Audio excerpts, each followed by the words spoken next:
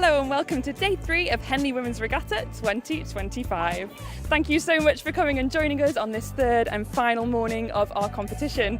My name is Megan Chester and it's been my pleasure to be your host over the past couple of days. And the good news, or the bad news depending on how you feel, is that you're not through with me yet. We have got so much more to get through today. We've got loads of exciting races and we're going to be pressing forward towards those finals. Now today we've got a special focus on a theme of sustainability. It's a really important theme worldwide and really pertinent to our sport, so let's find out a little bit more about what we can each do to make a difference. You know, growing up rowing on Dam Flask and then moving to Windermere, you know, it's sort of quite a similar body of water, just a little bit bigger, and like you can be there on the most miserly day and it still be like absolutely beautiful to row on. We're a few miles from the city, but still you get that nice feeling of open space. We've had to install solar panels to help with getting some electricity down here because we didn't used to have lights. That way we're now green energy, but we have lights.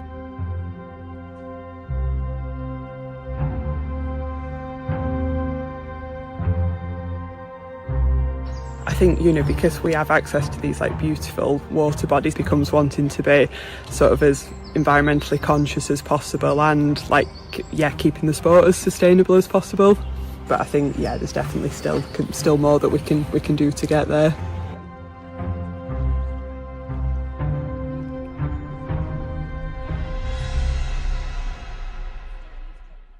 Welcome, Phil. Thank you so much for talking with us. Can you tell us a little bit about your company and about the products that you produce?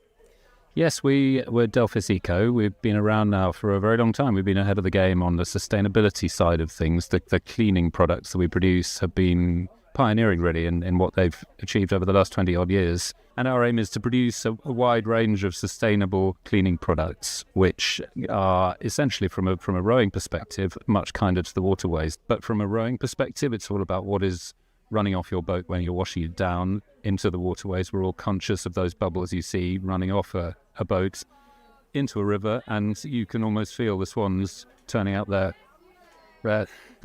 faces looking at these horrible products that are unwittingly going into the river. It's just something that a lot of people don't think about. For individual rowers who are here at the regatta or maybe watching the live stream, what can they do individually to make a difference?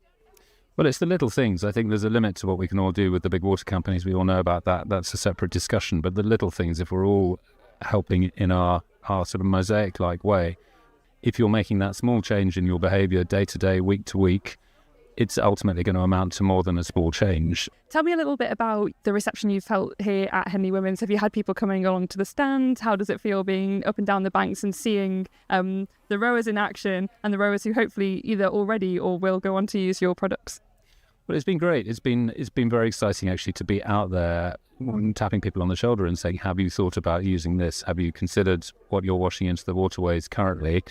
And uniformly they've said, well, in some cases they've said, yes, we're already aware of your product, which is lovely in itself. But those who are not aware of it, they've said, what a great idea. Why had we not thought of that before? Of course, it makes sense. It's all part of what we're trying to do to sustain the waterways that we are rowing in day to day. Yeah, and we're so glad that you're here and raising awareness about this issue and how it is in the little things. Like every single one of us can make a difference. Every single boat club can make a difference. And so one thing that, if you're here on the banks at the moment at Henley Women's and you've competed, you can come and pick up your free hand sanitizer, your free multi-purpose spray, and start making those changes, start making that difference one river at a time. Thank you so much for chatting with us today, Phil.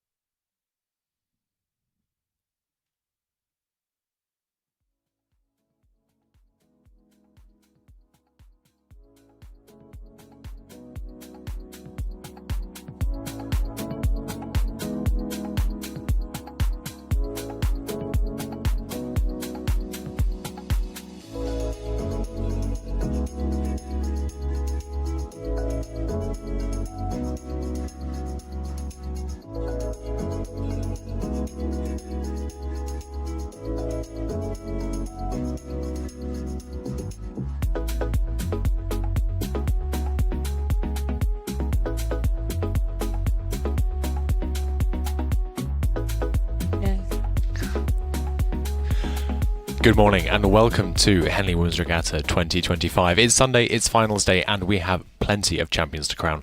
I'm Ed Evans, I'm joined by Sasha Cassel-Branco for our first shift of the day. We're here for the next couple of hours walking you through the first set of quarter and semi-finals. Sasha, it's been a fantastic weekend of racing so far. The weather has been fantastic, maybe a little too hot at times. For me in particular, how's the weekend been? I mean, I don't know about the rowers out on the water in the commentary tents and vans. It has been absolutely sweltering, so I cannot imagine how hot some of the athletes have been. I mean, I'm sure it's good for muscle relaxation, but I think we can give an extra clap for all of the athletes that have been out on the water and battling in some of the hottest conditions I think they've probably rowed in all year. So it has been brilliant. I'm sure that the rain yesterday, whilst a little annoying, was a nice respite from the heat. I think we're expecting a bit of wind today, so it should be a nicer set of racing. And that cues us in quite nicely for our first race of the day, race 301, a quarter-final of the Junior Single Sculls, the Di Ellis Trophy. On the right-hand side of your picture, as you look at the screen, you've got Scarlett Palmer of Chester Street Amateur Rowing Club, and on the right-hand side, it's Susanna Yolton, also of Chester Street. Sasha, talk us through these two athletes. Off the start, first race of the day, the nerves must be all over the place. Yes, so I think that on the right-hand side of the screen it is Barn Elms Rowing Club, E. McDougall, and then on the left-hand side it's the sculler from Derby Rowing Club. So, I mean, single sculls are a hard boat class to row in general, but also just to race in, because it's just you out on the water, and in all other boat classes you have at least one other person who is there to keep you company, who is there to kind of motivate you down that path, but it is just you and your boat out. Now, it is the sculler from Barn Elms who is starting to jet out a little bit of a lead there, coming past the top of the island. I mean, that is a beautiful shot. These scullers will be absolutely joyous just to be on this stretch of water in this beautiful and almost ceremonial scenery. So they'll be excited to be here. But yes, it is the E. McDougall from Barn Elms who is absolutely powering it down. She will be going past the spectator zone, so hopefully there will be a lot of people from Barn Elms and maybe her parents and friends who will be there cheering her on and boosting her forward. Yeah, a dominant start for Ella McDougall of Barn Elms Rowing Club. She won the Scullers Head as a WJ16 in 2023 and again was the J16 champion in the single scull in 2024. And I think we had the drone shot there already opened up a lead of about 2.5 lengths just as we passed the quarter mile. So a really, really strong start for Ella. And again, as you look back down that course, Sasha, and you see your competitors sort of starting to fade into the background, it must give you a lot of confidence just to start pushing away and relaxing into your rhythm.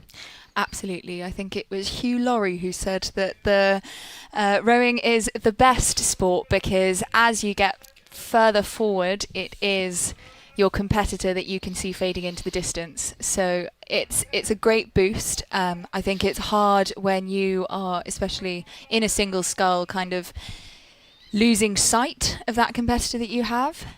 But when you are in front, it is a real pleasure, I would say. Pleasure and a privilege. Hugh Laurie, of course, famous for his roles across television and winner of the Oxford-Cambridge boat race. So an expert in what it takes to perform on and off the water. But just as the crews passed the barrier there, the first real marker down the ever-famous Henley course, we see Ella McDougall there, extending her lead a little bit, I think, to about 2 lengths over her competitor from Derby Rowing Club. You can see there the crews marshalling up to the start position as our two single scullers come down the line.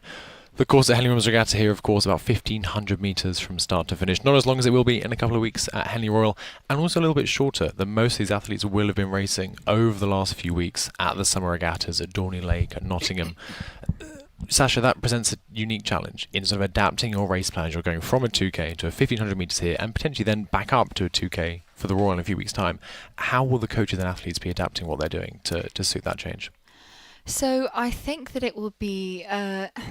they will expect this coming into their season. So whilst they will have been training in a kind of a 2K stretch because they'll have had things like Bucks Regatta, they'll have had Nat schools for the juniors, this will probably be a quite quick change of pace. Having prepared for the 2Ks, they finish their last 2K and then it will just be Henley Women's Prep. Now, luckily going from a 2K to a 1.5k I think is slightly better than training for 1.5 and then having to jump to 2, because you have that extra 500 meters, which may not feel like a huge amount, but when you're on the water, that is a large portion of the race. I mean, it's a quarter added. So it can be quite a stressful thing. I think I know that when I've flicked between 2, it has been a little bit hard, but I think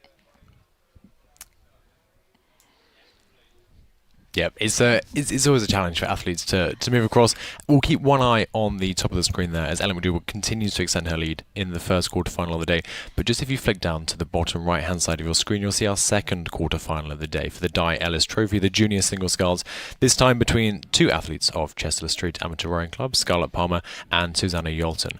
Both of these athletes will have trained alongside each other all season long. They'll know each other's strengths and weaknesses. And Sasha, we'll come back to that first race in a second, but just looking on the left-hand side of your screen, you can see there that one of our scullers has unfortunately collided with the booms. Sasha, it's ever present on the Henley course. It's a threat. How do you deal with that? What happens now? the thing is, the Henley course is straight, but the river is not, and so you do have a bit of a difference in terms of where the stream lies, and especially in a single scull when you don't have steering, you don't have a cox steering you, it can be, it is, as you said, an ever-present threat, and unfortunately we have seen quite a few minor flirtations and collisions with the booms over the last couple of days, especially yesterday with the wind.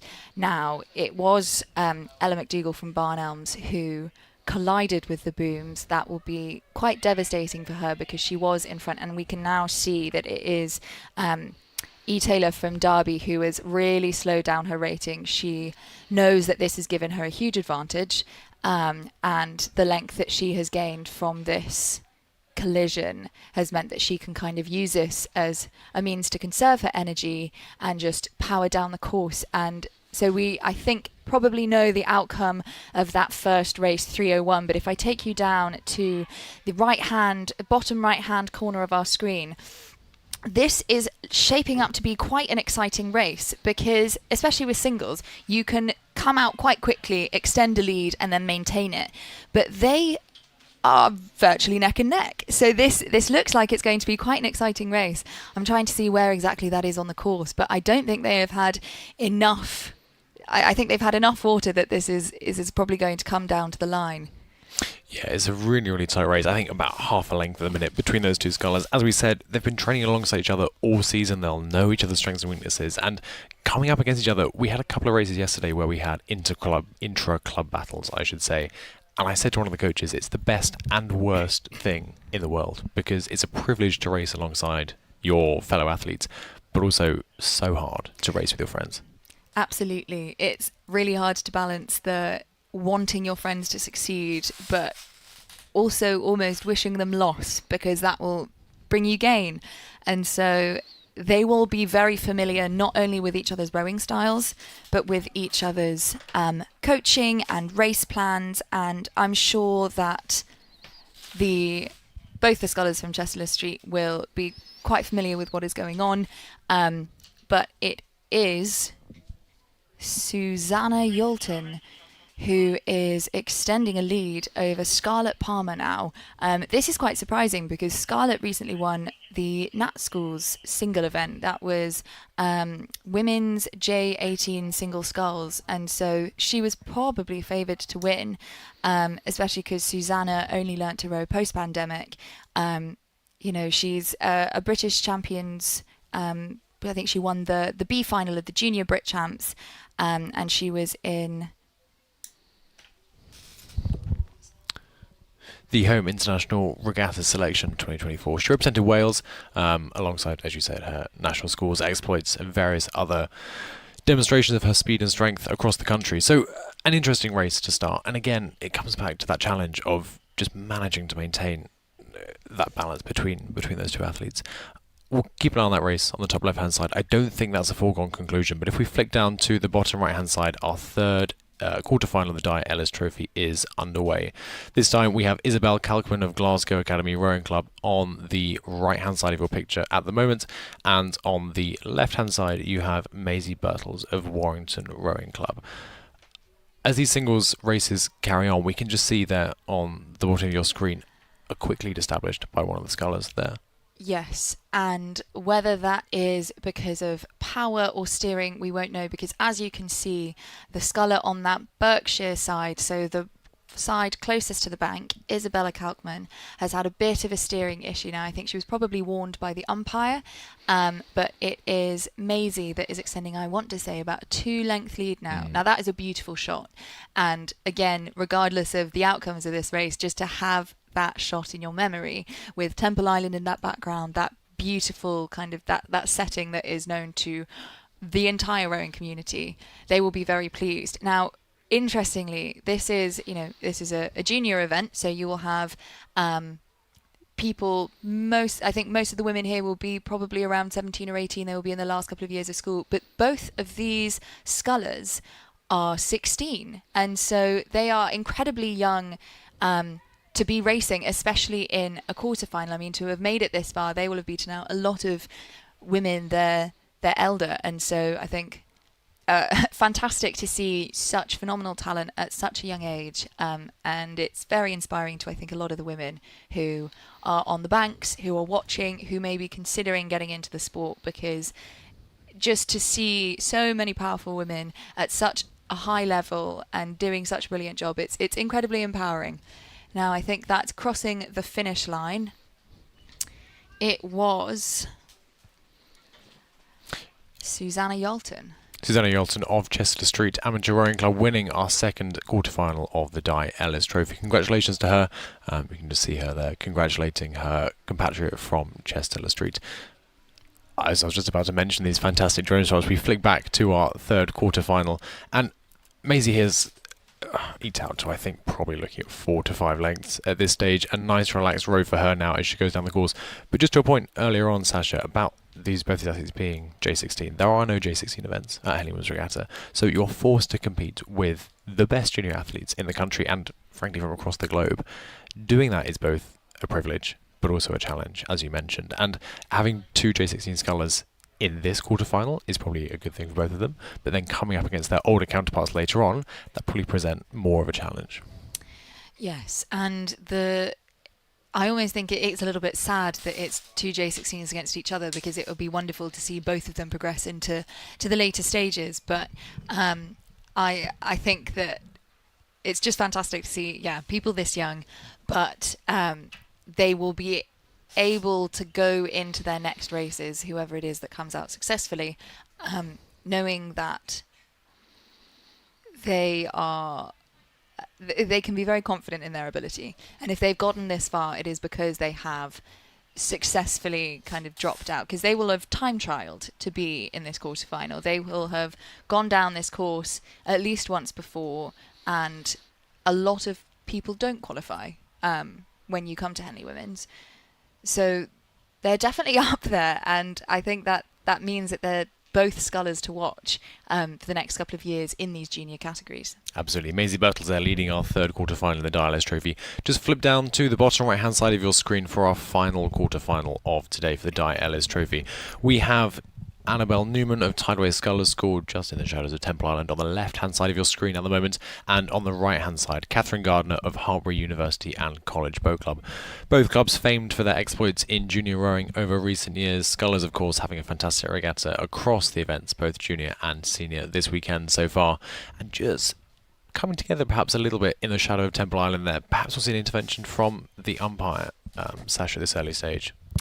Yes, there have been quite a few interventions from the umpires as crews have come past the Temple Island, and that's because once you come out of the shadow of Temple Island, you're suddenly in very open water, and so any wind that is there suddenly kind of hits you. You no longer have the safety of that cover, and especially today we know that the winds are going to be picking up ever so slightly, so you have some people who I know will be going for course records in the hopes that the wind will carry them across the line, but I think a lot of the people here are just trying to make sure that they are steering straight, especially in these smaller boat classes where they have slightly less control. The boats are a lot lighter, but I think this is a fantastic example of the colours that you see in in boat club and rowing club kit, you can really tell who the Tideway sculler is because she's got that classic white, red, yellow. And I know that I'm not always familiar with every single boat club that I see racing at these events, but you can always recognize certain ones. And so if you're not quite sure who you're looking out for, who you should be watching, have a look at their kit. You can find kit online, and it just gives you a really quick visual reminder of who exactly is racing. And it is Catherine Gardner from Hartpury University and College Boat Club who is extending quite a sizable lead over her counterpart Annabelle Noonan from Tideway Scullers School. As they come up to the barrier, that is quite a confident lead. So I think Catherine will now be extending her length and just making sure that she is bringing the power and bringing the length and not shortening up that stroke so that she can just continue powering down and get herself into that semi-final. We'll keep one eye there on the last quarter-final of the Di Ellis Trophy. But just to confirm, the outcome of the previous quarter-final was that Maisie Birtles of Warrington Rowing Club beat Isabel Kelman of Glasgow Academy Rowing Club there. And the former will be progressing to the semi-finals later on today, which brings me nicely on, as you were mentioning, Sasha, about conserving energy and about thinking long-term about the regatta. You can see here the gap between the two scullers on screen is now sizable. It would take a significant intervention for the result not to go the way of Catherine Gardner of Hartpury University and College Boat Club. So now the mindset must shift to they've got a semi-final to get through and potentially a final to win later on today.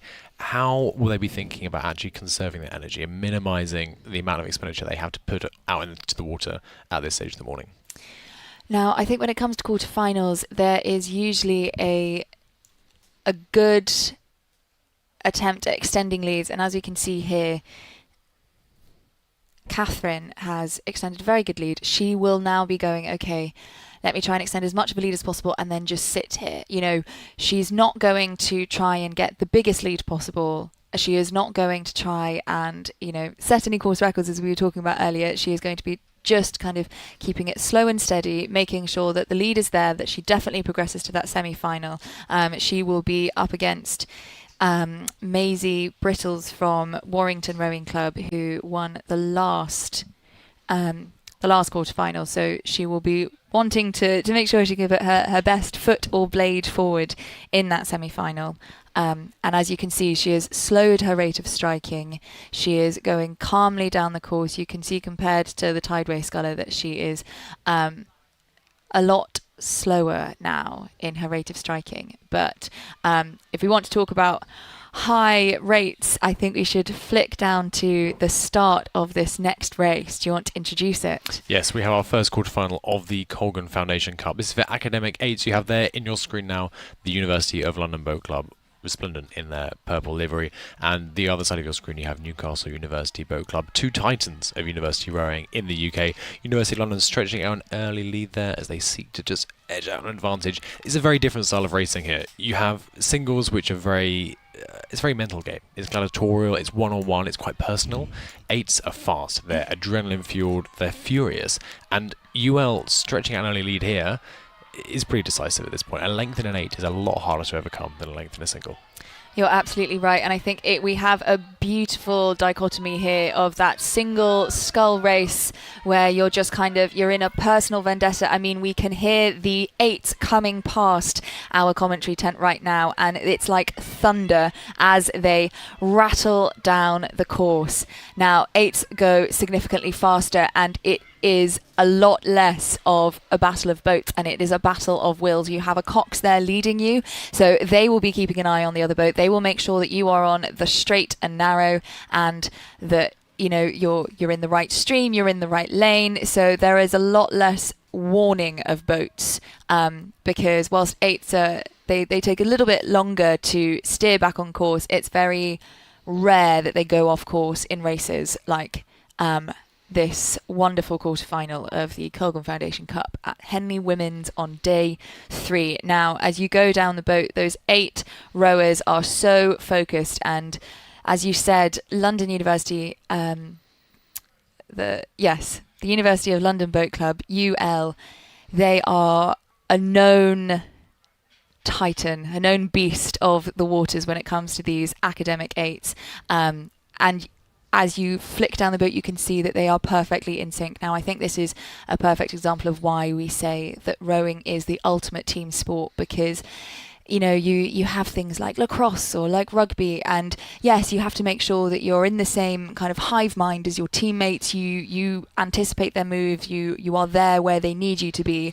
But this is perfect synchronicity. Looking at those Newcastle blades with their classic blue star, they are in, they are out, they might as well be one rower. And I think that is what keeps so many people in this sport, is the beauty of the teamwork and the incredible trust that you have to have in the women in your boat, or the men, depending on what boats you're rowing in. But as you can see here, Newcastle are falling behind their counterparts from UL, and if we look in a few seats of that eight, they are looking slightly more tired, slightly stressed by the water that they are in and the race that they are taking part in, whereas you look over to UL and they are calm, they are considered, you cannot see any tension in their shoulders. And I feel like a lot of people who haven't been in these boats think that tense shoulders are probably good. You hold the tension, you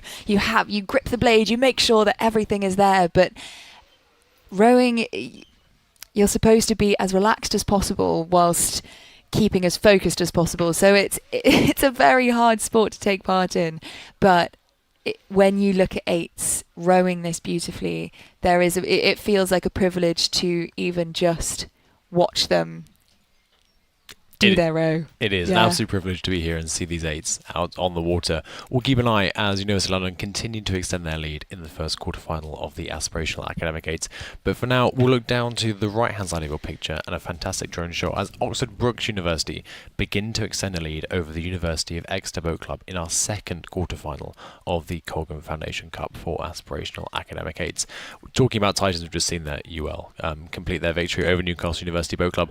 Talking about Titans, Brookes. I mean, you don't think of university rowing or even British rowing without thinking of Brookes. They have an absolutely dominant programme, to the point that when you go to watch Henley Royal Regatta, you often see their top eights up in those elite eight categories. They'll have maybe their D boat at the top of the academic eights category, and that's not just because they don't qualify anymore because there are so many wins in the boat, but they just dominate both university and British rowing as a general. So the athletes that come out of Brookes often go into clubs like Leander. They are part of the GB programme, and you can see in the shoulders of that Oxford Brookes University boat, there is so much power, there is so much muscle, and this probably won't be their top eight. So it's just phenomenal to see, student athletes being able to put down so much power and put in so much effort that they can dominate to this level. University of Exeter, they're trying to make up some ground on what looks to be a very, very impressive Oxford Brookes University Boat Club. You can just see there as they come past the barrier, Brookes extending their lead out, not letting the rate down too quickly. They've only got about 2 lengths over the University of Exeter, but we expect that lead to grow. The cocks in the University of Exeter boat, Papasoliolis, learnt to cox Exeter just last year and has rapidly improved to now be coxing their top 8 at the regatta. That's an incredible story, Sasha. Yeah, and I think she's going to be Cox's captain next year, so that doesn't even, that means not only is she a phenomenal coxswain on the water, but she also has the skills off the water to be able to manage what is probably quite a large boat club. Exeter, their university is a big one. They're well known in the university, especially in the University 8s.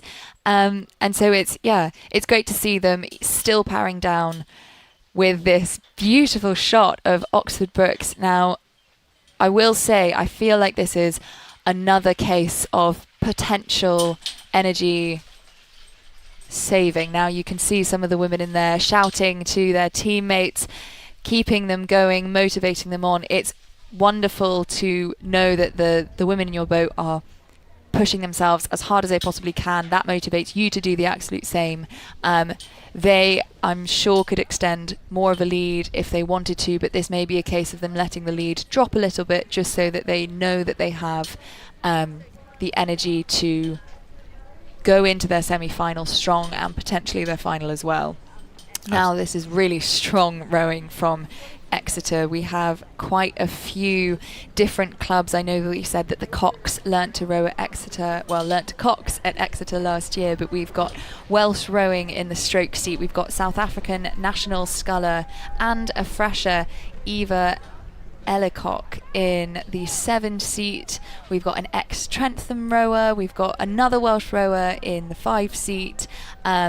4 seat, we've got someone who learnt to row at Exeter 3 years ago, is now the strongest female athlete graduating this year. That will be such a loss, but hopefully she will go on to do some amazing things. Absolutely. We'll keep an eye there as Oxford Brewers continue to extend their lead over the University of Exeter in this quarterfinal of the Aspirational Academic 8. But Sash, let's take a moment just to explain what's happening on the bottom right-hand side of our picture there. This is the 3rd quarterfinal of the Aspirational Academic 8. We have one boat on the course, the University of Durham. They were meant to be racing Bath University. Can you just run down why Bath haven't appeared for this race? So, Durham University are currently doing what is known as a row over, which means that they still have to race down the course. This is so that their counterparts in the other quarterfinals are not at a disadvantage. They have all raced the same amount of times to get to their semi-finals and potentially finals. But Durham University are not going to have the most exciting of races because I think that they know that they're getting in to that semi. Now, the reason that they're doing a row over is that Bath University was actually disqualified, so they had undeclared substitutes in their boat. The rules at Henley Women's are very strict to make sure that people have the correct number of points and athletes aren't being substituted for potentially past Olympians, just to make sure that the boats go as fast as they possibly can. The field has to be fair, and so Durham are doing their row over. They, as a result of not having a competitor on the course, are probably not racing as fast, as hard as they could. You can hear the beautiful sound of their blades moving in and out of the water as they come past us. Again, it is such a peaceful sound, but as they go past there on the screen, they are using this as a wonderful opportunity to make sure that they can practice their race plan. They can make sure that they're staying on their station, and they're just using this as a practice run for what will come in the semi-finals. Absolutely. It's a unique challenge doing a row over down any course, but Henley course in particular, managing the expectations of your crewmates, of your opposition, and of course of the umpire watching, who's going to be making sure that you're not taking it too easy, as you mentioned, to not disadvantage any other crews. But you can see there the Cox of the Durham University crew, Rochelle Richek, just motivating her crew down the course as she moves through. Sorry, let me correct myself there. The Cox there is Imogen Hill in the Durham University crew, just motivating her crew down, reassuring them, telling them we need to do our bit, let's not go overboard, let's take this nice and relaxed as we head towards the finish line. Distinctive, of course, in their purple palatinate, famous across the world, nice and distinctive, Yes. as was Tideway Sculler School earlier on in the day. But it's a unique challenge, Sasha. Yes, so we can actually use this opportunity to give you a little bit more of an insight onto the Durham crew itself. Now, this is not their top 8, this is their second 8. Their first 8 was in the Championship 8s category. I believe they got knocked out yesterday, so this is their second boat. I know that definitely a few of these athletes raced at Henley Royal last year, and actually that is something that you can tell from their uni suits. Now, they have blue shorts but the palatinate top, which means that they have not been in the first 8 at Henley Royal Regatta. A full palat is what is the fully purple suit that is given to the first 8s of both men's and women's squad when they race at Henley Royal. But we have another quarter-final. Yes, the final quarter-final of the Kogan Foundation Cup is now in progress, heading down Temple Island. On the left-hand side of your picture, a Newcastle University crew, and on the right-hand side, Neerhouse from the Netherlands is racing them past the end of the island. And from this angle, it looks to be that Newcastle University have got a slight early advantage, but anything can happen off the island. Absolutely. And I think this is probably quite an interesting race because Newcastle will be a lot more familiar with this stretch of river. They come down here every year for Henley Women's, for Henley Royal, and they train here regularly. They know the British waters. They know what to expect. Now, Neerhouse, as you said, are from the Netherlands, so they are maybe slightly less familiar with this stretch of water, but the athletes will not be familiar with each other, which is what makes it interesting in so many of these academic eights. The athletes are familiar either from the head races or from Bucks Regatta, which happened I think 5 weeks ago now. They will be familiar with each other's style and each other's rhythm. But as you can see, the Dutch women are powering it down. They are coxed by Rochelle Richjek. A fun fact, this full 8 is looking for partners for the Neerhouse Gala. So if you are on the side and you fancy hanging out with some of the most powerful women on this river, do go and find their tent. Say hello. The Henley Women's Regatta matchmaking process is in full swing as we see Newcastle University continue to extend their lead to almost clear water. As they do that, Sasha, we often talk about the elastic between two crews, and as soon as you manage to break that elastic, they manage to get clear water between those two boats. The dynamic of the whole race changes. You can see there that about a quarter of a length, the canvas or so, with Newcastle over the Netherlands, and that changes the dynamic completely of the race. Absolutely, and you know, I think in the most experienced crews, they are probably able to maintain that elastic for slightly longer, but in especially these academic eights, I think it's quite demoralising when that final seat loses sight of the stern of your competing boat. So when you still have that contact, when you still have that overlap, you will have at least the bow seat of the boat that is behind just keeping that motivation. They will still have the hunger, the cocks will know that they do, and you will have that motivation throughout the boat. But as soon as that contact is lost, there is something that is lost with it. Now, Newcastle are clearly pushing off Neerhouse here. They are using this as momentum. Newcastle will be, I think, probably quite excited by the prospect of going into the semi-final, because it will be the winner of this Kogan Foundation Cup quarter-final that will go on to race Durham University, who will have just completed their row over.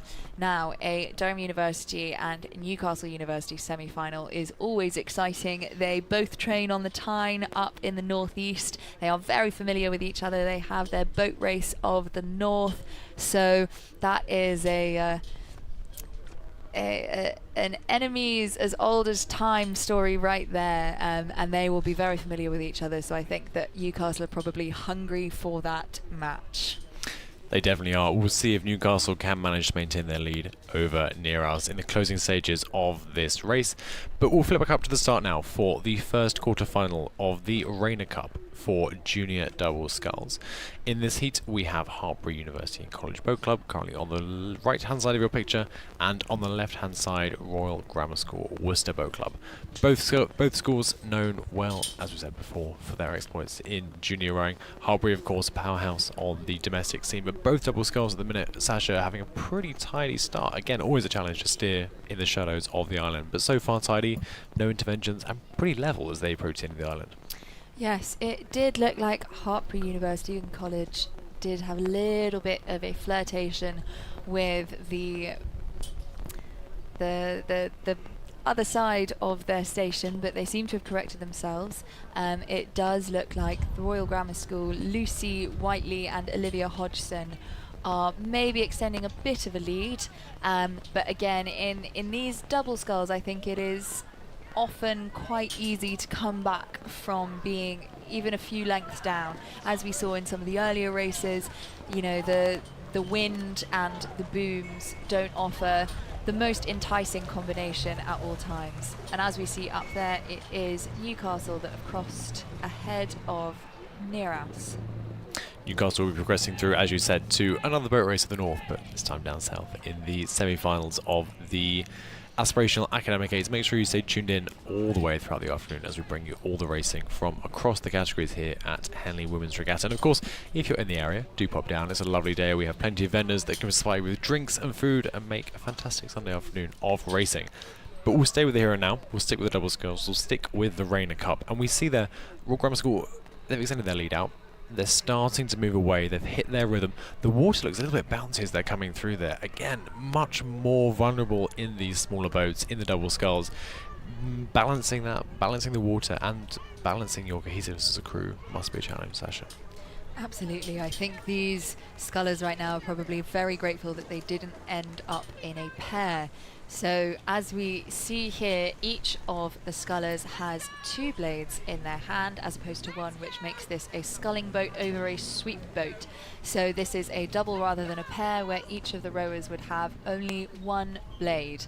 Now, a pair is significantly harder to balance, but these doubles are looking like they are faring very well against the winds here. We can hear the wind, we can feel the wind ourselves, so I think, as you can see, you said the water is looking quite choppy. It will probably make that slightly harder. I don't know if any course records are going to be set today with this wind as it's looking.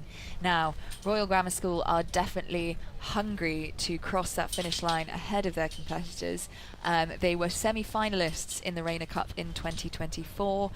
They were also World Beach Sprint Finals competitors in 2024. So they have a lot of experience together, and I think that is showing today. They still have that lead as they are coming past now the competitor zone. So this is where the competitors racing today will be boating to row up to the start line. There will probably be a lot of their crewmates or squad mates there cheering them on, potentially a coach waiting to gear them up for that final part of the race, because this is where they will start amping it up. If the boats are still in contact, if there is still, something to play for, they will now be shouting at each other to up the rate, to up the length. We can see a little bit of communication there in the Royal Grammar School boat.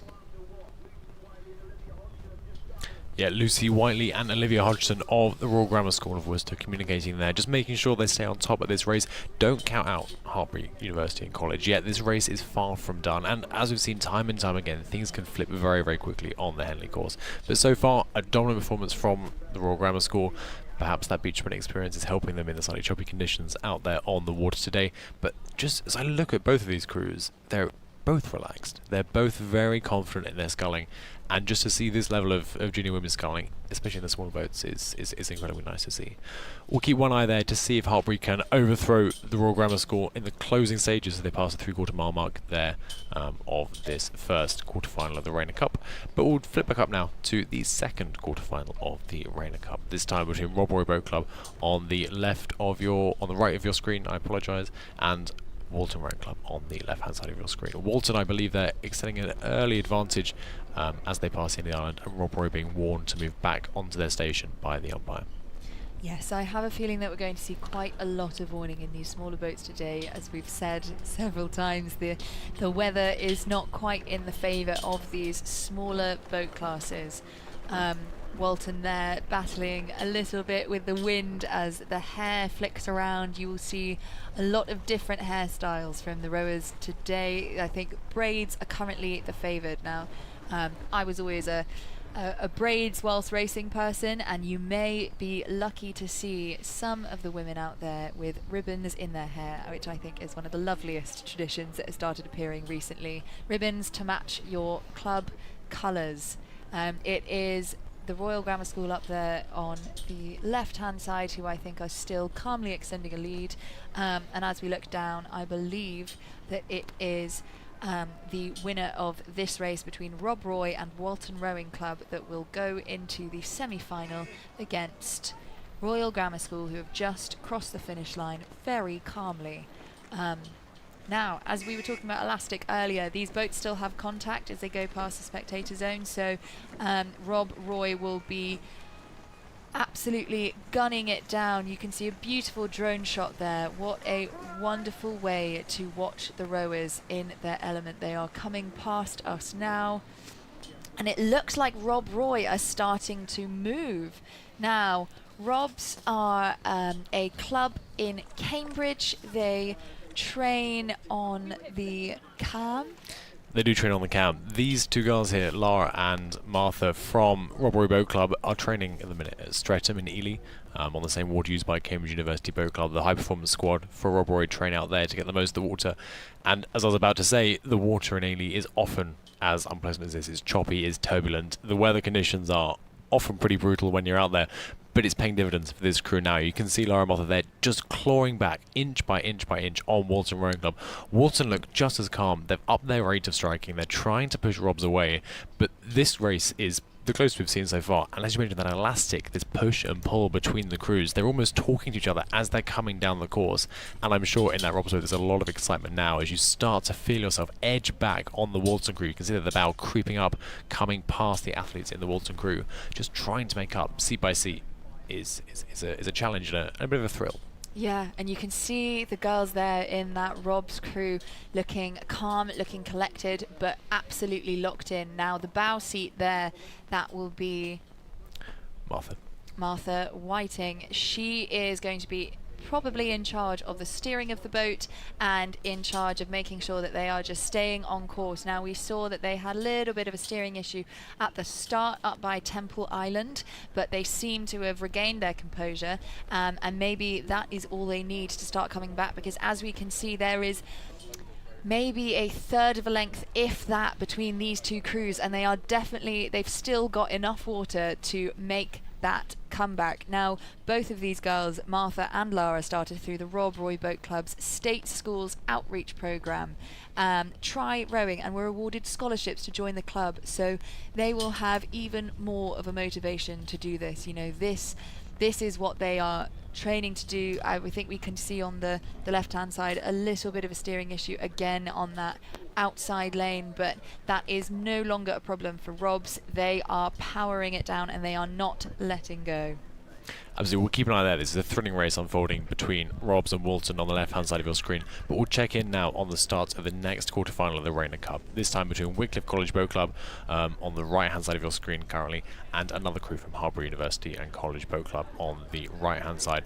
Again, both titans of the junior rowing world, but it's the Harbour crew here that have extended an early lead out under the island.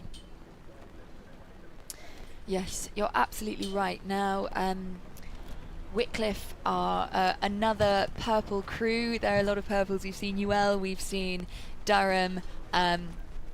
Wycliffe have been champions of many events at Henley Women's in years past. We will see if they will continue that tradition, because they're still in that kind of middle section of the race, right at the start of the middle section actually, so they have a lot of water in which to come back.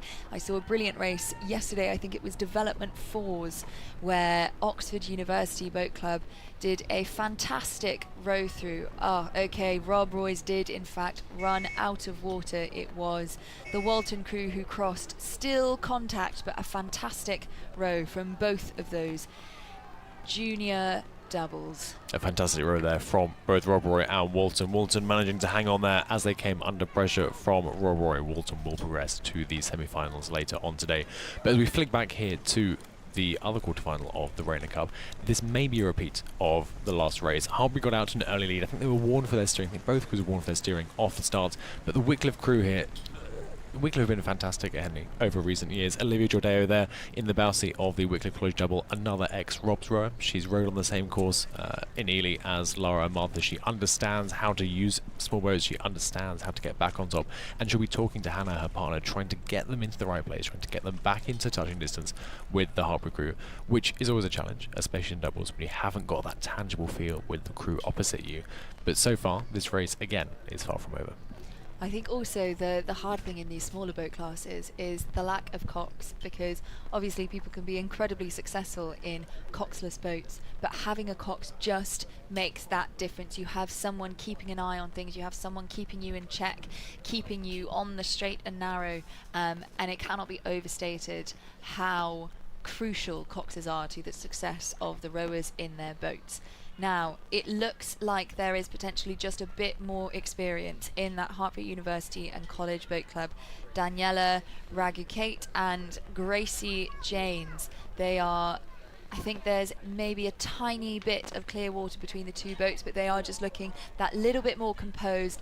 You can see these are our junior women. They will be 18 at the very most, but they are powerful, they are athletic, and they are muscular, so they have that maybe bit of power over their competitors from Wycliffe. Now, I don't know if you caught it on your screens earlier, but there was a brief moment, I think, around the spectator zone, maybe the barrier, where this Wycliffe crew had a bit of a wobble. Now, they are smaller, they're still in that light boat class, and so the wind today may have just gotten a slight edge on them. We'll keep an eye here to see if Olivia and Hannah of Wycliffe Boat Club can overturn Hartbury as they come into the closing stages of their quarterfinal. But we'll flick up briefly to the next quarterfinal, the final quarterfinal of the Regatta Cup between Marlow Rowing Club on the right-hand side of your screen and Nottingham Rowing Club and Northampton Rowing Club composite on the left-hand side of your screen. Again, we're being treated to an absolute spectacle here this morning, Sasha, with these junior women's double sculls. Another fantastic race unfolding between Marlow and Nottingham there on the bottom of our picture. Yeah, Ed, I have to say I'm really interested by how this race is going to play out, because it looks like it is Marlow that have maybe pushed out a little bit of a lead, but the composite from Nottingham and Northampton have the potential to row through. Now, the Marlow Rowing Club, they train very nearby. They are able to come down to this stretch of water and really, I guess, practice on it, so they know it well. But this composite of Saran Page and Tegan Smith met through under-19 GB trials. Now, the stroke is a silver medal Nat Schools winner, and the bow has a bronze medal at scullery.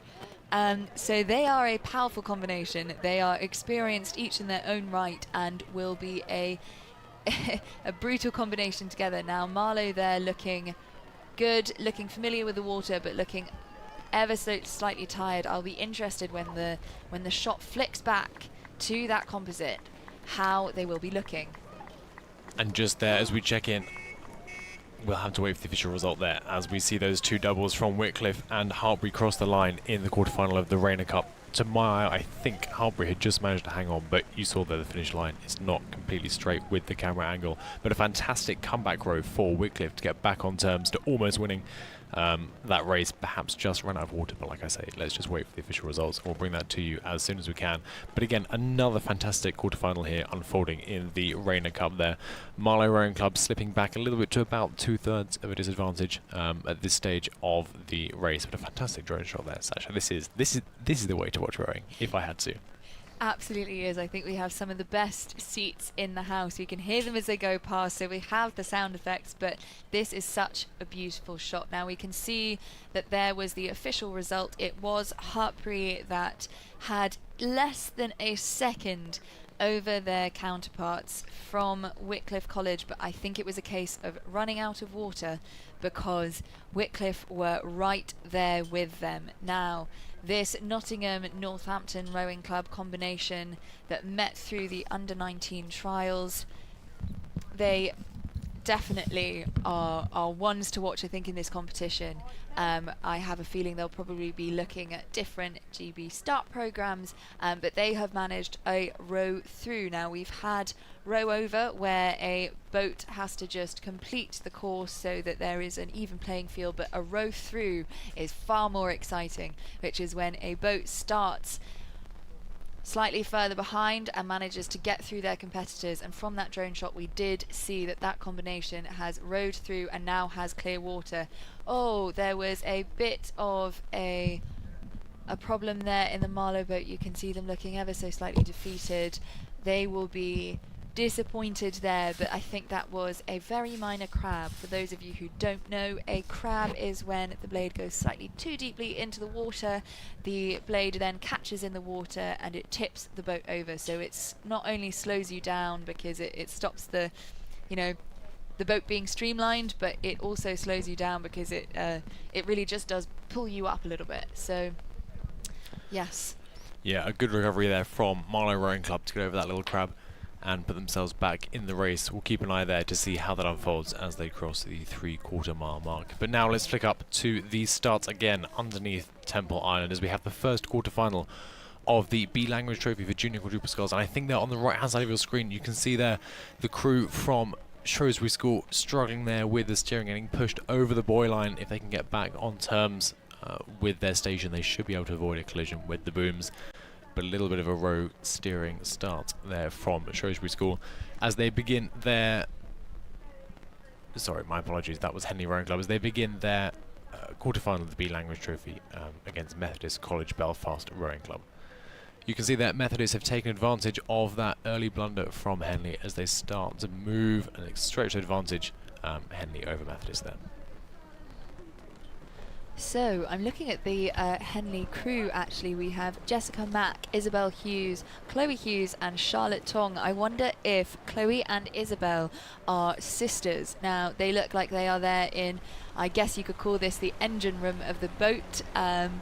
That is those middle two rowers who really keep it going in an 8. I think in quads it is a lot more even, but if we look up to the left hand side of the screen, it is the composite from Nottingham and Northampton who have crossed ahead, looking incredibly serene for a very, very strong row.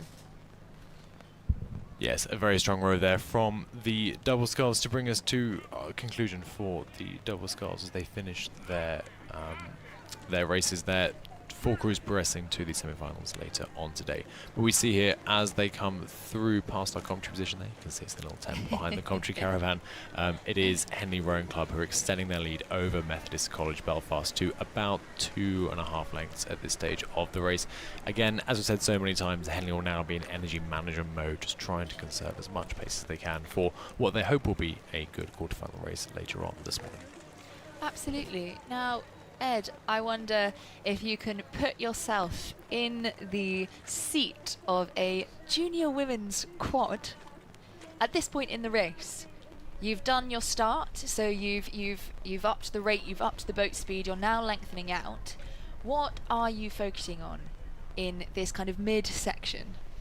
I wouldn't like to suggest that I am anywhere near accomplished enough to be in any of these crews. I was a pretty unremarkable rower in my youth, and I'm trying to make up for it now in the commentary box. But if I can do my very best to put myself in the shoes of this Henley crew as they start to extend their lead over Methodist College, it's tricky because there is still so much adrenaline coursing through you. You feel the nerves as you paddle up to the start line, and there's this big release of energy as you take that first stroke. But the adrenaline is still very much there, and you feel the pain, but you're just trying to push through it, and you go into the race expecting to potentially have to fight for your place in the semi-finals later on today.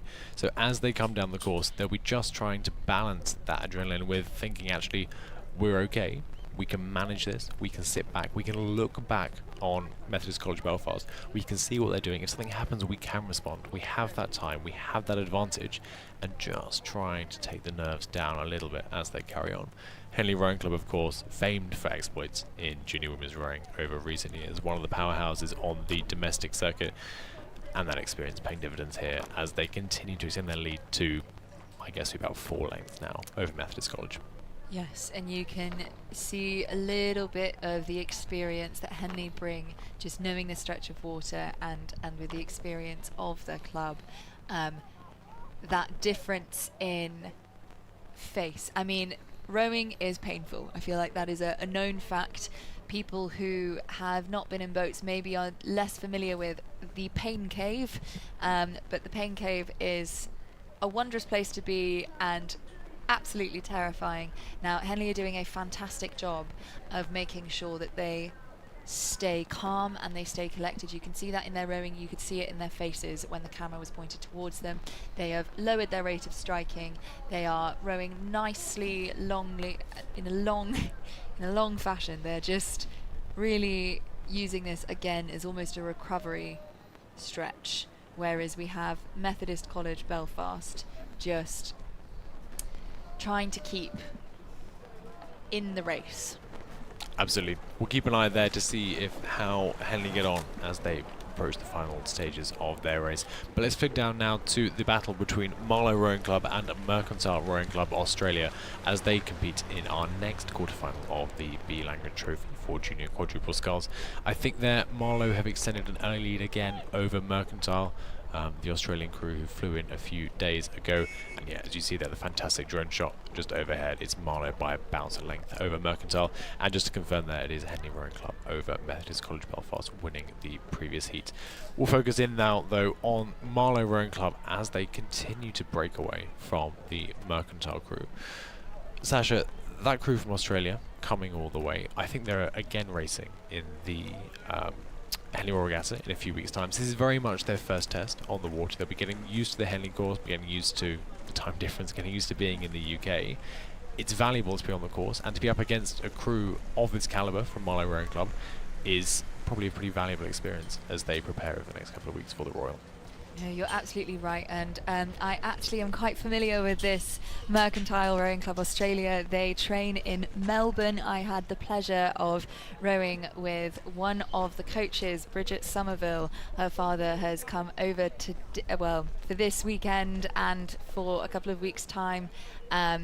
He is one of the coaches for Mercantile. I think they were really just hoping to qualify. They know the calibre of rowing that happens on this stretch, so I think these girls as juniors not only coming over to an international regatta but making it to the quarterfinal and doing such a stellar job against a powerhouse of a club that is Marlow Rowing Club. I think they will be incredibly pleased with themselves. Now they are from rural Victoria. They all went to Gippsland Grammar and all started rowing in year 7, but their youngest is the bow seat. She is 16. And again we have, in a junior section where a lot of the athletes will be 17 or 18 as they come to the end of their junior rowing career, being 16 in these categories and racing at this level is such a privilege and will be such a joy for their youngest. Yes, I think that is Lily Canfield there in the bow seat of Mercantile. Now I think they arrived this week, so they are probably still getting used to the time, but I can imagine that their experience in the Australian heat and sun has probably stood them in very good stead over the last few days. I'm sure it's paying off. They're probably faring much better than I have over the last few days. But no, Mercantile there continuing to row valiantly down the course. Marlow Rowing Club, of course, under the stewardship of Pete Chambers, has gone from strength to strength over recent years. Both their senior women's quad and their senior men's quad made the final of the 2 junior events at Henley Royal Regatta last year, the Frawley and Diamond Jubilee Challenge Cups, and that legacy that they've built over recent years is again paying dividends now. A hugely successful club who've just built, we talk often about a culture of winning, and I think we'll see that from several clubs as we go through the course of racing over Henley Women's Regatta on Sunday on finals day. Let's keep an eye there on Marlow Rowing Club as they continue to extend their lead over Mercantile. But let's flip down briefly to the bottom right hand side of your screen for the next quarterfinal of the B. Langridge Trophy. This time between Wycliffe College Boat Club on the left hand side of your screen, and Canberra Girls Grammar School Australia on the right hand side of your screen. Another British titan versus an insurgent from Australia, Sasha. Again, a fantastic race, and to see these crews together is brilliant. But I think a stronger start from Wycliffe there. Yes, I think you are right now. Whether it is time difference, whether it is experience on the river, or whether it is that British rowing just trumps the international circuit, it looks like it is another British success against their Australian counterparts. Now, the Marlow Rowing Club from the last race will be going on to race Henley in the semi-final. They have just crossed the line, I want to say about 3 lengths ahead, maybe more, of their over their Mercantile competitors. But it is so brilliant to see international crews still coming over to Henley Women's. It's such a brilliant regatta, and in order for it to stay as brilliant as it is, we need more uptake from women around the world, and to see people literally travelling halfway across the globe to be here. It is just such a pleasure to watch rowing from all sides. It's an incredible story and a testament to the allure of Henley Women's Regatta, the premier women's rowing event globally, bringing crews from across the UK and globe together. And we see there perhaps arguably one of the two premier junior women's crews in the UK at the moment. Wycliffe College Boat Club just stretching their lead out. A very defined stroke from Wycliffe. They're always very sharp at the front end. They're very aggressive on the way in. And I think that serves them well at Henley. They've competed at a high level across the last few years, winning multiple Diamond Jubilee Challenge trophies. This crew, indeed, getting a silver medal at National Schools Regatta earlier in the year as well. And you can see there, just as they start to move away, just how sharp and how aggressive they are at the front end, and how that perhaps helps them in the slightly choppier headwind conditions down the course session. I also think that this is a brilliant opportunity for people to have a look at the different styles of rowing that exist internationally, around the globe. We have this, I would say, quite classic British style for women's rowing of very fluid, very long. You get that lean back, so you've got the long stroke, and it's just a beautifully smooth motion. Whereas if you look at the Canberra Girls Grammar School, but when they next come into shot, and actually I think even more of an example is if when you see the American crews, it's a much more aggressive style. You kind of see a little bit more a little less height in the shoulders, a little bit more aggression round that back end. They really kind of pin and go, and I wonder if that is maybe part of the British success, is you are just more in tune with the water, you're more in tune with the boat, and when you have that fluid motion, the boat can just run a lot more smoothly. Now, these Australian girls are doing an absolutely stellar job. I think the 3-seat who steers, Scarlett Tavaski, has actually just turned 18. So we have a 16-year-old, I would say probably two 17-year-olds, and then there in 3-seat, Scarlett has just turned 18 on the 18th of June. So happy birthday to Scarlett, belatedly. I'm sure that a junior quad quarterfinal is a brilliant way to celebrate. It is. I would choose to celebrate my birthday at Henley Women's Regatta, and to row in it is a huge privilege and exciting, I'm sure, for Scarlett. We'll keep an eye there as Wycliffe continue to extend their lead over over Canberra Grammar in the closing stages of their quarterfinal. But we'll flick up now to the next quarterfinal of the B. Langridge Trophy for junior quadruple sculls, this time between Headington School Boat Club on the right hand side of your screen and Sir William Perkins School on the left hand side of your screen. Sir William Perkins won their heat yesterday to come through today, and now facing off against one of the titans. I keep using that word titan, but there are so many titans in junior rowing in the UK. One of many titans in Headington School also, but it is Perkins who got that early lead off the island. Yeah, and it's actually brilliant. You can see there on the bottom right hand side we have the bow seat of the Sir William Perkins School boat in a hijab. Now, I don't know about you, but I think this is one of the first times I have seen someone rowing in a hijab, and that is just so wonderful to be able to have that diversity of culture, of background, of religion. Everyone is equal on these waters, and it's wonderful, especially in these hot conditions. People often think, well, you have to be in just the uni suit, otherwise you cannot do it properly. But the bow seat there is clearly showing, I think that is Dania Al-Quaf.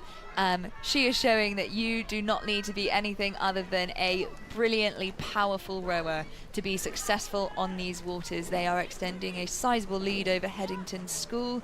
That is quite surprising because Headington are known to be incredibly successful. I think their 8 won the junior 8 category at Henley Royal last year.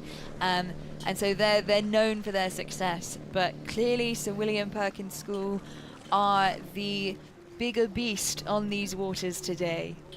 This will be Headington School's second crew, the 8, as you mentioned. They're often taking priority now in the Prince Philip Challenge Trophy and the Junior Women's 8s here at Henley Women's Regatta. So this is athletes in theory, number 9 to 12 moving through their squad. Ryan Domain and Chris Hermes, of course, producing fantastic crews over previous years, and now with the explosion of women's sweep rowing as well in the last few years as well.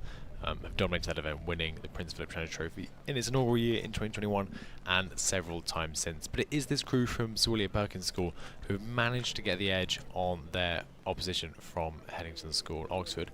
And you can see there, we saw it on the Wycliffe crew as well, Sash, but you can see the screens and the monitors and the wires mounted inside mounted inside these boats. What sort of information is that giving to the crews, and why would they have it on during a race? So this is everything from rate to power curves. It gives every athlete an idea of exactly how much power they're putting down, what their watts are, what their stroke rate is, and what their split is. And part of their training program will have been to track that down to the half second. They will know exactly what they're aiming for at each stage of the race. You have a race plan when you do races like this. You know, however small the race, you'll have a race plan, but especially for something like Henley Women's, you will have measured everything down to the T. So they will know exactly what they're aiming for in terms of split and rate at each point of the race. And it will just keep them on track. It will also allow their coaches to have a look and see what's going on and make sure that so the Sir William Perkins crew, for example, potentially progresses to the semi-final of the junior quads, they know exactly who's been doing what and how to get even better. Absolutely, and that telemetry and that information so far is supporting Perkins as they extend their lead over Headington School, Oxford. As always, we will keep one eye on the left-hand side of your screen towards the conclusion of the final quarterfinal of the B Language Trophy. But now, we move back up to the start for the first quarterfinal of the Aspirational Double Sculls, the Rosie May Glotling Trophy.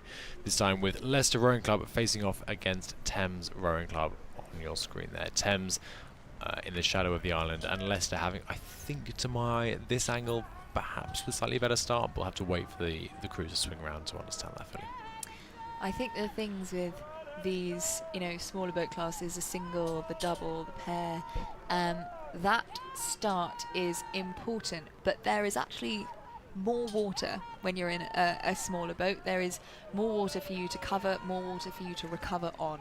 So whilst I think you're right, Leicester Rowing Club there, Eleanor Goff and Lizzie Webster have come out slightly faster, more powerfully. That crew from Thames Rowing Club, Aloma Blanche, Granada and Isabella Roper, affectionately known to a lot of people as Iro, they have a lot of water on which they can come back on.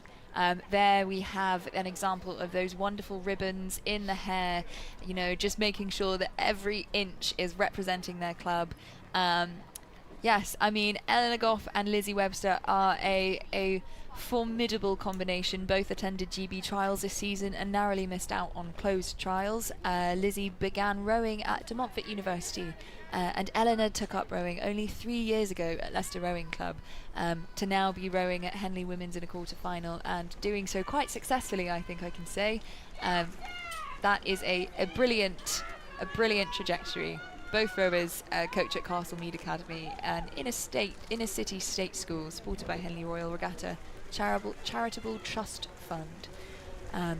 So they are living and breathing rowing. Now, if you look over at that Thames crew, you can see that classic Thames style of just virtually perfection. Thames are, as we said, a titan on the Thames, surprisingly.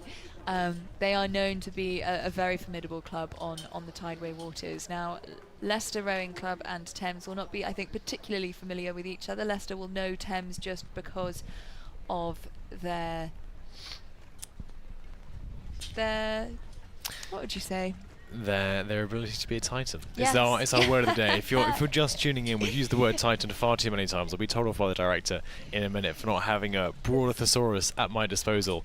But at the minute, as you said, Thames are well known to be competitive in any category. They're one of these clubs that just turn up, and as a competitor, they might be a problem for me. They might just be able to throw something. I've never heard of this group before. They might be able to throw something at me that I can't deal with. But that's not the case for this Leicester double.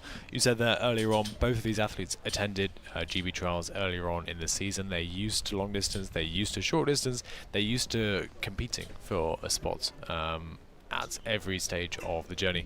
And again, paying dividends there as they extend a pretty sizable lead over their counterparts from Thames Rowing Club, who've just taken the rate down there to manage the last few 100 metres of this race. Yes, I think the word I was looking for there was reputation. Thames has a reputation for just being fab. I mean, you see Thames as your competitor, you row up to the start line and you see that classic black uni suit with the red and white stripes, and you know that you're in for a good one. Now, Isabella Roper there in the bow seat with the yellow frames, previously made a final of the Aspirational Academic 8 whilst she rowed for Durham, whilst Aloma there in the stroke seat has rowed for clubs in 3 different countries and won the double at the French University Championship. So there is a lot of experience there in that boat, both of rowing, sculling and just these waters, but I think it is not going to be potentially enough, as it is that Leicester crew that are powering down, still ahead and in a beautifully calm rhythm now. Absolutely, we'll keep an eye there as Leicester look to dominate their quarter-final of the Rosie May Glotling Trophy. But the second quarter-final is in progress between Upper Thames Rowing Club on the right-hand side of your picture and USR Triton of the Netherlands on the left-hand side. Triton there just being warned by the umpire as they begin their race under the island. The island, as you can see there, this sort of sprawling mass of trees often pushes crews out into their opposition. The umpire is kept busy in the early stages, especially in these coakless boats. But it looks to be a fairly confident recovery from Triton, who have extended a small lead over their opposition from Upper Thames Rowing Club in these early stages of the race. Triton, we had near us earlier on. A lot of Dutch crews often come over for Henley Women's, Henley Royal Regatta for the entire summer season, to be honest with you. Very familiar with Henley, very familiar with what it means, and another nation, much like Great Britain, that are big fans of rowing boats. Yes, I have to say my heart broke ever so slightly when the final results were announced for all of the World Championships of last year, and I think there was maybe 1 or 2 points between GB and the Netherlands vying for that top spot. Now, I'm not biased in any way, of course, but hopefully GB will bring it back this year. But it is that Triton crew still in the lead. It looks like Upper Thames Rowing Club are making a move, however. Now, they will be able to feel the contact, that elastic that we've talked about. It will be pulling them forward. They have got high rate going there. They are really powering it down, and it looks like Upper Thames may actually be able to row through and recoup the water that they have lost to Triton. What I'd emphasise here is, despite this being a pretty brutal phase of the race, both crews side by side, both trying to get on top of one another, both trying to dominate at this early stage as they go through the barrier, they're both so relaxed. They're both so calm. I was on top of my coaching to be a ballerina. Very relaxed on top and incredibly strong on the bottom. A swan would be another analogy. But you can just see just how relaxed these crews are. They're neck and neck. They're side by side. They can hear the calls. They can hear the blade work of the crew next to them. But they're maintaining their composure. They're staying relaxed. And they're focusing on their race plan. And Triton don't look to be too phased by the fact that they've got a crew coming back on them. I think we could be in for a race with both these crews side by side for a significant portion of the course. I really hope that we are. Exciting races are always such a pleasure to watch. They have you down to the line, just kind of biting your nails and hoping that someone comes out victorious, depending on who it is that you are supporting. Now, it looks like Triton are potentially making a move back, but I had an amateur coach once tell me that the way that you need to row is like you've had a bath, a book and a drink, just completely relaxed and at ease. And you can really see that in the faces of these crews. You know, they are locked into the battle currently going on in the water, but they are focusing on their race. They're just trying to make sure that they cross the finish line as fast as they possibly can, and hopefully in front of their competitor. Both these Triton athletes, as we mentioned, intimately familiar with the Henley Women's course. Both were here in 2024. Naomi van Dijk and Josephine Bogert. The former Naomi sculled in this event, and Josephine raced in the Academic 8 last year. Both fairly recently switched to sculling, learned to row and learned to ply their trade in the 8s in sweep boats at the start of their career, but so far a pretty successful switch to the sculling boats. We'll keep an eye there. That's a fantastic race unfolding in the Rosie May Glotling Trophy, but we have another heat of this Challenge Cup underway here. Our quarter-final of the Aspirational double sculls between Queen's University Ladies Belfast Boat Club on the left-hand side of your screen there, coming very close to their opposition from the Royal Students Boat Club Nord on the right-hand side there. These double sculls all day, Sasha, have been treating us to fantastic racing, and it is, I believe, again, the Nord crew that are just starting to extend the lead over Queen's University Belfast. Queen's a high-performance centre in the UK. Don't count them out just yet. Yes, there is a slightly different technique going on there in the stroke seat of the Queen's University Belfast ladies boat. That's quite a chunky tap down and finish there. We'll see how much power she's able to put through that and whether that carries her on. Now, going back to that other aspirational double sculls quarterfinal up there between Triton and Upper Thames. Amazingly, Josephine actually switched to sculling this year and only won her first medal in the single a few weeks ago, so the crew has not been together very long. They raced at the Ghent International Regatta this spring. They got into a B final, but clearly they have come on strides since then. If we go back down to the right-hand corner of your screen, this is shaping up to be another very exciting race. Now, races can get quite exciting when the boats get close together.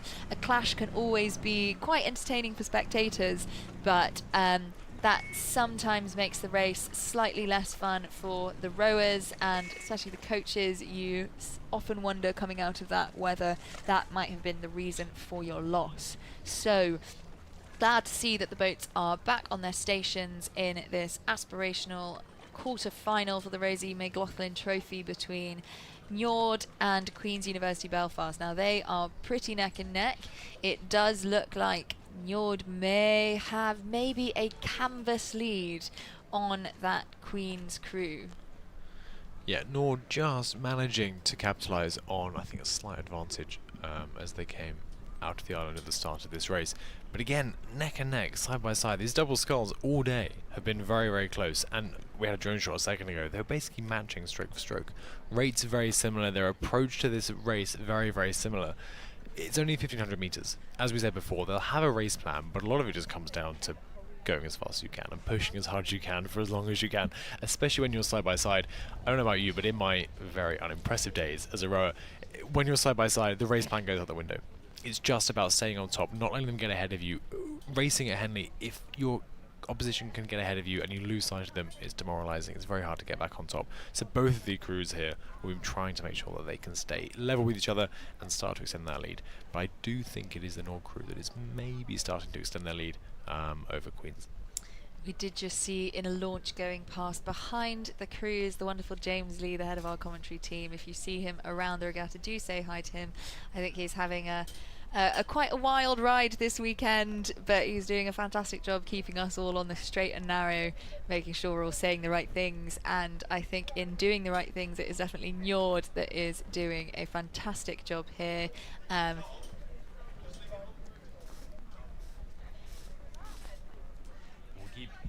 We'll keep an eye there on the Rosie May Glotling quarter-final, but we have our final quarter-final of the Aspirational Double Sculls just taking place now with another Dutch crew, Neerhouse of the Netherlands on the left-hand side of your picture, and on the right-hand side, Warrington Rowing Club going up against them. A slightly scrappy start there perhaps for Neerhouse. Again, I think probably deterred a little bit by the shadows of Temple Island, pushing them around a little bit under the watchful eye of their umpire behind them. But we'll have to wait and see who had the more successful starts as the camera angles pan around. Sasha, Temple Island is always longer than I think it is, and actually crews often are ready to escape Temple Island before they get there, and that can cause some of the steering, as we see here. Perhaps the crew from Warrington Rowing Club coming a little bit closer to the centre line than the umpire would like, but self-correcting nicely in time for us to see who has the lead. We'll come back to that in just a second, but I just want to flick back up to the top left-hand side of your screen there as we see the Nord crew, I think, again, yeah, extending their lead over Queen's University Belfast, who are far from giving up in this quarter-final of the Rosie May Glotling Trophy. But unless anything dramatic happens, it will be the former crew that progresses through to the semi-finals of the Aspirational Double Sculls later this weekend. You see there the calm, the composure. We spoke about it again at the start of this race, I believe. But there's that calm, that composure, that ability just to stay internal, stay focused on what you need to do, has paid off for the Nord crew. That we say they will be progressing through to the regatta as they try to fight for a win in the Rosie May Glotling Trophy. Yes, and you know that Dutch crew, really, they managed to break free. They managed to break that elastic that we keep talking about with the Queen's University Belfast ladies crew. And whilst that crew have a lot of experience, both of them hold records and medals in lightweight sculling. Now, this is aspirational double sculls. It is not lightweight sculls, so that may have been a slight factor in the result of that race. Now we know that lightweight sculling has been taken out of the Olympics. I think a lot of lightweight scullers are moving towards heavyweight sculling, just to try and stay in the sport that they love at that high level. So you will see probably quite a lot of lightweight starting to move into those categories, and maybe suffering the consequences of just stepping into a different field. Yeah, absolutely. A challenge for all those lightweight athletes moving across to the open weight categories.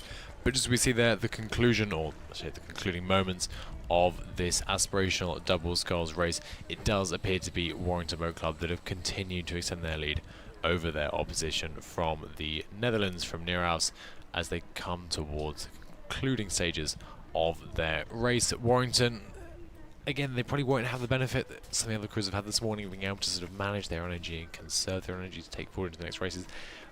The Dutch crew are making them fight for their place in the next round, but it will be a good learning experience for them to make sure that they're able to do both things and manage and also stay on top of the race that they need to win. As we see that coming past, fantastic camera angle there, just giving us a view of, again, I feel like I'm repeating myself a lot, but just the composure, the calm, the relaxed approach that Warrington crew have to their sculling. I think it's such a pleasure to be able to watch rowing where the rowers and scullers are calm and composed, because often a lot of times at these smaller regattas you don't get the same composure. You get panic instead, because there is a lot less experience, not only on the stretch of water that it is occurring on, but just in general. And so again, a privilege to watch such talented women, such talented athletes on this water. Absolutely. We'll watch the conclusion of that final quarterfinal of the Rosie May Glotling Trophy, but now we're going to flip back up to the 8s, to Temple Island, as we see the first quarterfinal of the Peabody Cup for the Junior Women's 8. And we have Lady Eleanor Hollis School on the right hand side of your screen, just out of frame there, and Shiplake College Boat Club on the left hand side there. Shiplake College winners of this event at the National Schools Regatta. Lady Eleanor Hollis not quite able to topple them at that event, but whether that will be changed today, we will wait to see. Shiplake there looking to have a pretty decisive start. The fury, the fire, the excitement of these 8s, always thrilling to see on the course session. Yeah, I may be a little bit biased in this, but in my opinion, the 8 is just the best boat class. You just fly when you go down. As I said earlier, I love rowing with a coxswain, and in a crew of 7 other rowers, it is just such a privilege to row. Now, Shiplake and LEH, both very well-known figures in the junior rowing women's scene. LEH there just looking maybe slightly less composed than Shiplake. I believe Shiplake is just round the corner, so they're probably slightly more familiar with this stretch of water, but LEH is still maintaining ever so slightly a bit of contact, but it looks like Shiplake are starting to really storm down the course and are hoping to break that bond. Shiplake College, of course, have been a powerhouse on the men's side of junior rowing over the last few years, but under the guidance of Dave Curry and Dan Safdari, their women's squad over recent times as well has come on leaps and bounds, winning the Diamond Jubilee Challenge Sculls a few years ago, and now turning their attention to the 8s as they look to secure a win in the Peabody Cup here at Henley Women's Regatta, which would be a nice addition to the trophy cabinet after, as we said, winning the National Schools Regatta a few weeks ago.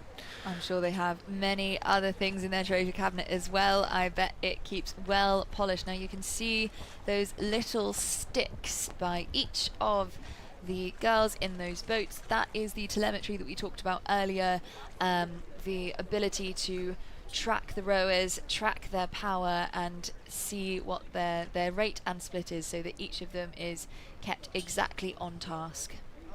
A great shot here of Shipplake College as they just start to extend their lead over Lady Eleanor Hollis School, about a length and a half now advantage to the Bees, affectionately known as the Bumblebees, given their stripy unisuits as they make their way down the course. You can see there the bow of the Shipplake boat just super level in the water. We often talk about wanting all the energy in the boat to go laterally, to move straight along the water. A fantastic shot there from our crew. A fantastic just movement at the bow, staying as level as possible. The more up and down motion you have, the less forwards and backwards motion you have. The crew there in the Shipplake crew, coxed by Charlotte Hodgkinson, making work look pretty easy, making life look pretty simple as they make their way down the course, staying relaxed, staying composed, staying on top of everything they need to do. Managing the race, I think, is the term that I would use there, as they look back on their opposition from Lady Eleanor Hollis. If we think back to all of the talk that we've had about that composure, you can really see it in the Shipplake crew, and there is slightly less composure in that LEH boat. They are really fighting. You can see that there's a little bit of swing in the boat, and that is one of the differences that you see, I think, especially between junior and adult rowing, and then just those more experienced crews. That tension in the shoulders just hold you back ever so slightly. Now LEH are they train on the tideway, quite a calm section of the tideway, but they're used to these big boats, they're used to big water, but I think that they just don't have quite enough experience. We saw there a short second ago, and you can see it here as well, just how busy the water around these crews are. For those of you that might not be familiar with the Henley course, the pylons either side, the booms designate the course, but the rest of the lake, the river I should say, is open for normal traffic, so plenty of wash around. We'll keep an eye there on Shipplake and LEH as they approach the closing stages of their Peabody Cup semi-final. But we'll go back up to the start for our next quarter-final between St Edward's School Boat Club on the left-hand side of your picture and Tideway Scullers School on the right hand side there as they come away from Temple Island. Teddies have extended an early lead over their counterparts from Tideway Scullers School. Another two big names, as already mentioned, in junior women's rowing in the UK. St Edward's School, Teddies, a story probably pretty similar to Shipplake. Again, well storied on the men's side of things for decades and decades back through the history books, and in recent years have been very impressive on the women's side as well. So great to see that squad going from strength to strength. We just saw there on the top left hand side Shipplake finishing the race 321 ahead of LEH to progress through to the semi-finals of the Peabody Cup for junior women's 8. But we'll focus now in on the St Edward's School crew as they look to extend their lead over their counterparts from Tideway Scullers School. Yes, and they will be going, whoever wins this race will be going into the semi-final against Shipplake College, who just won their quarter-final. So again, many big names vying for that place. Now you can see there the girls have matching caps, and I can see from their notes that they hope to go fast in this race, so maybe that they're hoping those Felipe caps, a brilliant and very well known maker of boats, they're hoping that that carries them across. Now, just a reminder to anyone that is watching, we do have a form that people can fill out so that we can get even more information about the crews and make sure that we have the most informative commentary that we possibly can. Please do fill that out. St Edward's School have very kindly told us that they're all wearing matching earrings this year, so maybe that is what it takes to go that extra bit faster.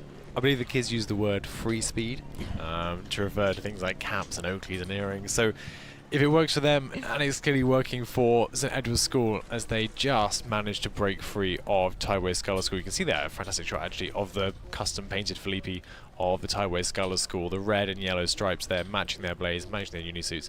A fantastic shot there of that club, boat and crew. But St Edward's School, let's focus in on their approach. They look to be striking a little bit lower now than their counterparts from Tideway Scullers School. They're looking a little bit more relaxed, they're looking a little bit more composed, and again, very, very similar to the race we just had between Shipplake and Lady Eleanor Hollis. At this point, their cox will just be asking them just to relax into it, to look back, to be reassured they are in control of this race, they can respond to anything that they need to, and just start to walk through and walk away from their opposition. Sasha, if you were the cox in this boat, put yourself in that position. I know injury has dangled that carrot in front of you, even if you haven't quite managed to go for it yet. What are you saying to your crew? How are you keeping them in that right frame of mind? Not too excited, but also making sure that they're calm, they're composed, they're relaxed, and they're in the right frame of mind. I think at this point in time, the key thing would be power and press. So just maintaining the pressure, bringing the striking down ever so slightly so that we can kind of bring the adrenaline down, calm the body, keep the relaxation and keep the length so that you can really keep powering down, but maintaining the pressure on that foot plate so that you do not let up. Now, as we said earlier, it is a lot harder to make up those lengths of disadvantage in an 8, so I think that they're probably sitting slightly calmer in the water, and as we can see there, tideway scullers are really giving it their all. So I think at this point Teddies are probably wanting to reserve some energy for the semi-final that they are really hoping that they're going to get against Shiplake College, that we see there just rowing back up from their quarter-final. We'll keep an eye there as Teddies continue to extend their lead over Tideway Sculler School in the closing moments of their Peabody Cup semi-final. But if you move your eyes down to the right-hand side of your screen, you'll see Headington School Oxford Boat Club just starting to lead over Godolphin and Latimer School in the next quarter-final of the Peabody Cup as both crews depart from the end of Temple Island. We spoke earlier on about Headington School in the quads. This is their top crew. This is the crew that they'll be taking through to the Royal in a couple of weeks' time as well. And we can see, just when they come back into screen, we'll be able to see the work that Ryan and Chris have done for that crew. But this Godolphin Latimer crew here rowing in another custom painted Felipe. There's plenty of them around at the regatta this weekend, doing all they can to stay on terms with what is a phenomenal crew from Headington. Yeah, and I mean, looking at the lineup for the quarterfinals of the Peabody Cup, I mean, it is just beast after beast. The girls and these crews that they are in are all so well known for their phenomenal rowing and phenomenal programs. So regardless of what happens in these quarterfinals, the semi-finals are going to be fantastic to watch. Please do come in and watch the finals and the quarterfinals, because they are going to be fantastic. You see their beautiful display of sportsmanship actually at the end of the quarterfinal between Tideway and Teddies, clapping each other and cheering each other on. I think that's another wonderful part of rowing, is you get to the end and regardless of what has happened, it can have been the scrappiest race of your life, but you always congratulate the victors and the losers, and I think it just keeps the energy, the vibes on the water really, really nice. Absolutely, that sportsmanlike conduct between the two crews, an integral part of the sport and the experience here at Henley Women's Regatta. Just taking a look now at this Headington crew though, Sasha, we have a bucket in the boat. Two rowers rowing on the same side. The classic commentary question to throw to you now. What is a bucket? Why is it there? And why have the coaches put it into this crew?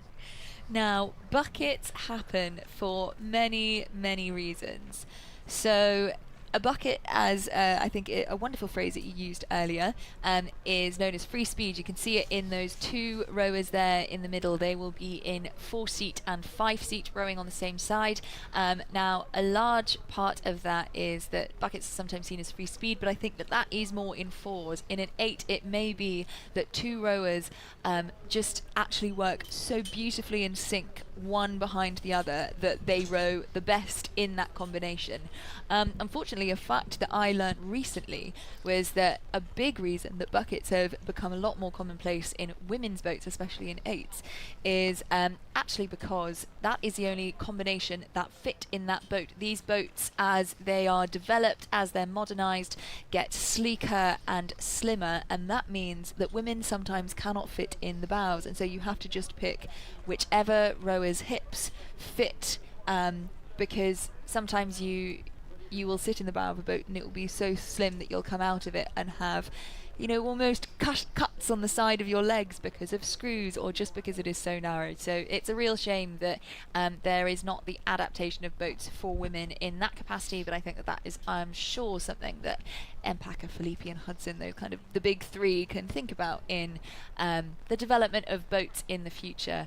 But the bucket there clearly for this has been free speed, because it is Headington School there who are just having a beautiful UT2, I would call this, which is where you have a much lower heart rate threshold, you have a lower rate of striking, you are there having a cardiovascular workout, but it is a much calmer one, and you can see the Godolphin and Latimer boat there at a much higher rate and just looking ever so slightly more hectic. Headington are doing a beautiful job of demonstrating just how gorgeous junior women's rowing can be. We'll just keep an eye there as Headington approach the closing stages of their quarterfinal. But moving up to the fourth quarterfinal of the day for the Peabody Cup, we have Latimer Upper School facing off against Wallingford Rowing Club at the top of your picture. Again, probably a slightly closer race this time than we've seen in the 8s so far. Both of these crews are a little bit more on terms with each other as they come out from the end of the island. I think an early lead for Latimer Upper School Boat Club, but only by a canvas and a seat or so. Yes, and we can actually see that both of these crews have buckets in them. As we were talking about earlier, they actually had the exact same bucket going on, I think, as we saw in the last race. So both of them have the same amount of free speed. We will see which of them gets carried forward by it. Now, in a completely uneducated guess, I would say that given that Latimer Upper School have ribbons in their hair, it may be them. Everyone has their own symbols of luck, whether it's a bucket hat, a boonie, a ribbon, or just a pair of socks that you have to wear for every race. Rowing is quite a superstitious sport. It absolutely is, and nowhere is that superstition more tangible than here on the hallowed stretch in Henley-on-Thames. Nestled in the Thames Valley, we have some of the finest displays of women's rowing in the world here, as these two crews, Wallingford and Latimer Upper, pass the barrier, the first key marker on this stretch of water. These drone shots just incredible, giving us a fantastic view back on the 3 boats on the course, the 2 rowing crews and the umpire following at a respectable distance behind. And we see there the Wallingford crew coming towards the centre of the river a little bit more. Sasha, there's always this dichotomy for coxes, especially as they become more experienced like these crews are, of balancing the need to stay on the side of the river, give the other crew plenty of space, keep the umpire happy, but it's also a stream at play, and there is faster water within the course that they'll be trying to tap into as much as possible. How will these coxes, you can see there a fantastic shot of both coxes, they're talking to their crews, motivating them, telling them what's going on, keeping them informed, but at the same time as doing that, they're also steering. How will they be thinking about their approach to placement on the course?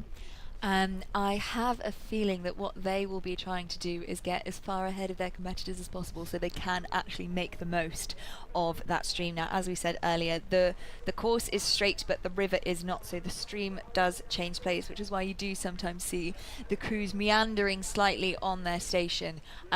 As you said, a brilliant shot of the coxes, both of them looking forward, to the side and down in order to check on their crew and their steering, check on their competitors, and then check on what each of the rowers are doing so that they can keep them in check. Now you see there a little look over from the Wallingford Rowing Club cox, Alice Hull, looking over at Latimer, seeing what they're doing. I think she is aware that Amelia Roast there coxing at Latimer is really making a move. She is making sure that the women in that crew are pushing forward and trying to get that lead as they come to kind of, I want to say, the last quarter of the race and the last quarter bit of the water that they have. Absolutely. This is still a race that is far from concluded. We'll keep an eye there on the final quarterfinal of the Junior Women's 8s here at Henley Women's Regatta.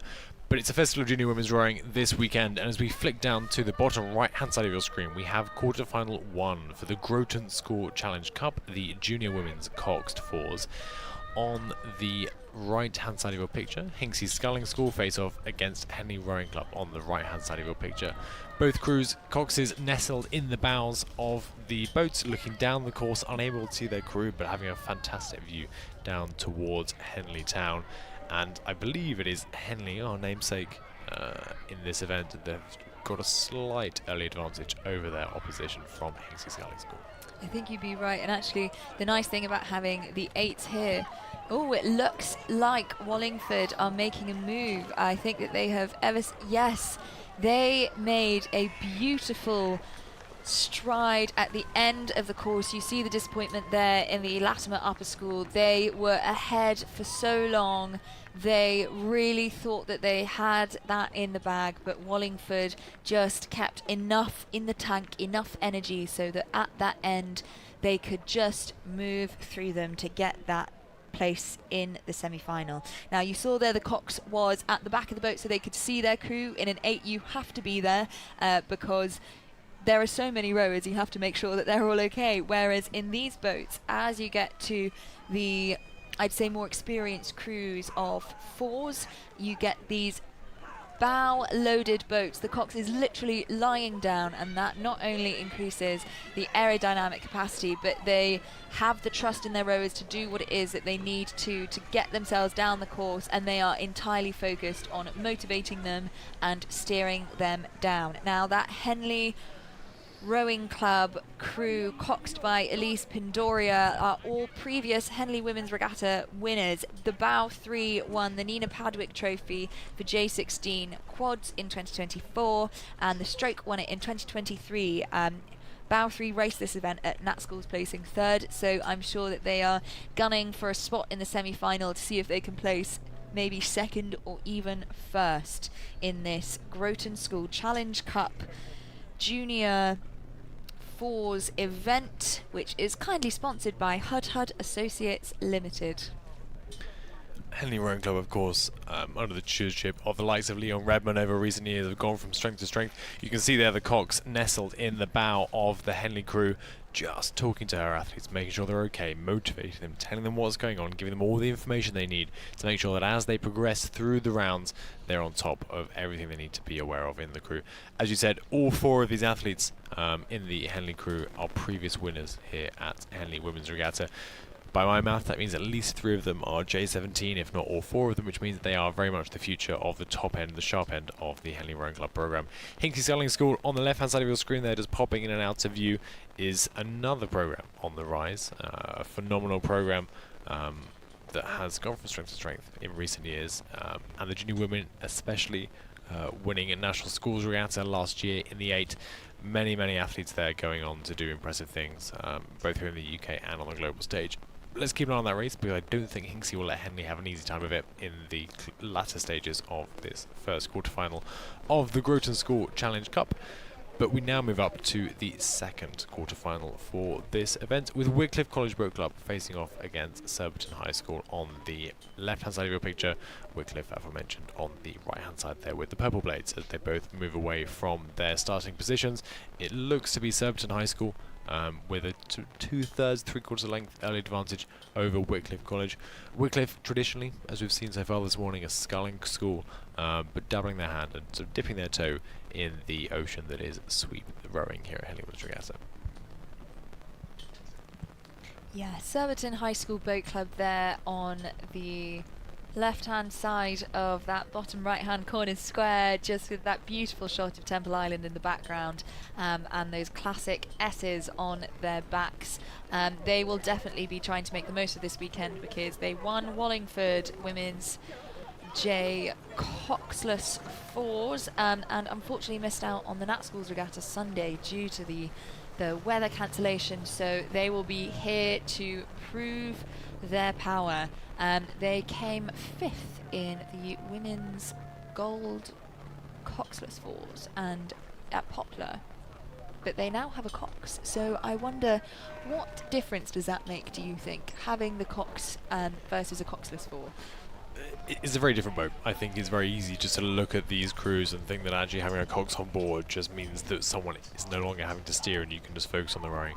Whilst that is true, you can see here Henley on the top left-hand side winning their heat of the Groton School Challenge Cup. They'll be progressing through to the semi-finals later on today over Hinksey Sculling School. Not having a cox on board changes the dynamics of the boat. Having a cox in the bows changes the weight distribution, it changes how the boat feels, the pickup, the dynamics of how you're moving the shell along the water.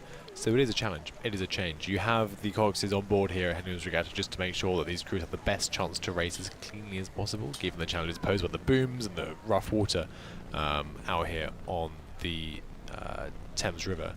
But as you can see there, the athletes are then able to lock into what they're doing. They're able to focus on their stroke and listen to the calls of their cox, and sort of disengage a little bit from the overall management of the race. You can see there, as we mentioned, Surbiton High School, of course, another big name. I don't want to use the word Titan again, I'll definitely get in trouble, but another big name on the domestic circuit. I believe one of, if not the biggest, junior women's rowing program in all of Europe. A huge contingent of athletes there are competing at a very high level and will be doing their very best to overcome any challenges that are thrown their way. Now we have some brilliant information about that Wycliffe crew. The bow there, Orla McKevie-Lusty, competed for GB in the J16 GB France match in 2024, so a lot of experience in that boat. The stroke there, Georgina Joy, it is her 4th time racing at Henley Women's. She learnt to row at Newark Rowing Club 7 years ago and now sets just an unstoppable rhythm for that crew. She also raced for England at the Home International Regatta in 2024, and so you've got a really incredible bookend within that crew right there. However, as you can see, Surbiton are there in the background of that shot. They are ahead. You have a little look over from the bow seat of the Surbiton boat. And again, if we look at the rowing styles, ever so slightly similar. I think it looks like the wind is starting to pick up. We can definitely feel it in our tent. So there's a little bit of chatter in the Surbiton boat. They're trying to keep each other motivated. In these winds, you want to sit up high. You want to lengthen out your strokes as much as possible so that you have a good, even boat speed and just a nice, calm row in these slightly more blustery conditions than we've had in the last couple of days. It's definitely more blustery. Perhaps the competitors on the water feel differently to me, but I, for one, am quite thankful for a little bit of wind to cool us all down here. You can see there the flags being blown pretty strongly. That is a pretty ferocious headwind for the crews to have to deal with in these Groton School Challenge Cup quarterfinals. We'll keep an eye on the weather as we progress throughout the rest of the day and we approach the finals later on this afternoon. But whilst we keep one eye on the matchup between Surbiton and Wycliffe on the left-hand side of your screen, we'll pop down to the right-hand side for the next quarter-final between Marlow Rowing Club and Kingston Grammar School Boat Club. Marlow there just coming into shot, I believe ahead of Kingston Grammar School at this early stage of the race. Marlow, very much like Wycliffe, another school perhaps probably better known for their exploits in the sculling boats, 2 oars better than 1. But so far showing that they are very much able to ply their trade in the sweep boats as well. Yeah, you can see actually there again another difference in kind of the technique used. That Kingston Grammar School boat there with the lovely pink knee tape. Everyone make sure to keep your joints safe in what is a very intense sport. Yeah, Kingston Grammar School Boat Club have got quite a smooth and I'd say relaxed stroke, whereas if you look over at the Marlow crew, especially the bow seat, is really quite Yankee there at the back end of the stroke. I have a feeling this is probably a result of the weather that we are currently experiencing, just in the wind, just trying to make sure that she has as much power as possible. Although you can see just at the end of that stroke, when the blade comes out, it comes out just maybe a little bit sooner than expected. And we just saw there the conclusion of the previous heat, quarterfinal I should say, of the Groton School Challenge Trophy. Surbiton High School ahead of Wycliffe College will be progressing through to the semi-finals. Marlow here in complete control of this race over Kingston Grammar School, both well known on the domestic scene. And Kingston there, we spoke a minute ago about the difference that having a cox in the boat makes, and I probably spoke a little bit too negatively about the change in dynamics of the shell. But in this situation, for the crew in the Kingston boat, having a cox there who says, it's okay, I can see them, we're coming back on them, I can see them, we haven't lost them yet, give me everything you have now, let me talk you through, let me guide you through the next 2 minutes to get back on top, is deeply valuable. You can see there exactly that. The cox of the Kingston Grammar School crew talking to her crew, making sure they're aware, keeping them informed, constant communication. I don't know about you, I never like it when a cox goes quiet, it's always a bad sign. So constant communication there from the cox, just to let her crew know exactly what they need to know at exactly the right time. I mean, I think having spoken to a few people about the actual, I don't know, the statistics of it, I want to hazard a guess at rowers actually listening to about 60% of what the cox says. Now, that is not because they're not listening, it's just that when you are in a boat and when you are in such an intense race, it just becomes noise. You're so focused on so many things, you know, every single part of the stroke has to be perfect. You're focused on the person in front of you, the crew that you can see that you are leaving behind, and so the Cox just becomes a very comforting kind of tone that keeps you going, and so when you do tune in, it's so important that everything that you say is important, because when you do tune in, immediately it gets you back on, knowing that you have that person that is keeping you straight, that is keeping you going. I mean, they are such an integral part of the crew. Absolutely. I don't want to call them white noise. Cox is everywhere. I'll be very, very angry if I call them that. But it is the hallmark of a great Cox if they can deliver the right information at the right time with the right emphasis to capture the attention of their crew. We'll keep an eye there as Marlow continue to dominate that quarterfinal of the Groton School Challenge Cup. But the next one in progress, the final quarterfinal of the Groton Challenge Cup, is now starting on the bottom right hand side of your picture between Blair Academy USA on the left hand side of your screen and Nottingham Union Rowing Club on the right hand side of your screen at the minute. Another international crew here, Sasha, coming up against one of our domestics. Again, a really, really encouraging sign of the appeal and the draw that this regatta has, not only in the UK, not only in Europe, but across the globe. Yeah, and I think having competitors coming from both Australia and the US just shows not only the caliber of rowing that we have here, but just how exciting it is to be here. We've said multiple times, it's such a privilege to just be at this event, let alone rowing on this course, and that is felt globally. So this is shaping up to be quite an exciting race as they come down the course. The crews are pretty level now in this kind of, I'd say, medium boat class. You can really row through, but you can also, you know, it can sometimes be hard. Now it's looking like it's quite choppy. That Blair Academy there are just a bit in front, but that is quite classic American rowing. It is very short. If you look at the British crews, they often have a lot of swing back. They have that long, that really long stroke, so it might look like they're striking at a lower rate, which I guess they are, but it's just because their stroke is significantly longer, whereas you can see the Americans there on the left hand side of the screen are not leaning back, but it is clearly standing them in good stead because they are about, I'd say, a third of a length in front of their competitors from the Nottingham and Union Rowing Club.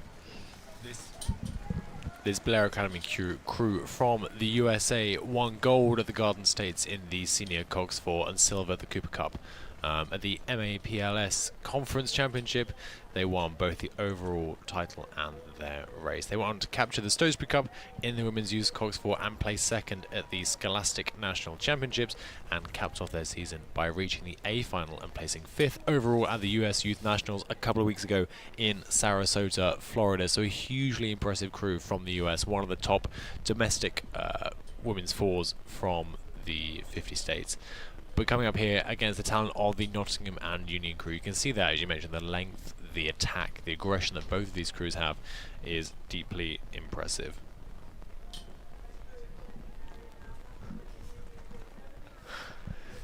We have just been told off for our overuse of the word Titan, so we will now call Blair Academy crew of the USA a colossus or a behemoth of the US junior rowing scene. Our text team have very kindly given us a list of alternative names for titans of the rowing world, and we'll sprinkle them in throughout the remaining 30 minutes or so of our commentary shift. See if you can spot them, write in, we'd appreciate that. Appreciate knowing that someone is paying attention to every syllable that we're uttering here in the commentary booth. But for now, it does look as though it is Blair Academy that is on top of this race and in control and commanding a lead over Nottingham Union Boat Club. We'll keep one eye there on the final quarter-final of the Groton School Challenge Cup for Junior Cox 4s, but we'll move up now to the Aspirational Lightweight Single Sculls, the Fiona Dennis Trophy, the semi-final between Goody Ninjas of Triton and Anna Robson of Glasgow University Boat Club. Yes, so we have another international competitor here, Gudine from Triton, and then Ava Robertson from Clydesdale Boat Club in Glasgow. She learnt to row at Clydesdale Boat Club, but she is now at Glasgow University, so she clearly has a lot of experience under her belt. But Gudine does as well, because she competed at Henley Women's Regatta last year in the Aspirational lightweight double. So at the end of May, she competed in the single at the International Ratsburg Regatta, where she placed 4th in the A final. But she is gunning for a better spot in Henley Women's. Now, I think it is Ava Robertson of Glasgow University that may be extending a slight lead over her, but that is okay, because Gudine is keeping contact and I think is planning on not letting her go. I mean, there is maybe a canvas there in it, but you can always come back in a single, and as we've seen with the winds and the booms, there is a lot of potential. You can always come back, and just as you look at that drone shot there, they are neck and neck, toe to toe in this semi-final of the Aspirational lightweight single sculls. We mentioned it before, but I always think the singles races here on the Henley course, they're very intimate. They are two of you going toe to toe. You can hear each other shouting, screaming, breathing as you go down the course, and that kind of unique aspect of Henley, I think, is very, very special, and it's something that, regardless of where you come in these races, is something you will carry with you and makes you a better competitor at any race across the globe in your future rowing exploits. We just saw there the conclusion of the previous race, Blair Rowing Academy of the USA beating Nottingham and Union Boat Club. The former will be progressing through to the semi-finals later on today. But returning to our first semi-final of the day, these two scullers going toe to toe. Sasha, again, managing that and managing your nerves as you can see your sculler just stick with you. No matter what you do, they just don't seem to go away, is a challenge. How do you sort of reset, rethink, and start to make a change that can hopefully push you into the lead here? Now, I don't know whether this is luckily or unluckily, but I have never raced a single, so I think I'm not as familiar with the intimacy that you have in these races. But I think that there is probably something quite comforting about having someone storming down the course with you. It definitely keeps you sharp and focused. It gives you a good practice run for what I'm sure will be a very exciting final either way for this Aspirational lightweight single category, because this is a very evenly matched semi. Now, I believe when we look at the drone shot, it is the Glasgow University Boat Club sculler Ava Robertson who has maybe now half a length lead, but she cannot get complacent because they are still in the midst of this race. They have a lot of water left for Gudine to potentially make that move to really up her rate, up her power. She is looking very calm and composed, you know, a little flick of the eyes over to see her competitor. Where is she? Where are they in relation to each other? Whereas Ava Robertson, I think, is now looking like she is in the depths of that pain cave that we have talked about. It is not a good place to be, but it definitely sharpens your focus, ups your adrenaline, and gets you over that line. You have to push through the pain.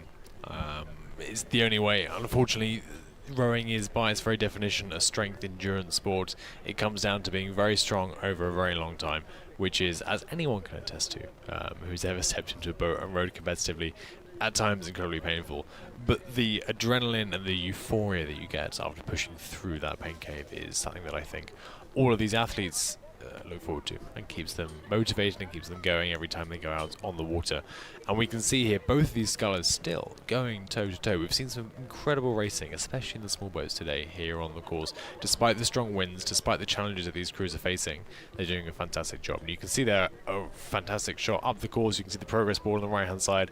Our commentator for everyone on site today, Fergus Mainland, there stood on the back of the umpire's launch, giving all the crowds here in Henley-on-Thames everything they need to know as these crews go blow for blow in the closing stages of this heat, this semi-final of the Fiona Dennis Trophy for the Aspirational lightweight single sculls. Yes, you also get a beautiful shot of Ulysses, one of our wonderful boats. I believe that is Sir Matthew Pinson there, driving. I think he had to get a little bit more familiar with the driving of the launches when he brought them out earlier, but he's doing a stellar job. We have the wonderful umpire there in the beautiful colours of the Henley women's blazer, just making sure that this race is fair and true. Now, I wonder if we get a drone shot at some point soon, whether we can see exactly where these scullers are in relation to each other. Now, it looks like, I would hazard a guess, that Glasgow University's sculler Ava has maybe gotten a little bit of a lead out, but we don't know from this angle. It could be anyone's race. It's so nice when you have a shot like this and both rowers are still in the shot, because it shows you just how close it is. Now, what do you think? I think as we swing around, we'll be able to get a better understanding of where these crews sit. I do think it is the Glasgow University Boat Club rower Ava who's just managed to extend the lead over her opposition from the Netherlands here in these dying moments of their semi-final. You can see, I think, almost a smile creeping onto the face of Ava there as she crosses the line. Knows she's done enough to beat her Dutch opposition by about a length over the line there. We'll keep you updated with all the latest from across the regatta. We'll bring you the latest from all the races as we go through the day and as we progress through to the semi-finals and the finals later on in today's racing. I'd encourage you, as I said before, to come and join us here either on the live stream or down here in person at the Henley course to see all these crews racing and vying for their championship titles this afternoon as we conclude Henley Women's Regatta 2025. But before we get there, we've still got plenty of racing to get through, and here on screen you'll see the next semi-final of the Aspirational Lightweight Single Sculls, the Fiona Dennis Trophy, this time between Catherine Jackson of Worcester Rowing Club and Leanne Daniels of Hollingworth Lake Rowing Club on the left-hand side of your picture as you look at this shot there, just calibrating myself to where we are on the course. And again, another fantastic example of just how exciting these singles races can be. Yes, and I think as we move into the semi-finals and then of course the finals of the last day of Henley Women's Regatta 2025, I think the races are only going to get more exciting as the crews become more evenly matched, and it is the stronger scullers and rowers that move on to the final stages. Now, it looks like that Worcester Rowing Club sculler Catherine Jackson is the one who is extended quite a sizable lead slightly earlier on to the this semi-final against Hollingworth Lake Rowing Club's Leanna Daniels. Leanna Daniels actually raced this year at the Scottish Spring Regatta at Nottingham City and at Met Regatta's 4th Women's Henley in this aspirational lightweight single, so she is familiar with the water and she is familiar with this race. She reached the semi-final last year and in 2022, so she is familiar with this stage of the race as well, but we'll see how she fares in the kind of the last third of the race. Certainly seems to be paying dividends for her so far. We'll check in again in just a few moments with that Aspirational Lightweight Single Scull semi-final between Hollingworth Lake and Worcester Rowing Club. But now we move back up to the start of the Henley Women's Regatta course for the first of our semi-finals of the Parkside Trophy for the Championship Lightweight Double Sculls. This time between Newcastle University Boat Club on the left-hand side of your screen currently and Cambridge University Boat Club on the right-hand side.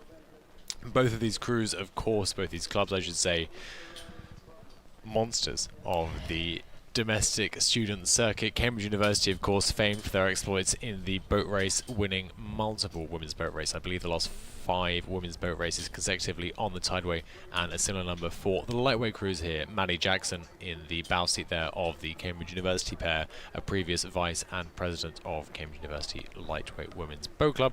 But we see now Newcastle University just beginning to establish a fairly dominant lead in the opening stages of this race as they pass past the enclosures.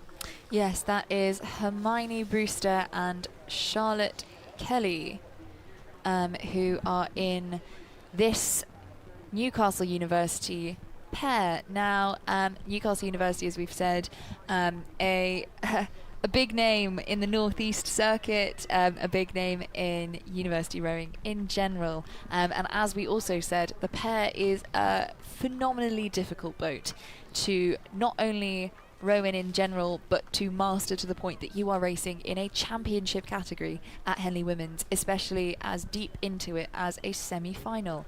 Now, the championship categories of all of the boat classes are where you see the most elite of the rowers, and so I would say look at your programs, and if you want to see that real masterclass of rowing, check in to the championship categories of the lightweights, the pairs, the doubles, and everything up to those eights. Absolutely. The championship categories demonstrating the best women's rowing on offer, not only here in the UK, but across the globe. Some of the very, very best athletes to grace this planet Earth are here collected in one place in Henley Women's Regatta. We just saw there the conclusion of the previous race. The sculler from Worcester Rowing Club beating the sculler from Hollingworth Lake. The former will be progressing through to the final later on this afternoon. Do be sure to check in to that. But now as we flick back to one of our fantastic drone shots, we can see overhead now it is Newcastle University extending their lead over Cambridge University Boat Club as they pass and approach the competitors' enclosure where these crews will boat from, just starting to relax into their rhythm. Yes, and a lot of these crews actually don't have coaches who are on the launches following them, because those coaches want to make sure that they are on the pontoons to see them off, to wish them luck, and then to welcome them back in regardless of the result. So that is probably where they will be stationed. They will be able to power off the cheers of their crewmates, their competitors, and their coaches.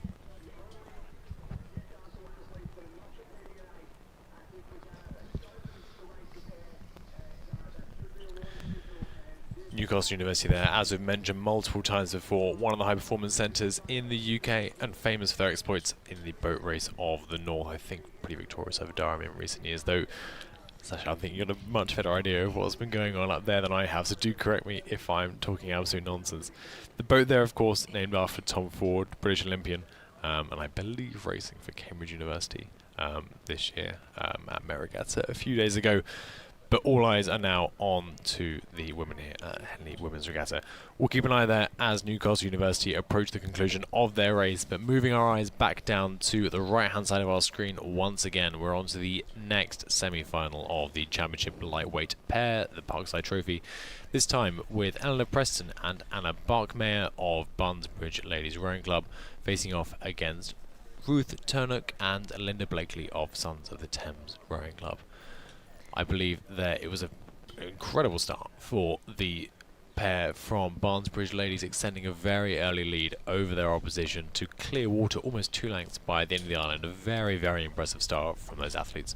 Yeah, absolutely. Now, as we've said, the start of the race, you start on the starting blocks and you start from a standstill, so it's quite hard. Your main aim at the beginning of these races is just to get as much boat speed up as quickly as possible so that you can then start rowing properly, because starts often involve quite stunted race, quite stunted rowing technique, but these women clearly have it absolutely down, and to have such a big lead so early on is really phenomenal. Now, the Sons of the Thames pair that I think we see there, no, that was Barnesbridge Ladies, the Sons of the Thames Rowing Club, Ruth Turnock and Linda Blakely pair. They were at Pairs Head in 2024. They won the category. They also came 9th in the women's pair overall, and in Met Regatta 2025 they won the lightweight pairs event. They also have wins in Hammersmith and Chiswick Regatta for this year, so they have a lot of experience not only in these categories but rowing together. However, it does look like Barnesbridge Ladies may have the upper hand here. Yeah, an incredibly impressive start there from Barnesbridge Ladies. I was amazed by just how aggressive their start was, how quick, how rapid their approach to the first phase of that race was, and we can see there that it will be Newcastle University Boat Club that faces off against the eventual winners of this second semi-final. You can see what it means there on the faces of the Newcastle girls as they celebrate their win and look forward to one more race here at Henley Women's Regatta. Yes, wow, on this drone shot here as they start coming into that competitor section of the race, that is a sizable lead. I would say that's about 2.5 boat lengths there. And so this is probably the race plan that they had, regardless of who they were against, regardless of what was going to happen. They planned to go off strong, and so they've probably been really working on their start so they can come out of the blocks as quickly as possible, establish that lead, and then settle. Now, depending on the rowers that you have in the boat, that can actually be the best way forward. Some people work with endurance far better, and so they do the start that works best for them, and then they know that they have it in the tank and they have the mental fortitude to be able to hang on, maybe slightly back in the race, and just work through the people that they are against. Whereas, this is a very different start. I mean, they are just storming down the course. Now, we'll see if they get to a point where the length lead that they have established is enough that they settle, and they can reserve that energy for a potential final against that Newcastle pair that we just saw with their brilliant row. But currently they are really just holding on to that pace and probably using this as a just really nice preparation for what is to come. I think preparation is key. The Henley course is ever changing. It's always a very dynamic place to row, and understanding exactly what you can expect your course to be like for your final later on is a really, really valuable way to spend the closing moments of your semi-final. As ever, we will keep half an eye on that closing race on the top left-hand side of your picture. But now we move on to our next category, the Championship Lightweight Double Sculls, the Haslam Trophy, in our first semi-final.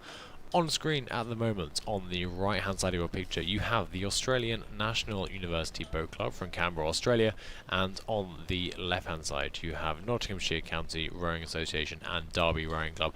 The Nottinghamshire rower easily identifiable by her green unisuit. Again, very easy for us commentators to spot who it is in the crew, but it looks to be, again, a fantastic start for the crew on the right hand side of your screen at the minute from the Australian National University Boat Club. Again, if you're leading this much by this early on, it's going to be a pretty nice race for you. Yes, and I think especially establishing that early lead just gives you the confidence to be able to keep going. As we've said, when you lose sight of your competitor, it can be a little bit demoralising, but I think a lot of the women competing here have the experience and the mental strength to be able to push through that. But there is something to be said for the burst of energy and joy that you get when you are just out there in front and you can see your competitors being left in the distance. Alexandra Moylan and Hannah Tippett of the National University Boat Club Canberra, both hugely successful athletes. Alexandra was raced for Australia in the Under-21 Championships in the lightweight double sculls in 2019, was a quarter-finalist in the Princess Grace Challenge Cup at HWR Regatta in 2022. Hannah, meanwhile, was also at the Australian National Championships in 2025, finishing first in the women's quadruple sculls sprint, second in the women's quadruple sculls and the women's double sculls, and third in the club Coxers 4, and she's a former state rep in the lightweight quadruple women's sculls as well in Tasmania. So a hugely successful crew here, and I was just blown away there as I read through those stats by just how diverse their experience is as well. Not only are they experts in plying their trade here in the lightweight double sculls, but they're also experts across a huge range of boat classes, and I think that combination, that sort of polymath approach to rowing, is hugely beneficial, and you can see it here playing out in plain view against a hugely competitive crew from Nottinghamshire and Derby. The strength of that Australian crew is something that the other scullers can't quite overcome today. You're absolutely right, and I think that this is a case of experience really being the answer to success, because whilst we have an incredibly competitive crew, as you said, the stroke seat Bethan Gummo of this combination only started 16 months ago, making this her second season and her first ever Henley Women's Regatta. So to make it to the semi-final is a phenomenal achievement. She actually broke her arm in January, and after having surgery to plate it, she has managed to return back in the boat in time for Bucks, finishing 5th in the Championship Lightweight Single B final, and clearly is now in the semi-final of the Championship Lightweight Double. And so, having a broken arm and a quite short career up till now, she is doing a phenomenal job with Heidi Taylor, her bow seat. I've never broken my arm, but I doubt it's a particularly pleasant experience, and certainly not one that you can come back from in a hurry. So to be here competing in a semi-final at Henley Women's Regatta, coming up from an injury that severe, is deeply, deeply impressive. And you can see there, despite being so far down on their competitors, they're very much still engaged in the race and maintaining control as they approach the closing stages of the first semi-final of the Haslam Trophy for the Championship Lightweight Double Sculls. Moving on to our second semi-final now, we have on the right-hand side of your picture, Reading University Boat Club, and on the left-hand side, Birmingham University Boat Club. I'm going to consult my thesaurus sheet of other options for how to refer to these crews. I would say they're both colossuses of student rowing in the UK. Birmingham and Reading, both very impressive on the domestic scene. Reading, of course, perhaps the foremost sculling program, especially on the student side in the UK. Deeply experienced in plying their trade in these smaller boats, especially, and ever present on the Henley course. But it looks to me as though it's the Birmingham double that had the better start here, drifting out into the centre of the river as they make their way out of the shadows of Temple Island. The umpire will come to a decision as to whether they're happy with that. They're looking for enough separation between the two crews, and there you can just see there in the corner of your screen the Birmingham double being warped back onto their station so they don't send that dirty water down onto the Reading crew and disadvantage them at this early stage. But again, just thinking now about the mentality of that Birmingham crew, such a quick start, such a rapid ascent to being in control of this race. It must now all be about calming their nerves, staying in control and thinking, okay, how do we capitalise on our early advantage here? You're absolutely right. As you've said, the adrenaline that you have building in your body, not even as you start this race, but as you row up to the start line, it just absolutely fills you. And especially when you establish a commanding lead, you then have to find a way to really settle it down so that you don't potentially make a mistake. The more tension you have, the more stressful it is, the more prone to mistakes you are. And we've seen a few mistakes with steering and with booms coming up, but I am not surprised about the commanding lead that Erin Meredith and Darcy Smythe of Birmingham University Boat Club have, because they are very experienced in this field. They won bucks in 2025 in the women's lightweight doubles and in the women's lightweight pairs, so they are double trouble here, incredible scullers, and in the sweeping category they also have a bronze in the women's lightweight coxless 4 and a bronze in the women's lightweight single scull for one of them there. They placed third in championship doubles at Met in 2025, so that would have been last weekend, I believe.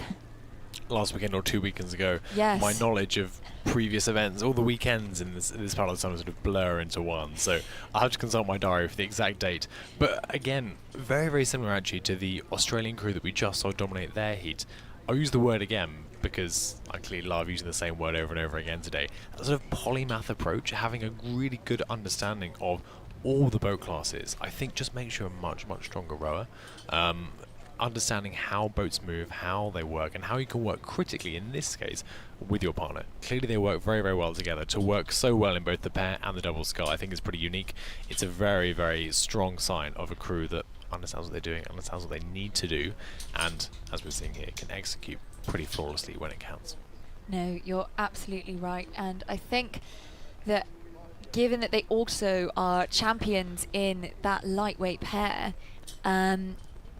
they will have any kind of power imbalances that come from their sweeping will be matched by the other, because you know they sweep on separate sides, so when they come together in the scull, even the tiniest bit of power imbalance I think is probably accounted for, and they'll have so much experience together that, as you can see there, I mean the stroke seat there looks like she may have her eyes closed, and that is, I think, a very good sign of a good boat, because that shows a huge amount of trust. A huge amount of trust. I think that is probably the word to describe the emotion and sort of the connection between the rowers in these small boats especially, is trust in your crew. And you hear athletes talk about this all the time, but being able to trust in one another to do the basics like steering straight, getting yourself on the right side of the course, having the stroke rate, executing the race plan is one thing, but trusting each other and believing each other to work together perfectly and to work together towards your shared goal, I think is very special. And again, it comes down to that kind of intimate feeling that you have, especially in these smaller boats, on a course like Henley Women's Regatta. We'll keep an eye there on this incredibly impressive lightweight double scull from Birmingham University. But we'll also look back up to the start for our first semi-final of the Godfrey Rose Sports Trophy for the Championship Lightweight Single Sculls, with Sophie Belazzo of Argentina on the right-hand side of your picture. Sorry, I apologise, on the left-hand side of your picture, and Hazel Wake from the City of Oxford Rowing Club on the right-hand side of your picture. Both highly experienced athletes, Hazel Wake having many, many exploits that Sasha will run through in just a second here at Henley Women's Regatta, but I do believe it is her opposition from Argentina with a slightly better start as they exit the shadows of Temple Island. I think you're right, and I mean Hazel Wake has a plethora of achievement under her belt. She is a gold medalist at Bucks from 2024. She won the lightweight single category, both actually in 2024 and 2025. She has come fourth in the EUSA lightweight single category last year. She has raced in a single at each Henley Women's Regatta since 2019. So she is a real master of this course, and you can see that in her confidence in her steering. She is just straight and narrow. There is very little looking over her shoulder. I mean, it's a straight course, so you have a lot of different markers that you can, you know, match yourself against to make sure that you are going in the right way. And there are some ducks there that are clearly trying to get involved in the regatta. I mean, we know how important it is to everyone down here, so they, I think, just want to take part. But it is Sonia Beluza from Ruda Varane Teutonia in Argentina who is powering down ahead of Hazel Wake. Now, coming from Argentina, this is another country under the belt of Henley Women's Regatta 2025. We have had the US, Australia, the Netherlands, and now Argentina as well. And again, it just shows the depth of experience and ability that is drawn to this wonderful regatta. Now, Sonia there has a wonderful shot of the stretch of water that she is opening up between herself and Hazel of City of Oxford Rowing Club. Absolutely, and I think, again, just to re-emphasise the point around the global appeal of this regatta, athletes from across the globe are flying in to compete here, to put themselves against the best that the UK has to offer and increasing the best the world has to offer. And I think that is a huge, huge privilege for the athletes on the water and for all of us watching at home. We get to see a hugely diverse collection of athletes competing for the right to progress to the final and compete for the title here at Henley Women's Regatta. Both crews there now progressing down in their Felipe shells, distinctively lined on the water there. And you can see both crews. Again, it's the lightweight sculls. The stroke rate is slightly higher than you perhaps expect to see in the open weight categories. They're trying to counter what we saw before was a hugely strong headwind that's making their life probably more challenging than they'd quite like it to be at this moment in time. But it is the Argentinian sculler that is making the most of these conditions and opening up, a pretty decisive lead so far. We'll keep an eye there on that first semi-final of the Godfrey Rose Sports Trophy for the Championship Lightweight Single Sculls. But instead, we will move on now to the second semi-final of those Championship Single Sculls, with Cleaner Nolan of University of Cork Rowing Club going up against Claire Cooper of Cambridge University Boat Club. The latter on the right-hand side of your screen and the former on the left. Cambridge, another club, helpfully with very distinctive blades and all-in-ones, makes our lives in the commentary booth much easier. We'll wait to see how these crews are faring. Both very clean starts off the start under Temple Island. Hugely experienced athletes with no intervention needed from the umpire as they make their way towards the end of Temple Island. Yes, I always think that when you look at the Cambridge colours, I know it's Cambridge blue, but I am convinced that it is a shade of green, so it is still in the left-hand side of your screen in that pink box, Sonia Beluzu, who is just rowing blissfully, I think, coming all of that way to race at this prestigious regatta. She was probably just taking in the scenery and enjoying the lead that she has that will most likely champion her into the final of these lightweight single sculls. Absolutely, we'll keep an eye there on how that race progresses and finishes. But in the second semi-final, it is our sculler from the University College Cork Rowing Club, who has made a decisive start in this second semi-final as they pass the quarter-mile mark, the first timing mark for Henley Royal Regatta. In a few weeks' time, if you want to join us again back in the Thames Valley, you can just see that opened up pretty decisively. Several lengths of clear water between the two, and again it comes back to the discussion we've been having all day now. It's likely that at this point Clina will be moving through to the final, and it's all about now managing her race, managing her energy, managing herself to make sure that when she lines up in a few hours time before her final, she's in the best possible position to execute and capitalise on the advantages she has here in her semi-final. But just looking at the Cambridge University sculler there, Claire Cooper, as they pass her commentary position here, what will be going through her head? How will she be making sure that she stays engaged in the race and gives herself the best chance to capitalise on any mistakes or any change in the conditions or dynamics of this race as it comes towards its sort of midpoint? I mean, this will now be a huge mental game for her, because the sculler from University College Cork, Clina Nolan, is now she has enough of a lead over Claire Cooper that not only has Claire lost sight of the boat, but she has also probably lost the sound of the blades. And when you stop hearing your competition is when you then are just in a kind of a one-woman race. You are trying to power down as fast as you can, as cleanly as you can, and just making sure that, you know, should anything befall your competitor, you can definitely make the most of that advantage that you will gain. Now, Claire Cooper is a very familiar person with lightweight rowing. She is a two-time winner of the lightweight women's boat race, and is one of the record-breaking crew from this year. She came 5th in championship lightweight singles at Bucks Regatta this May, and she learnt to row at Runcorn Rowing Club in 2016. But it is not surprising that Clina Nolan is as ahead as she is, because she is an absolute leviathan in championship lightweight sculling.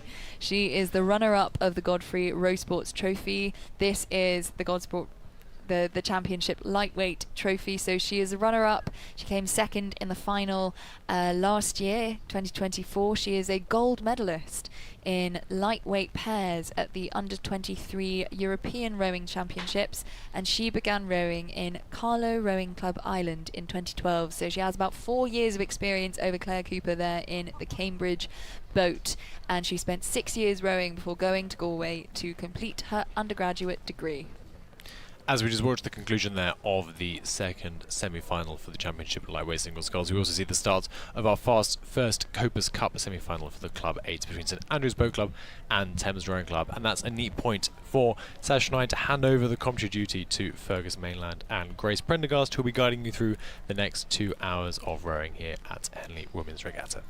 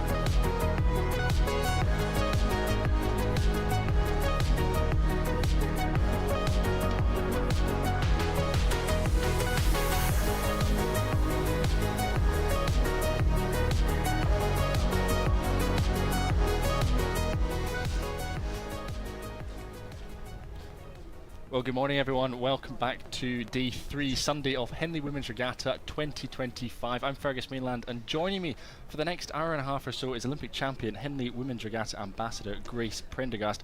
Grace, great to have you alongside me. It's been a brilliant morning of racing so far, and it's a brilliant race that's on screen at the moment for the Club 8s racing for the Copus Cup between St Andrew Boat Club on the Berkshire Station and Thames Rowing Club on the Buckinghamshire Station. And Grace, Thames Rowing Club have done very well, haven't they, to get themselves out in front, cruising in the second half of this race. Yeah, they're looking really strong. I think just even wandering down here, there were some great races, and this is another good one, but you can see they've managed to kind of get out, get a lead, and it looks like they're relaxing, because I guess one of the beauties of this regatta is you're backing it up a few times today, in one day, so the fact that they can kind of reserve a little bit of energy is always a great sign for the later in the day races. Yeah, certainly. You know, for St Andrew Boat Club, they've come up against one of the in-form crews at this regatta. St Andrew Boat Club, of course, from Edinburgh, made the trip down from the Union Canal.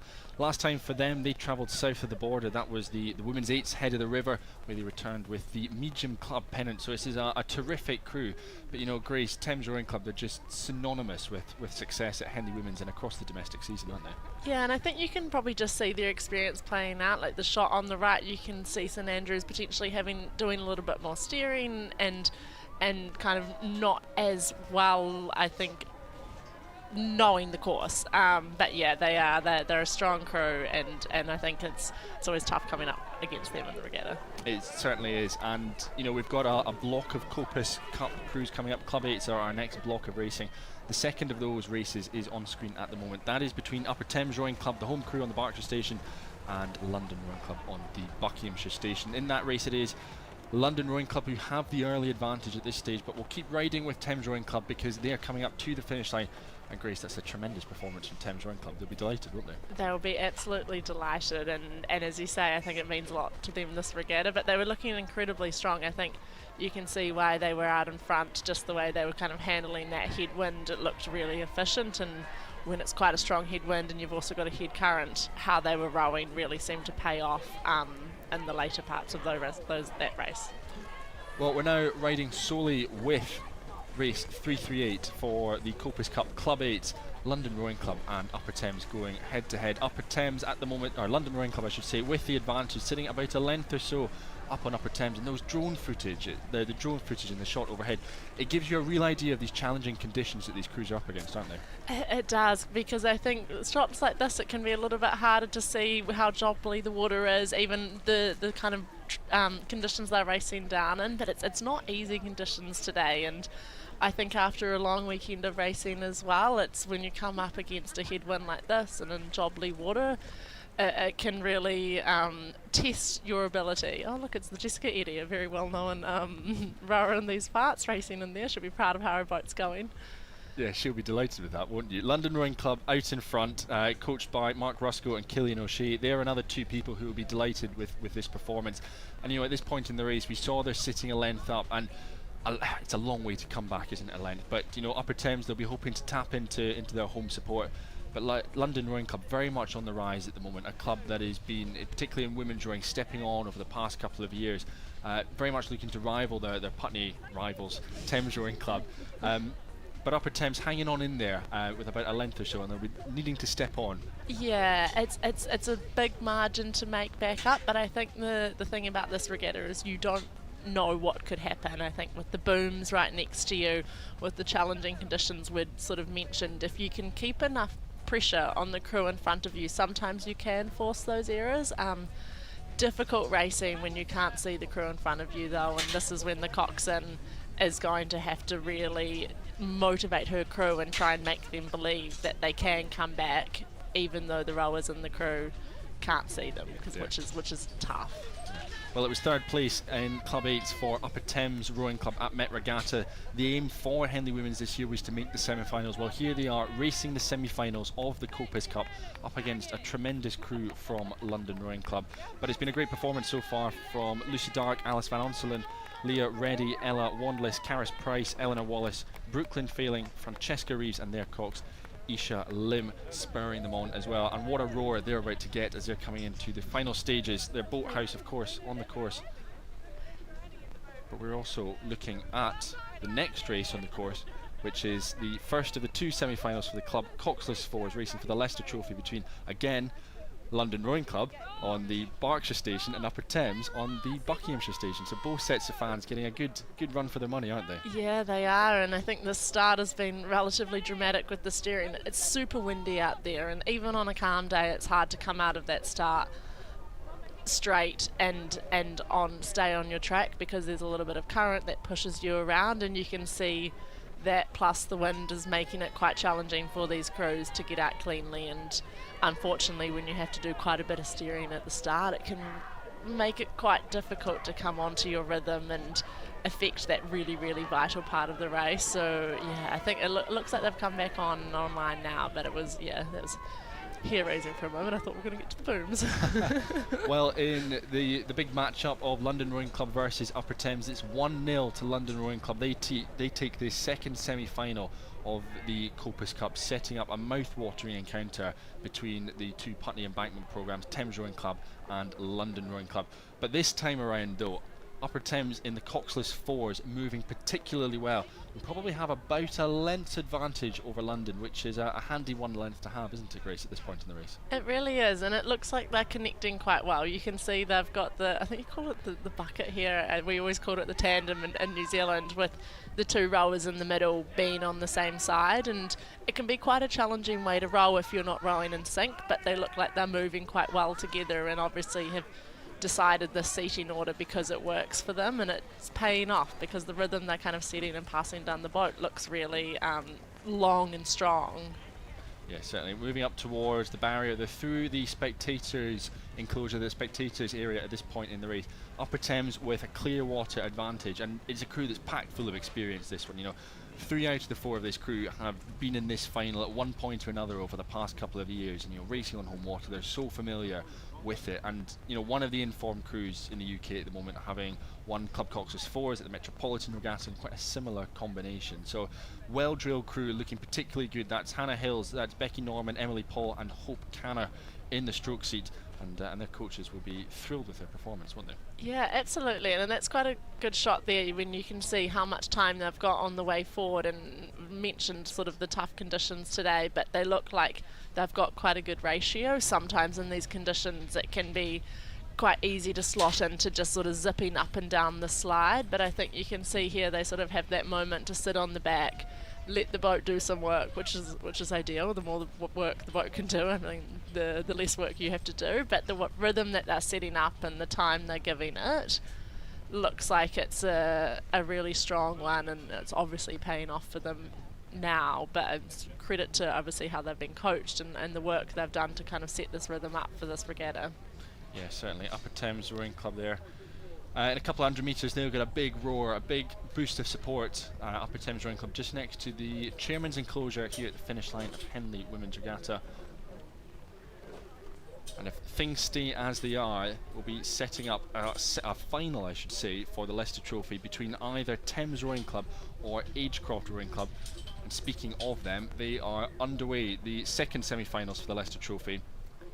Moving away in the right-hand side of the corner. And, we talked about steering in this Upper Thames London race. It looks like Agecroft are immediately running into difficulties as well. Yeah, and that side of the course, I remember when I've raced here in the past, it's so easy to get pushed into the middle, and it's really challenging to correct yourself but not overcorrect and then end back up on the boom. So it's tough, and I would say Coxless Fours are the hardest boats to get out of the start, because you've got more speed than a pair, you've got it is all going. Ooh, we're seeing some clashes. Big clashing, big collisions there in the middle of the course. Both of these crews just managing to drift apart from each other at this point.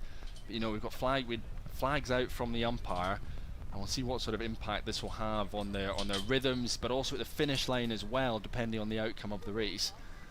Yeah. But it's all stations go, isn't it? It is all go, and I guess for those of you at home that don't know how this works, there'll be one rower in the crew that attached to their foot has the steering, so it's a lot of pressure on that row, and obviously it's up to the four people in the crew to apply power evenly and do that all together to make their job easier. But I mean, I never had to do it, and I never wanted to be the person doing it, because in a situation like that it takes a lot of I guess it takes a cool head to not overshoot it and then head back the other way. But it looks like they've both now come on, and it seems to be that really first few 100 metres where crews are struggling a little bit with their course. But yeah, it seems like they are drifting relatively close together, and it's those moments that we're like, are we going to hit? Yeah, Upper Thames on the top left side of your screen at the moment. Speaking of finish lines and everything, they're coming up to the finish line. We saw actually in a shot just a few seconds ago, there are 8 that was racing in the encounter before them, hanging around to cheer them on as they come up to the finish line. Great performance from Upper Thames. They're through to the final of the Leicester Trophy, and they will be racing either Thames Rowing Club or Agecroft Rowing Club, who have had that dramatic start to the race, but it is Thames Rowing Club who have managed to settle into their rhythm, and they're stretching out. They've got about a length or so over Agecroft Rowing Club as they go through the quarter mile. We get that side on shot, we can still see the ripples, we can still see the headwind that's been blowing down the course. The Thames Rowing Club doing well to master these conditions. Yeah, they potentially look a little bit longer, I think, and that might be starting to pay off. And obviously they had both crews had a few challenges during that portion of the race where you settle onto your rhythm. But the Thames crew here, they look like they're sort of levering it a little bit more, and you just talked about the ripples on the water. When it's like that, the longer you can keep in the water, the longer you can stay in the water, the more you are moving the boat. So I think it's a good tactic in these sort of conditions. Yeah, absolutely. Thames Rowing Club on screen at the moment. That is Emily Strange, Magdalene Milnick, Denise Martin Van Meurs, Tara Grimsley Moore in the stroke seat. That's a phenomenal shot of them on screen, out in front, right where they want to be, leading this semi-final ahead of Agecroft Rowing Club's Zoe Coates, Sophie Rain, Sarah Pearson and Leanne Knight. There's that stern combination of Denise Martin Van Meurs and Tara Grimsley Moore, setting up a phenomenal rhythm for that Thames Rowing Club crew. Yeah, these camera angles are great. You can really see everything on the faces of the rowers, and they look relatively relaxed. Like, obviously they're working, but they don't look like they're in too much pain or exceeding themselves too much. But yeah, it's great when you feel like you can almost be in the boat with the crews with these camera angles. Yeah, it's interesting actually. Tara sat in the stroke seat there. She's the one giving the calls, giving the instructions, which, in these sort of conditions with a headwind, it's interesting that she's the one doing that and not someone further down the boat. Yeah, I don't want to speak on behalf of the bow three, but I wonder how much they can hear. I know it was always a challenge when I was rowing, even in a pair and there's only 2 of you. If carrying my stroke seat, said anything, I would just be like, yep, sure. Not really knowing what she said, but sometimes maybe it's just a word of encouragement and that's enough. Well, speaking of pairs, the first of our semi-finals for the Redgrave Challenge Vase for Championship pairs is underway between the University of London's Aoife Casey and Jessica Martin on the Buckinghamshire station, and on the Berkshire station it is Pia Otto and Eva Hohoff from Kölner Rudeverein, Germany, made the trip over from Europe, and here they are in the semi-finals going up against an outstanding University of London crew. They are packed full of Olympic experience with Aoife Casey, and I think actually in the early stages it's developing into a great encounter. But I think this University of London pair, one of the form crews at this year's regatta.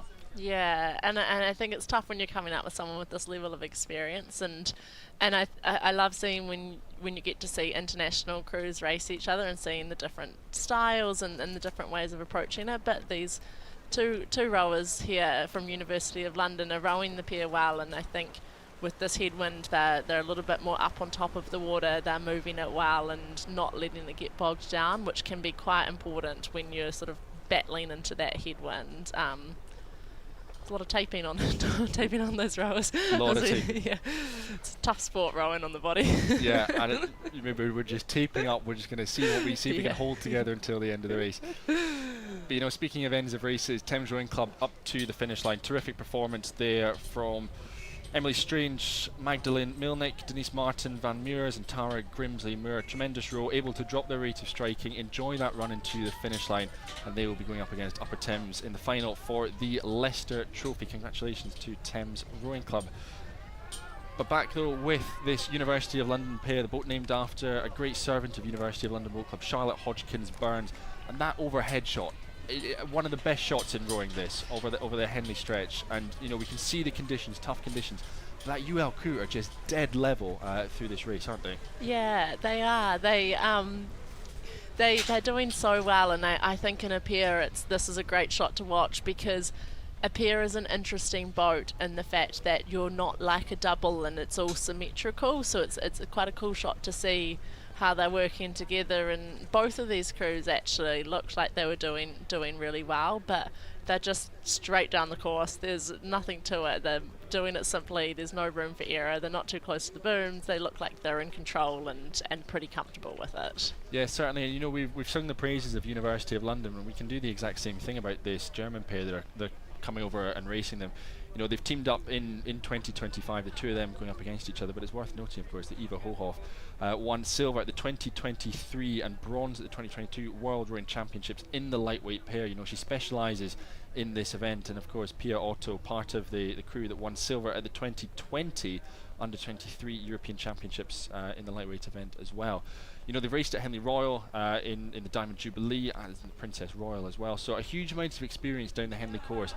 The University of London, they're so well drilled and just getting the better of the Germans at the moment. Yeah, they are, but it's an amazing race when you can have two such experienced crews. But yeah, this University of London crew seems to just be getting the better of the German crew. But it shows the calibre of people that are coming to race here, and it's amazing for the regatta, it's amazing for the spectators, and it's amazing for the athletes getting to race people that have had this experience as well. And the fact that you're getting a huge amount of international crews is really credit to the standard that wants to come here and compete against each other. Yeah, certainly. That's some pained expressions there on the faces of Pia Otto and Eva Hohoff, working hard up against a phenomenal crew from the University of London, who look set to take this semi-final of the Redgrave Challenge Vase for Championship pairs. Who are they going to face? Well, it will either be Lucy Ryan and Fiona Gammond from Upper Thames Rowing Club, or it will be Maya Healy and Anna Fisher from St Andrew Boat Club. And that second race, is underway on the bottom right of your screen. St Andrew Boat Club on the left-hand side of your screen as you look at it. Upper Thames Rowing Club over on the right. Yeah, you can just see how challenging the conditions are. You can see the blades hitting the water a little bit, and it's tough in a pier when you're responsible for your own side.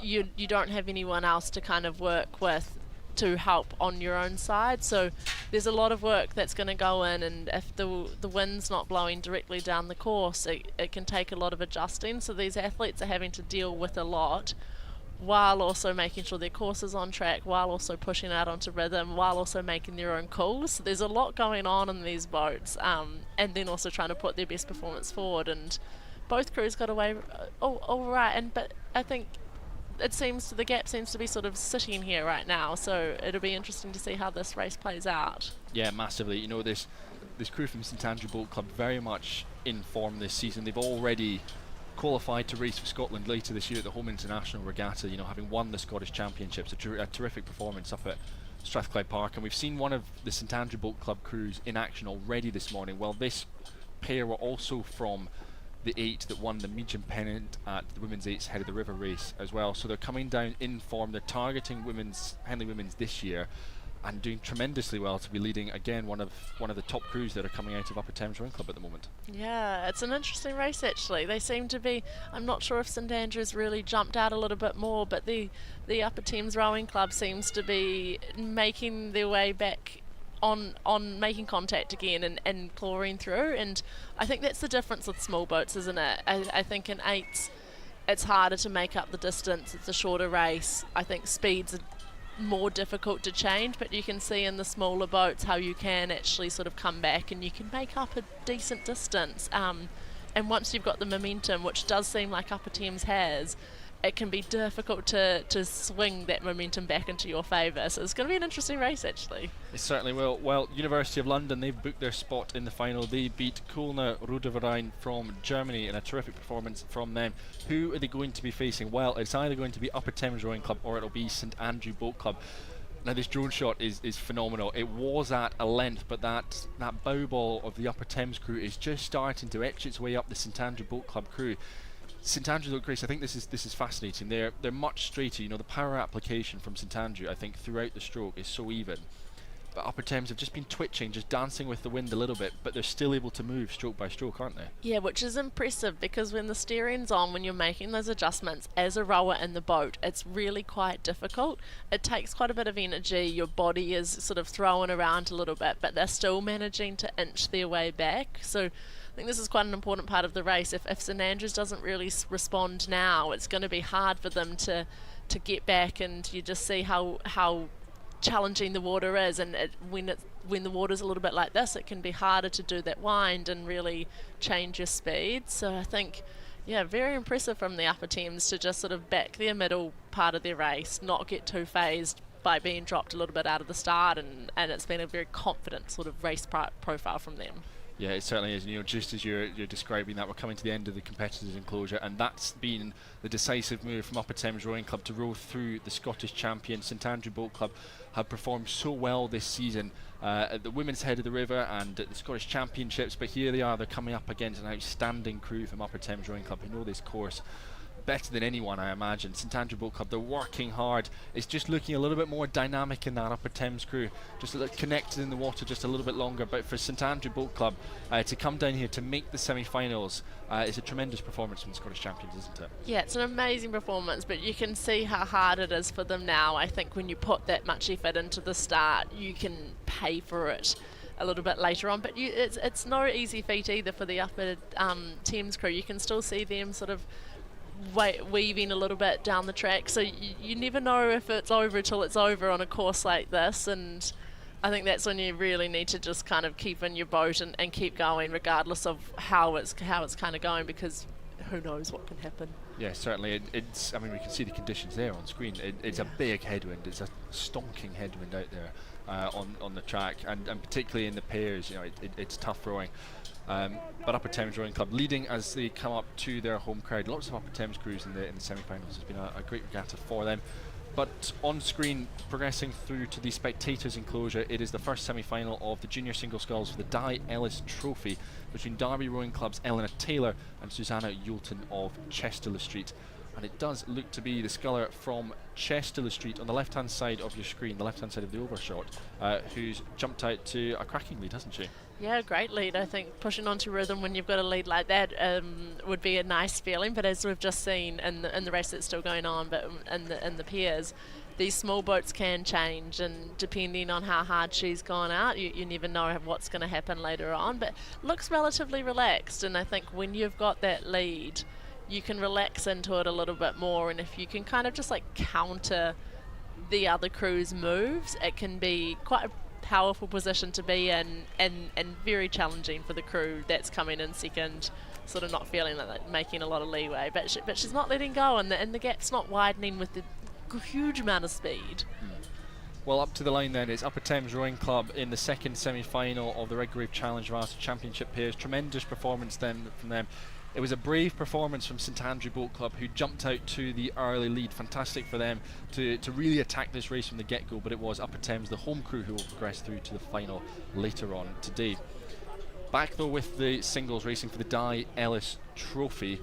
I was out on one of the launches this morning following Eleanor Taylor's quarter-final race. And it was a tough race because she came up against Ella McDougall from Barn Elms Rowing Club, who ran into difficulty on the water and wasn't able to finish the race.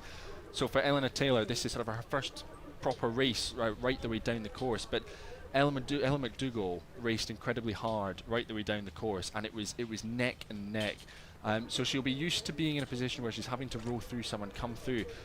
But for Susanna Yulton this morning as well, it was an all Chester Street quarter-final, so she went up against a clubmate, coming out on top. So I think it's a fascinating route that both of these scullers have had to take to get to this semi-final here today. Yeah, and there's pros and cons about every sort of race in the day. Like, you have a really hard race and it kind of gets you into that mindset. You know how difficult it's going to be, you're ready for the pain, and that sort of like competitive every stroke counts. But it's physically exhausting, isn't it? So there's a challenge in the fact that if you haven't had that sort of experience, then you come up and someone's a little bit more seasoned into the day. So it's an interesting debate. I'm not sure which one I would prefer, but I think when races are quite long, and especially in the singles and weather like this, having those close races, I think you'd start to feel it in the legs, trying to back it up, and it can be some heavy legs out there, I'd say. Yeah, for sure. And I think, this first race certainly isn't finished. I think we can expect to see some fireworks from Eleanor Taylor in the final stages of this race. But the second of those semi-finals is underway at the moment. That's between Warrington Rowing Club's Maisie Brittles and Catherine Gardner of Hartpury University and College on the bottom right-hand side of your screen. But just on the top left, it is still Chester Street last year. Gained selection for the home international regatta for Wales, and this year, stepped on again, National Schools Regatta B final winner. So she's in fine form, and all of that great sculling is on display at the moment as they're coming into the final stages of their race. Yeah, and they actually, both scullers look to be handling the water really well. Like you saw in that shot before, and you can see again, they're not only fighting the wind, they're also fighting all the sort of spectator boats as well. So you get hit with some surprise wash. So I think the challenge is don't tense up, because if you're tense and you're fatiguing that way and wash comes in, it can be disastrous. But both scullers seem to be relaxed enough that when these come in, they can kind of handle it and keep on their rhythm and keep going. But there's a lot that these athletes are out there battling at the moment, so it's very impressive. Yeah, well, speaking of battles, and we've got an incredible showdown in the second semi-final. Catherine Gardner of Hartpury University and College on the Buckinghamshire station. She's just the lower sculler of the two in our shot at the moment. She's got the advantage, clear water over Maisie Brittles, which I think this is brilliant from Catherine Gardner, because Maisie has had again an outstanding season. So many of these scullers have been performing so well. Maisie's just 16 years old, but she's already won a bronze medal in Championship Girls single sculls at National Schools Regatta earlier on this year, and has been performing so well throughout the GB under-19 trialling process as well. But I mean, what a sculler she's coming up against in the form of Catherine Gardner, who we're seeing a bit of wash, but she just seems to be cruising over and riding these waves, doesn't she? Yeah, and I think the trick is what she's doing really well here. It's almost like you just let the boat do what it wants to do. She doesn't look like she's fighting it at all. She just lets it sort of bounce up and down, and she stays relaxed, drops her blade in, does her work in the water, and goes again. Whereas if you kind of try to overcorrect it too much, try to keep it flat, it can become really challenging. But her rhythm is very loose, very relaxed, and you can tell it's all quite low as opposed to up in that shoulders. She's rowing it very well. Yeah, she is. And at the moment, she looks set to be progressing through to the final. I mean, that's a tremendous margin she's got. She had clear water, coming through that spectators enclosure, but she's really kicked on as she's coming up through the spectators enclosure. That's been a really impressive move, hasn't it? Really impressive. And I think as an athlete out in front, it's surprisingly hard to keep going and keep extending that margin, but she's still going, knowing that she's going to most likely have another race today, but she's still extending that lead. So it's an impressive, I guess, fact that she's got a lot of confidence in her ability to keep doing that, and also just confidence in how she's rowing, the fact that she can keep moving out, because it's easy to be complacent and say I'll just sit here, but it's an impressive row from her. Yeah, it is. Well, the winner of this race will be going up against Chester Street's Susanna Yulton, who came out on top of Eleanor Taylor of Derby Rowing Club in the previous heat. But for junior scullers at this point in the race, Catherine Gardner being a prime example of this, she's just looking so calm throughout this entire performance. And even though there's a bit of wash or a bit of a bounce every now and then, I just think she's looking so relaxed in her shoulders, particularly up at the front end, and particularly in these headwind conditions, isn't she? It's really impressive, and you mentioned their age and how early they are into their rowing careers, and what they've got ahead of them, and how much room for improvement they can still do. But to be rowing and with this sort of calibre is really impressive from a young athlete, and I'm sure her coach must be sitting there very proud with how she's handling all the conditions and doing that, because it doesn't seem to be faulting, and this is easy weather to kind of throw the technique out of the window and sort of just be like, I'm just going to muscle it, but it's not happening there, so she's doing an incredible job. Yeah, really good job. And same for Maisie Brittles as well. She's come out up against a phenomenal competitor in the form of Catherine Gardner, but to get to the semi-finals of this competition for the Di Ellis Trophy is no mean feat at all. I mean, coming down one-on-one, it's entirely different from what they have in the domestic season, and huge credit to her, and very much looking forward, since she is only 16, very much looking forward to welcoming her back in years to come and seeing how she progresses in 2026 and 2027, hopefully, down the line. we'll keep an eye on that race, but we will also keep our eyes on the first of the semi-finals of the Kogan Foundation Cup for Academic 8s, and this one is going to be a great one. It's between the University of London and Oxford Brookes. University of London on the Berkshire station, Oxford Brookes on the Buckinghamshire station. And in the early stages of that, just passing Temple Island, University of London with half a canvas maybe, Grace, Yeah, at this there's point. not a lot to separate them, and it seems to almost be levelling back out again. So it's a close start, and I think the coxswains will be hard pressed to call and tell their crews if they're in front or not. But I think they both came away really cleanly, and this is the point of the race where they've got to, the rowers have to stay internal. They have to have the confidence not to be phased, that they're still level with another crew, that actually what's the most important thing at the moment is to settle onto their rhythm so that they can tackle this middle part of the race with the best sort of chance of sort of extending the whole course. But yeah, it's close start. Yeah, it certainly is. These two crews, powerhouses of women's student rowing here in the UK, Oxford Brookes, have been so dominant in recent years, and we've just seen the success of University of London in championship pairs, and they'll be hoping to replicate that again in this Academic 8s. But it was a lead for the University of London. That's now switched to Oxford Brookes. They've got the advantage by a canvas, a seat, maybe no more at this stage, but this is classic from Brookes. They jump out, get the early advantage, particularly in this match racing, and just try and end the race as soon as possible. So it's so important for the University of London to hang on in there, isn't it? It is, and that's the difference about this sort of racing. When it's one-on-one, it's actually a bit more tactical. You're playing these mind games a little bit more, whereas when in a six-lane race, I think everyone's trying to go as fast as they can from A to B, but here you don't know what the other crew's tactics are and how hard they've gone out. So it's a lot to it, actually, and I think that's one of the beauties of the regatta, is that you come in and you're like, how are they going to approach it? And when you're sitting in that start block, you know what your crew's going to do, but you have no clue how the other crew's going to approach the race either. But I mean, they're sort of edging out like inch by inch at the moment. It's not a huge decisive move, but they're really sort of starting to get into their work, starting to get into the middle, and if they can keep doing this, I think they'll be in for a really solid middle sort of part of the race. Yeah, that's a really big statement of intent from Oxford Brookes University, from Daisy Janes, from Gwenny Hunter, Millie Carroll, Buzz Borman, Olivia Dodrell, Abby Newman, Cleona Murta, Megan Culbert, and their cock Sophia Bernal, doing all she can to keep them pressing, keep them moving on, because this has been a decisive move from Brookes here in the middle stages of this race. Synonymous with success in this event, the Kogan Foundation Cup for Academic 8s. But University of London, they've got 3 returners from last year's boats. They were second at Bucks Regatta in the intermediate 8s, and they were second fastest, second 8s at the women's 8s head of the river. So again, a phenomenal crew that Tom Gale and Stu Pearce have been able to pull together.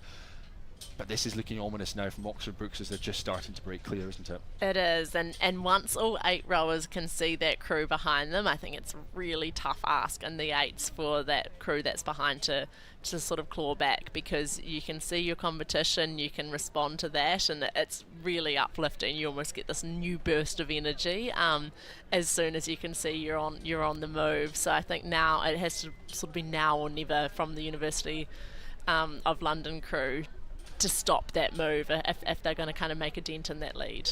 Yeah, and it certainly looks like University of London are starting to wind it up, as they've got probably about 300 metres left to go in their heat. But in the bottom hand side of your screen, we've got what a grudge match is starting to unfold at the end of the island. Newcastle University going up against Durham University. Newcastle on the left hand side of your screen with the blue stars on the blade, leading Durham University in the Palatinate, and these two crews for each other need absolutely no introduction at all. Training against one another on the Tyne up in Newcastle.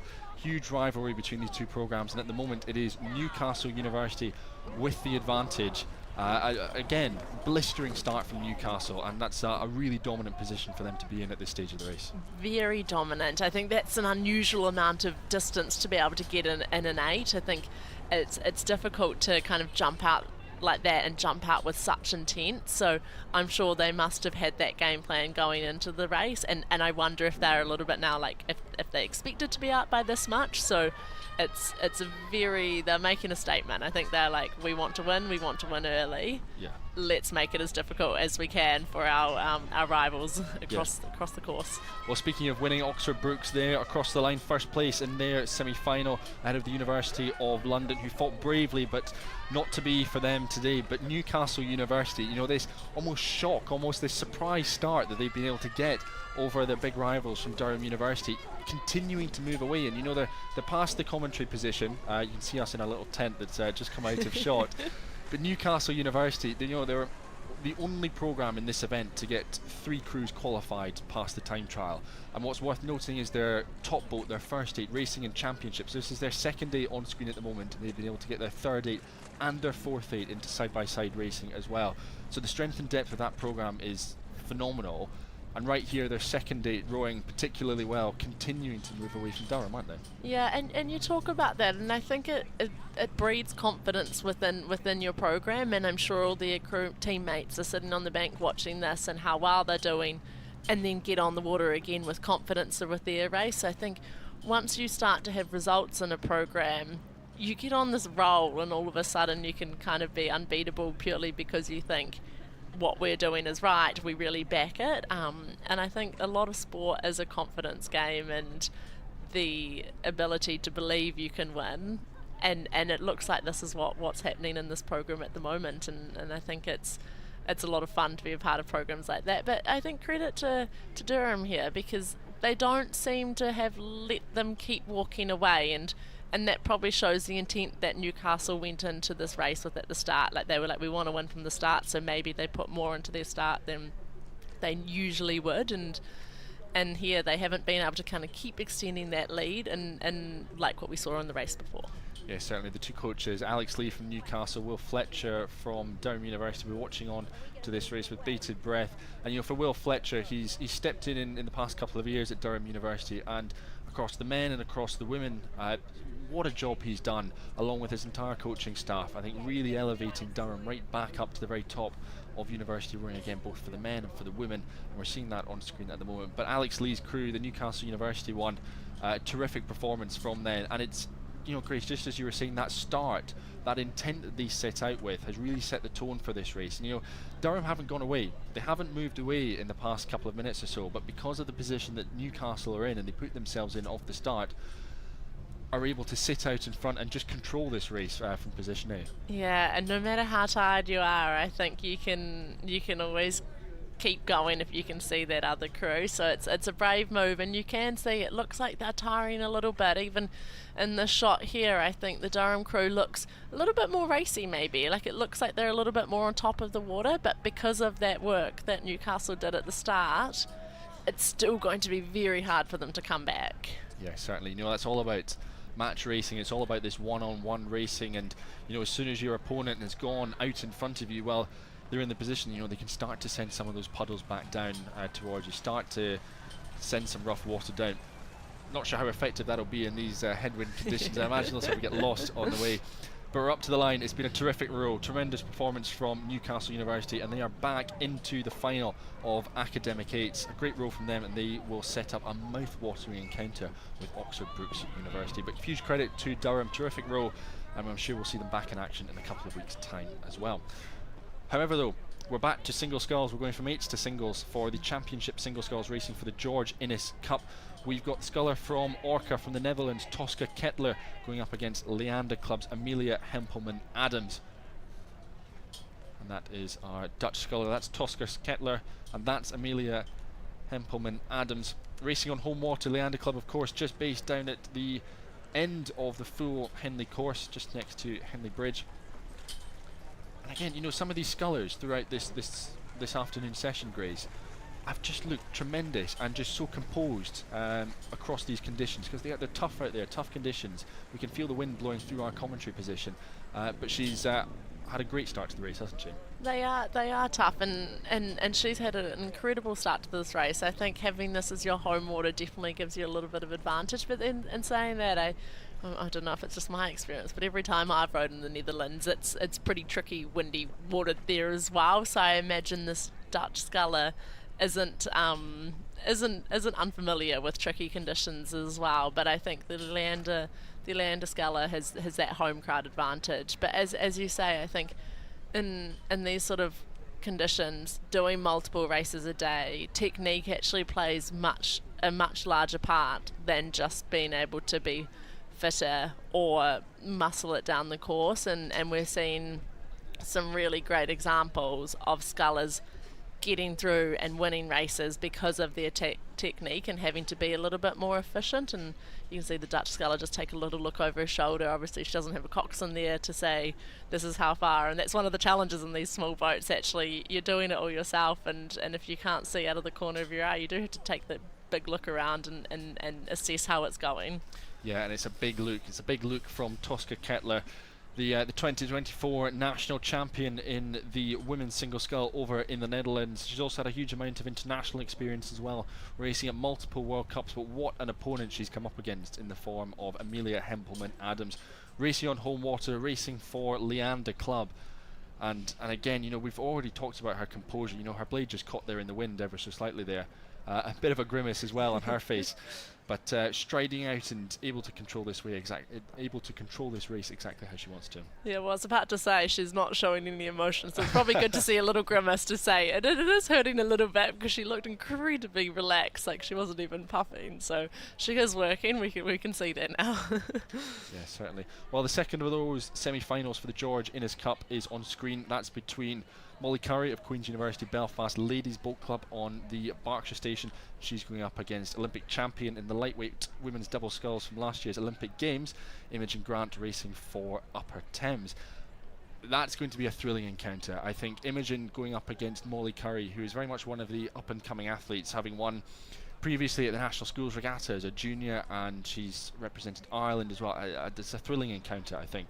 And it's already setting up to be one with Molly Curry leading the Olympic champion by half a length. Yeah, I think this is why these regattas are amazing, right? You can see these battles of people that are so experienced with the up-and-comers, and I think any time an up-and-comer is sort of lining up against that person that, like Emma, has won Olympic medal, they want to give it their all, see what they can do, and kind of go out there with this sort of fearless attitude.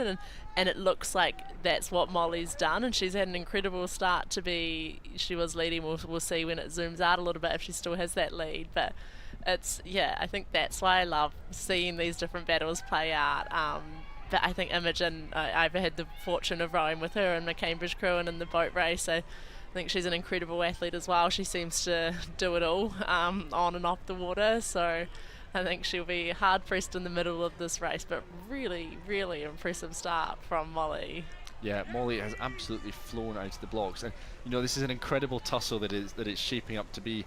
Imogen's won, you know, Henley Women's on multiple occasions, and you know, going up against Molly Curry, who's graduating from dentistry next week, so just finishing her degree at Queen's University Belfast, and learned to row over at Coleraine Grammar School as well. And that's where we've seen her. We've seen her racing for Coleraine at National Schools Regatta in recent years. But you know, their opponents who they might be racing in the final, they're just coming up to the finish line, and that is Amelia Hempelman-Adams getting the better of Tosca Kettler in that first semi-final for the George Innes Cup. But we'll turn our attention back to this second semi-final, because it's nip and tuck. It's incredibly close, and it looks to be Imogen's just putting a bit of a move on here in the middle section of this race. Yeah, she looks like she's starting to inch a little bit, but it's super impressive by Molly, because she didn't fly out and then all of a sudden have this. But I think Imogen's maybe experience and strength is potentially showing through a little bit now in this middle part, but really good, I think, start from Molly, and it sort of shows her potential and where she might get to in rowing. But I think it's a brave start, and now she has to hang on for the rest of the race.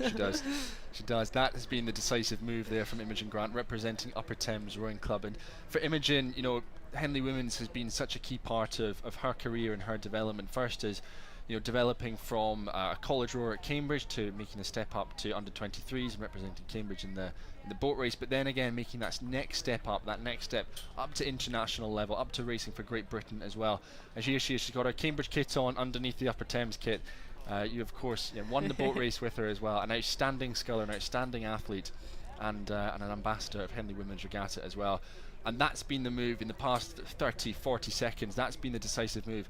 That was a big puff and a wee look over from Molly Curry, who knows that she's now up against it in the closing stages of this race. Yeah, it has been a decisive move, and I think that's where experience sort of plays dividends, isn't it? That confidence in the middle to be like, actually someone shot out, but I'm going to stick with my race plan. I'm going to stick with what I know I do well. And as I said, I've had the fortune of rowing with her, and she's very strong in that middle part of the race. I know as a lightweight, I guess normally headwinds aren't the most desirable sort of conditions for you, but I think the way Imo rows is very connected and very long and strong, so you can see that she's handling that very well. And yeah, it's tough competition for Molly when you're coming up against an Olympic champion.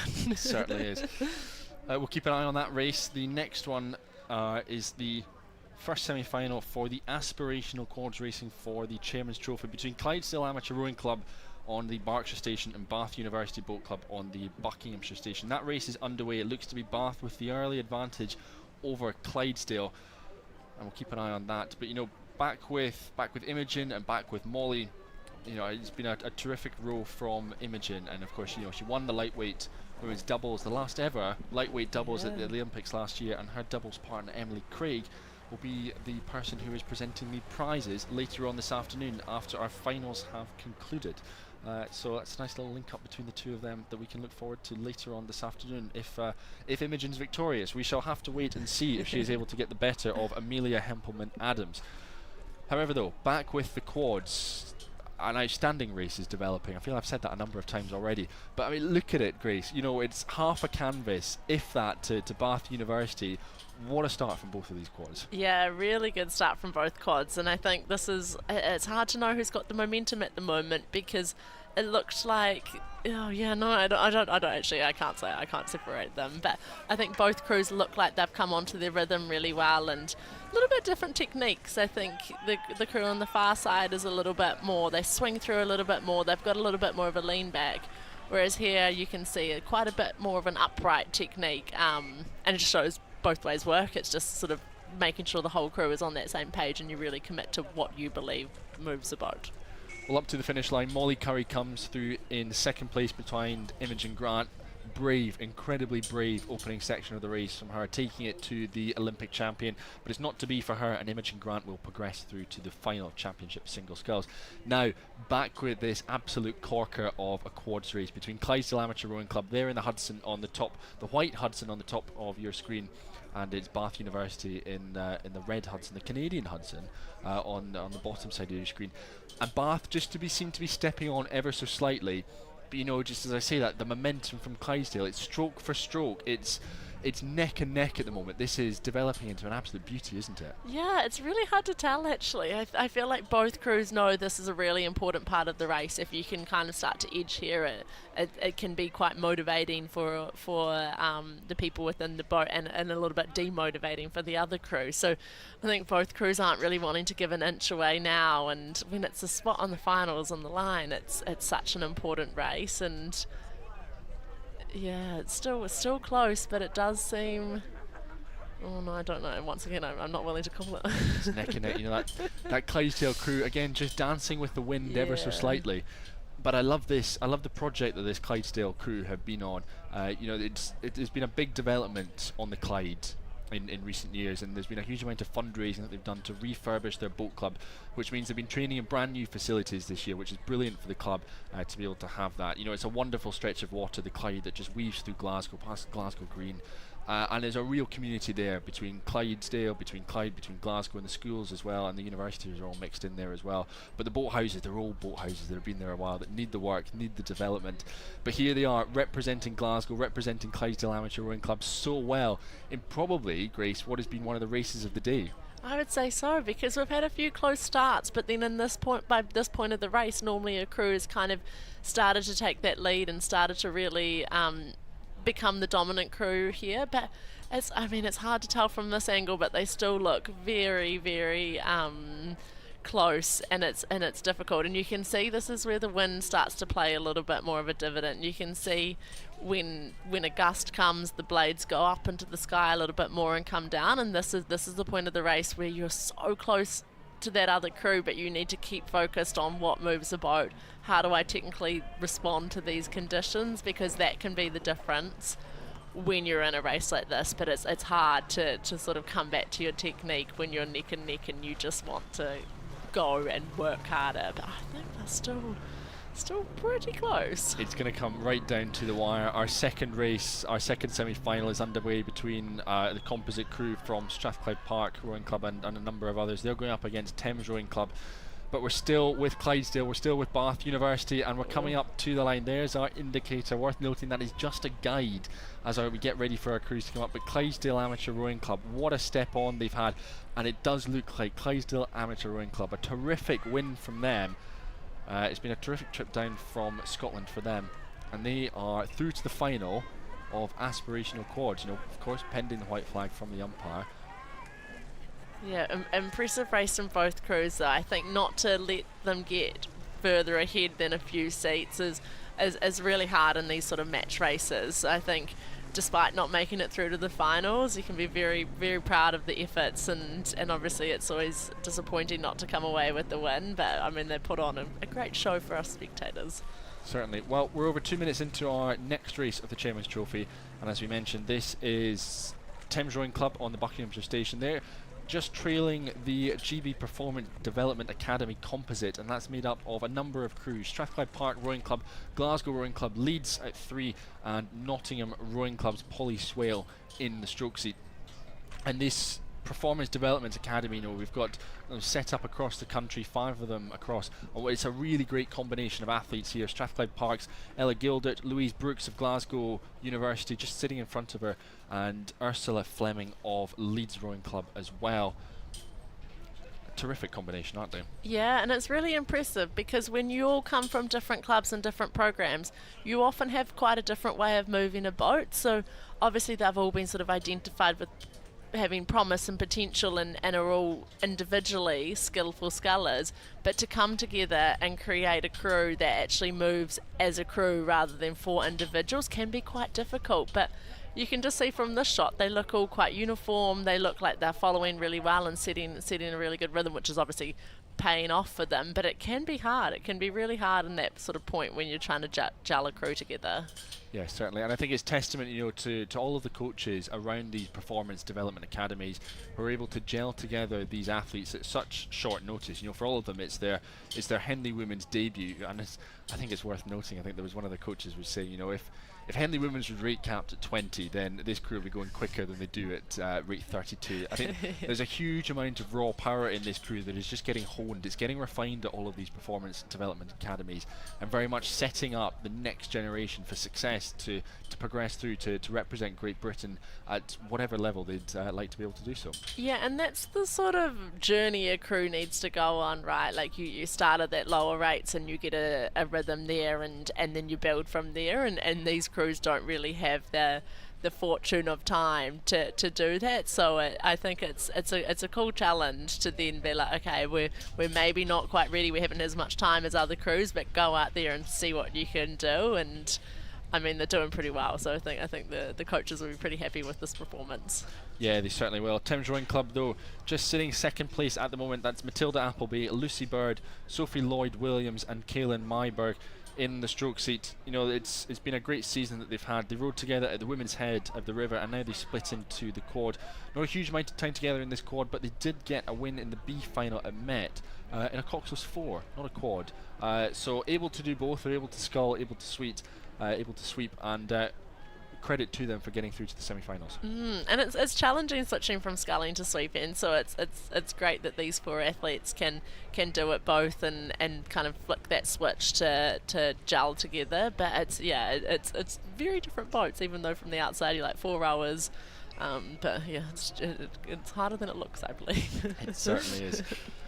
Well, the next race is on the course. This is the first semi-final of the Development Coxed Fours for the Frank V. Harry Cup between the University of East Anglia and between Edinburgh University. Edinburgh University, of course, the back-to-back champions in the Development Coxed Fours. Tremendous programme, synonymous with success across beginner events at Bucks Regatta, and this crew, they won won the 8, they won the quad, weren't able to win the 4. That was Queen's University Belfast, who are already out of this competition at Henley Women's. So I think it's been blown open, this competition, and Edinburgh doing what they do so well, Grace, out in front leading, and it's an incredibly well-drilled crew. Yeah, they've had a very impressive start. I think this is a distance that you can comfortably settle onto your rhythm, right? You've got enough space, you've got enough of a lead that you can be quite deliberate and say, okay, yes, we can take a moment to breathe, and then we'll really get into it. But it's a dominant start, and I think the coxswain will be sitting there enjoying this when she sort of takes that look over and can't see the other crew out of the corner of her eye.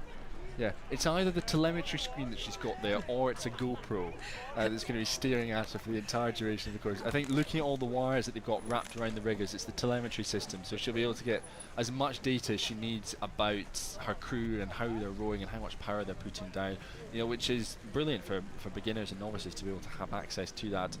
But it's a strong performance, though, from the University of East Anglia. They're coming up against one of the race favourites here. Trixie Collett, Isabel Lee, Amy Harmer, Molly Knott, and their cox Laura Bibby. And I think the best compliment that I think you can pay to these 4s, all of them have started rowing in September. They've been novices and raced at Bucks Regatta earlier this year. They don't look like novices or beginner 4s, do they? Gosh, I see old videos of me rowing as a novice, and I was much worse than I thought I was at the time. And I look at these 8 athletes in both crews and think it's hard to believe that they've been able to pick up the rowing stroke and move a boat like they're doing at the moment, because it's not a natural movement. It's not like if you've picked up a sport like cycling and you've been cycling since a child. Like it's a completely new thing to people, and it's actually more complicated, I think, to get the hang of. It is a simple sport, but that sort of learning stage can be quite complicated, and I think both crews don't look like they're in that stage of their rowing journey. So I think all 8 athletes have bright futures if they keep going, and I think getting to compete in regattas like this does give you more motivation to be like, oh, this is the real fun part of rowing, the racing. So yeah, it's impressive from both crews. Yeah. We're riding with Edinburgh University, Scarlett Bureau, Danu Wyatt Quarks, Lucy Lucas, Lara Thompson, and their cox Theo Murphy, who we've seen bellowing to their crew up and down the course already. It's been an admirable role from the University of East Anglia Boat Club, and they've said at the beginning of this regatta that they want to thank their coach Will Dawson-Jones for all of his commitment and dedication to this squad of season, and we hope that they're doing him proud. Well, I think to all 5 of you, I think you certainly are. You're semi-finalists of the Frank v Harry Cup. It's been an incredible role, but you've come against a really tremendous crew from Edinburgh University. Speaking of the Frank v Harry Cup, though, the second semi-final of that is underway between the University of Surrey and between Oxford Brookes. And we talked about Queen's University Belfast, who won at Bucks getting knocked out. Well, it was the crew from Oxford Brookes who knocked them out in the first round of the side-by-side racing. So this Brookes crew is something special.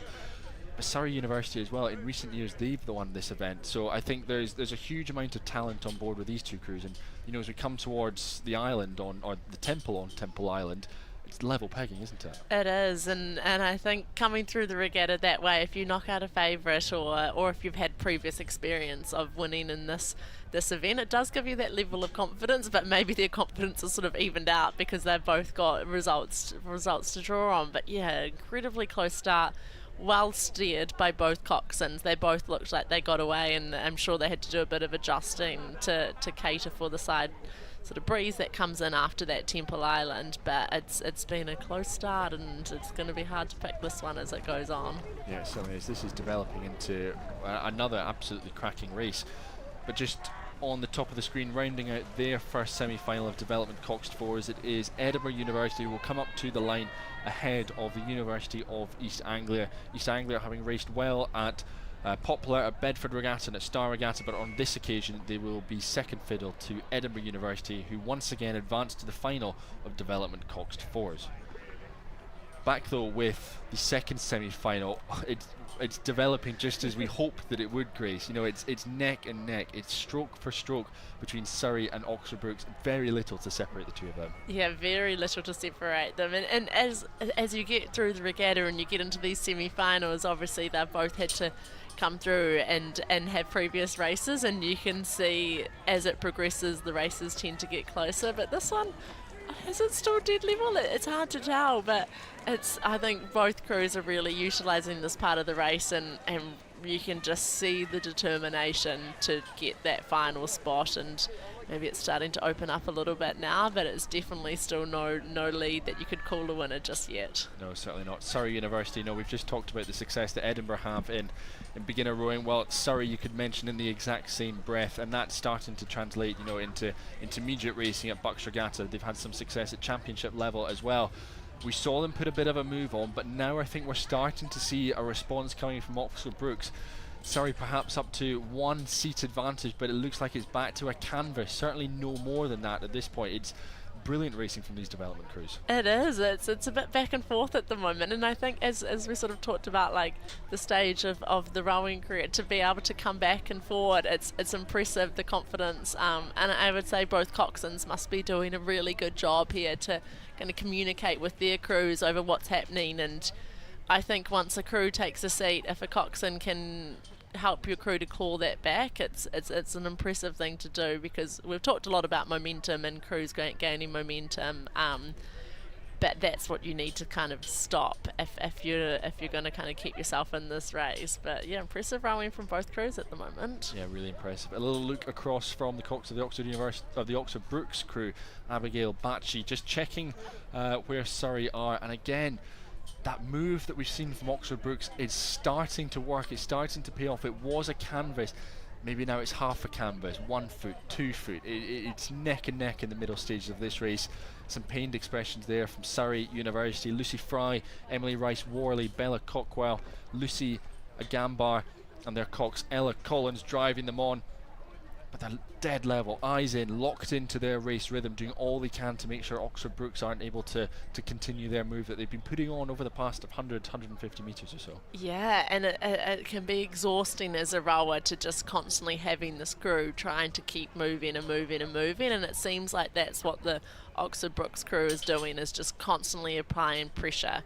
And I think it can wear the other crew down if you can keep doing that. So it's going to be an interesting battle. But I think that overhead shot we had before really shows that they're moving and they're putting the pressure on, but no other crew is willing to kind of give anything away at the moment. No, certainly not. And you can see we've got a tremendous shot of the backs of them at the moment, and it looks like Surrey University have just stepped on again. There's just a bit more oomph coming in their drive face at the moment. The rate of striking's gone up as well. We'll see what sort of response Oxford Brookes can have in the final stage of this race. But this is set up to be a phenomenal crescendo to this race, with Oxford Brookes just nipping away at Surrey all the way down the course. And again, we've got that great race going on. We've got our next race, just to keep you updated as well. It's the first semi-final of the Regatta Cup for junior doubles between RGS Worcester and from Walton Rowing Club as well. RGS Worcester currently your race leaders by about half a length or so as they come through the spectators area. But we'll go back to this Development 4s race, our final semi-final of Development 4s, because Surrey University, Grace, they've just stepped on again and again, haven't they? They have, and as you sort of mentioned before, that they're a little bit more lively, and I really like the way the Oxford Brookes crew is rowing, but that longer, sort of heavier stroke can be harder to transfer into a wind, whereas the Surrey crew is on top of it. They're kind of up and moving it along, and it paid off in that sort of final few hundred metres, even with all the pressure that Oxford Brookes put on in the middle. But it was impressive for them to kind of hold their heads and be able to respond in the way they did. Yeah, certainly. Surrey delighted with that performance. They'll be facing Edinburgh University in the final of the Development Coxed Fours later on this afternoon. But back with the doubles, back with the junior doubles for the Regatta Cup. RGS Worcester on the Berkshire station on the top of your screen, going up against Walton. We said a moment or so ago that it was half a length. Well, it's still half a length. Walton are doing all they can to just chip away at the advantage that RGS Worcester have been able to establish at this point in the race. And it does look like Walton are perhaps starting to etch back on them? I think they are. Gosh, we're getting some good races at the moment. I think no one, it shows how important the finals are to people, because no one is giving up any sort of space. But I think it looks like they've got a little bit of momentum, and even though they were sort of down a little bit after that start, have been able to kind of maybe transition onto a slightly more efficient rhythm and make sure they're not getting dropped in the second part. But yeah, I think everyone's putting on some great races for us to watch. We're really lucky to have this. And this is Lucy Whiteley and Olivia Hodgson of RGS Worcester Boat Club, semi-finalists in this event last year, so they're looking to go one better, get themselves into the final that will be coming up later on this afternoon. They've both raced at beach sprints as well. They're able to row on the rivers, on the beaches, on the oceans, and they've also represented Great Britain at the Coupe de la Jeunesse as well. On screen though, it's Walton Rowing Club's Bella Hornsey and Holly Weddell. As we said, they've been chipping away all the way down the course, and we'll see what sort of a move they can establish in the next couple of 100 metres as we come up to crunch point in this semi-final of the Rayner Cup. Oh. However, speaking of Rayner Cups, the next one is on screen at the moment, and it is disaster in the opening stages between Hartbury University and a Nottingham composite, and I think it is the Hartbury crew on the Berkshire station on the right hand side of your screen running into early difficulties. They're way over the buoy line, and now they're starting to correct themselves, moving back out into the middle of the course. But Grace, that's certainly not how you want to start your race, is it? No, it's not. It can be really tough, and it can be hard not to kind of panic and get into that. But I think the one fortunate thing about it was they were crossing with the boys. I think if that happened when the booms are there, there's actually not really a way to get out of it. You almost have to stop, push off it and go. So I think a silver lining is it was when there were the boys, not the booms, but not an ideal start for the crew. No, certainly not. Well, we've got two races underway on screen at the moment, both for the semi-finals of the junior double sculls. The first of which is just coming up to its closing stages, and that is, of course, Walton Rowing Club going up against Royal Grammar School Worcester. And you know, we've talked so much about that RGS Worcester crew who have led from so much of this, but Walton Rowing Club, Grace, perhaps on the top left-hand side of your screen, it looks like they've saved their charge right for the last minute, haven't they? Yeah, and they're rowing really well. I think we've talked a lot about the water today and that headwind, but they look like they've sort of set up a rhythm that's paid off in these later stages. They're long, they're not too up and in the shoulders, because that's where you fatigue quicker. So it's an impressive row for them, and sort of just being able to chip away at it, which has booked themselves in a place in a final. So, I mean, well done. Yeah, terrific performance from Walton Rowing Club through to the final of the Rayner Cup, and we will see who will be joining them, if it's the Nottingham composite or if it's the crew from Hartbury University. But I will leave you in the capable hands of Mr. Tom Morgan to take you through that race.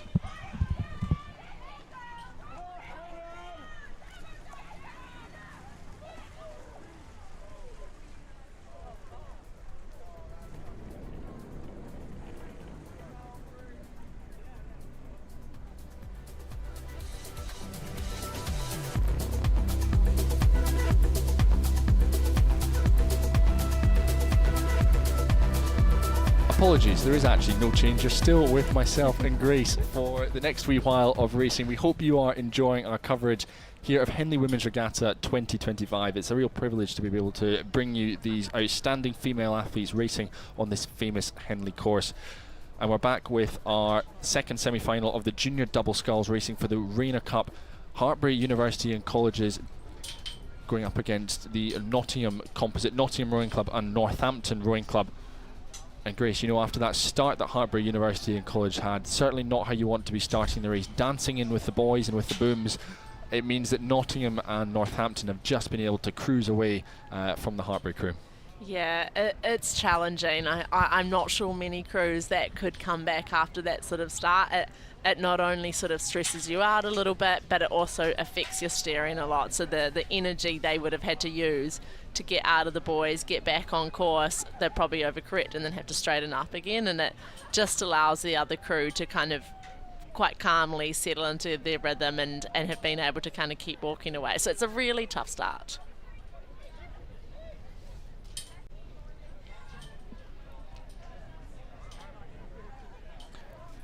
Well, there's the Hartbury crew on screen at the moment. They had their difficulties at the start, lost a bit of a blade as well. but they're doing very well to get back into their rhythm, back into this race and doing what they can to get themselves back into contention. But it's hard work for both of them because they're going up against Nottingham Rowing Club, Serene Page and Tegan Smith of Northampton Rowing Club.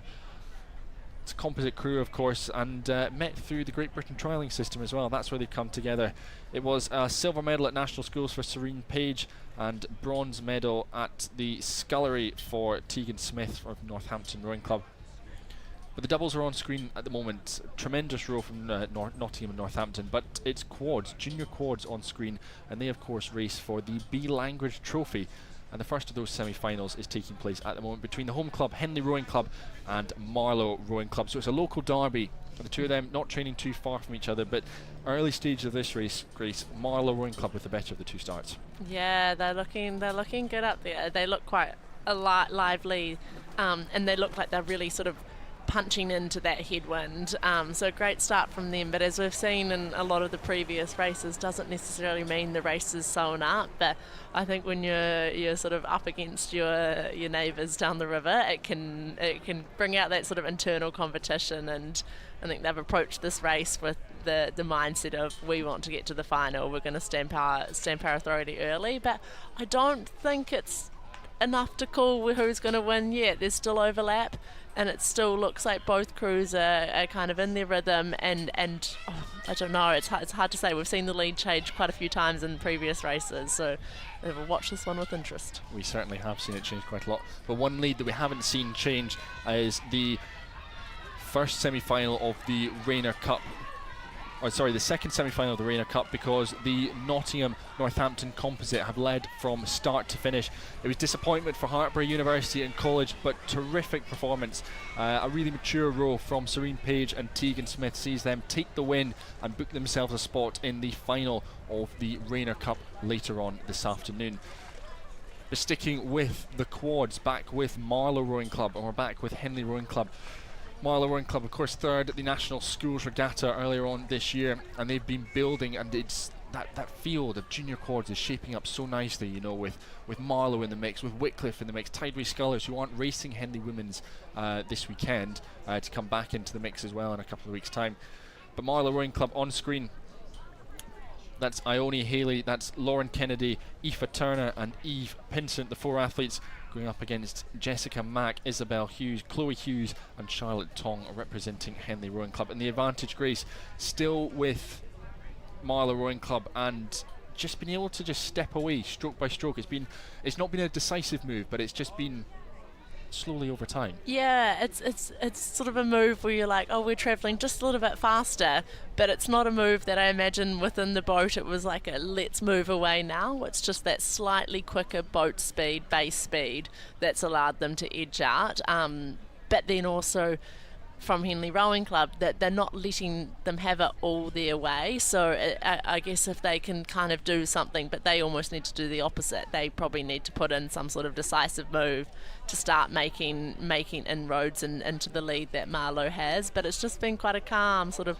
slowly edge away race, and I guess a cool-headed race, I would say. Yes, certainly. It's been a very mature performance from them, and their base pace, their cruising speed that they've been able to establish, you know, that distance per stroke is just running incredibly smoothly at the moment in the Marlow boat. And you know, we've talked so much about the conditions. You can see some of the flags are just blowing away, and there's various people and sort of things on all the boats cruising up and down. The flags are flying quickly because it's tough conditions, but Marlow just making it look so easy at the moment as they come up to the 3/4 mile mark.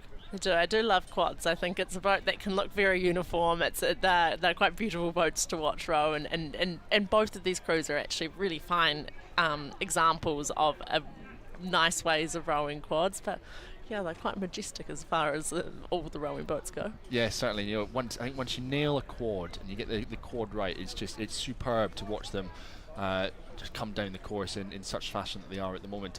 Henley Rowing Club, though, not going away. Marlow Rowing Club haven't got this race wrapped up yet. We're coming into the closing stages, coming up to Upper Thames or so. But Henley Rowing Club, now they're stepping on, now they're making a move, because they realise if they're going to have any chance of overhauling Marlow Rowing Club, they've got to go now with a few hundred metres left to go. And I think it might just be a little bit too late, Grace. I think slightly too big of a gap unless something happens, and I think it's credit to this Marlow crew. They've just been able to edge out to a point where it does make it a little bit doubtful whether you can come back. So it's been an impressive, and they still look very uniform, very in sync. So I'm actually really looking forward to watching this crew go through the final and see how they progress in there. Certainly a win for Marlow Rowing Club there, through to the final later on this afternoon for the B Language Trophy Junior Quads. Tremendous performance from Marlow Rowing Club, and they will be facing either Wycliffe College or Sir William Perkins School. That race is just underway at the moment.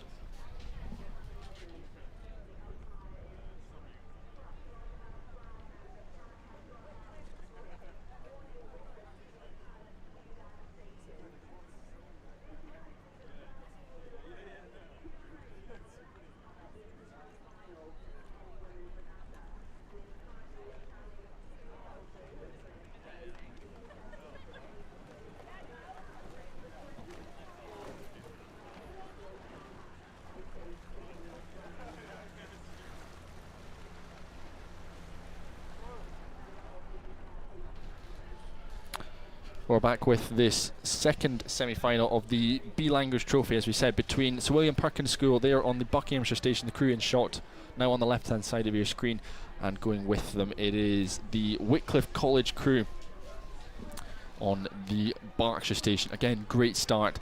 These two programmes have been rapid all season long. Wycliffe, of course, second at the National Schools Regatta. Sir William Perkins School were sixth, both of them A finalists, but the whole script gets ripped up, doesn't it, Grace, for match racing side by side. But it is Wycliffe with half a length or so lead at this point in the race. It does. This is a great shot to see all the spectators along the bank and hear them yelling from the sideline for their crewmates and family and friends. But I've been really impressed with the quality of sculling across both of these semi-finals. I think the technical side of it has been really impressive, and it's been cool to see. But it's a close race. I think they've managed to edge out a little bit, but it's definitely not at a point where you could say someone's going to be a decisive winner just yet. No, certainly not. You know, Wycliffe, they've built so much success, very much the club to beat when it comes to junior sculling at the moment across the UK, and to be honest, the statement can be made across the world as well. Their ability to produce athletes who win is outstanding. It's second to none. But Sir William Perkins School, they've clearly stepped on since the National Schools Regatta, because they're hanging on in there and certainly aren't letting Wycliffe go, are they? No, they're not. And I think when you've still got this amount of overlap, you know you're in with the shot, and I think it's going to be an interesting point of the race, because if maybe Wycliffe can kind of break free now, then they can make a decisive move. But yeah, Sir William Perkins is really sort of making sure that they're not going to let them have it all their own way. And as you say, match racing just so different than your six boat racing, and we can see that playing out in a good example here. Yeah, certainly. Well, there's the Wycliffe crew. There's Casey Anderson, Eleanor Lawrence Preston, Daisy O'Reilly and Lily Rose Anderson, your current race leaders as they come through the competitor enclosure. For Wycliffe College, they'll be looking to add another title to so many that they've been able to pick up over recent years. But Sir William Perkins School hanging on in there, not going away. And you know, the last time we checked in, it was about half a length or so that they had advantage over the crew. But this one from Sir William Perkins School, you know, it's packed with experience, a huge amount of talent on board. Maddie McGregor in the stroke seat, you know, she's already represented Great Britain this season. Gold for Great Britain at the Munich International Regatta in the quad. This is her speciality boat. This is what she's brilliant at being a part of. But, you know, we're coming up to the 3/4 mile mark, a few hundred metres left to go. Wycliffe College, it's starting to look more certain for them that this could be their race. I think so, and I think maybe you can just see the techniques showing here, and both of these crews are actually doing a really good job at sort of getting their blades down to the water. I think we've seen a few races recently that crews are getting a little bit caught up in the wind, and you can see the gusts coming now. Like, you can see how much the trees are moving with the wind, so you know what they're sort of facing. But the Wycliffe crew just is quite tidy. They're obviously battling through it just as much as the other crew, but it's starting to pay off for them a little bit more in the later parts of this race. Certainly. The next to the race is on the track. That's the Bernard Churchill Trophy for Aspirational Single Sculls. We're actually going to be changing commentary in the next sort of couple of minutes or so, so we'll leave that race for our colleagues to take over on that one. But the quads, it's tremendous from Wycliffe, as we say so many years. You know, it's one of these programs that you run out of superlatives to describe the success that they have.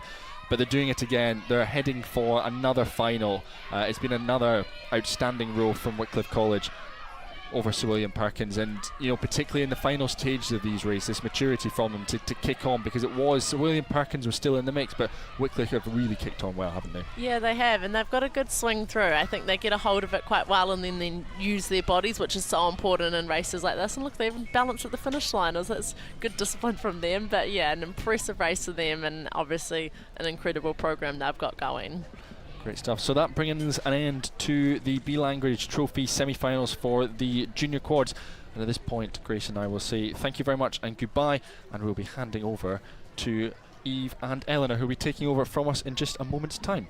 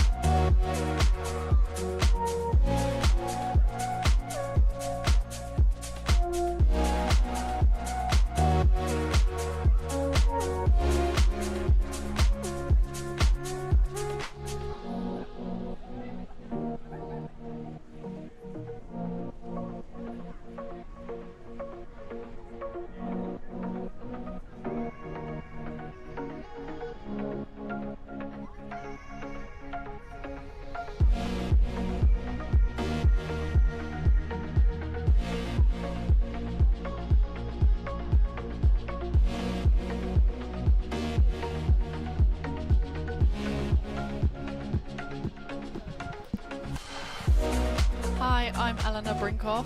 And I'm Eve Stewart. And currently on the track we've got race 357, the Aspirational Singles. On the Berkshire Station we've got Hadasane Marshall, and on the Buckingham Station we've got Isabel Maxwell. So I'd say that Hansine Marshall has got off to a really good start here. She looks like she got into a really nice rhythm, moving nicely down the course. Yeah, it's pretty blustery out there, so I think as soon as you come past the island, the wind is really taking over. Pretty strong headwind, so don't think many records are going to be set this afternoon. But still, if crews can just stay relaxed, keep their blades coming under the wind, still catching out to the bows and keeping their length, that's really going to set them in good stead through the course. Oh, just seen a little crab go there for Hansine. That is rough, and here you can see Isabel. She's really taken advantage of that and is absolutely powering through here. Yeah, a little look left and right, I think just checking where the booms are, making sure that she stays on her line, on her station, doesn't want to be using any extra energy for steering. That costs you time, and in this race, you know, any extra time at the end, that could be the difference between a win or a lose. But she's looking really strong, really just keeping the stroke rate a little bit lower, probably due to these blustery conditions. You don't want to be letting the blades take you out at the catch. So, and as she comes through, very strong rowing. Very strong rowing. Open water win there. Great job to both of these women. And in the other race, we've got from Neptune Rowing Club in Ireland on the Berkshire Station, Niamh Killigan. And then on the Buckingham Station, Emily Baker from Leeds Rowing Club.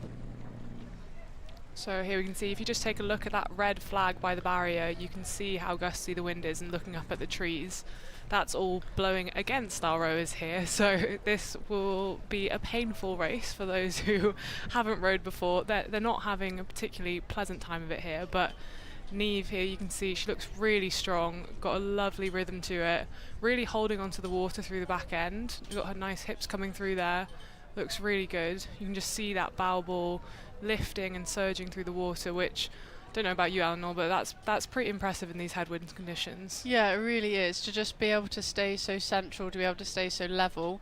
Really testament to some good sculling there from the lead sculler. She has rowed at the USA at Texas Southern Methodist Uni from 2020 to 2024. Probably a lot of eights racing over there, so it's great to see that she can also go into the scull and be performing really well in this semi-final. Cruising along, looking like if she holds her sort of current speed, holds her current overturn from the other sculler from Rowing Club on Ireland, she will win this race. And here we can see the blades of our Irish sculler coming through. Neve, sorry, I mixed up the names earlier. Again, actually a really lovely rhythm going on here. You can see she's really pressing out the strokes, but obviously just Emily just got the better of her at the start and has been able to push that out to a really lovely lead. But still some really excellent sculling here for these wind conditions, I think. Really rising up to the challenge in this aspirational singles event.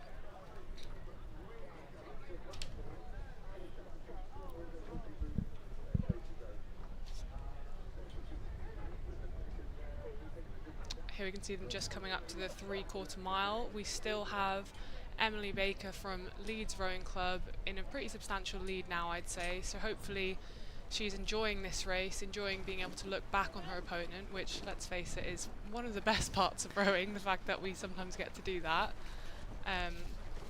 Moving out, I think she is still definitely pressing out that lead, trying to get as much as she can. So just a really class race here, I'd say. Yeah, and in the other race that has just kicked off, we've got the first of the aspirational doubles with Leicester Rowing Club A against USR Triton. You can probably pronounce it better than me, Eve. USR Triton Utrecht from the Netherlands with Nomi van Dijk and Josephine Bogert. We've got a pro Dutch speaker on the panel, so I'll leave the Dutch commentary to you. But yeah, really good. Again, in the doubles, although in the single it's also pretty blustery and you've got to, keep your nerve. In the double, you've got to be doing that, but alongside someone else, so you've got to be staying in time. But they're looking really good from this Leicester crew, just taking an early lead as they go past the barrier. I think it's really interesting actually, because obviously in Dutch rowing quite often people talk about sort of the smoothness around the back. There's a lot less coaching on sort of driving the hips through, and it can obviously be extremely effective. The Dutch did incredibly well in Paris last summer, but I think in this particular double, these two girls from Leicester, you can just see they're just inching the boat out that much more, really completing their press every single stroke, and it's really paying dividends for them coming through the barrier here.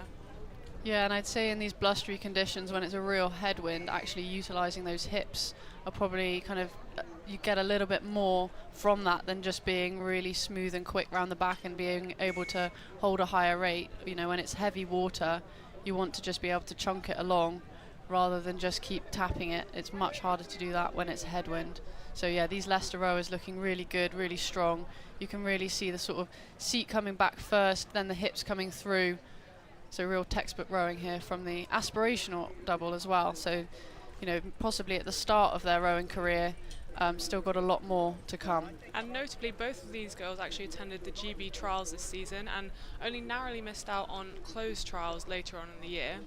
Lizzie began rowing at De Montfort University and Eleanor took up rowing only 3 years ago at Leicester Rowing Club. So I think, these girls clearly making some great moves in this field, hopefully can continue progressing and step on through whatever's left of their regatta season this year and then continue to press on next year. It's really exciting. Yeah, definitely. And obviously Leicester is home to Lauren Henry as well. Very, very good sculler. So hopefully they're clearly doing something right. Hopefully these girls can maybe champion something from Lauren. Yeah, there must be something in the water over there. Definitely, in the canal. So here, I just want to reiterate again. I mean, look at that around the back. It looks so smooth. I don't think you could tell that this was a headwind if you couldn't see the water. No, definitely not. It looks so long and loose. Shoulders are down. Nice hang through the lats there, and just coming around the back turn really well together.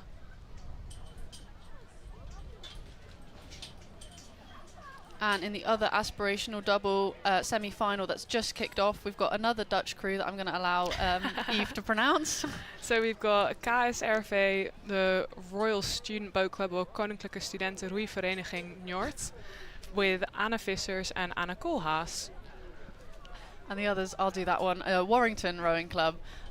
Very, very close as they just come up through the island here. Possibly a little bit of steering issue there. Just trying to correct that as they come past. I know, as having been down that way, down towards the start, the wind really does hit you as you come past the island, so it's really important that you hold your nerve and you're just able to stay on station. You don't want to go near the booms, but equally you don't want to be drifting too far into the middle and then could potentially receive a penalty. Oh, it's so hard, isn't it? I mean, I think you sort of forget the challenge of literally steering backwards, going down this river with all the wash, all the bounce, a bit of stream, and then going absolutely full tilt and being in a lot of pain. It's quite the multitasking. It's quite impressive. Yeah, and as we go back to that Leicester race, Leicester just looking really comfortable with their lead, just looking for that finish line, looking back, but yeah, they look like they're going to comfortably come through if they just keep going as they are, and as they come through they do win by about a length and a half. Yeah, nice race by both of those crews. And here we can see in the following race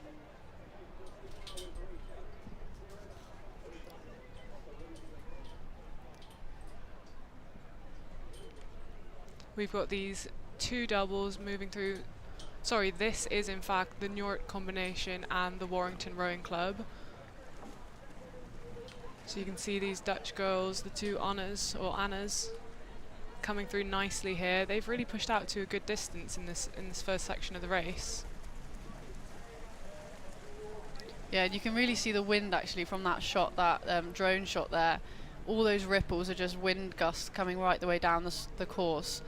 And again, you can just see it's completely against the rowers. So, you know, you've really got to be, you know, using every ounce that you can. And I think, like we said before, the hips is a really key thing in these headwindy conditions. Really using the big muscle groups, your legs and your hips, and just letting the hands just hang through that. I think if you look at Anna in the bow here, 105 of the Njord double, you can really see she's got a really loose draw through, but she is definitely holding grip on the water all the way through the stroke. It's very nice and relaxed, quite low down here. Look at the blade work. Yeah, I was just going to say that blade work looking really clean. You can see the square ups exactly together, just under the wind. You don't want to be squaring up too early in these conditions. You just want to be squaring up under the wind and then directly into the bows, so that it can't be caught. Your blade can't be caught by the wind, which could cause yourself to catch a crab. What I'm actually loving here as well is the fact that these unis are t-shirts on top, which is I don't see that too often. No, it's a lovely tribute actually. In Dutch student rowing, a lot of clubs will race in t-shirts until you sort of earn the right to have your sleeves ripped off. So I'm wondering whether or not these unis are sort of made for that, and whether they then move on to rowing in sleeveless unis in the future. It would be interesting to talk to the girls at some point after the race.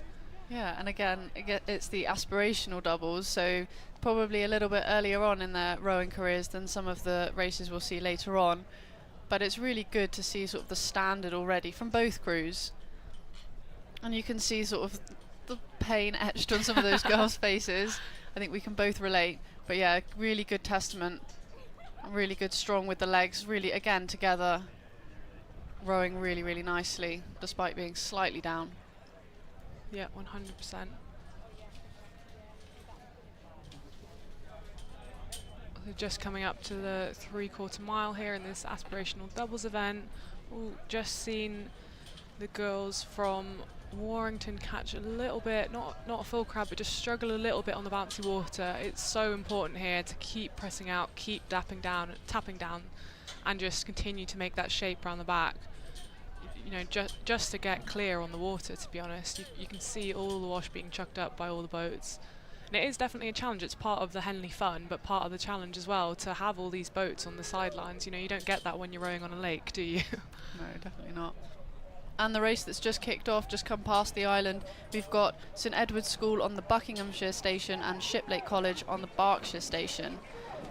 These ones are in coxed 8, so a little bit easier for the rowers. They can just really focus on what they're doing, because you've got the coxswain there sitting at the front, able to steer the course. But it can still be difficult for coxes in these conditions to steer those straight lines, especially because these are junior 8s, junior girls. You know, really impressive for these girls to be able to sort of take on the responsibility of steering that straight line whilst also delivering their race plan. Yeah, 100%. I actually love this. I mean, I don't know about, you started rowing a little bit later, didn't you? But my first strokes were also in an 8 when I was about 17. So being able to just absolutely smash it out with 2 8s side by side on a course like this is just amazing. Yeah, definitely. And Shiplake obviously rowing on the Thames a little bit further up, and St Edward's in Oxford. So both of them not too far away, both of them probably rivals at things like Nat Schools, but yeah, both of them looking very, very good, very clean. And again, you can see that headwind just making it a little bit more tricky, and how important it is then for the blades to be doing exactly the same thing. I think St Edward's at the moment just taking about half a length lead, maybe slightly more together. The blade work just slightly sharper there than the Shiplake crew, but equally the Shiplake are looking really, really strong too.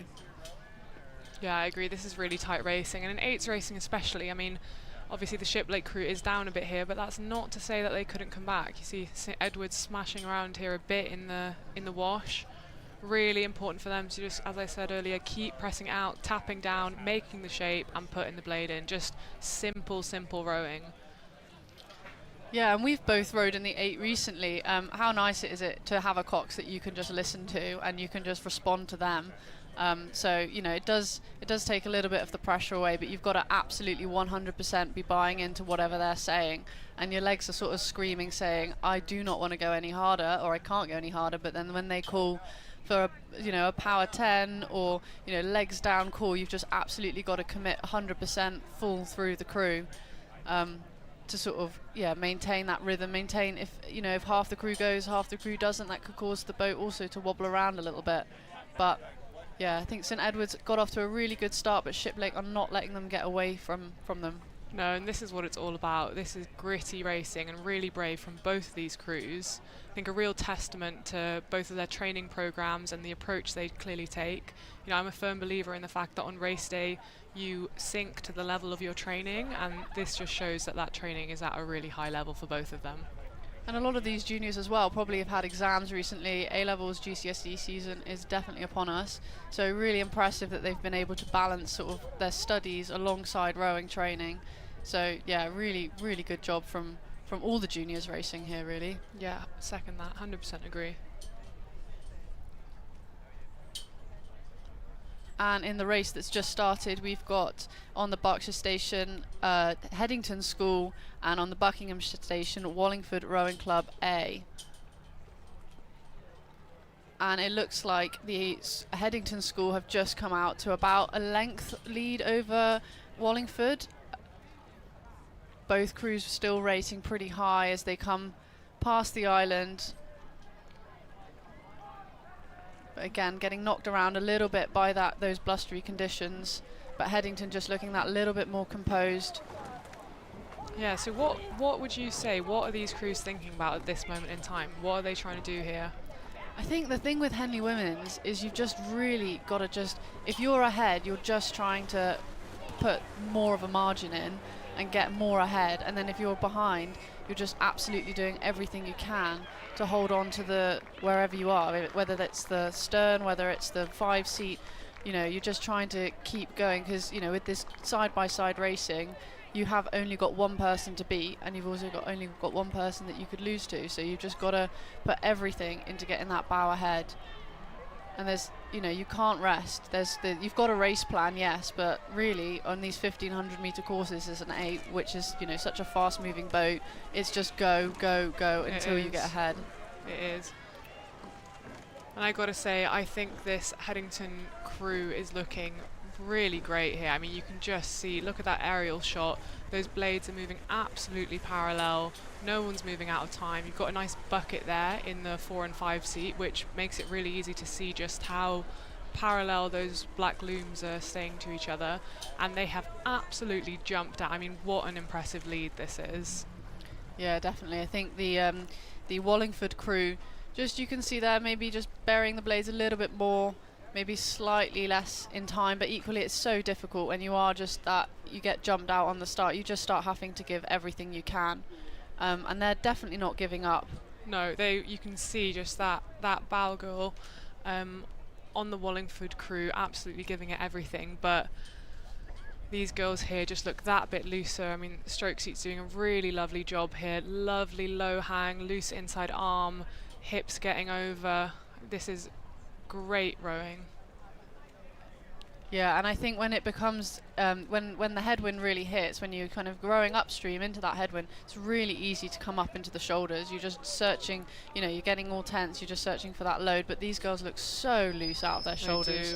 Really nice here. So composed. You wouldn't think that they're rowing in a headwind. You wouldn't almost think that they're racing. They just look really, really smooth around the back. Yeah, this is nice. You can also see, especially in the bow seat here, look how far her blade is coming out of the hull. You can see when she's taking the catch, her hands are almost fully on the outside of the boat, and that really is a great indicator of the length that these girls are rowing at. Yeah, and interestingly, you can see the wires around the riggers, and you can even see a couple of screens, so it means they're rowing with telemetry on. Interesting choice. A lot of people don't tend to race with telemetry on, but I guess it kind of can hold you accountable to the sort of measurements or the units of metric that you kind of get compared to whilst racing. So whether that's your length or your power output. So yeah, maybe that is just holding them a little bit more accountable to what they're doing, and that means that they're able to push on that little bit more. Would like to say, interesting boat name we've got here. I believe the girls are rowing in a boat named the Lads. So maybe it can be changed to the Gals. Right, in this next race kicking off, we have the Championship 4 with Thames Rowing Club with Clara O'Doherty, Isabel Lack, Francesca Lidlow, Selena Jones, and then in the Leander crew, Marin Green, Emma Sherwood, Sophie Tumors and Jemima Furness. So we're back to the coxless boats here, so it means that one of the women in each of these boats is steering using the foot, which again, is pretty difficult. It can be pretty difficult to do so. Obviously, Leander seemed to have just, I can't even call it, it's so close. This is really close. Maybe a bow ball, but nothing in it. Nothing in it. You can just see the surge on either boat. Maybe Leander is starting to peek out a bit here, to be fair. Leander obviously on home water here. They've got, they train here all year round and are the sort of first once the booms start to come up to be able to train. Just on that pass race, looks like Headington managed to finish ahead of the Wallingford Rowing Club crew. Really good effort from those girls, but Headington really great rowing there, really nice and relaxed and smooth. But back to this Championship 4's race, we've got Leander just seemed to be creeping out to about half a length, but there's still, I wouldn't want to be kind of calling it just now. No, that Thames crew looking very strong as well. Yeah, this is an exciting race, and notably 2 of the girls from this Leander crew raced in the 4 last year. Jemima, who's actually an ex-Brooks rower and made the swap over, was a medalist in the 4 at the under-23 European Champs in 2023. And Sophie is an ex-Durham athlete. You can see here just picking up the boat really nicely, sending it off. It is a tight race, so it does not look comfortable at all, does it? No, absolutely not. I mean, you cannot be settling again, just like we were sort of talking about earlier, that sort of race plan where you kind of think, oh, okay, now we can settle onto our rhythm. But really, in these kind of races, the side by side, there isn't much of a settle onto rhythm. There's just a let's keep getting our bows out in front.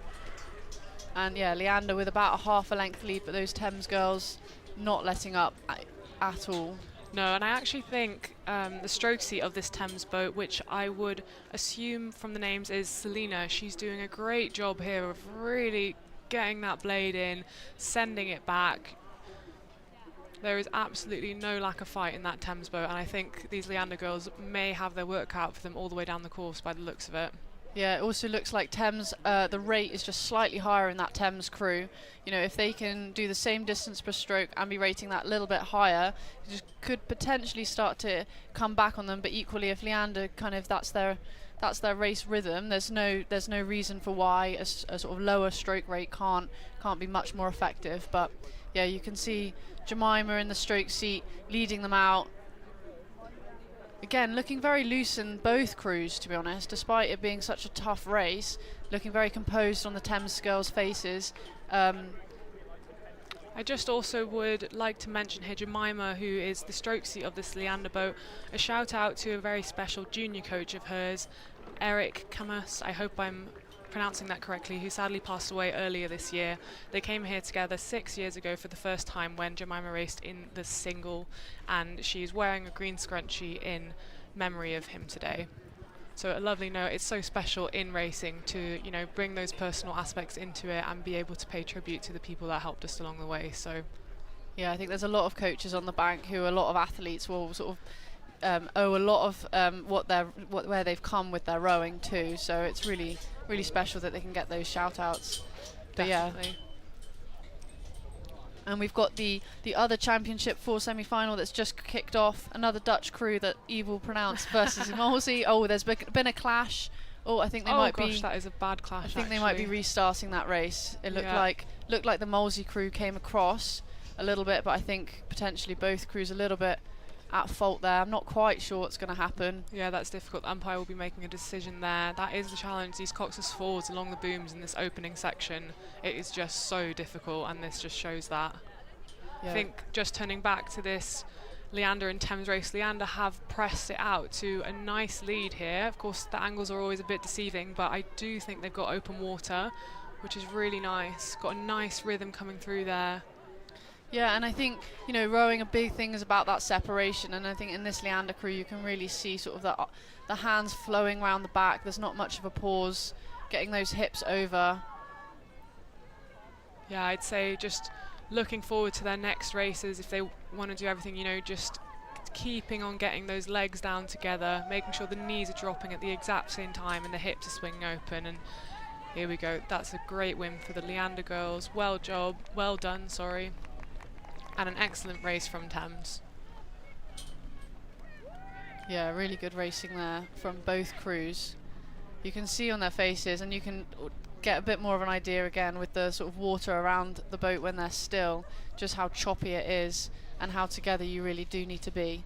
Yeah, it is such a challenge. So not quite sure what's going to be happening with that previous race. So hopefully they're going to be allowed to re-row it. I think there's just some decisions going on in the umpire's launch as to whether they can re-row it or whether there was someone a little bit more at fault. But it's just so difficult. I think you can get sucked away from the buoys and away from the booms in order to try and, you know, stay away from the very hard objects, which really could cause an issue in racing. But that does sometimes mean then you go too far over. And I also think these aerial shots can sometimes be a little bit deceiving. You kind of see from the aerial side of things that, oh, you have so much room both sides, and then when you're going down that track, you know, looking here, you think, gosh, there's so much room for both crews. But when you're in the thick of it and doing a racing start, rate 40 off the blocks, you know, it does not feel like there's any room at all. No, it doesn't. And to be honest, that doesn't change. You know, we'll be racing Henley in a few weeks' time, and the steering remains a really crucial part of the race for everyone who's racing, including from everything to, you know, any aspirational boats to champ events to senior and national team events. You can always be caught out on this track, and it's part of what makes it fun, but it's part of what makes it hard. And there's certainly been some national teams, I think, in the past who have, you know, got quite up close and personal to the booms. Yeah. So yeah, no, everyone's sort of done it. But yes, looks like we're going to be re-rowing this race, which is really great. It's sort of a shame to see any disqualifications from steering so early on as well. So yeah, hopefully. And I guess in this moment, when you had something happen that was a bit unexpected, you've just got to keep your head, haven't you? There's delays at the start or a clash. You've just got to be able to regroup, get composed again and go again. Absolutely. So here you can see them just lining up, getting everything back in order. And at this moment in time, I can guarantee these women are going to be feeling their heart in their throats. You've got so much adrenaline going through you, and at this point to have to sit still and sort of center yourself again is a real challenge. So it'll be interesting to see how these two crews deal with that added level of it here. Yeah, no, it's difficult doing it one time, but doing it twice in the space of a couple of minutes is really... It's hard. Yeah. So we've got on the Berkshire station here, Orca from the Netherlands, AUSR with Isa Dignum, Vera Versteeg, Rosemary Janssen, English sounding name, and Lydia Knevel. And then on the Buckinghamshire station we have Molesey Boat Club with Eva Hoffmans, Shannon Kearney, Lily Pember and Alexandra Watson. And it looks like this Dutch crew is also looking to do FISU games later on in the year, so I guess this is a really good kind of stepping stone. Good to get some racing against some international crews, although it's not an international event. They'll be racing a lot of people from the British team that I guess could be represented there, so good to get an idea of where they sort of rank in that pecking order. Absolutely, and here they go. Nice clean start from both crews. Molesey really powering out the blocks here. And I guess both crews will definitely have some adrenaline, something to prove, and I think you can see that from the ferocious stroke rate from both crews as they come through the island. Absolutely neck and neck. Looks like the Dutch crew have just managed to eke out a canvas, but Molesey will definitely be coming back. Be watching those boys there on the stroke side for Orca. Oh, my heart's beating. I don't know about yours. Yeah, I know. Molesey does look to be... This is so tricky with the island here because you do just feel like you have to move over to that stroke side, but a good correction here for Molesey. Hopefully not over-correcting. It's so hard. You know, you have a rudder attached to often your right foot and you're just moving your toes from one side of it to another, trying to keep this hull in a straight line. And I think when the adrenaline is going as well, from whenever I've steered, it's been, you know, it's really easy to overcorrect. It's really easy to wiggle your toe too much. And every time you're moving your foot as well, that causes the boat to just slow down that little bit. Or if you have a big correction, you know, that can cause the rhythm just to change that little bit. So you've got a really important job in that steering seat, just to be really composed and just as little and often. Yeah, little and often is indeed the way. What I think is worth noting here with Orca is in the past few years they've actually had a really strong women's squad start to develop, which is really fun. They've had, you know, more of their women being on the podium in races in the Netherlands, and this for obviously to be trying to compete in the FISU games. That's an amazing step for this club. I think when I was in the Netherlands, you know, sort of 3-4 years ago now, starting rowing, it definitely wasn't the case. So it's great to see women's rowing just keep stepping up in all these clubs across the world. It's very exciting. Yeah, I'd say similarly to Molesey, they've definitely stepped on with their women's program. I know the coach there, Sam Tuck, is doing a really good job at getting more women into sort of the national team or into the trial system. And they've had a number of very, very strong crews in this event. A couple of 8s, the 4s, you know, really, really good to see a lot more spread of talent across the UK, not just from sort of the well-known clubs along the Thames. Definitely. And I think this is such a great example of just the difference between these two crews. Obviously we've seen some British crews absolutely walk away from Dutch crews. These two crews are level, but it's got such a different style of rowing going on here. I think the Dutch crew, it doesn't look like they're doing much. They're obviously working very hard, but it's very loose, it's very long, it's very much a front-ended stroke. And in this Molesey crew, you can just see a bit more movement from side to side in the bodies, but they're obviously also moving the boat really well here. So it's really interesting. Obviously, you know, all roads lead to Rome and and that, but I always find it so cool to look at these different rowing styles and just, you know, they're both moving the boat really well here. Yeah, I would say Molesey maybe had a little bit more emphasis on that back end. They're really swinging through with their hips. But really good, really tight racing here. And I guess at this point as well, you've got to hold your nerve. If you kind of are the one to have a wobble and kind of looking out and cause the boat to be disrupted, that will just let the other crew be able to take advantage of that. So really good rowing from both crews. Definitely.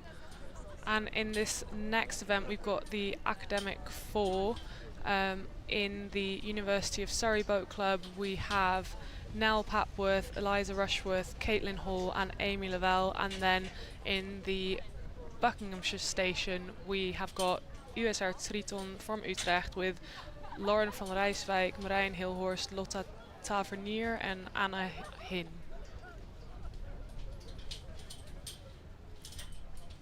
Yeah, and again, maybe struggling with their steering a little bit. You know, getting warned by the umpire. You can see that with the white flag being raised and then pointed to the sort of station that they need to be getting back onto. But I think both crews seem to have now settled into a bit more of a rhythm past the island.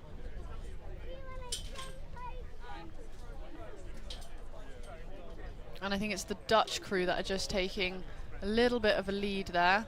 Yep, this Dutch crew coached by Haya Dijkstra, who's actually a friend of mine. Just saw him on the bank when I was running to get to this commentary tent on time. So I think it's really nice to see just, you know, them saying that these girls are all quite new to rowing, or these women are all quite new to rowing, but part of a really essential part of the squad at Triton and considered an essential part to the club's long-term success. So really looking at some key players in the development squad at USR Triton here, which is always great to see. Yeah, and I think going back to that previous race, it does look like Molesey have just managed to eke out a little bit more of a lead after it being pretty close for over half the race, but it's definitely not over and they're definitely not able to just settle. So really still powering down, the stroke rate remains high, and sort of few glances to the other station to make sure that they're not getting too close to comfort, their bow's not coming up. But yeah, it does look like Molesey are in just a little bit more control. Saying that, they just had a wobble, They but did they have a wobble, but they crossed the did line. hold that through. Great race from both of these teams. Yeah, and it looks like across the academic fours we've got 3 Dutch crews into these semi-finals. So as it stands, it will be an all-Dutch final for the academic fours, which is really quite impressive standard of rowing for them. It is always funny when you come all the way to the UK just to race the crews you've been racing all season at home. Yeah, I know, but I guess they probably won't be complaining too much if it's the final that they'll be racing their home clubs. But no, looking again very composed, very loose. You can see again around the back, just much more free flowing than some of the British crews, I'd say. I think if there's one thing that maybe, you know, as a converted Brit, I'd like to see would just be a little bit more separation in that outside arm, really getting the hands over the knees before they start moving. You know, you don't want to be hitting your handle on your knees before it's gotten over. It just always gets you into a bit of a pickle. But overall, really nice pickup. You can see as the legs drive down, really gentle on the hull, really just moving the boat, which, you know, it's simple, but it's what it's all about, isn't it? Yeah, and in the race that's just started again, we've got the umpire getting the white flag out to sort of correct crews getting onto the right station. But it does look like there isn't going to be a clash, so hopefully both crews can continue without having to restart the race. But again, high stroke rates, just trying to get their bows out in front, because it's just so much easier to control a race once you're out ahead. It really is. And that sort of mindset and that mentality of knowing you're ahead and all you have to do is just stay ahead. Sounds really obvious, but there is something to it, I think. There is, and just in this next race just started on the Buck station, we have DSR Proteus Eritus from the Netherlands with Floor Botjes, Marloes van der Zwart, Eva Zwaveling and Annabel Beckers. And then on the Berkshire station we have another crew from Njord, notably this time rowing without sleeves, with Louise Busch, Emma Botman, Charlotte Veldkamp and Maaike Kroesen. And do you think both these Dutch crews, will they know each other? Will they have raced before? Or do you think they're kind of new competitors in a different country? I would assume they've raced before. I must say I'm not the most up to date on what the student rowing field is looking like at the moment, but, you know, similar to the UK, they'll have a number of races sort of dotted around the country throughout the season, and I'm sure they'll have bumped into each other at those events. We can just see in the previous race that we were commenting on, USR Triton still pushing out a nice lead. They look like they've come down a bit on the stroke rate here. I'm sure Haya will be on the bank feeling pretty happy with how they've rowed this. So now all they need to do is just keep their heads cool and, as you said, keep pressing out, keep that lead and not do anything drastic. Yeah, and I think in the race that's just started, again, we can see that style of just being really loose around the back. really loose, just really quick, and then just these sharp catches, possibly rating a little bit higher than some of the British crews that we've seen coming past. But just moving through the water a lot quicker, which, there's no right or wrong. Like the Dutch, as you said before, were very, very successful at the Paris Olympics, and that's just their style. And I guess if you can see that coming across lots of different university programs with athletes who maybe are potentially looking to step into the senior pathways, it kind of puts them in good stead if people are already rowing a similar style. It does, it definitely does. You can see these two Dutch crews. I do think that Njords has a slight lead here, but obviously it's a bit tricky to see from this angle. But a lovely shot here of the bow balls just surging through the water, coming through this boat. Nice hang in the outside arm, inside shoulders down, just picking up the boat nicely. And then here in this Protos Eritus crew, same story. As you say, it is a similar style of rowing, and it's just nice and loose, long hang. Possibly a little bit more wobble on the hull. Yeah. Just, every time the boat wobbles, maybe one side just can't quite get out to their length, which just causes, again, the boat to slow down that little bit more, whereas this other crew just seem to be a little bit more stable, able to cope with the gusts a little bit more. But yeah, staying really loose here. You can see the girl in the 3-seat in this Njord crew, that she's got a lot to say there. Probably keep going in Dutch, I'm sure, but keep going, girls. We can, we've got to move. And then in the race that's just started, we've got the championship doubles with, on the Berkshire station, another Dutch crew, which you can pronounce, and Bath University on the Buckinghamshire station. Yeah, in this Dutch crew, it's another Protos Eritus crew, which we just saw in the Academic 4 event with Laura Kempen and Leonore Bos. Yeah, and Bath, of course, have a really sort of solid pathway system at the moment. These girls might just be part of the University of Bath, not sure if they're part of that sort of development academy, but still kind of, you've got access to some really good coaches over there. A really good stretch of river as well. I think there's a lot of issues in the UK sometimes with rivers sort of getting too windy or flooding or whatnot, but I know their stretch is always pretty good to row on, and I think time on the water through the winter months is just so critical for when it comes to summer racing. Yeah, 100%. And obviously we mentioned Lauren Henry earlier from Leicester, but of course we've got our very own Becky Wild from Bath and Keddle, who's currently sitting in the bow seat of the men's quad, who both came out of that programme. So it's always nice to see, new up-and-coming athletes just pushing, continuing to grow, continuing to develop, and putting out some good racing. Yeah, and I've just had a look, and yes, they are Performance Development Academy athletes, and they've been selected for GB to race at FISU, our HWR medalist. So yeah, obviously very good upcoming athletes, so it's really exciting for them. To be part of this project, I'm sure. Definitely, and I've just seen they actually race this double at GB April trials this year, so they'll have spent a fair amount of time in it, which obviously can give you a lot of strength, but it's challenging to spend a lot of time in a small boat because sometimes you get new problems on a weekly basis. So it's really great to see them putting out a strong race like this. They're clearly doing something right in the training sessions. Yeah, definitely. And again, you can kind of see that sort of, they're hanging together, legs down first, seat back first, possibly looking a little bit looser in the other crew, but that Bath crew, I think, do have a slight advantage. So whatever they're doing is clearly working for now. But yes, this other crew from the Netherlands just looking, again, really loose, out of those shoulders. It's a real testament to sort of that university program that they're athletes from across different disciplines, across different boat classes are sort of rowing in that similar style. But the Bath girls just looking like it's a little bit harder, possibly the wind is just catching their blades a little bit more, but still able to sort of be powering along. I think there's, they're looking like there's some real power in those legs, and they're really, being able to push that seats back first together. Yeah, but possibly just looking a little bit more difficult than in that Dutch crew. So we'll see as we come through halfway whether that can kind of cause the Dutch crew to come through. Yeah, I'd say the main difference here, just looking at this bow shot of these two doubles, the Dutch seem to, just be putting the blade in and letting the knees come down, whereas this Bath crew, clearly two very strong young women, just maybe trying to take on a bit too much load at the catch there. We always say rowing into a headwind, don't make it heavy. Just put your blade in and press what you've got. And I think maybe this crew's falling victim a little bit of trying to fight that headwind, and unfortunately that's a fight that is always going to be a really hard one. And in the other race that's just started, we've got Reading University versus Reading University. Again, a shame when the draw pits your A crew against your B crew. I guess you're sort of, as a B crew, you kind of think, what have I got to lose? And you can see if you can scare the A crew a little bit. But I guess if there's a lot of historic testing and data to showcase that the A crew maybe has that little bit of advantage. It is hard, yeah, that is hard.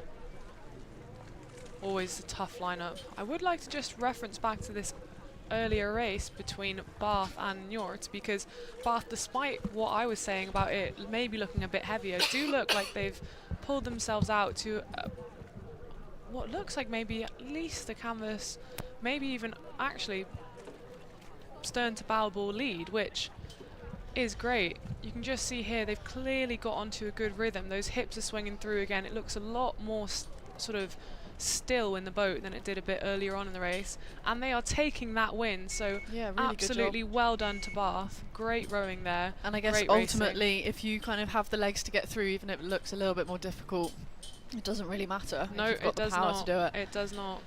But yeah, these Reading crews, again, you know, A versus B, both looking very, very loose. I mean, Reading have an amazing sculling program at the moment. Absolutely, yeah. You've got a lot of very, very talented athletes coming out of there. So really good to see that these two crews making the semi-finals. Yeah, it's really nice. We've got on the Berkshire station, we've got Shannon Wellerham and Isabel Lancaster, and then on the Bucks station we have Anna Rose Turner and Alexandra Grokuk. Not sure I pronounced that right, so my apologies if I have not. But this is just great sculling from Reading. I think Reading are turning into quite the powerhouse in university sculling, aren't they? I mean, at Bucks they obviously cleared out with some medals. They're doing a great job. We've actually got Reading's very own Daisy Bellamy in my four at the moment, and she's an absolute pleasure to row with. So I think all of these women at Reading Boat Club they're onto something pretty special. And I guess at university programs it can be really difficult to kind of, because you've got such an overturn of athletes year on year.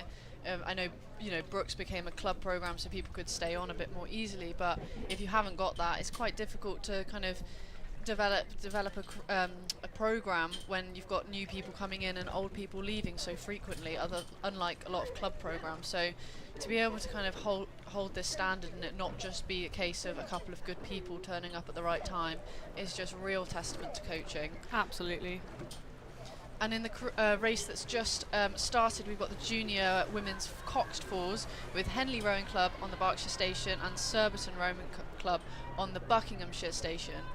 These crews obviously with a cox in the bows, so again don't have to worry too much about that steering, which is sort of pretty handy to sort of take your mind off that and just focus on the rhythm and on the rowing. And also the cox's role, obviously not just steering but to be calling that race plan. So again, you know, one member of the crew doesn't have to have sat down and thought about what they're going to say. They just have to listen to that voice and just do what they're told. But I guess the difference between these cox fours versus the eights is it's much more difficult for the coxes to see what's going on, particularly for the crew that's in front. So they do sometimes rely on a member of the crew to sort of be telling them what's going on. Is that crew pushing up on them? Are they able to maybe just relax a little bit more because they're walking away? Yeah, 100% agree. And I think notably here, what is interesting is that in this Henley Rowing Club crew, they are all previous Henley Women's Regattas winners. Bow 3 won the Nina Padwick Trophy in the J16 quad in 2024, and the stroke seat won it in 2023. And they also raced this event at Nat Schools and placed third. So this is a really strong performance from Surbiton High School, obviously coming up against a pretty stacked crew here and doing a wonderful job. Yeah, and they've got the bucket as well, so we've seen a few buckets here this time. So I guess sort of the reason for putting a bucket in, it can kind of change a little bit, but sometimes it's just because of where you want people to sit. You've got someone who's quite a natural stroke, and then you've got someone who's also quite a natural bow, but they happen to row on the same side. So a bucket's a really good way to be able to play around with where you put people, because I think rowing sort of, it isn't just about sticking 4 people into a crew and seeing how it goes, there are sort of different qualities to the different seats. Every seat is very important, but it's just, you know, where do people's skill sets maybe lie a little bit more. So, but yeah, this Surbiton crew looking really good for sort of junior girls, so probably only been rowing a couple of years, but really, really strong. Yeah, definitely agree. Here we see rowing in a non-bucketed 4 here. What's also interesting about the bucket is it can often help the crew run a little bit straighter. 4s can be pretty tricky to keep going in a straight line, and sometimes the bucket just helps achieve that. So obviously these crews both going straight with the 2 coxes on board, but always interesting to know, you know, whether it was the seating order or whether it was to keep the boat running straight. There's a lot of elements to getting a boat moving quickly. And the other junior women's 4 semi-final has just kicked off with Marlow Rowing Club on the Berkshire station, and Blair Academy Crew USA on the Buckinghamshire station. Just looking like there's a little bit of issues with the steering, but hopefully going to be fine as they come through the island. Looks like they've just come away from those boys a little bit, you know, holding their line, and yeah, both very straight. So the coxes are clearly doing a really good job, and you can probably see the difference slightly. Oh, that US crew just coming away a little bit, but yeah, the difference between having these coxed events versus the coxless is, I think the coxed events do tend to run a little bit more straight, just because, you know, it is so much easier to be steering with that rudder by a cox than by just your foot by one of the athletes. 100%. Got the Surbiton girls still in the lead here, looking pretty comfortable. And in this next race, what is interesting is in this USA crew, we actually have a 2024 Gold World Championships Under-19 medalist, along with national champs in the Youth 4 in 2022. A number of accolades to all of these girls' names, so clearly some up-and-coming talent here. The crew won gold at Garden States in the Senior Cox 4 and silver at the Cooper Cup at the MAPL's Championship, which is their conference. They won both the overall title and their own race and went on to capture gold at the Stotesbury in the Women's Youth Cox 4. So clearly had a great season and come here to try and, you know, get that Henley Women's Regatta win, and so far have come out of this start blocks in a great way. Yeah, they have done. I would say, having just looked at the other angle, they look like the Marlow crew actually looked like they were keeping their blades under the water a little bit better than the US crew. Again, so we'll see how that sort of plays out as the race progresses. You know, it's really important. If your blade is not under the water, obviously there's not really much going onto it, but I think these girls clearly pretty strong, so whenever their blade is there, it's sort of doing a lot of good. But I think the Marlow crew just looking, you know, a bit more level actually than this US crew. I would agree with you on that. So we'll see how it pans out, and I think testament again to these club crews versus the school crews. You know, these club crews such as Marlow or Tideway Scullers, you know, it can be a little bit more challenging for them to get together. You know, they've all got different timetables with school. They've all got different, you know, commitments with school. You know, you don't have your lunch times or early mornings. It's really difficult to get together to go training. So I think it's really impressive that these club crews can come and sort of complete, you know, the women's quad has done really well with for Marlow, as has Tideway Scullers in the past historically. So really, really impressive that they're able to compete on the same playing field as some of these school crews that do just have possibly a little bit more time and scope to get together to train. Yeah, that is a great point. It's just a different nature, isn't it? And I guess that's why we do get them in different events sometimes, or racing against each other. It's then really interesting to see how they stack up. Yeah, but this US crew, clearly a lot of power going down from these women. Yeah, so just, you know, looking at what they're doing, maybe you'd like to see them hold those hips over a bit longer through the drive to just really be able to utilize, as you say, they've clearly got a lot of strength, but just actually being able to lever the boat a bit more, leave the blade in, which actually I think this Marlow crew, as you said, is doing a really nice job of. Yeah, but I guess equally, you know, when you're able to go so fast without possibly everything being perfect, you've just got more things to be able to improve on to gain even more speed. So I think, you know, this US crew clearly, you know, able to go really, really fast. So hopefully, you know, in years to come, if they can just hone in on a couple more points, they'll be absolutely flying. So yeah, definitely agree. Clearly a very talented group of young women in that crew. Yeah, and to make the trip over here as well, you kind of want to be doing something right and you want to be going fast. So look, as it stands, it looks like they'll be going into the finals of Henley Women's Regatta, which I'm sure was their target, and I'm sure the win will also be their target, which I think they'll be up against Surbiton if they are able to do so. Yeah. And here in this next event, we've got the PR3 single. On the Burke station, we have Charlotte Taylor from Undall School Boat Club, and on the Buck station, we have Samantha Louise Go from St Andrews Boat Club. Samantha actually has a visual impairment and raced this event last year, however, and won it in a time of 6:52, which is absolutely incredible. Love that. So clearly coming here to defend that title. Yeah, and looking pretty close at the moment as they come through the island. Really great to see the sort of para rowers able to have a platform as well at Henley Women's. I think the para squad in the GB system is absolutely it's incredible, isn't it? Clean up. So it's great to see them here, and I think it's also we train at Caversham alongside the para rowers. I think it's really good that it's one united front. It's not different, and I think again it's really great that it's just another event here at Henley Women's. But yeah, look. These guys, so they with the para boats, they've often got floats on either side, and you can see that they've got the headpiece on for a visual impairment, just so that they can get guided down the course a little bit more. But absolutely very nervy, I think, to not be able to see too clearly and still got the confidence to go down those booms. I sometimes don't have the confidence, and I can see where I'm able to go. Really, really impressive. Yeah. There's some great rowing, I think, from both of these girls. Some really great separation coming around the back turn. You can really see the sequencing. Our hands are coming out, hips are coming over, and just coming up the slide. Yeah, really impressive from both athletes.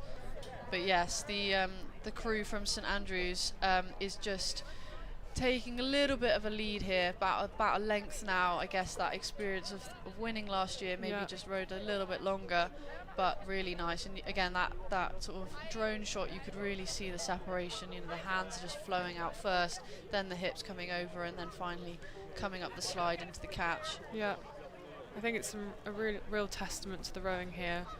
Nice shot coming through. You've got that hang through the lats, legs pressing down, hips coming through, and then just doing it all again.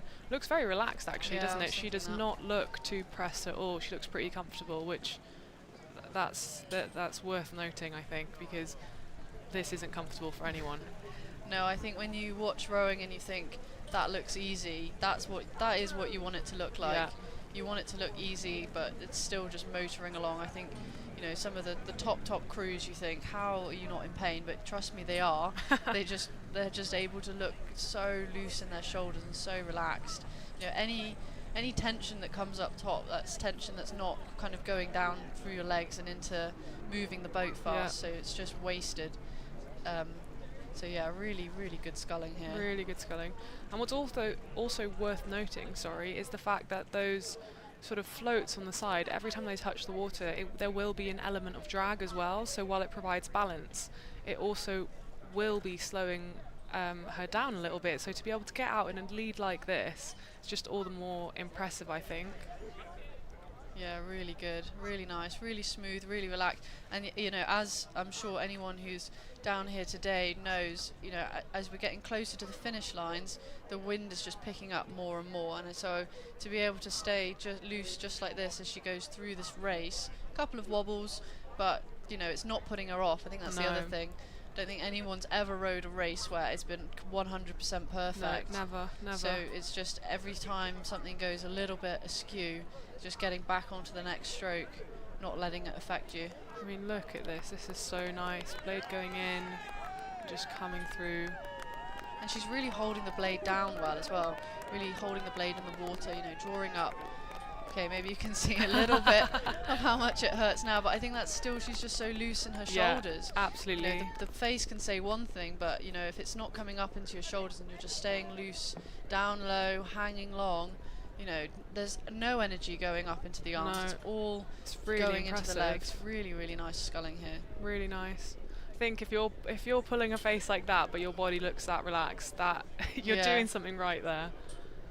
And here we can see Charlotte Taylor also still moving the boat really nicely. I'd say maybe just that fraction less connected off the front. You can see her seat moving backwards, perhaps before the blades are fully covered and starting to move, and perhaps losing a little bit of speed there. But in all fairness, also doing a really great job of keeping her shoulders loose, keeping her arms so long.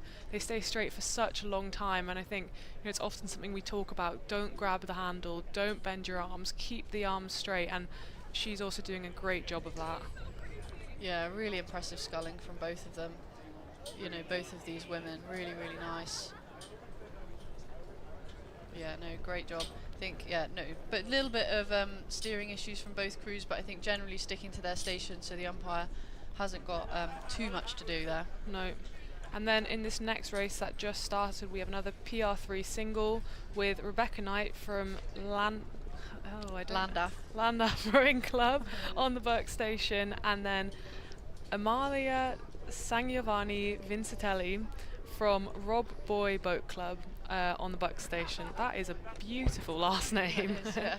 And yeah, Amelia recently won gold at the Junior Interregional Regatta in her category, so clearly some good pedigree. And Rebecca, she's got neuromuscular disease, which causes sort of loss of strength but below both knees, which makes her eligible for this category. She started rowing in just 2021 and has competed for Wales for the first time at the Home International Regatta in 2023, winning the PR Women's 2K. Love that. Amazing.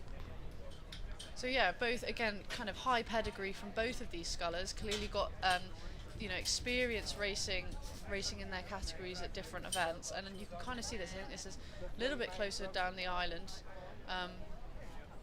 But as the wind starts to kind of get a little bit more blustery. Yeah, we've got Amalia just moving out, opening a bit of a lead here. Gosh, we can actually really feel the wind blowing through our tent right now, so I dread to think what it's like on the water there in the singles. Yeah, and in that previous race, Samantha Louise, she has just won. And she looked absolutely over the moon. Congratulations, that was an excellent race. Yeah, and back to the current race, it's again a little bit blustery. You get these scullers blowing around a little bit, but actually doing a really good job of holding their line and making sure that their bows are just going straight. Definitely. This is such a good shot. You can actually see on those dark patches on the water, that is where the wind is really blowing. So and you can also see from that umpire flag absolutely blowing around, and the trees on the island as well. Oh, so it's not ideal rowing conditions, is it? It's really not. I think everyone maybe got lulled into a false sense of security earlier in the week when it was just mill pond flat. Yeah. But yeah, finals day has really kind of brought with it a little bit more wind than we've had before. Definitely. But again, these scullers doing a really good job of staying loose out of the shoulders. You can see the wind just wanting to pick up their blades and sort of take them away, but actually they're able to stay in control of them, direct them to the bows, squaring up in good time, not missing too much of that stroke. Really good rowing here from Amelia, who's just taking that lead. Yeah. I just want to say, for Rebecca Knight here, as Eleanor mentioned earlier, her neuromuscular disease causes that loss of strength below and sensation below both knees and elbows. I mean, just thinking about the fact that, you're holding your handles in your hands, you're pressing the boat away with your legs, it's incredible what she's doing here. Yeah, really impressive. And again, the style of rowing is looking really, really good. It is. Separating, hanging long in the arms, blades staying buried all the way through to the finish. Really good. Few warnings of steering for Amelia there as she gets back onto her station. God, that umpire flag is blowing. I know, it's so blustery. But no, really good sculling from both of these women. And again, able to keep that relaxed feel of it. Even when you're ahead, you've got to stay composed, because if you get too close to those booms, or if a gust of wind takes your blade, anything could happen. So you can't relax too much. You can't switch off. No. You've just got to keep going. And I think also, yes, it's a lot more comfortable when you're in the lead, but it still hurts. You've still got a pool of lactate in those legs, that has built up from your sort of start and things, and then you just got to sit in it through to the end. So even though maybe you're able to be a little bit more relaxed and come down a little bit on the rate, it's still hurting. For sure. It is still hurting. I think it's what's really nice here, what's great about Felipe boats is you obviously have this blue line running across the side of the hull, and she's staying really nice and level. You can see that blue line isn't dipping below the water's surface, which means she's not loading her weight into the stern, being really gentle on the foot plate, and that will inevitably be really paying off in terms of her boat speed. The least amount of weight you can send in the wrong direction, the better. Obviously, you're trying to get everything moving to the bows, everything flat, everything horizontal, and just nudging that bow ball out. And you can see here on that stripe on the hull that she's doing a really nice job of that. I'm also loving those compression socks. Yeah, loving the pink socks. So Lauren Henry tribute that is isn't it? Really, very Lauren Henry. It clearly works with the single scullers. She swears by them. Florence swore by them last season. Yeah, so here we go. Maybe it's a trend for the scullers to get them the compression socks. But we haven't yet been able to get everyone in the 8 to agree to them, have we? No, not quite yet. Not quite the fashion trend. Jack Totham, the Cox, would love them though.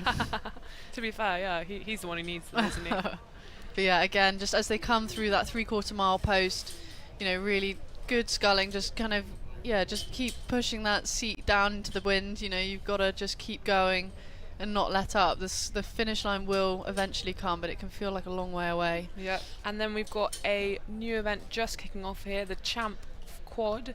On the Burke Station, we've got a crew from Hartbury University and College Boat Club with Eleanor Dash, Poppy Baker, Matilda Druitt and Heather Taylor. And then on the Buck Station, we have HWR Gias from the Netherlands with Emma van Doren, Willemijn Muggen, Rowan Morsinkov and Martha Prins. They're from a student rowing club in Groningen. Willemijn and Martha rowed the Dutch Championship in April in a pair and came fourth. Both did FISU, Willemijn in a pair in 2023 and got a silver, and Martha in the 8 in 2024. Emma's a recent junior who did the Coupe in 2024, and Rowan was second at the Dutch Indoor Championship in 2024. Yeah, and this was a really fast start from both crews. Actually, a little bit of overlap on blades. I'm not sure if either of them clashed, but it looked pretty close. And a pretty ferocious start. This is absolutely neck and neck, just a canvas in it. I think that the Hartbury Composite may be a performance development academy boat. I think it is. So these girls are sort of part of that pathway to try and make it into the senior squad in the next couple of years, probably targeting LA/Brisbane. But really good start from both of them. There was a little bit of a wobble as they came past the island, but managed to get back on their composure and have just managed to get a little bit of a lead there, but there's really nothing in it. No, it's very good. Oh, look at that water. That looks so difficult. It really does. Doing a really nice job here. You can just see those red stripes on the end of the blades of staying clear, but that is definitely a challenge. It really is. But again, these girls sort of, despite it maybe being a bit blustery, staying very, very loose out of the shoulders and just really well drilled. But there's 3 different clubs here, so although they are Performance Development Academy, they do all represent their sort of home clubs, but I think that also means that they're not necessarily rowing with each other all that much through the year.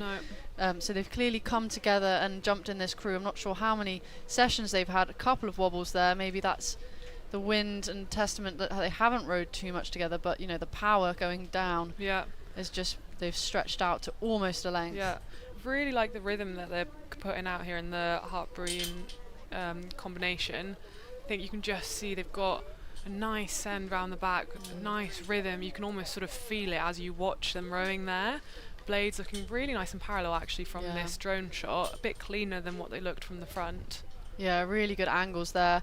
And again, you can see sort of the hands coming right out past, out of the hull. So, again, testament for that length. You're looking for as long a stroke as you possibly can whilst rating high. I think a lot of people can row long at the lower rates, but at a high rate, it's much harder. And actually, I think I just saw in the Dutch crew, the stroke coach has just fallen off from the stroke girl, just dangling in the water a little bit there. Not so ideal. That is, there it is. Oh yeah, there it goes. You can see it, little yellow box dangling on the side there. That is less than not what you ideal. want. Not the straight girl though. That's the 3 seat. So I guess maybe a little bit easier to kind of keep your composure because she doesn't necessarily need sort of the rates and the details quite as much as that stroke seat. But still, again, it's always about those things that can happen that you're not expecting Can't to happen. prepare for it, no. Exactly, but you're just how you deal with it. You keep your composure. You don't worry that you can no longer see the stroke rate that you normally would be able to see, and you just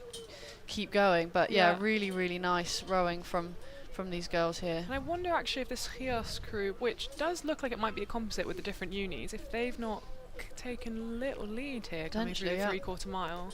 And on the other semi-final of the Champ Quads, we've got Leander Club on the Berkshire station and Reading University on the Buckinghamshire station. Reading University absolutely flying out to sort of half a length there. We sort of talked about it before with the doubles, that programme is just absolutely churning out some really impressive scullers here. And again, unlike that sort of Hartbury quad, these girls will have been rowing together all year. But no, that Leander quad not letting up, still striking high. I think maybe just got jumped a bit on the start. The Leander Club boat put together with Rosa Thompson, Franny Hunt-Davis.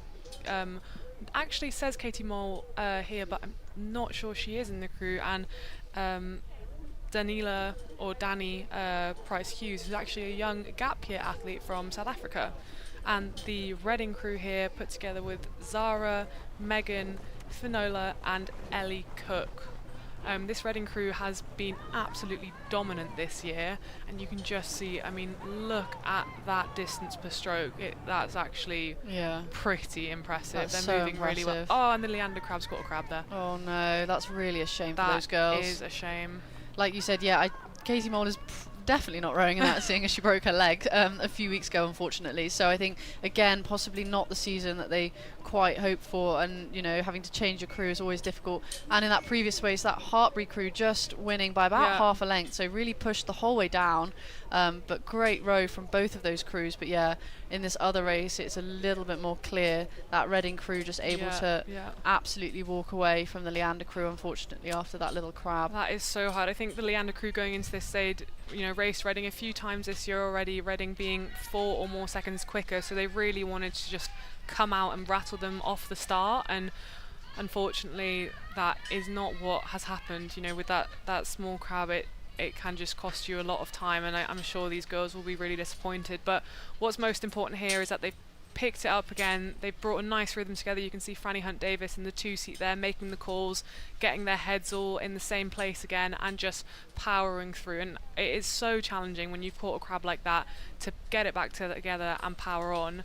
And I do think these girls are doing an excellent job of that. So and I think in that Leander crew, you could just really see the slingshot sort of that hull. Every time they put their blades in, the boat was really getting slung past the spoon, which is exactly what you want. You want to basically be levering a hull past the spoon rather than trying to rip the spoon past the hull, otherwise you're not really going to be going anywhere. So really nice from that Leander crew. But this Reading crew, again, so well drilled. It does just look good, doesn't it? Really loose, really easy rhythm, just so composed there. What I'm liking here, obviously they'll probably have come down in the rate a bit, but they are just taking they have such patience around both ends. They're letting the blade fill, let the spoon fill, press the legs, pull it, send it through, push it through on the legs, and then making a really great back turn around the back end. And the Leander crew definitely not going down without a fight. Again, very composed. I think you can see it from these sort of championship events. These athletes will just be a little bit sort of higher than some of the club events, but a little bit more experienced. Definitely quite a lot of experience in that quad crew. But I think it's always so much more difficult when you've got such a big fight ahead of you to kind of be able to keep that composure. But really, really good effort from those girls. And I think just looking forward, they'll be racing at Henley in 2 weeks' time. They'll hopefully come away from this. It's not the race they wanted, but to be able to pick up this rhythm and continue down the track like this, essentially, it might feel like a bit of a time trial again, which is not what you want, but you can learn a lot from it. So hopefully they'll come off the water, inevitably a bit disappointed, but ready to take on the next race and absolutely send it down the track for Henley in 2 weeks' time.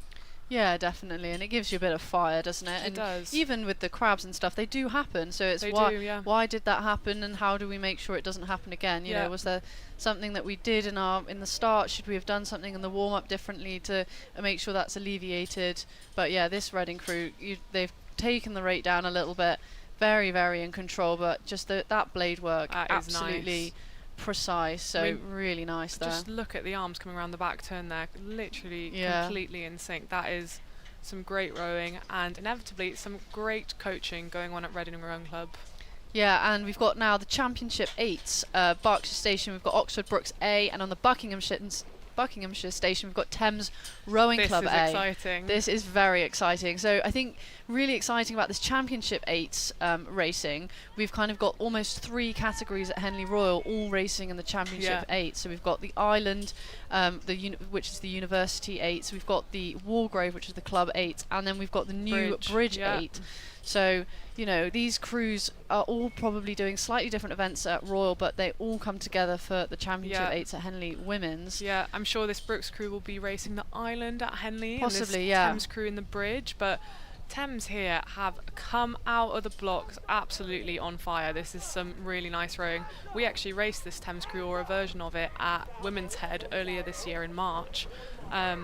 And they put in a really good fight. Yeah. Just got want to shout out here for 5-seat of the Thames Blue boat, which is Chloe Brew, who was with us in Paris last year competing in the women's pair, taken a bit of a backseat for rowing this year to work and develop a few things on the side, but joined Thames Rowing Club because she just loves rowing and has absolutely loved racing with these girls this season. And I mean, look at that. And I think that's really exciting about the Bridge and sort of other events at Henley. You can have been Fee Gammon was also racing the Champ Pairs earlier, another kind of Tokyo alumni as you were, but you know, you can keep on rowing even when you're not in that national setup and still be rowing at a very, very high level. I'm sure some of these Thames girls could well have sort of been in the team had they wanted to, if they but maybe chose to, you know, not pursue that career path. But such a high level of rowing, you know, look at this. We've got in the stroke seat as well of that Thames boat Darla, who is a 3-time Henley Royal Regatta winner. But notably in the Brooks 8, you know, this is not a shabby crew at all, and they will be extremely competitive in that Island event at Henley Royal. Everyone in this crew, bar Allegra, won Henley Royal Regatta last year, where Bia, Grace and Ree won the Remenham. Yeah. No, really, really good fight from that Oxford Brooks crew. But yeah, this Thames crew just looking that little bit stronger, able to just power through a little bit more. But they've got so many accolades from this season. You know, second at Weehawken. They won both Saturday and Sunday at Met Champs Regatta this year. They've got 11 red boxes on board, and I'm sure they will be all looking to get another one come Henley Royal. So, you know, 5 out of 9 of them won the Wargrave together in 24, 4 out of 9 of them won the Wargrave in 23. So, you know, not only have they got some real accolades, they've also been rowing together just for so long. And I think the Thames programme over the last few years has absolutely just ramped up for women's rowing. It has. And I think that's a shout out there. I know one of the coaches, Sander Smilders, who originally coached at Neerhuis in the Netherlands, I believe, he's been a big part of that. And clearly this whole squad of women and coaches is doing something right, because that Thames crew looks very solid. Yeah, it really, really does, you know. And a lot of these women are also full-time, you know, working full-time. So, you know, to be able to balance that and to be rowing at the level that they are is just absolute testament to the programme that's been going on at Thames there. So really good. But yeah, this Brooks crew not looking shabby at all. No. You know, that blade work is very clean. And a lot of these girls will probably be university students, so again, sort of balancing that, and possibly a little bit younger than some of the Thames, you know, that Thames crew, you know, still at university, still maybe at the beginnings of their kind of senior rowing career, so, you know, a lot more to come. But yeah, this Thames crew is just really high class. And now in this next race coming up, it is another Champ 8 event, and we have the Molesey Boat Club B boat, which yesterday beat their A boat in a really pretty spectacular race. And then on the Buck Station we have the Leander A boat, which is a Leander, Durham and University of London Boat Club composite. In this Molesey boat we have Olivia Cheesemore, Eleanor Stratton, Eloise Wormington, Catherine Lush, Lauren Georgina Thorpe, Isabel Cassidy, and I'm pretty sure Flo Donald is in there as well, so those names will not be right. And then in this Leander crew we have Anna Grace, Phoebe Snowden, Catherine George, Lauren Kerry, Georgie Robson Ranger, Philippa Emery, Abigail Top, and Zoe McKellar, with Erin Kennedy coxing them down the course. Yeah, and the Leander sort of composite has just jumped out to a little bit of a lead on this Thames crew, Molesey crew even. But yeah, again, you can really just see the standard of this championship women's rowing. Like, both crews so well drilled, so loose, moving together, just pressing those strokes out, holding the blades under the water. Really, really impressive rowing from both of them. But yeah, Leander just maybe able to keep their boat just that little bit more level, able to keep their bodies over that little bit more, and then you can really see the hips coming through. Actually, you can really squeezing through, and then allowing, when the hips are able to generate so much force, the arms just can float round the back and then just get back over and then on to the next one. So really nice rowing from the Leander girls. I think what's worth noting, this Leander crew will have a lot of women in it aspiring to that senior team. The Molesey crew could also do, but obviously, working probably maybe studying a bit more along the side. This Leander crew is absolutely stacked. It's got some amazing athletes in it, multiple under 23 world champion, loads of under 23 medalists, loads of people from closed trials this year, and just really showing off here actually, because I think they look really great coming down the course. Yeah, and I do believe that both of these crews will be in different events at Henley Royal. So I think the Leander crew will be targeting that bridge project, which, as will the Thames crew that just raced, and this Molesey crew will be targeting the Wargrave. So, again, it's possibly what you would expect, a bridge crew to just be able to edge out a Wargrave crew slightly more. But I still think, the sort of the rowing style that you can see is also testament to why they may be able to have just jumped out to just over a length lead. Got a nice shot here coming down the boat of the legs going down. That Kogan Foundation boat, Kogan obviously being big sponsors at Henley Women's and also at Leander Club itself. And then in this Molesey boat, what is really nice personally, I think, Flo Donald, who actually took a step out of the senior team 2 years ago, but decided in fact she absolutely loves rowing and has rejoined a club while doing a master's in law in London, and is just absolutely back on the scene there in the sixth seat, giving it some, as she always does.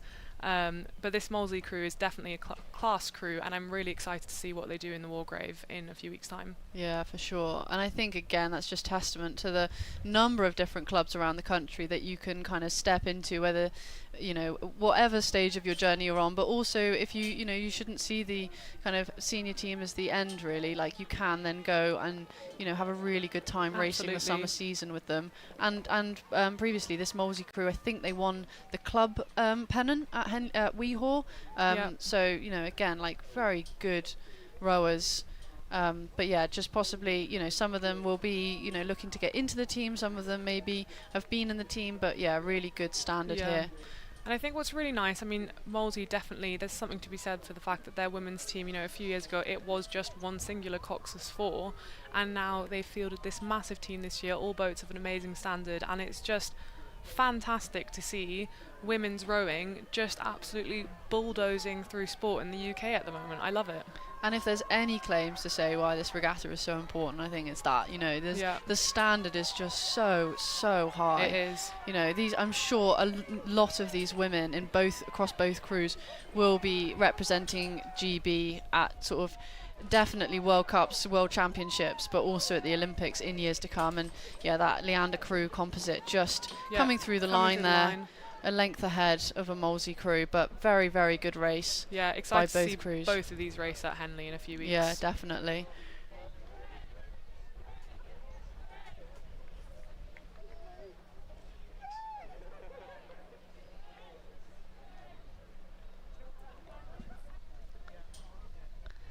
So that was the end of the semi-finals. We'd just like to hand over to Megan, who'll be on the bank. Thanks for having us. What an incredible morning of racing. You could see on the rowers' faces just how much they wanted and how desperate they were, how determined they were to get into the finals. The finals will commence at 3 o'clock, and so we're going to take a very short break, which will give us some time to look back over the stories from the past few days.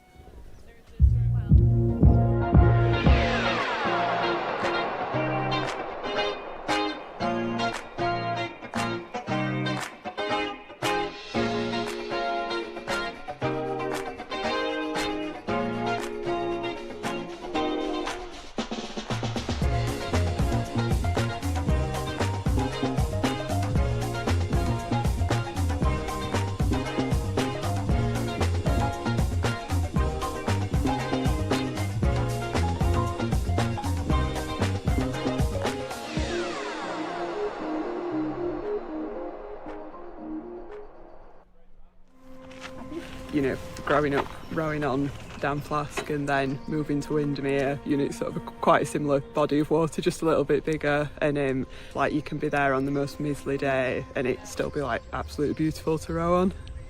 We're a few miles from the city, but still you get that nice feeling of open space. We've had to install solar panels to help with getting some electricity down here because we didn't used to have lights. So that way we're now green energy, but we have lights.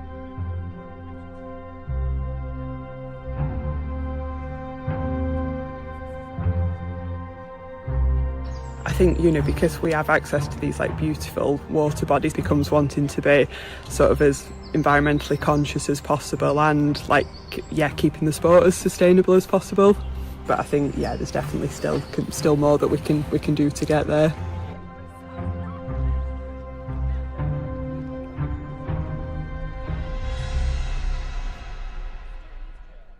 Welcome, Phil. Thank you so much for talking with us. Can you tell us a little bit about your company and about the products that you produce?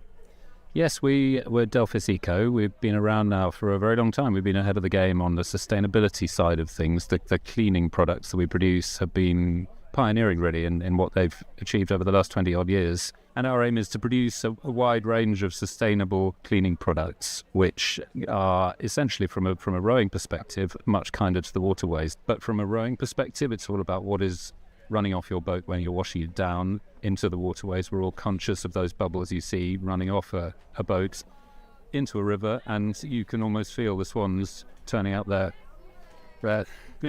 faces looking at these horrible products that are unwittingly going into the river. It's just something that a lot of people don't think about. For individual rowers who are here at the regatta or maybe watching the live stream, what can they do individually to make a difference?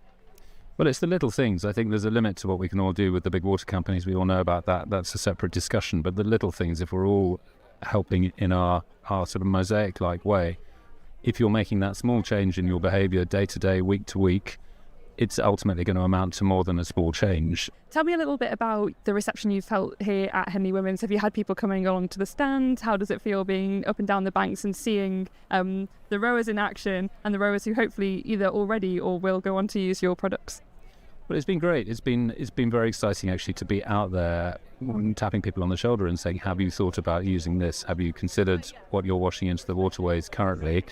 And uniformly they've said, well, in some cases they've said, yes, we're already aware of your product, which is lovely in itself. But those who are not aware of it, they've said, what a great idea. Why had we not thought of that before? Of course, it makes sense. It's all part of what we're trying to do to sustain the waterways that we are rowing in day to day. Yeah, and we're so glad that you're here and raising awareness about this issue and how it is in the little things. Like every single one of us can make a difference. Every single boat club can make a difference. And so one thing that, if you're here on the banks at the moment at Henley Women's and you've competed, you can come and pick up your free hand sanitizer, your free multi-purpose spray, and start making those changes, start making that difference one river at a time. Thank you so much for chatting with us today, Phil.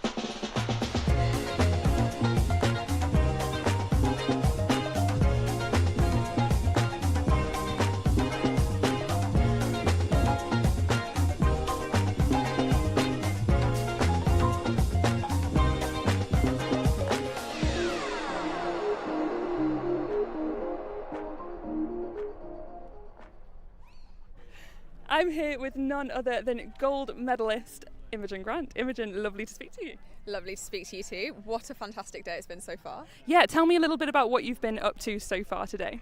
So I've been busy in general. I'm racing, commentating and ambassadoring at Henley Women's this year. So I've always got something going on, but today I've actually had a bye, so don't need to race today. It was beautiful this morning, so I went out for a paddle before the racing started, and then it's just been about enjoying the final time trials and then getting really stuck into the side-by-side racing this afternoon. And have there been any crews or any particular races that have caught your eye especially? Oh, I'm really excited for all of the Upper Thames crews who are racing later this evening. That's my club now, and it's been amazing training alongside them this year and just seeing how tough it is to be a club rower and have a full-time job, and all of these girls have put in so much effort. I really enjoyed the Oxford University versus Oxford Brookes Uni yesterday. That was a fantastic race, especially to the halfway mark, which is sometimes a little bit more rare on the Friday.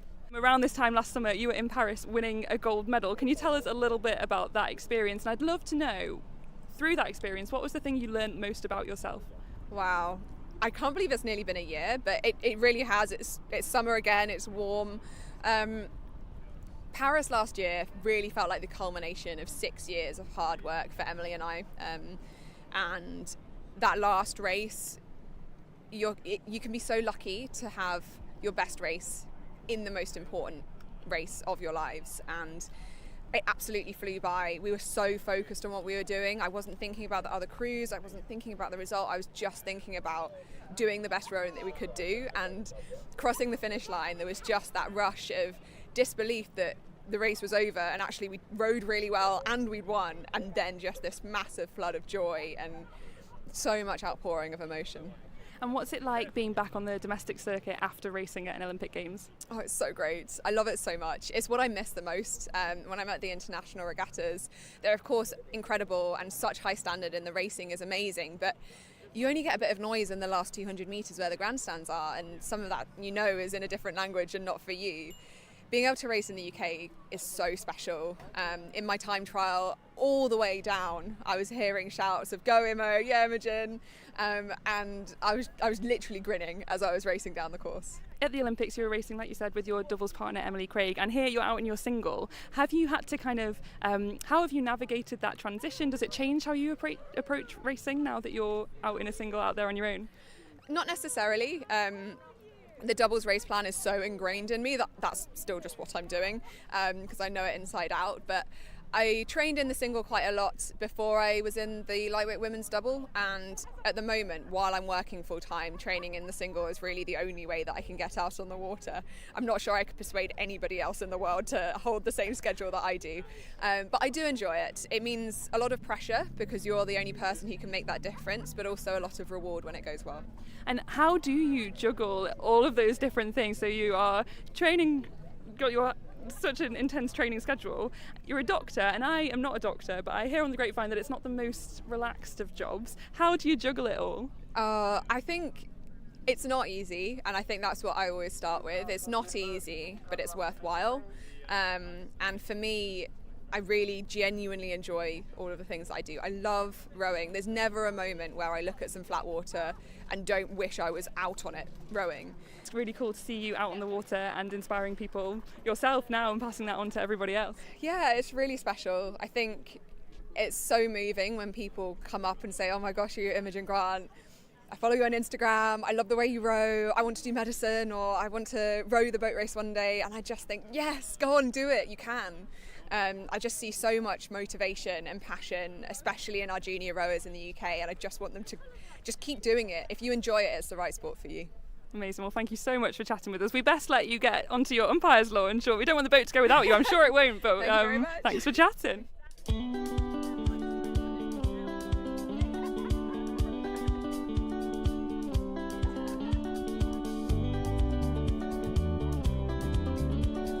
Sometimes it's not about rowing clean, sometimes it's just about rowing really hard.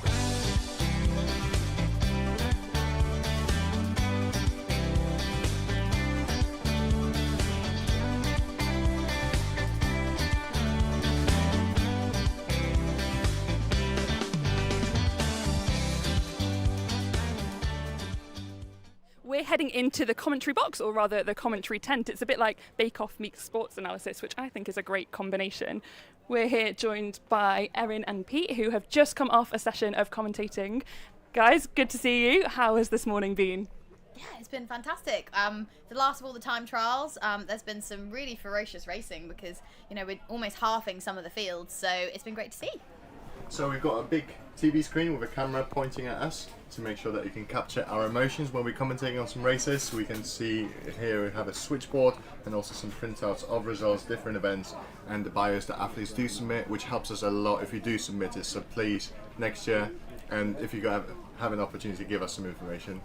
Amazing. And what kind of things are you looking out for when you're watching this incredible footage?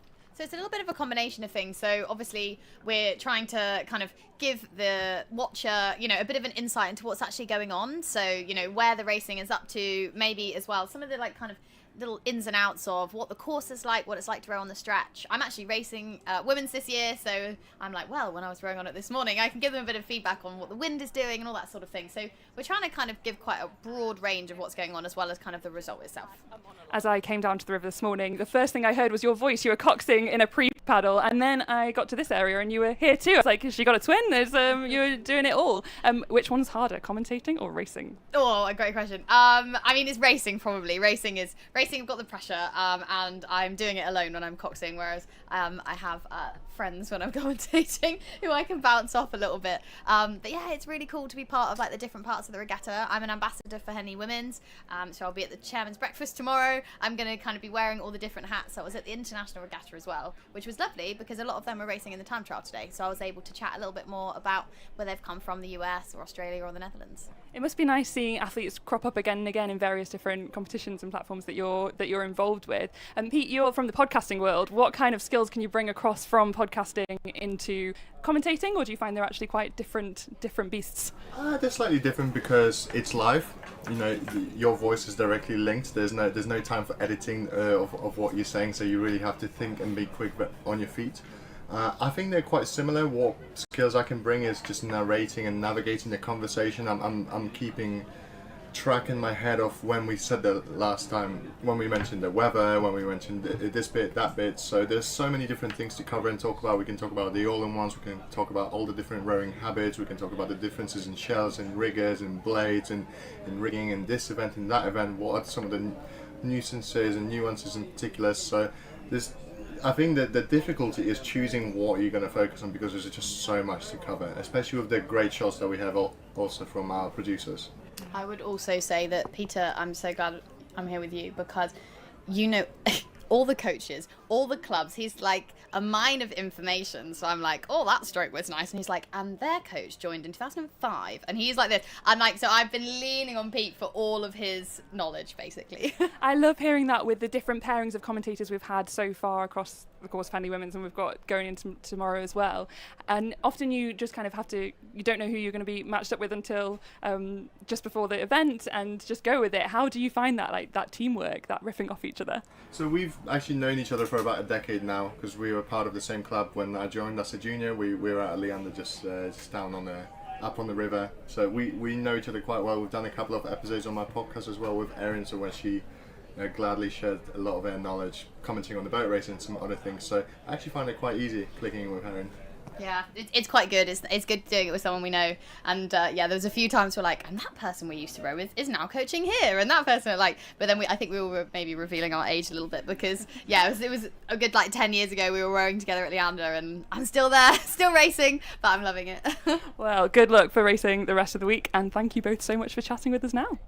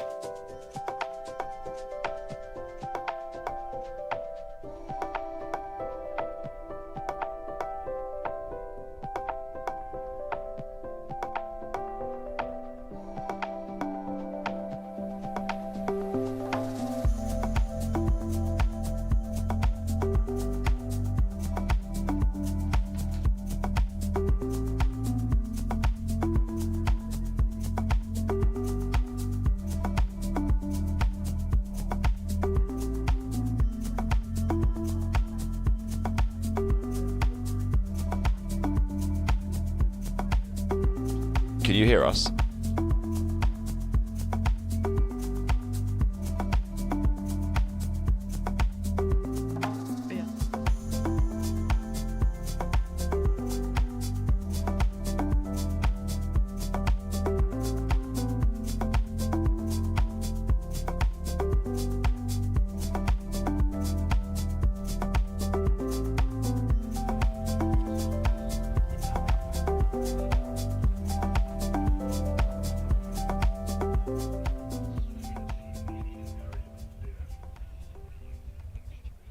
Welcome back to day 3 of Henley Women's Regatta. Now it is the moment we've all been waiting for. It is time for the finals. Crews are heading up to the start line, getting ready to battle it out, go head to head, and we'll soon find out who the winners will be. So I'm going to hand you over to our incredible commentary team.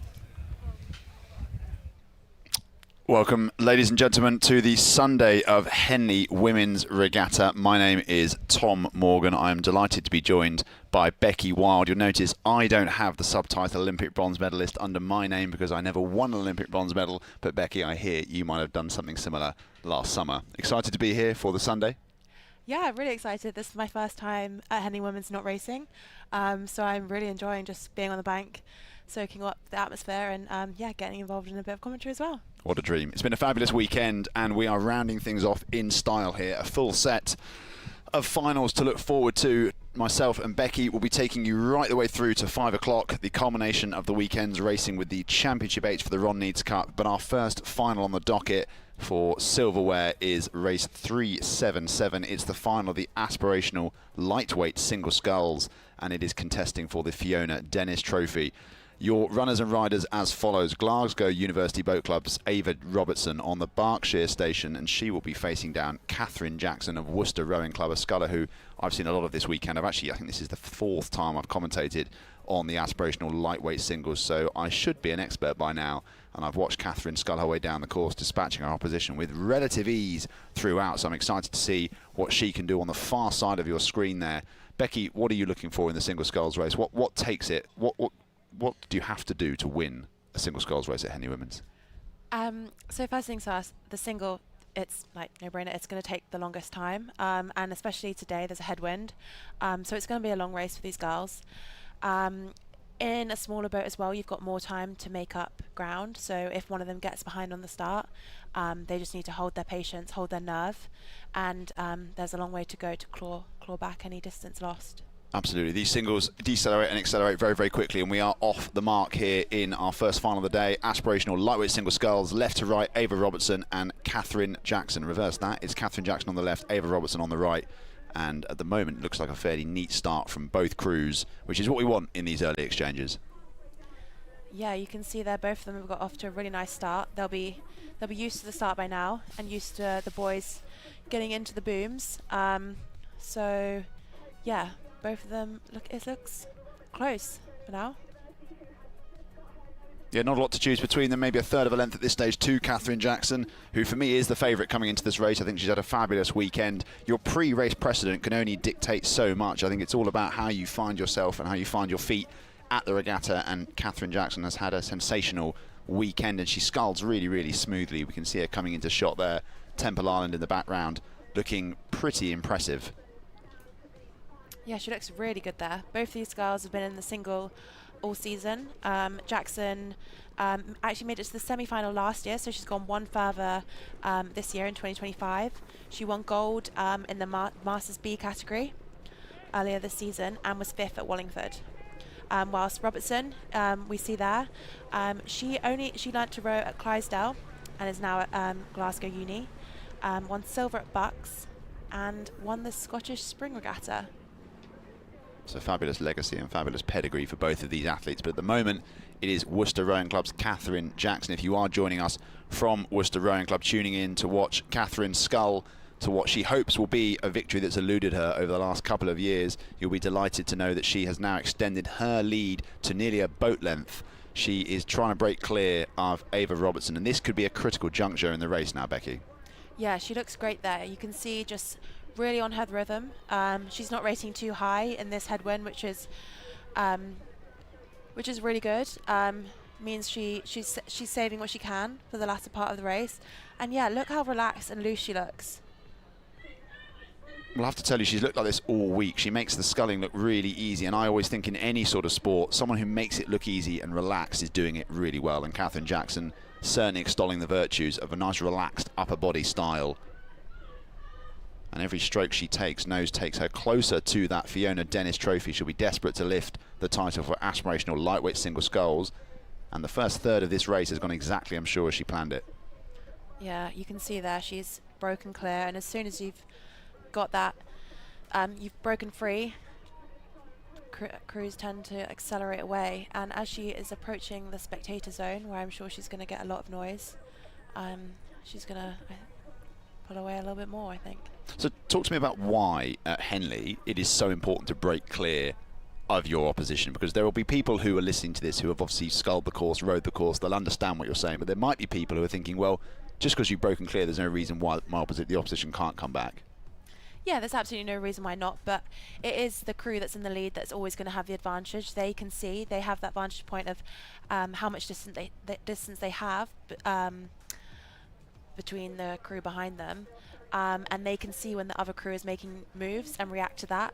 Whereas the crew behind, as soon as you've broken free, as soon as you have no awareness of where that your rival's stern is, it's very hard to have a gauge of where you are, if you're moving back, if you're falling more behind.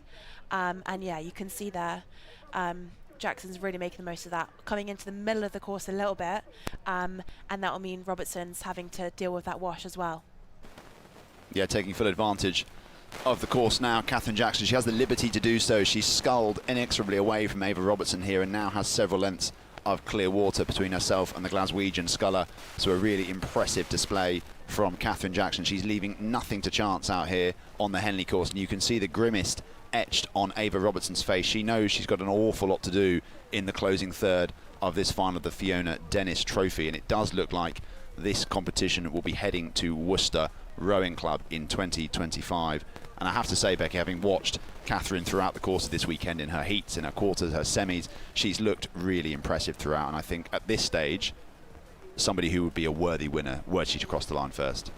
She really has. She's had a really strong weekend, winning most of her races by 2 or 3 lengths. I think she was pushed a bit harder in the semi-final, only winning that by 3/4 of a length.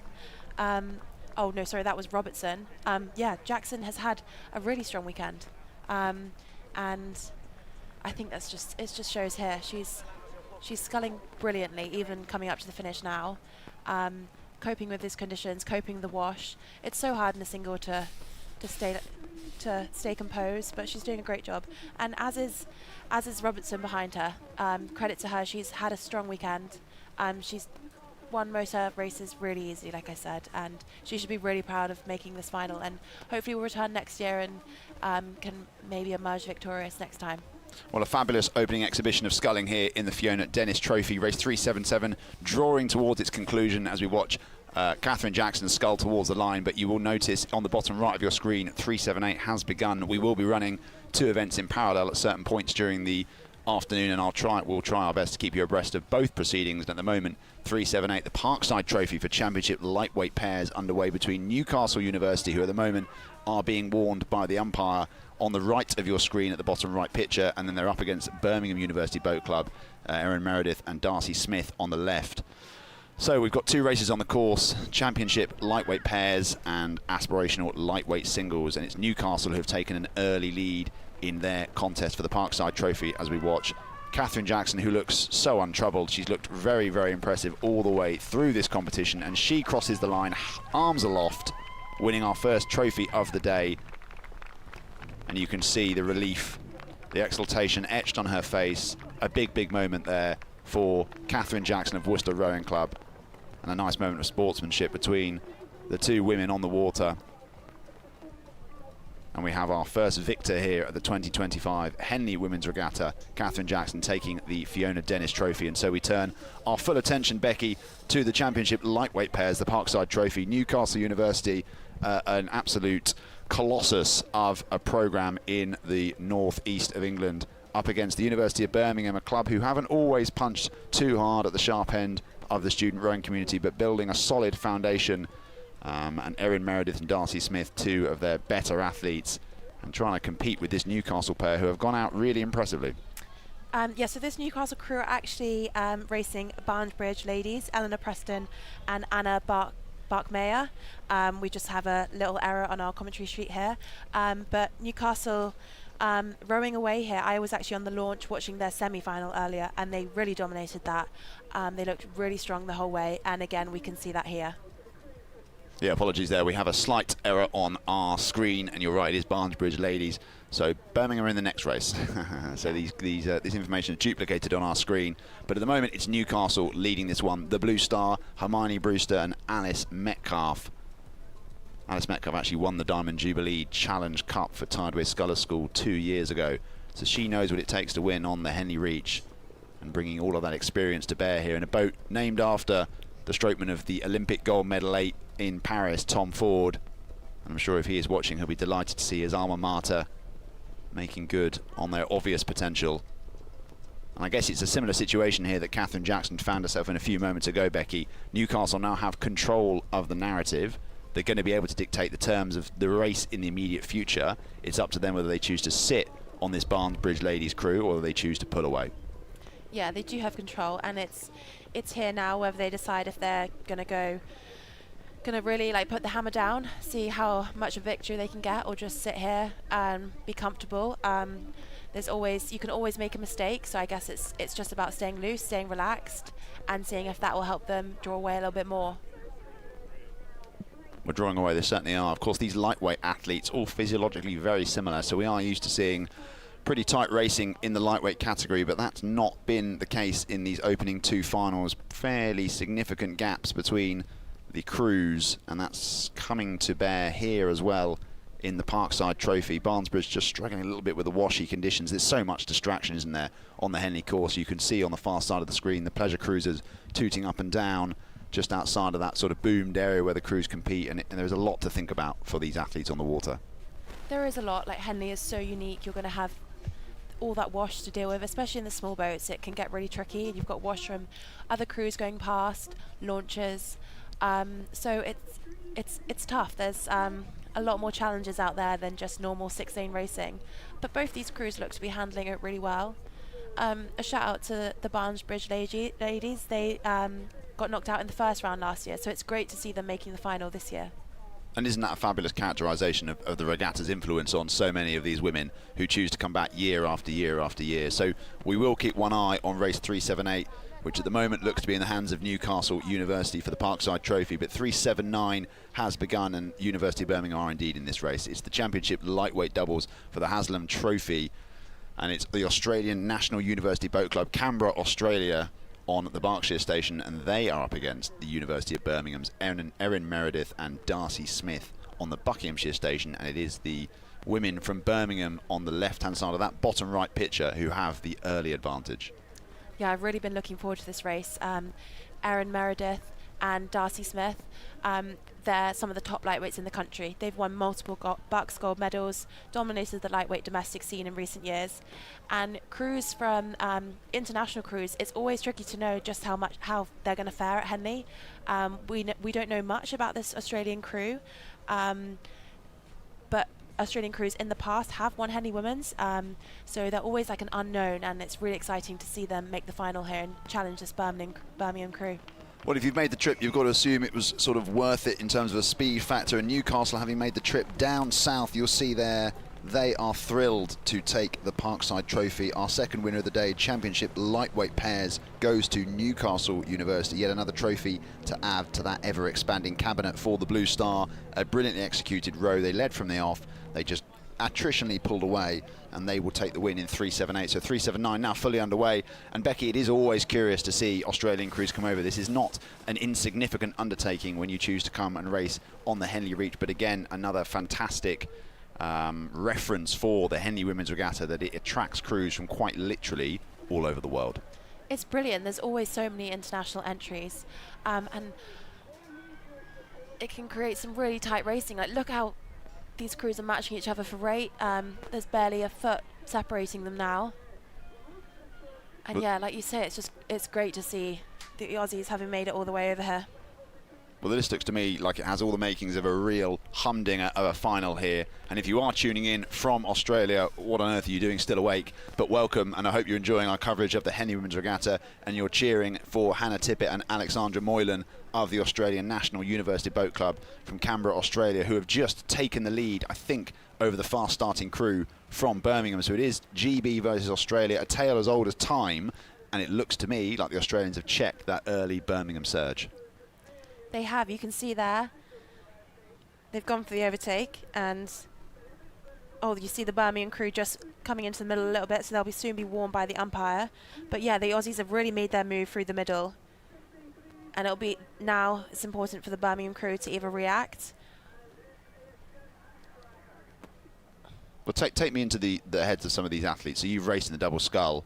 You know how it is to propel this boat to great things. If you're in the Birmingham crew, what do you do now? What's going through your mind? Yeah, they've got to stay composed. There is still a little way to go, but they need to react to the Aussies moving. Like we said earlier, once you've made that break, once you've broken free, then it's very hard to claw it back. So these Birmingham girls need to move now, or they'll risk leaving it too late. Yeah, it's a shorter course than you realise here at the Henley Women's Regatta. It's about 2/3 of the size of the Henley Royal Regatta course, which of course begins in just 9 short days. But this Australian crew, whatever they're doing through the middle of this course, it's paying dividends because they are continuing to scull away from the University of Birmingham's Erin Meredith and Darcy Smith. You can just see there a little call from the bow girl, just encouraging them on, because they think they know, Becky, maybe they were listening, that they need to move now if they want to claw back the advantage. Yeah, it will be up to Erin feeding back to Darcy, just where they're sitting, and Darcy needs to react to Erin's calls. And yeah, you can see there both the Aussies are trying to respond. There was a call from Alexandra in the stroke seat there to up the rate a little bit, keep pushing away. And it's really important in a double to really go off what the other's feeling, to go off what the other's saying. That's how you go fast, and that's how you can either extend your lead or make it back. Well, it's a fabulous final, this, our third of the day for the Championship Lightweight Double Sculls. Race 379, left to right, Birmingham and the Australian National University Boat Club. And at the moment, it looks to me like the Australians still have a slight lead. The Birmingham crew jumped out to an early initiative, but they were clawed back and reeled in by the Australians, who have just been trying their hardest to break clear of this resilient and dogged Birmingham crew, who to me, Becky, look like they're now launching a pretty effective sprint. Yeah, it's hard to see from this angle, but they really look to be moving now. Both these crews will be dealing with more wash as you get further up the course. And it's who can hold their nerve, who can keep it going, keep the legs pumping, keep the rate going up as they approach the finish. Yeah, we'll keep one eye on that because it does look like a fantastic finish all the way to the line in race 379. 380 has begun Championship Lightweight Singles for the Godfrey Road Sports Trophy, but as we come up towards the line in 379, this is the Haslam Trophy Championship Lightweight Double Sculls. What a phenomenally timed push there from Birmingham. Just had a little bit of an issue with their blade work, but it seems to me that they've responded incredibly well. They really responded well there. You can see Erin just took a little bit of a dodgy stroke, but both of them responded really well to that, and you can see how much it means to them. What a brilliant race that was. Well, psychologically, what an impressive feat that was, to lead off the start, to be overtaken by another crew, and then to find the willpower to row back through them, to plan that sprint. So whatever Erin said to Darcy, we watched them do it. It clearly worked. Brilliant. Fantastic. Congrats to Birmingham for a brilliantly timed and maturely executed race.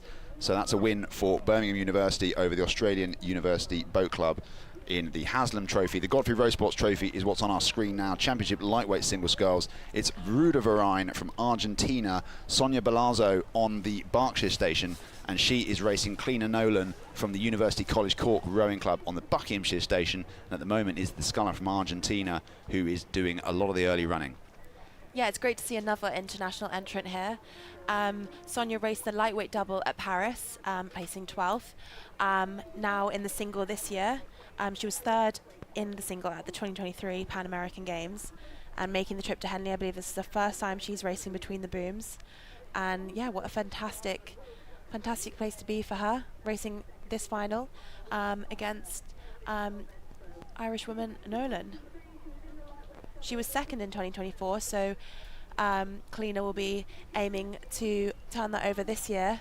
She looks to just be down a little bit now, coming past the island, heading towards the spectators' enclosure. Yeah, staying calm's the name of the game here, isn't it, at this stage of the race? You're still in touch with the Argentinian sculler. This race is not yet over, so Kalina Nolan of the University College Cork Rowing Club, bit of a mouthful that, as you rightly point out, was second place in this event last year, so she will be desperate to take this trophy back to Ireland with her. But it seems to me like the sculler from Argentina, Sonia Balazzo, who was in, as you say, the lightweight double at the 2024 Paris Olympic Games, has come with one thing in mind, and that is to win the Godfrey Rowe Sports Trophy. You wouldn't make the trip right the way across the Atlantic if you weren't extremely keen on bringing home some silverware, and it is that Argentinian sculler on the right-hand side of your screen who at the moment seems to have the initiative. Yeah, again, you can see there both these scullers trying to deal with these tricky conditions. That headwind is pretty unrelenting today and looks to be busy out there with lots of pleasure cruisers, launchers. So it's tough in these small boats, these singles, to deal with that and try and race the person next to you.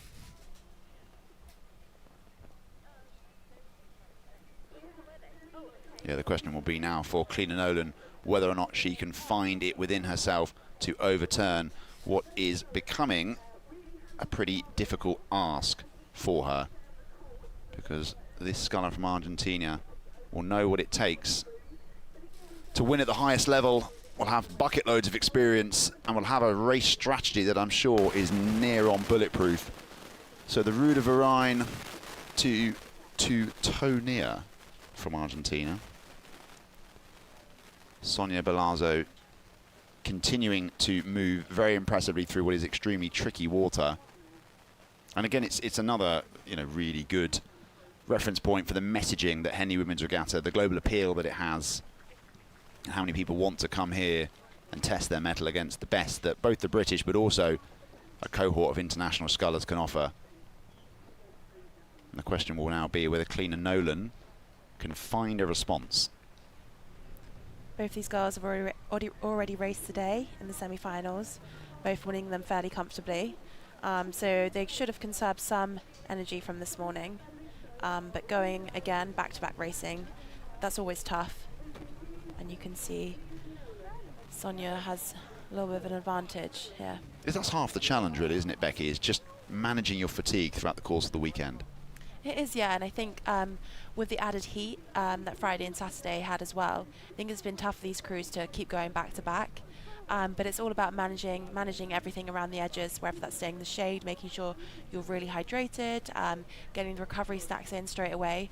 It's all those small things that really add up and can give you some extra percentages out there. Well, we'll keep one eye on race 380. It is Sonia Balazzo of the Rue de Varine Argentinian club who leads that final against Kalina Nolan. But we have on the bottom of our screen the Club 8 beginning, the Copus Cup. It's a rematch of the final in 2024. It's Thames Rowing Club on the Berkshire Station who won this event and are the holders last year against London Rowing Club on the Buckinghamshire Station. And at the moment, it looks to me like London might have had the slightly better of the two starts. We'll obviously check in with that race as it unfolds down the course, but I think we'll return for a moment to the Godfrey Rowe Sports Trophy, which is coming towards its conclusion. It looks like Sonia Balazzo has done enough to earn herself a name on the wall in the Henley Women's Regatta history books. She's coming up now towards the line. Had to keep the intensity on. Kalina Nolan kept her honest throughout, but it is going to be with some overlap.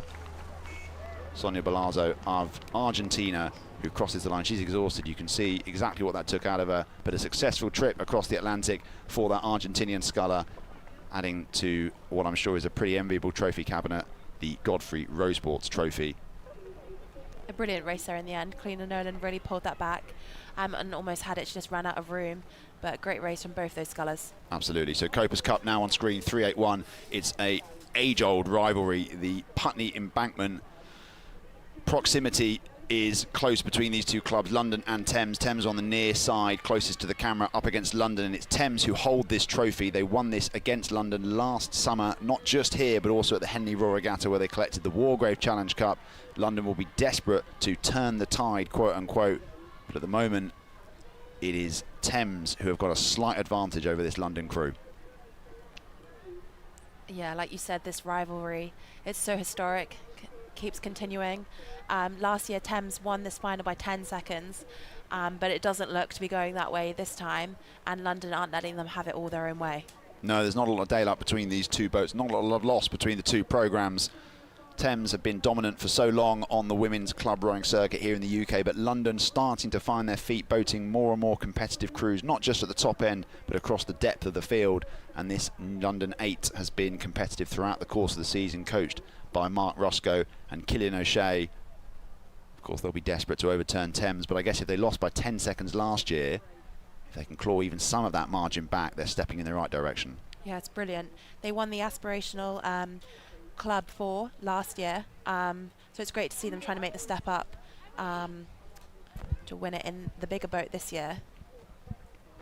And we can see Thames there just seem to have extended their lead a little bit, but London still have contact, and that's very important at this point in the race. Well, the conditions in comparison to earlier in the weekend really have turned a little bit on their head. We've had sunny, flat water for the last couple of days, but today the wind's picked up, the sun's hidden behind a bank of grey cloud, and now these crews are having to contend with more than just their opposition. But Thames doing a good job here. You can see a distinctive style coached so well by Tom Mapp, who leads that women's programme in Putney. And Thames now will be looking to turn the screw on London and pull away, and we know how much this race will mean to all of the athletes involved here. They really will. Tom Mapp has done a fantastic job at improving that women's programme. They've got such strength and depth, and they seem to win this event amongst others year on year. Yeah, their consistency is absolutely remarkable. We've done quite a lot of work actually at JRM with London this year. Various filming days, we've met a lot of the athletes in this boat, and that insurgency, that sort of new energy that they brought to the Thames towpath is what's making this programme so attractive. And I'm sure if there are people watching this live stream and thinking, where do I want to do my rowing in London next year, London will be a destination that they're absolutely considering. But if you want to win the top titles, it looks at the moment like Thames is still the place to be as we move towards the closing phases of the Copus Cup. If you get just how fast these 8s move, they're already coming into sort of the last 250 metres, and Thames having to work really hard here, Becky, to hold off the London charge. Yeah, you can see them really trying to get the rate up, really moving the hands away off the back quickly. London coming back at them though. Absolutely coming back. Yeah, London mounting a really late sprint here. They might just run out of water as we come up towards the line. I think Thames are going to cling on for a really hard-fought win. And you can see what that means to the Thames athletes. They are absolutely thrilled to retain the Copus Cup. A fabulous performance, and you have to give credit to London Rowing Club, who looked at one stage like they were slipping out of contention. Thames had nearly a length advantage, but they did enough. Thames, they held on, they gritted their teeth, and they take the win by what looked like about a quarter of a length. Yeah, another really close race here. London pushed them so close, and what a turnaround from last year. Those London girls should be really proud of themselves, and what a squad they seem to be developing there. Absolutely, yeah, fabulous effort there from Thames, who collect their first trophy of the day, and it's probably not going to be their last because they're right back in action here. The Leicester Trophy, race 382 underway. Umpire getting involved pretty much straight away. These Cox's fours, difficult, notorious to try and steer down the Henley Reach, and at the moment it's Thames Rowing Club on the Buckinghamshire station being warned, and they are racing Upper Thames Rowing Club on home water on the Berkshire station. Yeah, Upper Thames will know this course well, this stretch of river very well. But Thames, like we said, have such a reputation at this event, and even in this smaller boat, they'll be looking for the win. I think they placed third in the A final at Met Regatta against Championship crews, so they've had a really strong season so far, and will be definitely aiming for this win. I think they lost last year against London, so we'll want to turn that around and come away with the trophy. Yeah, Upper Thames, another programme who just feel like they've got the current of momentum in their favour at the moment. They're building a really solid offering on this Henley stretch, and you can see Hannah Hills, Becky Norman, Emily Paul and Hope Canor going punch for punch here with Thames Rowing Club, and actually I think their bow balls just snuck into the lead there. Yeah, you can see there the crew on the The Berkshire Station, Upper Thames, slowly edging ahead, although it is literally bow ball to bow ball at the moment. Yeah, beautifully well-balanced race here as these crews swing by the spectators area. You can hear the surge of noise as people throng to the bank to cheer on these two coxless fours down the course.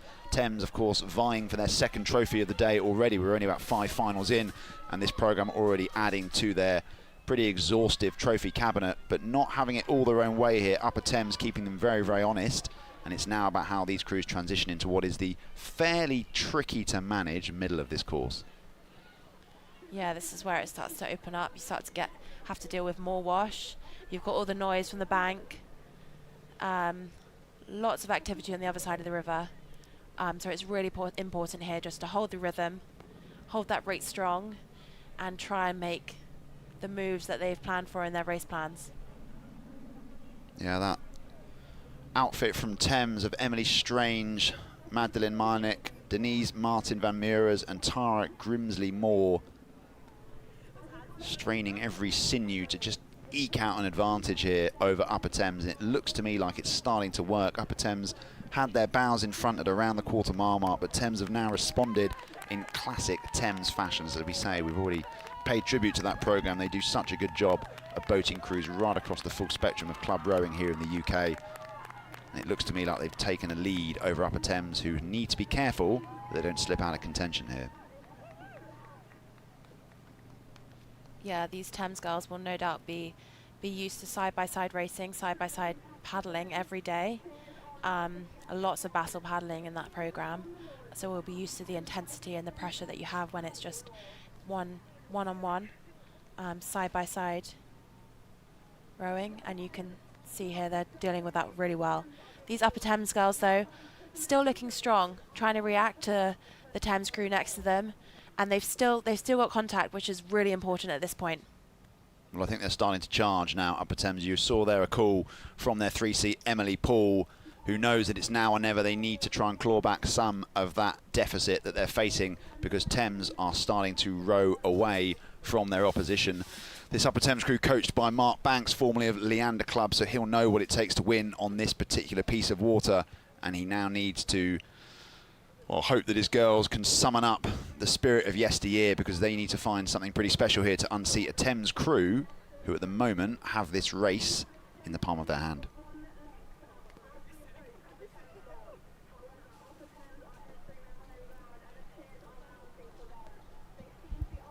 Yeah, they're approaching the finish here, and Upper Thames are trying to make one final move, really jacking that rate up. Well, if Thames can win both the Leicester Trophy and the Copers Cup, Club 8s and Club 4s, it would be a remarkable achievement, even for their lofty standards, and they're doing a pretty good job of doing that. You can see the crews really struggling in this wind here. It is pretty fierce on this stretch today. We've had such a blissful weekend. A bit too hot, I have to concede, but it's been perfect racing conditions, and today as the finals begin, finding ourselves challenged in terms of the conditions with all the pleasure cruisers up and down the course. But as we move up towards the line in the Leicester Trophy for Club Coxers 4s, it continues to be Thames who have maintained their advantage of just around a length over Upper Thames, who I think are going to move up and over the line.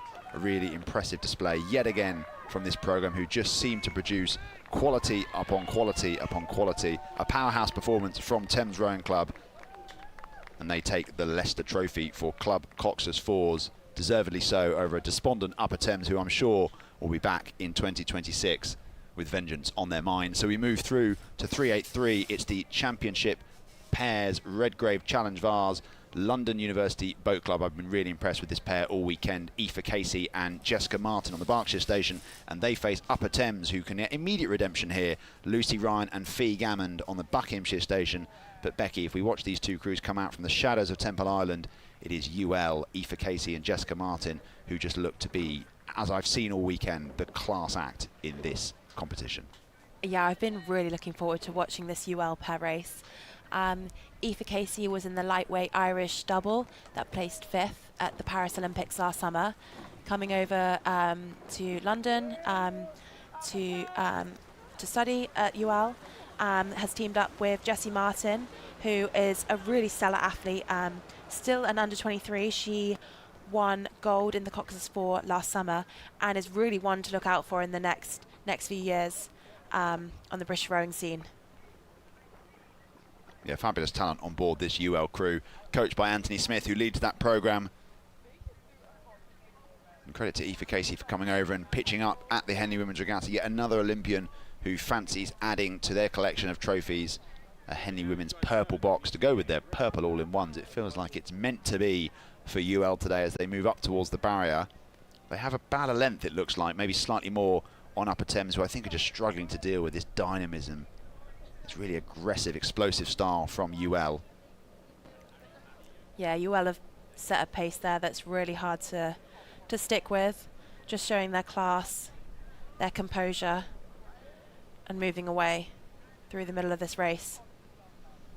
But I'm sure there'll be lots of fans on the banks who are wearing Upper Thames colours, and this afternoon not going as they planned because UL have now opened up clear water on their opponent from Upper Thames, and Lucy Ryan of Fee Gammond. Fee Gammond herself an Olympian from Tokyo, so she's competed at the very highest level of this sport, but she does not have the answers today for this almost peerless UL pairing. Yeah, this Upper Thames crew, they've had a good season. They raced in the 4 at last Henley Women's, but this year switching into the smaller boat. They won Met Regatta, so we'll have taken lots of confidence from that, and performed really well in the semi-final, looking really strong, but just unable to match the speed of this UL pair. I think sometimes, Becky, we watch races and we think if the crew had done something differently, maybe they would have been on the opposite end of the margin. But today, I think when Upper Thames reflect on this race, and I don't want to call it too early, but when they watch the video back, when they look back on their weekend and they think, could we have done anything differently to change the result, I think they're going to look at this and think this UL crew are just a class apart today. Yeah, I think there's very little that the Upper Thames crew can do at this point. UL are just looking so strong, so composed and relaxed. Doesn't look like the headwind or the wash has phased them at all. Just continuing to pull away. Oh, what a fabulous opportunity for Jessica Martin, the under-23 world champion, to learn from Aoife Casey, who has been to 2 Olympic Games for Team Ireland. And that's a pairing that we hopefully will see race in the weeks to come at the Henley Royal Regatta 2 and the Hambledon Pairs Challenge Cup. And a great learning curve for Jessica Martin as she continues to build what is becoming a pretty impressive rowing CV. Certainly a name to watch out for in the future. And Becky, you will be a great ambassador for what I'm about to say. There are so many athletes who have won on this course, who have gone on to great things, and it is really a breeding ground for talent in the Great British women's rowing team. It really is. Henley Women's is a highlight of the year for so many of us. It certainly was in my career. I raced her only 2 years ago, and it was very much one of the biggest races for me that year. So it's played a huge part in many of our journeys, whether that's making it to the Olympics or just continue to race at a club level. And I'm sure these girls will feel the same. Well, as we watch UL come down towards the line, the peerless purple, who have unseated Upper Thames here. They have dispatched them pretty comfortably in a really impressive showing.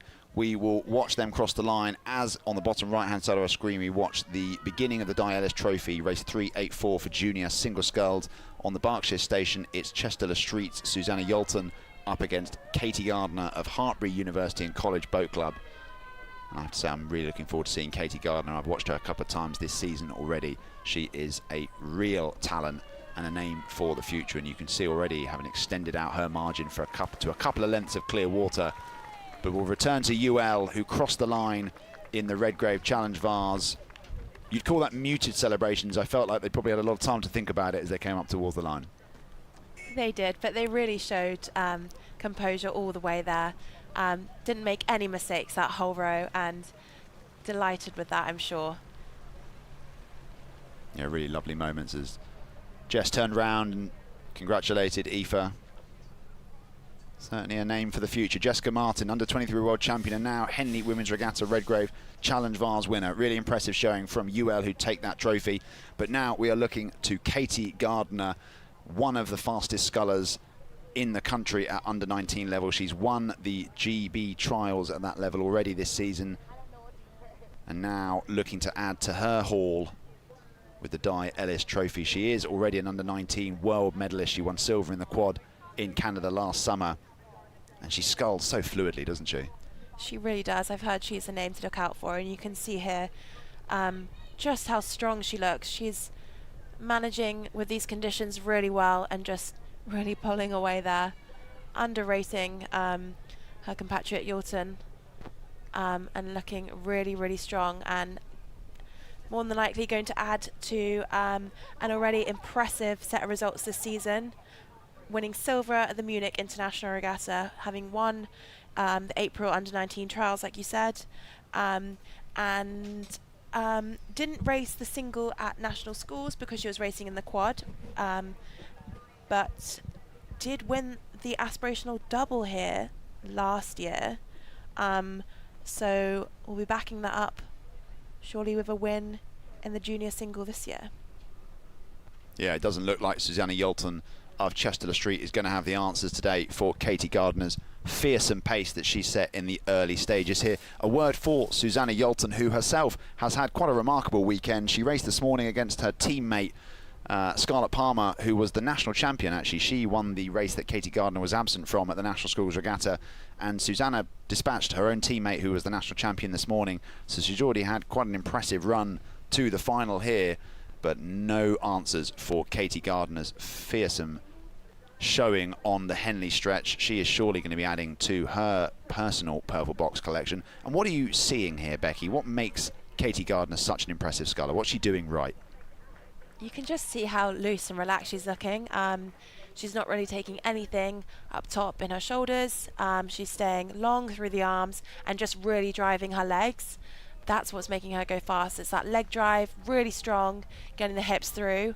And in the headwind especially, that's really important. You can see it's a fairly low rate there for a racing rate, but that's exactly what you need in these conditions. The headwind is going to make the single races especially extra long, so she's not exerting too much more energy than she needs to exert, and look how relaxed and composed she is.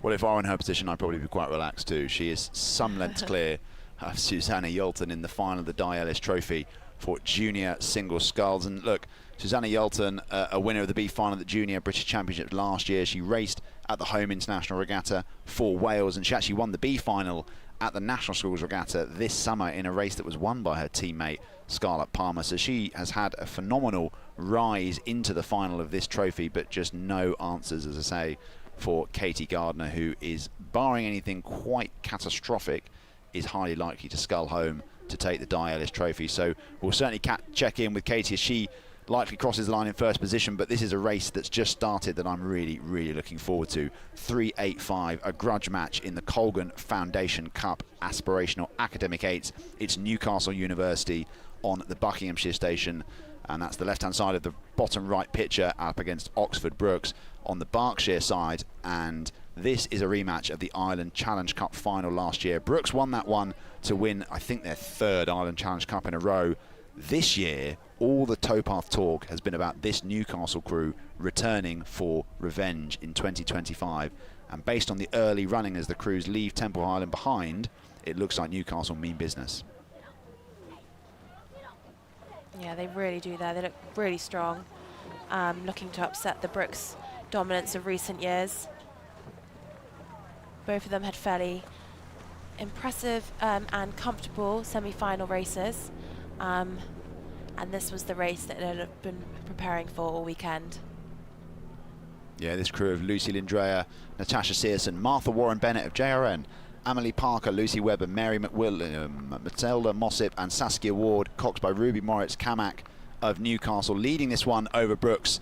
But we will look back to the Di Ellis Trophy, the culmination of that final, a big win for Katie Gardner. She didn't have to do anything special in that race. She did a lot of the early work. She established herself as the dominant force in this competition from an early offing. and will take a very well-deserved win in the Dialis Trophy. Super impressive there from the Hartbury Sculler, and another name to watch out for as she progresses through the ranks. You've got to hope she stays involved with the sport, because she is a talent we cannot afford to lose. Super, super impressive show from Katie Gardner, who defeats Susanna Yolton of Chester Street. But returning to the 8s, the big boats, these are the ones that I look forward to the most, because they are so fast, so frenetic, so frantic. And Oxford Brookes, they've been in and out of the press a lot. There's been a lot of off-water activity around them this summer. They won't thank anybody for talking about that, because what they want to do is come here to Henley Women's Regatta, and these 9 women will be desperate to show what they can do on the water. And at the moment, Becky, they've turned the tables on Newcastle here. The fast starters, Brookes, have responded. Yeah, Brookes seem to have responded since they've got onto their rhythm, got onto that mid-race pace. And it's who can make the most of that at this point. Just sticking on it, sticking in that rhythm, and reacting to what their cox, Sophia Bernal, calls. Yeah, Brookes are the holders of this event. They've won it for the last couple of years. Daisy Janes, Gwenny Hunter, Millie Hurrell, Buzz Borneman, Olivia Doldrill, Abby Newman, Cleena Murta, Megan Culbert, and as you say, Becky Cox by Sophia Bernal. That's the runners and riders in this Brookes crew, and their relentless racing rhythm paying dividends once again. You have to hold your hands up and say, this Brookes programme just produce when it matters. They really do. They know how to win tight races. And at this point, they'll just look to inch away, bit by bit, over this Newcastle crew. They've got such a history and such confidence from that as well. And you can see here, just slowly extending their lead. Newcastle have still got overlap, but this is where they need to react and really start to make a move back on Brookes. Yeah, as I watch these two crews coming towards our static camera point, it does seem to me that Brookes look the smoother and slightly more dynamic of the two crews. They do look good here, coming. You can see them from behind, really strong. That blade work, just getting the catches in, driving the legs down. And they'll take confidence that they can see Newcastle slowly slipping behind. And like we said earlier, they can make moves, they can react if they see Newcastle coming back on them. Yeah, Brookes stretching away now. They didn't panic when the blue star surged off the start. They stayed internal, stayed focused, and I think this win is going to mean a huge amount to Brookes, because they've had a lot to deal with on and off the water this year, but they're coming up towards the line now. I'm excited to see just how they celebrate, because I think this is going to be a real moment for this programme. And there we go. You can hear the screams, you can hear the shouts. They are absolutely delighted to take home the Kogan Foundation Cup.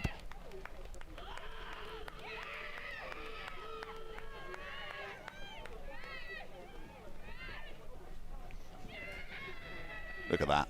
They are thrilled. And so they should be. A really mature performance from Oxford Brookes. And now all eyes will turn to the Ireland Challenge Cup for student women's eights. Yet another trophy that all of these women will want to win on the Henley stretch. A brilliant performance from Oxford Brookes to defeat Newcastle in the final of race 385. 386 now underway, the George Innes Cup for Championship Single Sculls. And it is Amelia Hemperman-Adams of Leander Club on the Berkshire station, and she is racing a little known sculler called Imogen Grant from Upper Thames Rowing Club on the Buckinghamshire station. Yeah, I've really been looking forward to this race. I know both these girls very well. Learnt to row at Bath, the Bath Start programme with Amelia, and we won the championship double here in 2021. And obviously, having trained with Imogen the last season or two, I know her very well as well. And it's great to see Amelia back racing. She's had a few years troubled with sickness and illness, but she spent some time in Australia this season, racing their summer season over there, and is now back. And it's great to see her making another Henley Women's Final. And Imogen in the single this year, she's currently working as a doctor, as well as training. She's not in the team at the moment, training out of Upper Thames whilst balancing her medical career, and this will be an event that she has been aiming for all season and will want to get her name in the history books.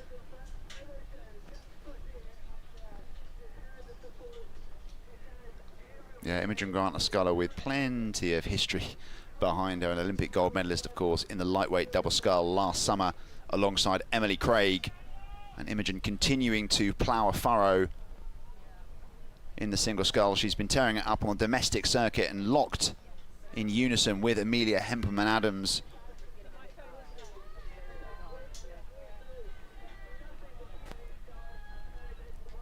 Imogen was pushed close by Molly Curry in the semi-final earlier, and Amelia had a fairly comfortable win over her international rival. But you can see here, Imogen is just trying to break clear, but Amelia isn't letting her have it all her own way. Yeah, Imogen, not surprisingly, timing this race pretty well. She's just stretching out a little bit now, and she'll know the importance of gaining a bit of momentum in a single scull. It can be so important. And she, with every stroke, is just pulling effortlessly away from Amelia Hemperman-Adams, who, if she's not careful, is going to get sculled out of this contest. Yeah, you can see now Imogen's really making her mark, really showing her calibre. She looks relaxed. She's letting the boat do the work, driving her legs, and she's, yeah, really letting that mid-race pace do the work for her. An incredibly decorated and classy athlete, Imogen. And I think this, for me, Becky, is an indication or an example of where experience and that sort of race know-how is paying dividends, because it just felt to me like Imogen had a strategy, she was biding her time, and she saw a moment to strike and she took it, and now she's starting to be in a position where she can control proceedings from here on in. She did. Imogen knows the single well. She set a world best time in 2022 in the lightweight single, and has spent plenty of months rowing it this year. So she knows what it's like to race it. She knows that it's going to take more time to pull away from the other crew. And she's done just that here, looking really strong, and she'll be looking to repeat this at Henley Royal in a couple of weeks. This will be really important prep for her and will no doubt give her plenty of confidence. Yeah, the Princess Royal Challenge Cup for Women's Open Single Sculls. Another really stacked event at Henley Royal Regatta this year, and I don't think a win in this event is going to do Imogen's chances of pre-qualifying any damage at all. But she's got a little bit of work to do before she can celebrate winning the George Innes Cup, because Amelia Hemperman-Adams will be determined on home water not to allow Imogen Grant to just scull away with this title. So we will keep an eye on how this one unfolds between those two scullers. And 387 underway, as you can see, bottom right of your screen. It's the Chairman's Trophy Aspirational Quads, and it is Clydesdale Amateur Rowing Club on the Berkshire Station up against Strathclyde Park Rowing Club on the Buckinghamshire Station. And not only is it a Scottish derby, these two crews, almost like magnets, drawn together into the middle of the river off the start. They're now separating out under the watchful eye of the umpire, but it's an all-Scottish affair here in race 387 for the Chairman's Trophy.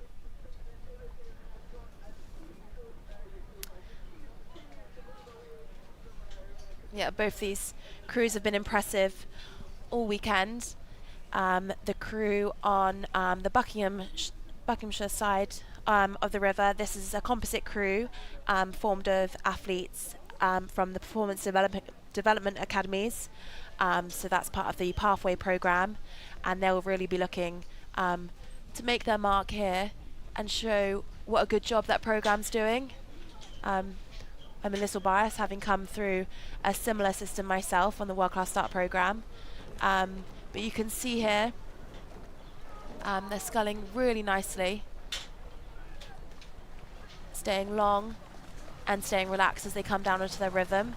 But this Strathclyde Rowing Club have looked really good all weekend as well. They had I believe they had a close race against Bath Uni, in the semi-final. And no doubt that have taken a little bit out of them. Yeah, absolutely. Well, that Scottish affair unfolding in front of us, but Imogen Grant, in the meanwhile, has sculled to victory in the George Innes Cup. She takes the win, one arm in the air, a solitary salute. She'll be delighted. And you could just see in the closing stages how difficult those conditions have become on this Henley Women's Regatta course. Wavy, choppy, plenty of pleasure cruisers causing the scullers all sorts of problems, so staying loose and staying relaxed is critical. But Imogen Grant adds yet another trophy to her cabinet, the George Innes Cup, and that is fantastic preparation for her as she heads into the Princess Royal Challenge Cup at Henley Royal Regatta. But now the Chairman's Trophy well underway here, and at the moment, Becky, it does look to me like this GB Performance Development Academy composite from Strathclyde Park, the class crew in this event so far.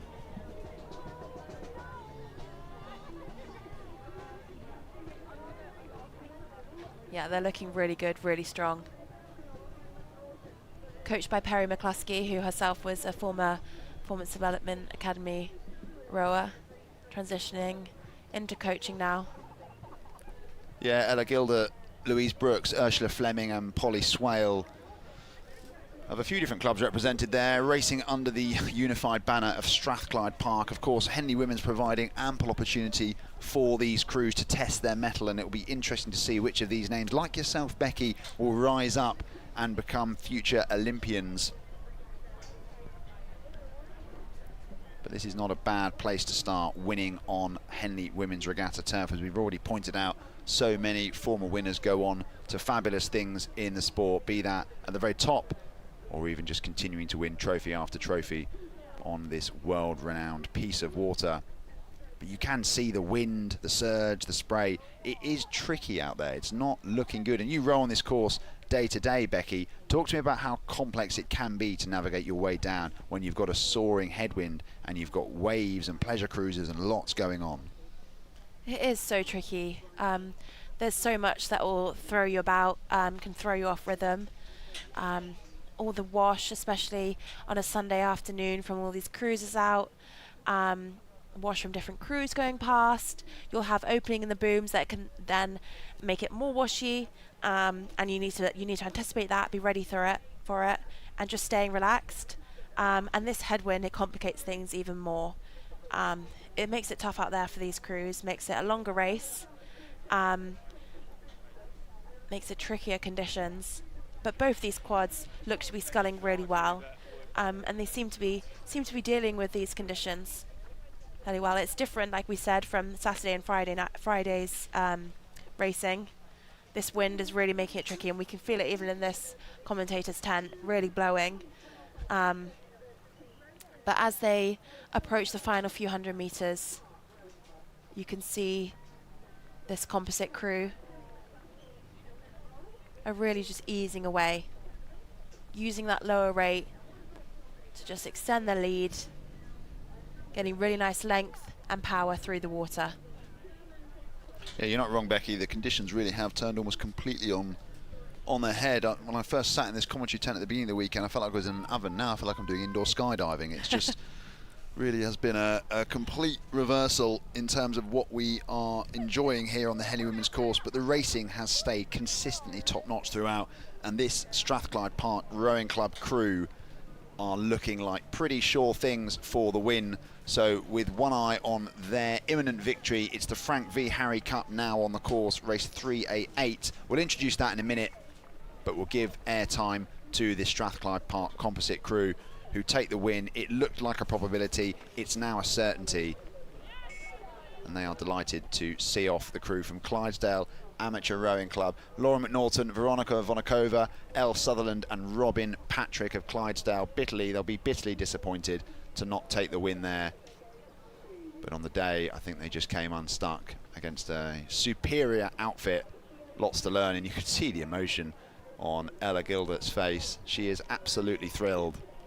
Yeah, brilliant row by them, and that Clydesdale crew should be really proud of themselves and hopefully can take this experience and return next year. That's what we like to see. Crews coming back year upon year upon year to try and win that elusive purple box. But 388 now on the course. No surprise to me to see Edinburgh University Boat Club in the final of the Frank V. Harry Cup. Once again, it's Scarlett Bureau Danny Wyatt Quarks, Lucy Lucas, Lara Thompson, Cox by Theo Murphy for Edinburgh on the Berkshire station near side. And then on screen as we speak, the University of Surrey Boat Club, Lucy Fry, Emily Rice-Worley, Bella Cockwell, Lucy Agambar and Ella Collins in the Surrey Crew Buckinghamshire station. So left is Surrey, right is Edinburgh, and Edinburgh just seem almost unbeatable in this event. They really do. They've won it for the last couple of years and have dominated the novice beginner scene at a domestic level. They placed first in the 8 at Bucks and won the beginner academic pennant at Weehawr as well. So just a program that really knows how to develop novices, how to fast track them to exciting things. And you can see here they've already pulled away from the Surrey Crew. Yeah, fabulous program run by Colin Williamson. Has to be out and out the best beginner rowing cohort in the country, or in the United Kingdom, you would say. They haven't quite moved off Surrey entirely. There's still overlap between the Edinburgh stern and the Surrey bow, but I'm sure Cox, Theo Murphy, buried there in the bows of that baby blue boat, saying that 3 times really, really fast, baby blue boat will be calling his crew on, trying to turn the screw now, because they know this is a critical part of the course. This can be where it matters. There we go, we get a great shot of Theo in action.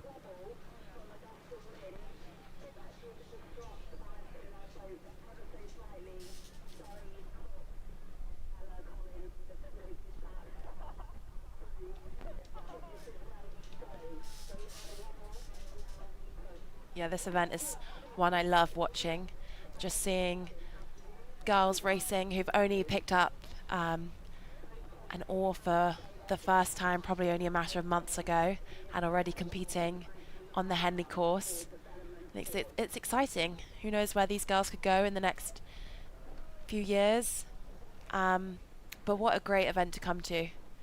And really just enjoying their rowing as well, I hope, and making the most of this racing. Well, the learning curve is steep in rowing. We all know that, physiologically, technically, but also from a psychological standpoint. It can be very difficult to get up that curve, but there is nowhere better to do it than Edinburgh. And once again, proving to the world that they are a premier offering if you are a novice rower looking to enter the sport. And Henley Women's, credit to them for having this event on the programme, because it does give budding athletes the chance to not just compete on this world famous piece of water, but actually win purple boxes so early in their burgeoning career. Credit to Surrey though, left hand side of your screen, they're clinging on. Ella Collins there in the coxing seat, I'm sure will be telling her athletes, look, we're still in this one. Edinburgh haven't really moved away in the middle third, and we've just probably got about 400-ish metres left to row, and if we do something special now, it could be us writing our names in the history books. Yeah, they're still within touching distance, and they still can make a move here. This Surrey crew have plenty of race experience this year. They actually won this event at Met, beating senior and championship crews. So they know what it takes to win tight, close races, and I wouldn't write them off just yet. Yeah, we will certainly keep an eye on the culmination of the Frank V. Harry Cup for Development Cox Fours. The Rayner Cup's underway, junior double sculls 389. Walton Rowing Club on the Berkshire station. Bella Hornsey and Holly Weddell up against the composite from Nottingham and Northampton's rowing clubs, Seren Page and Tegan Smith on the Buckinghamshire station, who at the moment have taken an early lead in the Rayner Cup, which we'll return to in just a moment. But I think it's time to turn our attention to the Baby Blue of Edinburgh coming up towards the line. You can see how tricky those conditions are for all of these athletes, but Edinburgh I think have just about done enough. They've seen off a spirited performance from Surrey, and they will cross the line as the winners of the Frank V. Harry Cup yet again for Edinburgh. A sensational performance from these women to take the win. I think that might even be the 3rd time running for Edinburgh. An incredible streak that club have built up, and these women continuing the pedigree that Colin Williamson and all of his coaching staff have created. Credit to Surrey, who stuck in there admirably but just didn't have the gas in the end to overcome this Edinburgh crew, who take the Frank V. Harry Cup. So the Rayner Cup now underway. We'll turn to, it's racing thick and fast here, finals all the way up for about another hour here at Henley Women's Regatta as we turn a page on the 2025 edition of this fabulous event. And we are watching the Regatta Cup Junior Doubles, Walton on the right, and it's this Nottingham-Northampton composite on the left.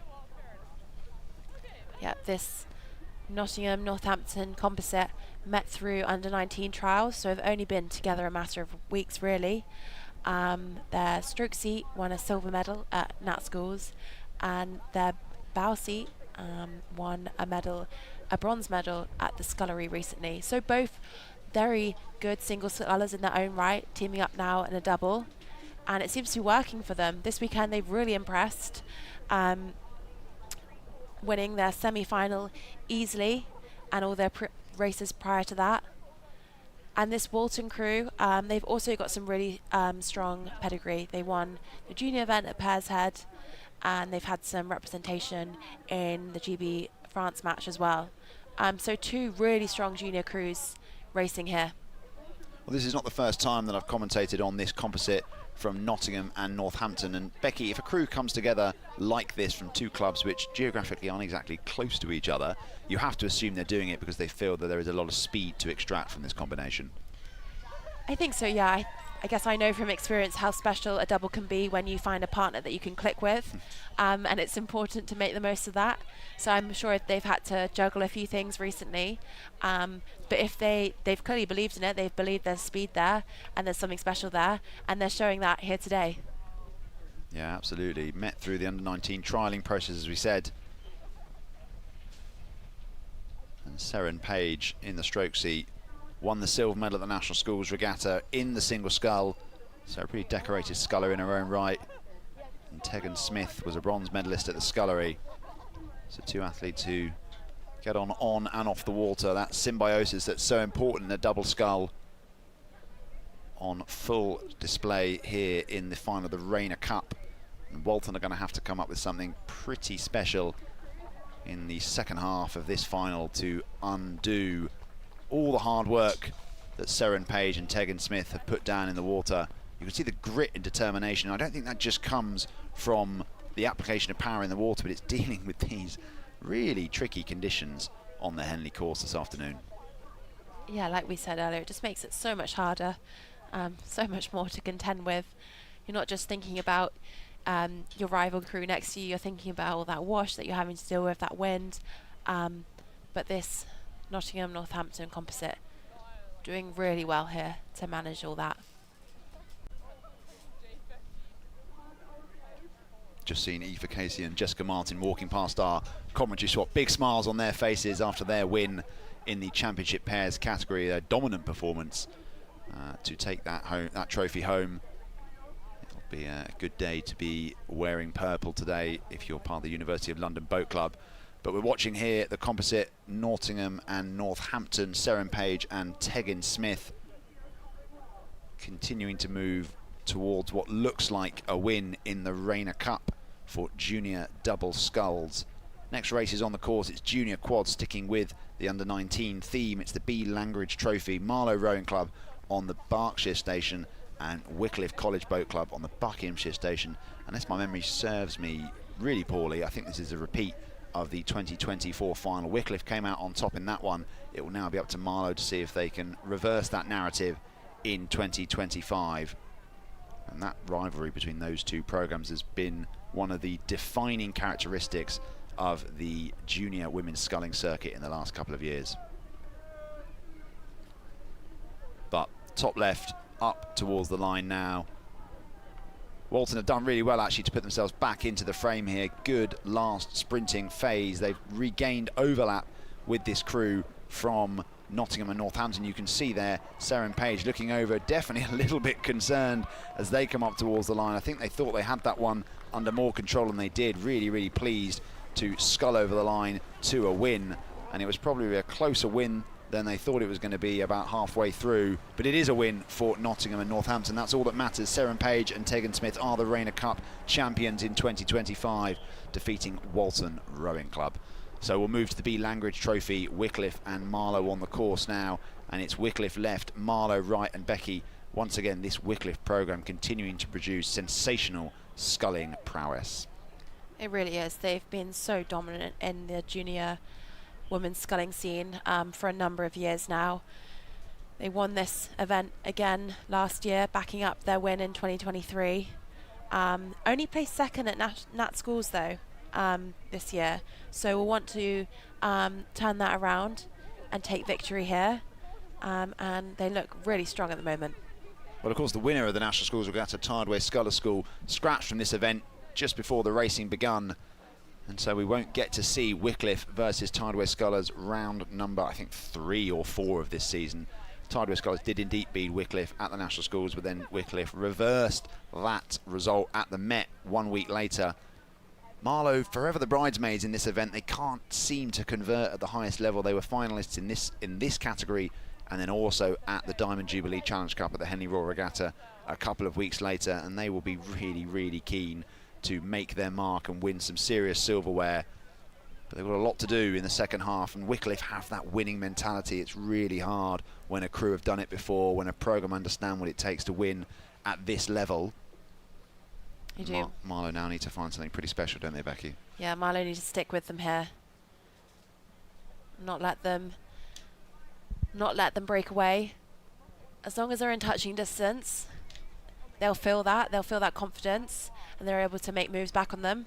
This crew actually won the National Schools time trial before placing third in the final, so they've done it before. They know that there's something special in there. They just need to do that in side-by-side racing. Yeah, this Marlow crew, bow to stroke. Ione Haley, Lauren Kennedy, Aoife Turner and Eve Pinson. I wonder where that surname comes from. For Marlow and Wycliffe, it's Cassie Anderson, Eleanor Lawrence Preston, Daisy O'Reilly and Lily Rose Anderson. Lily herself actually has already won Henley Women's Regatta Red Box. She won the Di Ellis Trophy last summer. Wasn't part of that all-conquering Wycliffe quad, but was around it, understood it. And the way they row, it's so unique and distinctive, but it's so aggressive and so effective.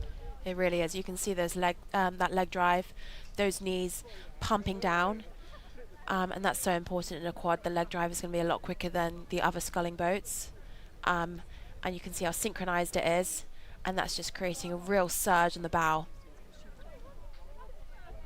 Yeah, barely any check on the shell from Wycliffe, who gear up towards this event and of course the Diamond Jubilee Challenge Cup at Henley Royal Regatta. Both clear spots on their horizon, and they'll be desperate to add this trophy to their cabinet for the 3rd year in a row. But Marlow still in contention here, fighting hard on that Berkshire station and trying their hardest to regain parity. They still have contact, and they can still make a move in these last few 100 meters. So just to keep that blade work consistent. Stay relaxed even when they're down. But gearing up in these conditions is tough as well. Getting the rate up, making sure that you're in a sprinting sort of mode is made more challenging by the headwind. And it does look to me like Wycliffe, coming up towards the line, are going to take their 3rd victory in a row in this event. Another exceptional performance from Wycliffe, crossing the line just around a length clear of Marlow. A very pleasing result for everyone concerned with Wycliffe, particularly their coaching staff and all 4 of these young women, who will add another trophy to the ever-expanding cabinet. And the B. Langridge Trophy will go to Wycliffe College in 2025. Race 391 is underway. Bottom right screen, you can see that's begun. It's the Bernard Churcher Trophy for Aspirational single sculls. The Berkshire Bank houses St Andrews University Boat Club, I should say, Hansine Marshall, and the Buckinghamshire Station Leeds Rowing Club's Emily Baker.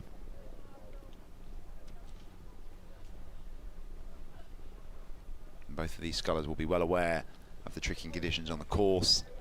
They'll have to be at their very best to execute a race plan that will deliver them to the summit of the Bernard Churcher Trophy. And at the moment it's Emily Baker from Leeds Rowing Club who has taken an early lead.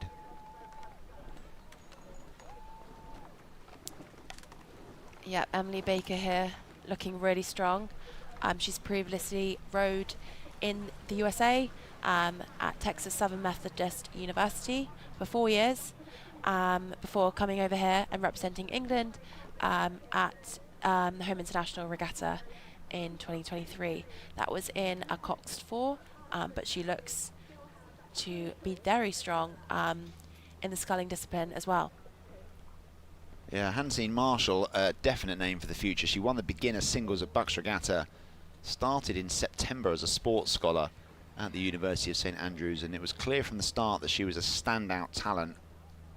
And in spring she actually won the senior category at the Olympic Pathway Regatta and added a gold at Bucks Regatta in the beginner doubles to her gold in the single, and also won bronze in the beginner quad. So obviously a name for the future, and it's whether or not she can summon up that strength and spirit that she's already shown on numerous times this season to fight back against Leeds Rowing Club's Emily Baker. Yeah, I've been really impressed by Hansine Marshall this year. She seems to have made her mark very quickly in the sport of rowing, and she's achieved some impressive results. Definitely one to look out for in the future.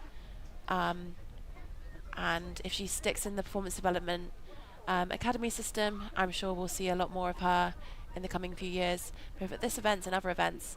And she looks now, in the middle part of the race, to be moving back on Emily Baker.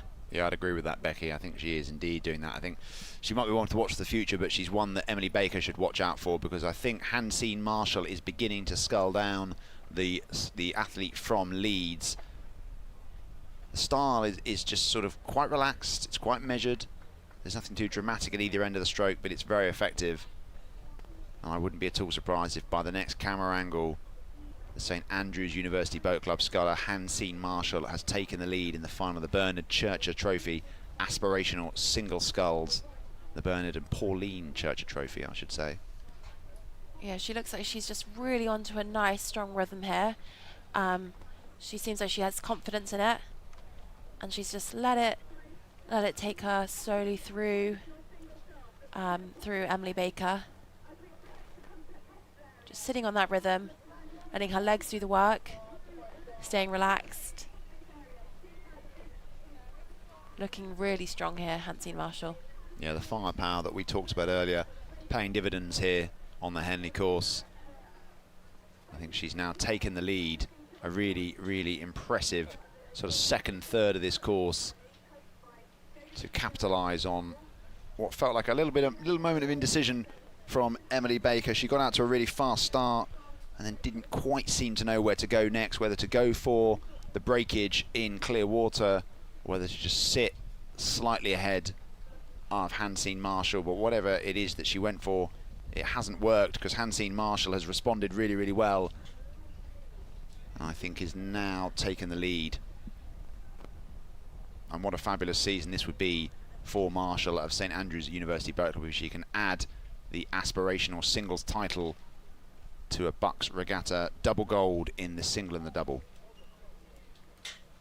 So as we watch that one move its way down towards that 3/4 mile marker, we will return to the start line, which is the aspirational double, the Rosie May Glotling Trophy, Leicester Rowing Club's Eleanor Goff and Lizzie Webster on the Berkshire station, up against KSRV Nord, the Royal Students Boat Club from the Netherlands, on the Buckinghamshire station, and the scullers Anne Vischer and Anne Koolhaas. And it looks to me, Becky, like we may have a bit of steering issue from that Leicester crew. Yeah, it seems like they've just about corrected that now, just coming across the boys. They don't want to overcorrect it. They look to have just about straightened up. This Leicester double have really impressed me this season. They've raced quite a few regattas, winning Knot City and placing 6th against championship crews at Met Regatta, and have had a strong start to this regatta, winning most of their races quite comfortably, and now face the crew from the Netherlands, Chaos RV Nord, who are more of an unknown, and that's what makes international crews that come over here so exciting. We don't quite know what their form is, and I'm sure this Dutch crew are going to give them a closer race than they've had the rest of the weekend. Yeah, it's Holland versus GB in the final of the Rosie May Glotling Trophy for Aspirational double sculls. But at the top of your picture, left-hand side, Hansine Marshall has timed her efforts to perfection in the Bernard and Pauline Churcher Trophy in very, very relaxed and almost methodical style. She has wound up the win here and moves up towards the line to complete a fabulous season in her first full debut in the sport. A big win for Hansine Marshall in the aspirational single sculls over Leeds Rowing Club's Emily Baker, who had no answer for the mid-race pace of Marshall. And certainly a name to watch out for in the future, Hansine Marshall. I feel like we're uncovering a lot of uncut gems here on the Henley Women's Regatta course today, and Marshall can add her name to the list of folk who will be very interesting to watch develop in the sport over the coming months. But the Rosie May Glotling Trophy for aspirational double sculls now fully underway, and it's Leicester Rowing Club's Eleanor Goff and Lizzie Webster who look to be trying to establish a margin of control over this one. Yeah, they do. And they look great. Not just matching hairstyles, but matching rowing styles as well. That is free speed right there. But yeah, their rowing has looked great all weekend. And you can see here they've just about broken clear of Njord. And as they move through this middle part of the race, they'll really want to put the hammer down now. Keep extending that lead. Not let the other crew get a sniff. Well, crews from the Netherlands have brought a veritable armada of shells over to compete in the Henley Women's Regatta this year.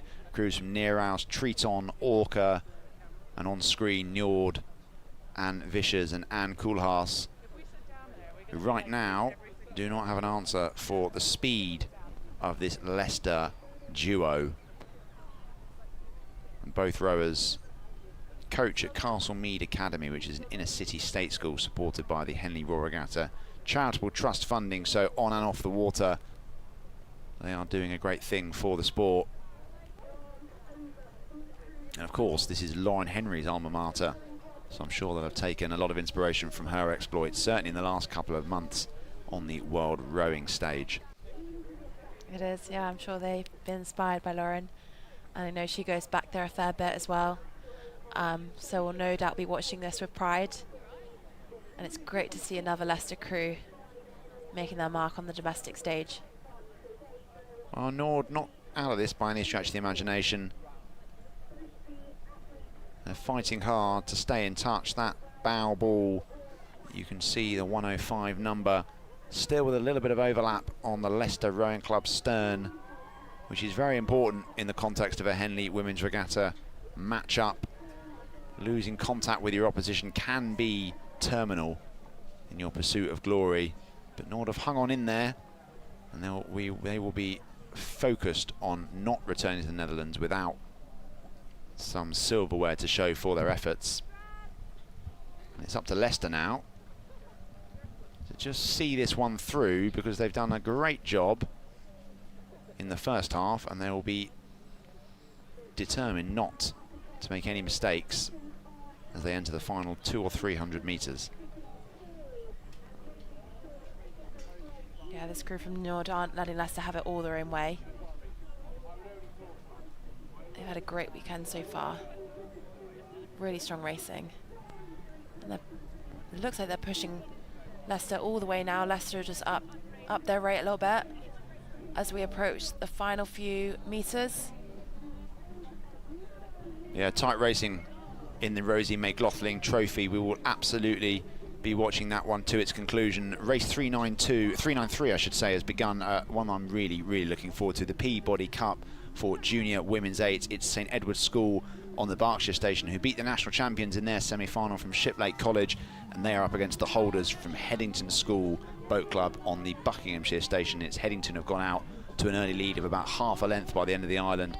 But as we come up towards the line in race 392, the final of the Rosie May Glotling Trophy for aspirational double sculls, it's actually Leicester who have done a really good job of motoring on in the second half. They've established clear water, and they will cross the line to win a really impressive title, the Rosie May Glotling Trophy aspirational double sculls. Big win for Leicester Rowing Club over KSRV Nord of the Netherlands.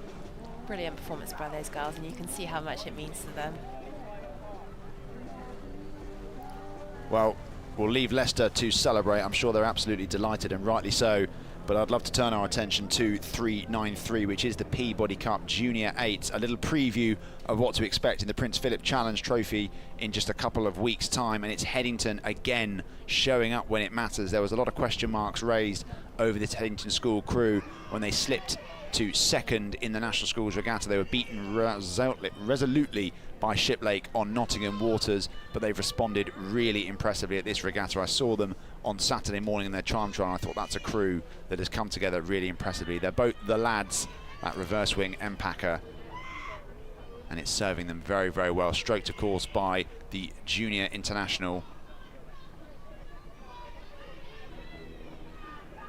They might have had a bit of a crew change in that. I'm just looking again at the lineup in that boat. In theory, they're stroked by Sophie Haseman. I'm not sure that's her in the stroke seat. Whoever's in the stroke seat is doing a fabulous job, because they've opened up clear water over St Edward's School, who are no slouches. They were bronze medalists at the National Schools Regatta and are all wearing matching earrings. So that synchronicity in ear is working on water, but it's not enough at this stage to keep up with this express train of a Headington School crew. This is so impressive from Headington. They've had such a strong start and such a strong first third of the race. Looking dominant right now. And just continuing to row away from St Edward's. They'll have wanted to make up from that disappointment at Nat Schools and defend their crown here. And they're doing that with ease. Yeah, I just spotted Sophie Haseman, so there has been a bit of a crew personnel change. She's in the 4-seat. This crew are not in order, because the order has changed quite dramatically. Francesca Butters, Eva Sartin, Isabel Jeans, Eleanor Duxbury, Salam Talweda, Lucy Pillar, Alana Yap and Sophie Haseman, coxed by Alice Gelling, I'm assuming that hasn't changed, are doing the business here. They've got remarkable consistency. Ryan Domain and Chris Hermes just produce quality crews year upon year upon year upon year. And whatever they have said or done since the National Schools Regatta has worked, because they are rowing towards what looks like an inevitable victory here in the Peabody Cup, retaining their title from 2024, and all eyes will now then turn, once they cross the line, to the Prince Philip Challenge Trophy at Henley Royal Regatta. But Headington still have a bit of a job to do here. Of course, their 4-seat Sophie Haseman, a junior world international, so plenty of experience on board this crew. You can just see the second half of the course where the conditions get really, really frantic, really difficult. Choppy water, you've got a cross head, lots happening. Headington have to keep it together in the boat. But St Edward's School, I mean, is there anything they can do here? What would you be applying in these moments, Becky? I think they've just got to keep their heads. They've got to keep making those moves, responding to what their cox is saying. Zaki Bear, she can see that Headington crew. She can see if any ground can be made up of them, and the girls just have to trust themselves and just keep doing themselves proud. They had a brilliant semi-final win against Shiplake. That was so impressive. Shiplake won Nat Schools, and Teddy's placed third, so they turned that result around, and no doubt that'll have taken a lot out of them. But yeah, just can't quite match Headington's class today. But I'm sure there'll be improvements to make for the future. But exactly that. As Headington come up towards the line, they will retain the Peabody Cup. A super impressive performance from these girls. Another big win for that programme. Whatever secret sauce they've applied in the intervening weeks between Nottingham and now has worked, and they will take home the trophy. Once again, the Peabody Cup goes to Headington School, St Edward's Boat Club. As you rightly point out, Becky, probably a really, really strong semi-final, competitive, contested hotly. It might just have taken a little bit too much out of them. It's Headington who win the Peabody Cup, and we move on to the Avril Velikut Cup. Thick and fast racing here. Championship Coxers 4s. It's Leander against Molesey. Leander on the Berkshire station, Molesey on the Buckinghamshire station. It looks to me like the distinctive black and white of Molesey have had the slightly better of the two starts. Yeah, Molesey looked to have just got away here. Stroked by Alex Watson, who herself has represented GB on the senior stage, as well as winning international medals at under 23 level. And you can see here she's just stroking that boat really nicely. These Leander girls, though, they've had a strong season racing at Wallingford and at Met, and have just returned from training camp in Banyoles. Special mention to Jemima in the stroke seat, Jemima Furness. They're dedicating their row today to her junior coach Eric from Cambois Rowing Club, who sadly passed away earlier this year, and they're wearing green scrunchies especially for him, which is a touching tribute. Absolutely. And if he's watching in the great enclosure in the sky, I'm sure he'll be willing Jemima on. But as it stands, it's Molesey who have control of this final of the Avril Velocate Cup. Molesey themselves have had a fabulous season on the women's circuit. They seem to be producing a smorgasbord of very, very fast crews across the 8s and the 4s. And you can see there the boat consisting of Eva Hoffmans, Shannon Kearney, Lily Pember and Alexandra Watson, just punching really hard here as they swing past the barrier. They've got clear water on this crew from Leander, and it's now up to Leander to find an extra gear because this race is going to slip away from them. Yeah, Leander needs to stick tough here. Sophie Chumas will be able to see where the Molesey crew is, and the rest of the girls in that boat, Emma Sherwood, Maureen Green and Jemima, need to react to her calls. I guess it is her job to keep this crew honest and keep this crew motivated in what are pretty difficult moments here for Leander. It is her job, yeah, and the rest of the girls need to trust that and just trust in their rhythm, trust in that pace, and really stick with it now. They've got to make their moves and got to start clawing back on this Molesey crew, who look to have pulled away a little bit more. Oh, we can see the green hairband in Jemima's hair. I'm sure this will be a poignant race for her. The grimace of pain on her face stands true across all 4 of her colleagues, who now know they have an awful lot to do to regain footing with Molesey, who are relentless. Their machinations for the Avril Velocate Cup coming to fruition here on the Henley course, and Leander so relentlessly consistent, so impressive right across the board, year upon year upon year, maybe not having it all their own way. I know, Becky, as a Leander member, that will disappoint you, but you have to pay credit to this Molesey crew who have done all the right things here. You do, yeah. Molesey have developed such a strong women's squad, and you can see that having 2 8s in the championship category and this 4. And they look, yeah, so impressive. Staying composed, staying relaxed in that chop. They've only had 1 race this regatta. Oh no, 2 races, sorry. They did race yesterday, against the international crew from Germany, and they beat the Dutch crew this morning. So we'll have taken confidence from both those races, and really showing that here. Well, you can see how short the crews are having to be in this water. Length is really hard to get when the water looks like it does today. So Molesey currently leading Leander. That's another rivalry that stood the test of time, and at this stage it's the blacks who are getting it in over the pinks.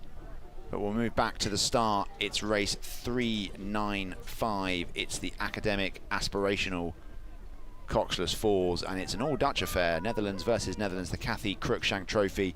USR Triton Utrecht of the Netherlands on the Berkshire Station, and another boat from Noord, KSRV Noord, the Royal Students Boat Club, on the Buckinghamshire Station.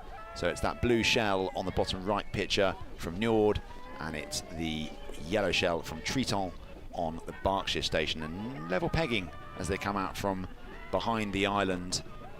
And we will rejoin that race in just a moment, but important to pay tribute to this Molesey boat as they come up towards the line. They've worked hard for that. They've rowed a well-executed race. And there we go. That Texas hat, hook 'em. That mentality's worked. It's great to see Alex back rowing, back racing. And what a great performance from that whole Molesey crew. Yeah, another feather in the cap of this Molesey program under Sam Tuck, continuing to build momentum, and they have taken the win in the Avril Velicate Cup. So we'll look towards the Cathy Cruikshank Trophy, which we know is going overseas this year. It's Triton up against Nord, and it's this boat from Nord, who I've watched a couple of times this weekend, and they're so smooth, they're so direct. I mean, the Dutch rowing style is beautiful to watch at any time, but this Nord crew I've been impressed with right the way through. But it doesn't look like much has happened between these two boats since we last checked in. It's fairly much level pegging. Maybe Triton have a couple of inches, nothing more. Yeah, it's really babble to babble at the moment. Oh, you said it. The cliche, the babble to babble. Sorry. We made a promise we wouldn't do that, and here we are. Or Triton just needs to be a little bit, or rather, yeah, Triton just needs to be a little bit careful. They're quite close to the booms, as are Njord. Both crews staying well away from each other, but perhaps in pretty close proximity to those booms, which are very, very unforgiving on the Henley course. And these Coxless fours super difficult to steer, particularly in these conditions. They are, yeah. We haven't seen too many steering mishaps so far this regatta. All the steersmen are doing a really good job, and you can see there, both of them just holding their lines, not creeping too much into the middle. As we see KSRV Njord slowly making their move, slowly inching away, canvas lead at the moment. Yeah, definitely a war of attrition going on here between Triton and Njord. It does look to me, Becky, that you've called it spot on. That drone shot illuminating for us exactly what's happening on the water, and it is Njord who are just creeping away now from Triton. That was clearly a premeditated move from these four women. They felt that that was the moment to go, and they now have nearly half a length over Triton. And I wonder how well these crews will know each other from the domestic racing scene in the Netherlands, and whether Triton have a response for Njord in the second half of this contest. Yeah, it's up to Triton now to start to claw it back. This course is short.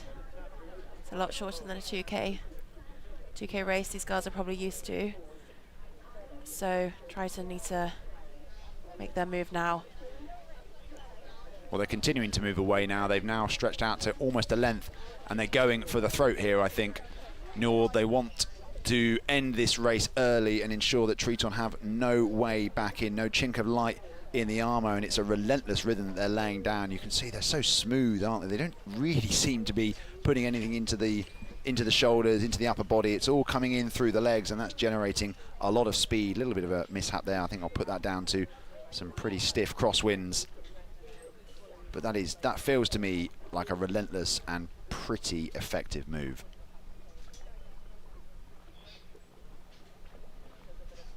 It does, yeah. They seem to just still look so relaxed, just really sticking on that rate. It looks light. It looks confident as well.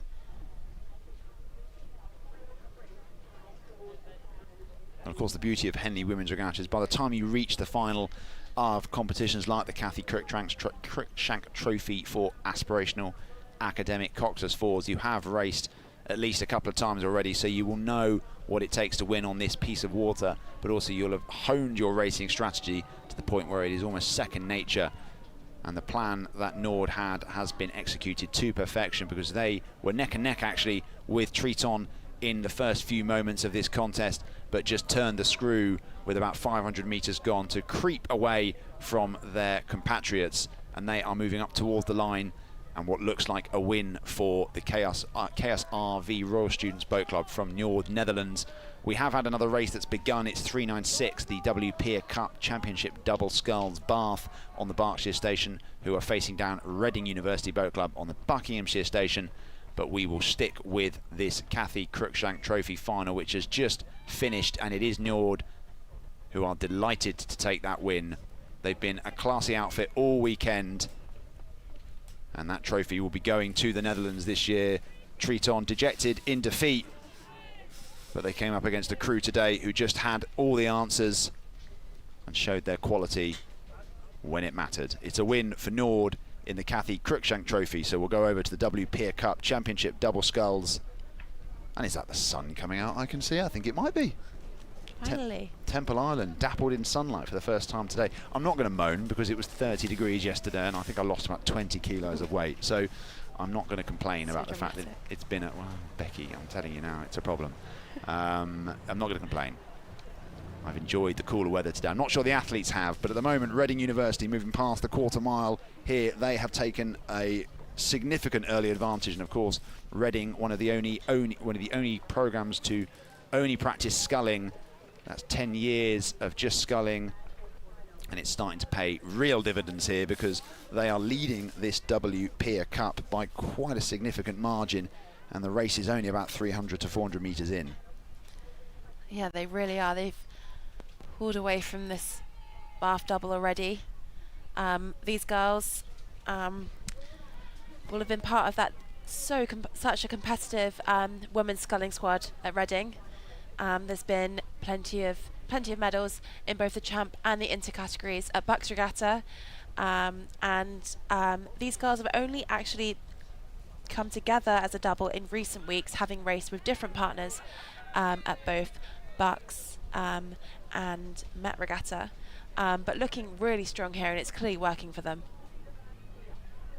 Yeah, the Bath University crew, Rebecca Court and Ella Fullman, they've been together, as you say, for a little while. Becky, they've rowed together for some time. I know Ella's been in the programme for a couple of years now, and you're alumni at Bath. They seem to produce a remarkably consistent level of performance, particularly in these sculling crews. But at the moment, no match for Reading University Boat Club. Shannon Whelan and Isabel Lancaster.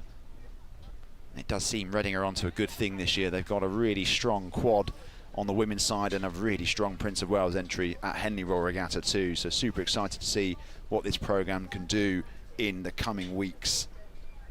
But focus now on the WPA Cup Championship double sculls. And this Reading crew inexorably moving away from Bath. Yeah, Lancaster in the stroke seat there. She won the Fiona Dennis Trophy for the Aspirational lightweight singles last year. So looks like she's going to back that up this year with a win, this time in the championship category, which is a really impressive turnaround in just a year.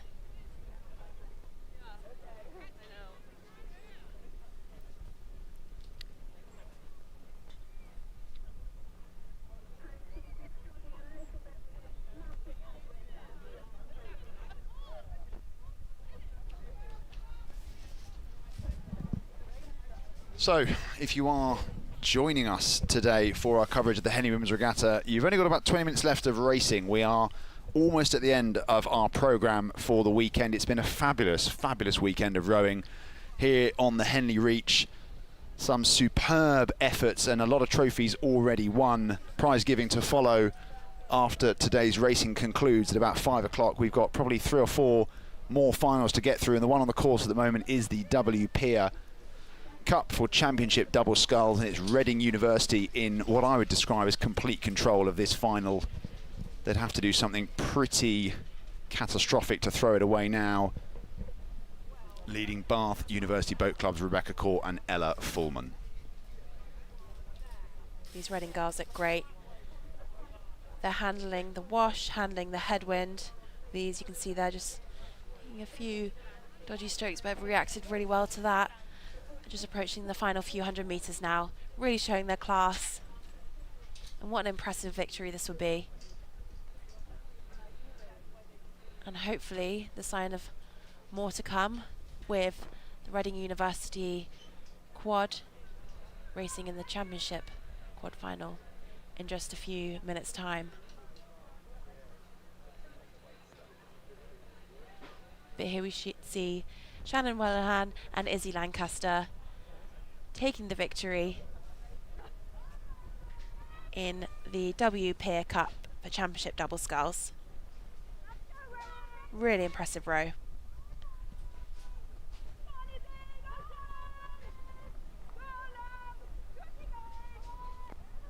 And certainly names to look out for in the future. You can see there such joy in their faces, which is really great to see. Should be really proud of themselves.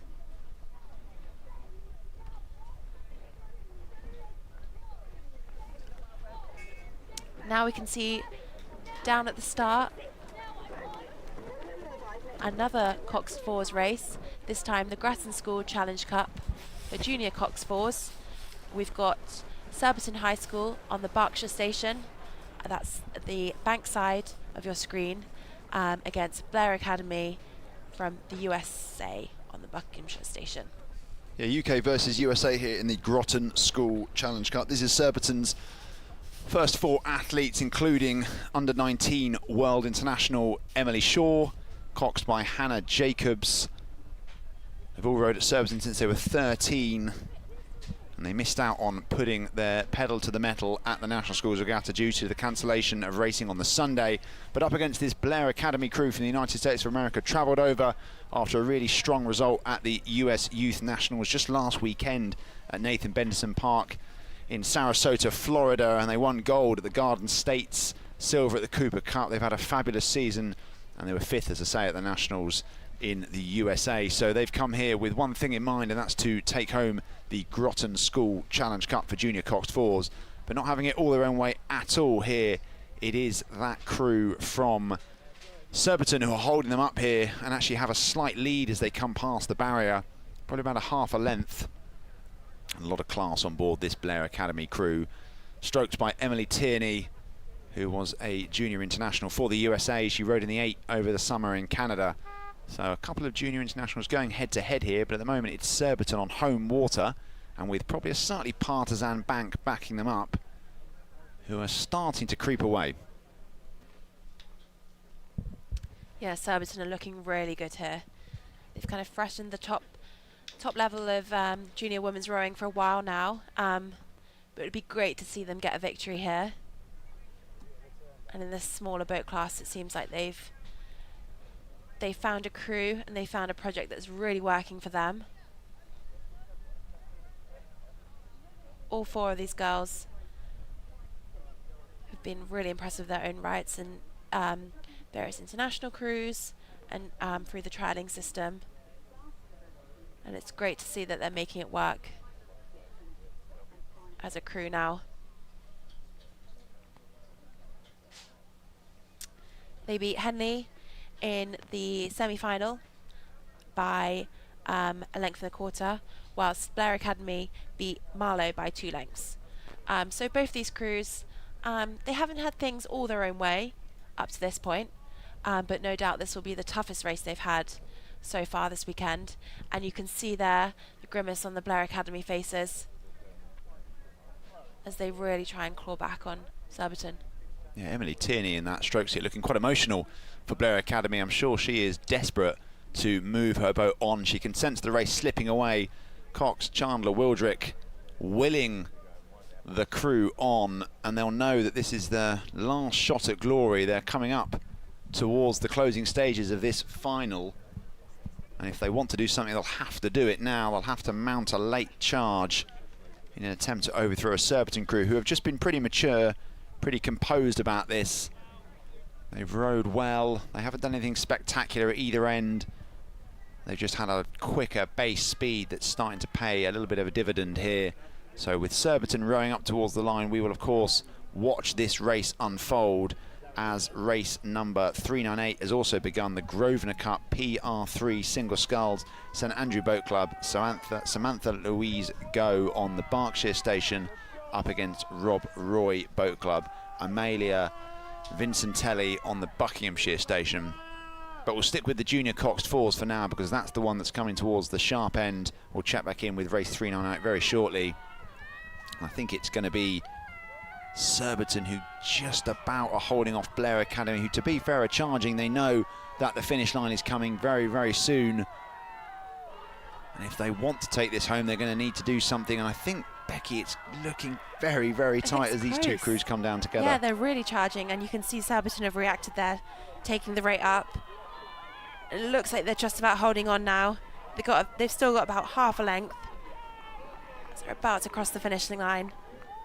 Brilliant row from those Surbiton girls, and a really well-deserved victory. You can see how much it means to them.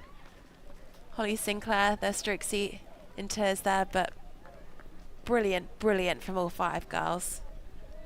Special scenes from a sensational Surbiton That is really impressive. Amy O'Brien, Gracie Bates, Emily Shaw, Holly Sinclair and Cox, Hannah Jacobs. Credit to all 5 of you.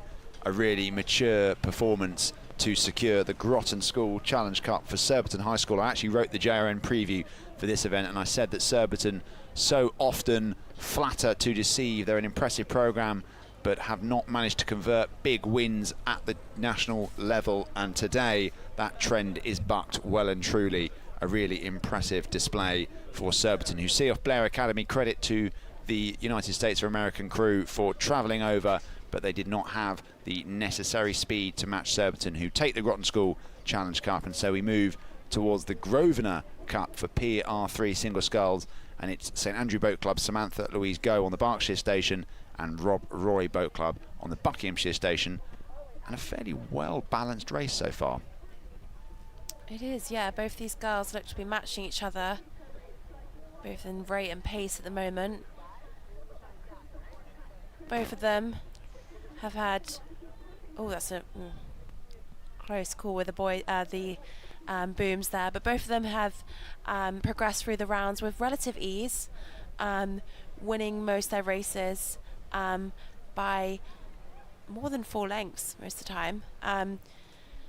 Amalia actually set a new course record in her first race of the weekend, and will look to repeat that form here.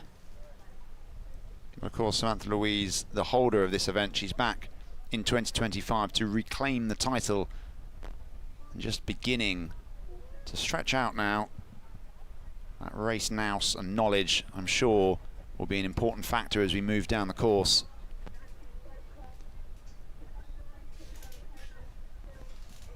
And it's going to be up to her to keep Amelia Vincentelli away, who actually recently won gold at the Junior Interregional Regatta in her category. So a sculler with pedigree, class and form, but up against the former winner and title holder. Yeah, Amalia looks to slowly be moving back on Samantha Louise there. Samantha's just struggling a little bit with the steering. And needs to respond now to Amalia's move. But like we said yesterday, it's brilliant that Henley Women's has a PR3 category. And needs to happen more with power rowing in this country. It'd be great to see more regattas having para categories, as we look to have the next generation of para athletes getting onto the pathway, developing and stepping in to the senior team, who have had so much success on a world level in the last, well, since para rowing's inception really, with 3 golds in Paris and a silver. Doesn't look like that success is going to stop anytime soon.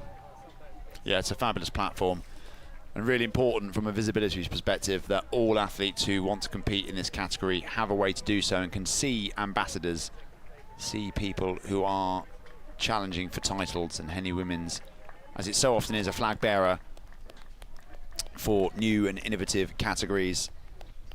But it does look to me like the early running that Samantha Louise Go had done has worn off slightly, and it is Amelia Vincentelli of Rob Roy Boat Club on the left of your picture who now seems to be in the ascendancy. And the question at that point will be if she can continue to move away and take the Grosvenor Cup, which had a large number of entrants this year. I think it was a lot more than we had in 2024, which just shows how this category will be popularised over the years to come. I'm sure Amelia would be desperate to add her name to the list of winners at an early stage. So with one eye on that one, the Grosvenor Cup, race 398, 399 is now on the course. This is our penultimate race of the day. It's for the Bourne Cup Championship Quadruple Sculls, one I'm sure you're very much looking forward to, Becky, having been in or actually rowing in as we speak the GB quad, and it's Hartbury University on the Berkshire station and Reading University on the Buckinghamshire station. And I think that Reading have had the much better of the two starts there. Yeah, another race I've really been looking forward to. This Reading crew have been so impressive all season, undefeated so far, and they've already got out to over a length lead. Coming off the island, all four of these girls have impressed at various trials throughout the season. Finola Stratton in the 3 seat placed 4th at senior trials in the double in April, with Zara and Ellie also having strong results, and Meg alongside them. Meg actually won this event in a composite crew last year, so we'll be looking to go back to back this year, and the 3 other girls will want to add an inaugural Henley Women's title to their names. Absolutely. So as the Bourne Cup makes its way down the course, we pay tribute to Amelia Vincentelli, who wins the Grosvenor Cup. I'm not quite sure she knows she's won it yet. I think it's starting to dawn on her the scale of what she's just achieved. A fabulous performance from the Rob Roy sculler. She takes the win in the Grosvenor Cup for PR3 single sculls, unseating the reigning champion Samantha Louise Go, who did not have the answers on this occasion to a brilliant scull from Amelia. And so that's a win for the Rob Roy sculler. But we'll move back to what is becoming a clinic in quad sculling here, Becky. This Reading crew, so smooth and so effective. Yeah, they look brilliant here. It's a real masterclass in women's sculling, coached by Chris Bartley, and what an impressive program he's developed in Reading. They just continue to impress year on year, and I really feel like this year is one of their most impressive years so far. Dominated Bucks, dominated Met, and here we see them dominating Henley Women's, and will no doubt want to go on and do some big things at Henley Royal in a few weeks. Meg, Ellie, and Finn all won bronze in the under-23 quad at Worlds last summer, so really impressive international scullers, and Zara is definitely one to look out for in the future as well. Yeah, no, the Zara's had a couple of really notable results on the under-23 trialling circuit this season. So it's almost like a who's who of under-23 sculling in this country, all present in this boat. And as you say, Becky, I'm sure they'll be having a tilt at the Princess Grace Challenge Cup in a couple of weeks' time at Henley Royal Regatta. But a job to be done here before we think about Henley Royal. It's converting the Bourne Cup, and they're doing just that on the Henley course in tricky conditions against a really classy crew from Hartbury: Eleanor Dash, Poppy Baker, Matilda Druitt and Heather Taylor, who just have no answers for this Reading crew. And as you say, Chris Bartley's built a magnificent program. Yeah, I believe this this crew is a composite crew made up of under-23s. Poppy actually won this quad event with Meg last year in another composite crew.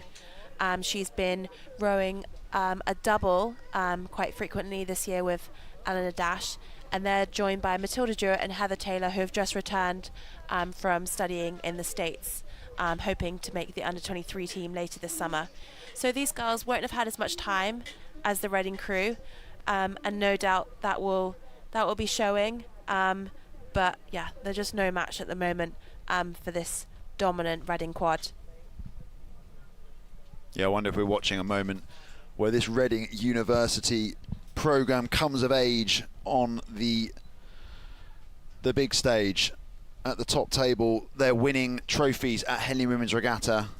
They've already won the double. They're about to win the quad, I think. And now I wonder whether they can turn their attentions towards Henley Royal and convert into some silverware there too. But if they do win this quad, it caps off a sensational season for this program. And these 4 women, Zara Povey, Megan Knight, Finola Stratton and Ellie Cook, superb scullers, all of them, and they are now moving up towards the line. It does look like it's going to be a win for Reading. We are watching one of the classiest crews throughout the whole weekend. A brilliant win for Reading University, a dominant win, never in doubt. Never in doubt. So impressive. You can Let's see that handshake there between Finn and Ellie. What an impressive row. They just looked so composed the whole way. Great blade work and really just driving their legs. And yeah, unfortunately the composite crew had no answers, but I'm sure more time together will help them in the coming weeks. But yeah, that Reading crew, what an impressive row. Yeah, brilliant from Reading. It does feel like that programme is maturing exceptionally well.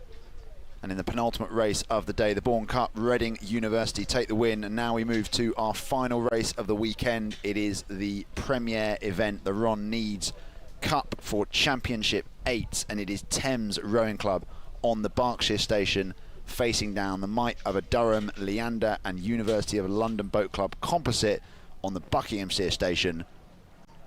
And Becky, these are the two fastest moving boats throughout the entirety of the regatta. And you can see that that crew coxed by Paralympic gold medalist Erin Kennedy will be demanding more and more from her crew. And it's Thames on the Berkshire station keeping them very honest at the moment.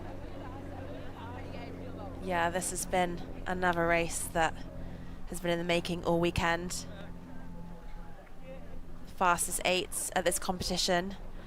Thames have dominated 8s rowing on the domestic scene for a number of years, and Leander haven't really been able to respond, but this composite crew definitely one to look out for. They've added Georgie Robson Ranger from UL into their boat alongside Anna Grace, an under-23 world gold medalist, and it's an exciting crew. They've only been together 2 weeks, and really just need to keep inching away from Thames here, responding to Erin's calls. Well, this is set up to be a fantastic contest between two of the country's premier outfits in Thames Rowing Club, with Chloe Brew nestled in the 5 seat. She's a double Olympian. Zahir Allah is an under-23 international in the coxing seat, and he actually had 2 medical exams this week, so he's had a lot on his mind. Wow. But he's here coxing in the final of the Ron Needs Cup for Championship 8. And as the sun comes out here on the Henley Reach to greet the final race of the day, making its way down the course, it is Leander Durham UL Composite who have just taken a lead here over Thames. There was a move put in there from that crew, and they are just winding up now to take control of this final. Yeah, Leander needs to hold their nerve here. Hold on to that race pace ribbon through the middle. They can see the Thames crew. They'll be able to feel that they're ahead of them. It's all about holding that now and continuing to inch away, gearing up for a finish. Well, what's so fascinating about Henley Women's Regatta is, as I say, and as I have mentioned, it is situated right before Henley Royal, so we almost see and can detect the narrative unfolding between these two boats, who will likely meet again in the inaugural Bridge Challenge Plate for intermediate women's 8s. And so we get a little preview of what to expect in the coming weeks. And of course, victors don't always go on to win 2 weeks later. It can be that roles are reversed. But momentum is such an important thing in sport, and indeed in the micro context of a race. And it is the momentum currently with this Durham Leander UL composite, who are striding out now to half a length. And it seems that time together has been spent wisely, because although they've only had a couple of weeks together, Becky, clearly it's working. Yeah, you can see they're just slowly moving away more and more now. That training camp in Banyolas has clearly paid dividends for them. No doubt having Catherine George back from Princeton as well has helped their cause. And they look now just to be able to hold that rhythm, stick on it, react to Erin, and just stay confident and loose as we approach the final few 100 metres. Well, under the stewardship of Tom Mapp, women's head coach at Thames Rowing Club, Amelia Crocker, Grace Johnson, Helena Barton, Abigail Page, Chloe Brew, Lydia Cronin, Jane Hardy, Darla Matthews, and coxed by Zahir Allah. They will need to find something very, very special here. And there we go, the drone taking us home here in the Ron Needs Cup for Championship 8. And it is Leander Durham UL leading Thames. But with about 300 metres left to row, can Thames mount a final sprint? This is a brilliant view here. 2 fantastic women's 8s. Battling the whole way down the course. All the way to the line here. It is going to be Thames Leander. are mounting a charge. Thames are mounting a charge. The rate goes up in the Thames crew. It's about half a length, but I think it's going to be too little, too late from Thames. The water runs out, and the day belongs to Leander.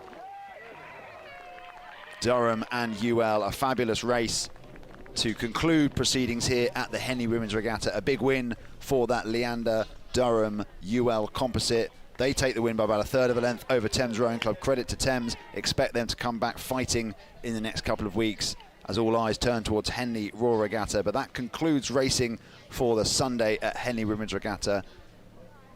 Thank you so much to Becky for joining me today. I hope you've enjoyed all the rowing. I certainly have. It's been a fabulous weekend, really enjoyable. And we will be back next year with a bumper 3-day edition once again. And thank you so much for tuning in. We'll be handing over to a final little presentation. Well, that concludes racing here at Henley Women's Regatta 2025, and what a way to end. I've been down at the finish for most of the afternoon, and it has been a real treat, from the really close finish in the lightweight double sculls race to Edinburgh University's Cox 4. Their push to the line was phenomenal. We've had the push and pull between Brooks and Newcastle all the way down the course. It's safe to say that this year, this afternoon, it's all been a real showcase of women's rowing, and the standard has been so high. Something else that's really struck me over the past 3 days is the sense of support, the sense of community here on the riverbank. Up and down the bank, particularly in the spectator zone, there have been so many people who've turned out to shout their heads off. The volume has been incredible, and support their loved ones. And I know that for those of you watching this live stream from a bit further afield, that you'll have been shouting into your laptops, into your TVs just as loudly too. And we're just so thrilled to be able to give a platform for women and for rowing, and we're so glad that you came to join us. We're going to leave you shortly. Do stay on the stream, because we've got at 5:30 our award ceremony is going to kick off, which will be super exciting. We're going to be presenting some really well-deserved trophies, and until 5:30 stick around and watch some highlights from the past 3 days.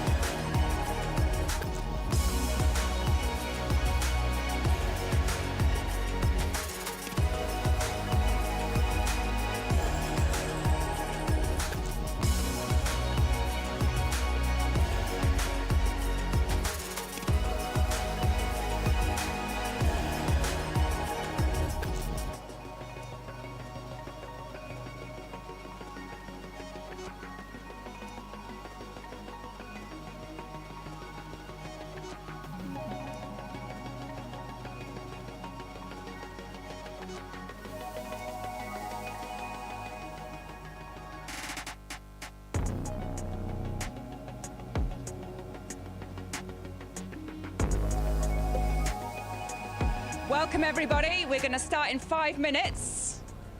So if anybody is still changing in the car park, rush in now.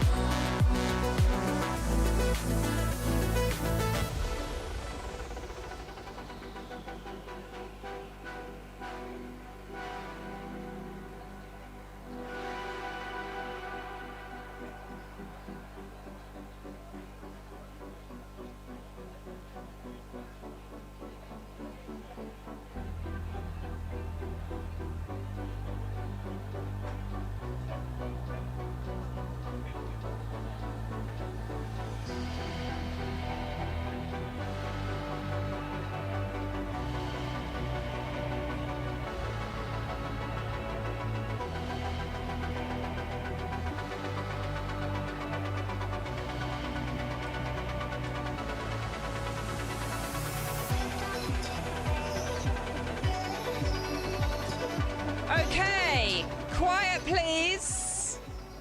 We are ready to start. I hope we have everyone here. I think the last ones are piling in.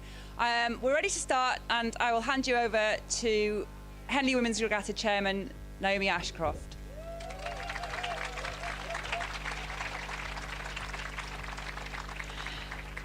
Ladies and gentlemen, I think it's only right that we start by welcoming and congratulating our winners of Henley Women's Regatta 2025.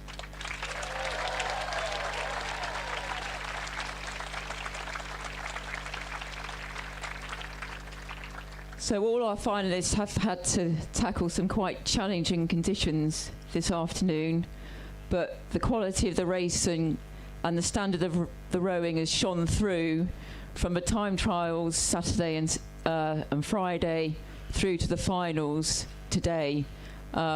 And it has really been a great celebration of women's rowing. And actually what I'd like to do is really congratulate all of our 2,110 athletes who entered, their coaches and their supporters for making Henley Women's Regatta a premier event. because without all our competitors, we wouldn't have you guys sat here this afternoon. So of course the regatta would not be possible without the generous support of many of our partners and supporters. And first of all, I'd like to thank the Copus Partnership for working with us to host the regatta and make the land here accessible. The Copus Partnership have kindly donated a few prizes to our winners, and we've done a quick random draw, so a few of you will be receiving those opportunities.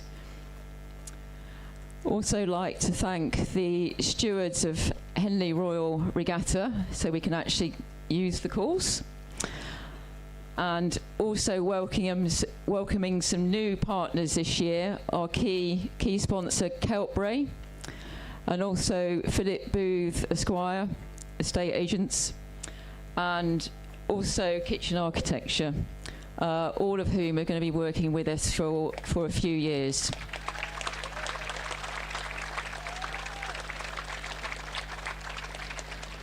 And of course our long-term supporter, the Kogan Foundation, who have been supporting the regatta for many years now.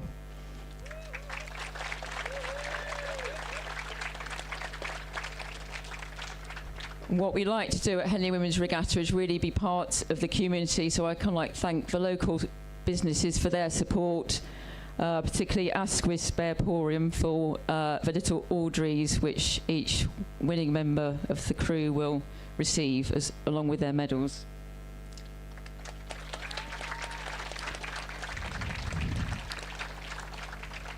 So this regatta, believe it or not, is run entirely by a huge team of volunteers.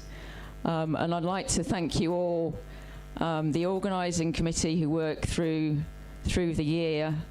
It's a massive jigsaw that comes together, but for all of us who are involved with that, seeing the joy of you racing, enjoying the sport, makes it all worthwhile. And then we've got a team of over 100 volunteers who give up their time over the three days, some of them 5 days, to build the site and be part of the experience. It really is a great team to be part of, and I thank you all. And if you'd like to join that team, please contact me.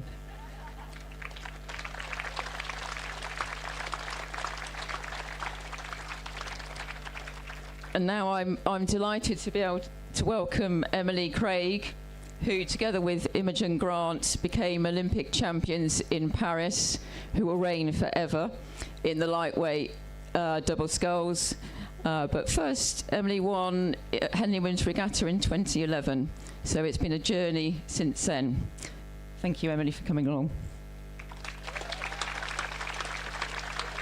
Well, thanks. I'll try and keep this brief because obviously you're all here for the prizes and not necessarily here to hear me blather on.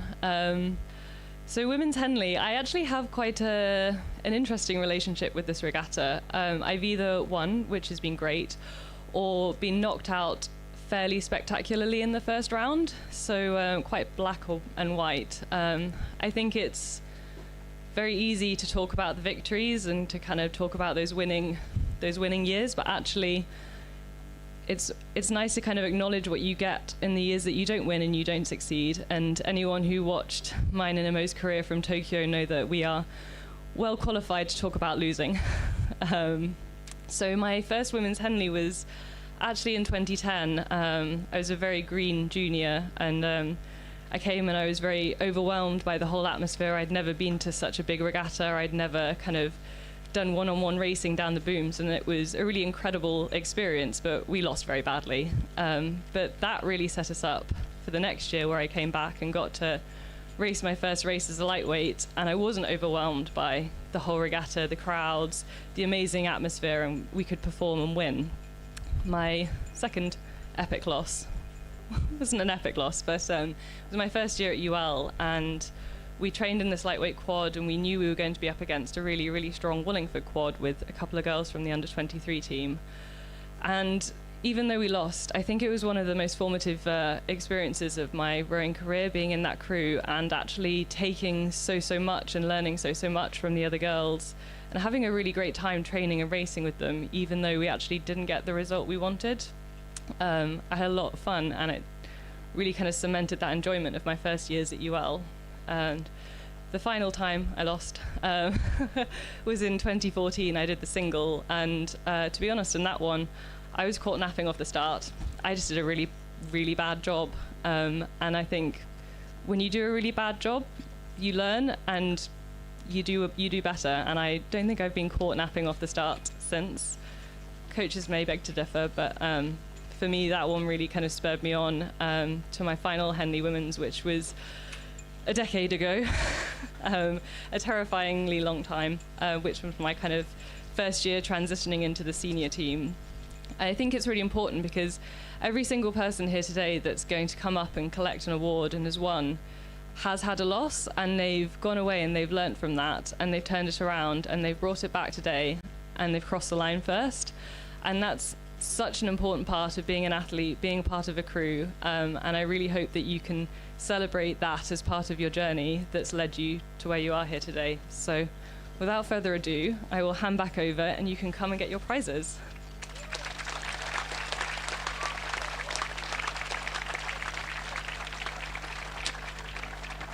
Thank you very much, Emily. So I'm here to read out the names for the trophies. I will read out the trophy and the event and all the athletes and their coaches, so if you hold off on your rapturous applause until that point. If there is a trophy, that's very important. If there is a trophy for your event, it's yours to keep for 5 minutes.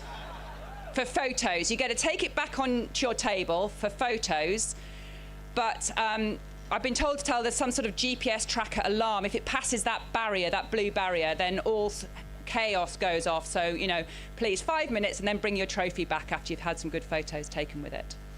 Okay. So let's get started with our fantastic winners from this year's regatta. For the Fiona Dennis Trophy for Aspirational Lightweight Single Sculls, winner, Worcester Rowing Club, Catherine Jackson, coached by Ellie Faulds.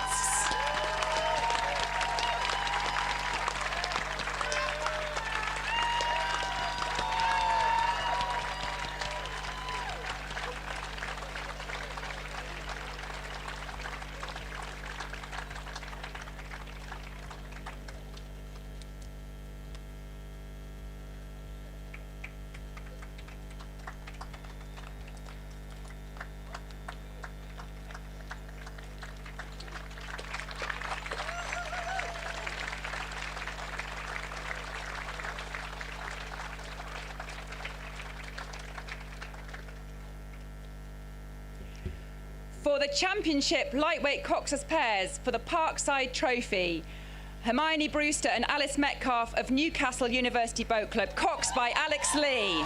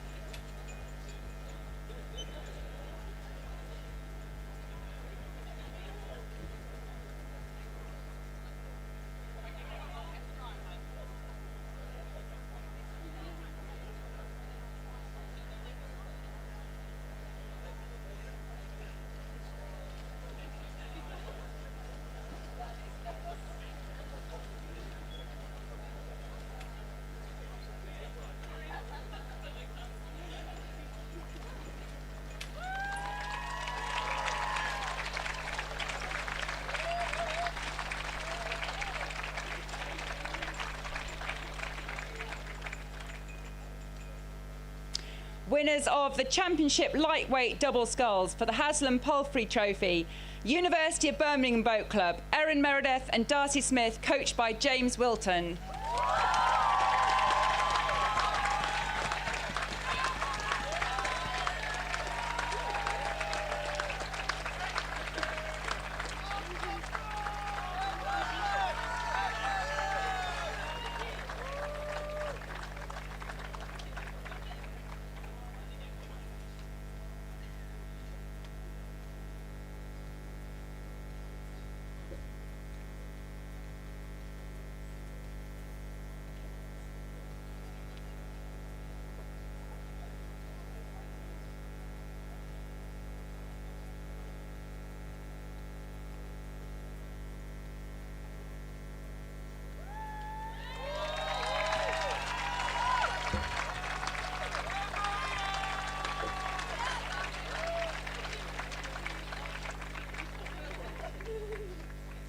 Winner of the Championship Lightweight Single Sculls for the Godfrey Rosport Trophy for Ruda Verin, Teutonia, Argentina, Sonia Baluzo, coached by Ariel Suarez.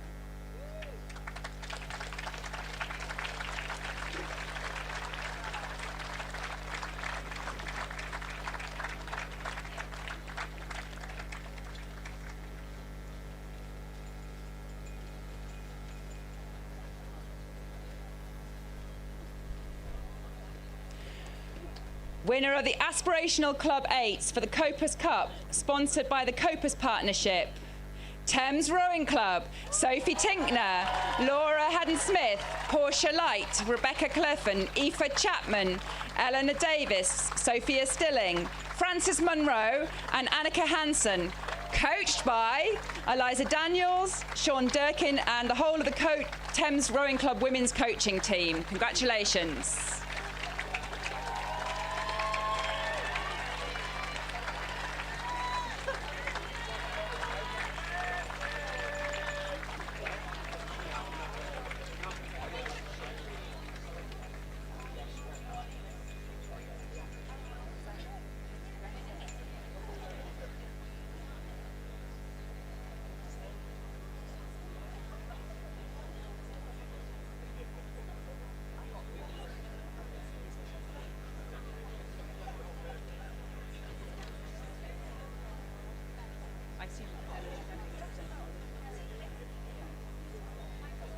This one is, yeah.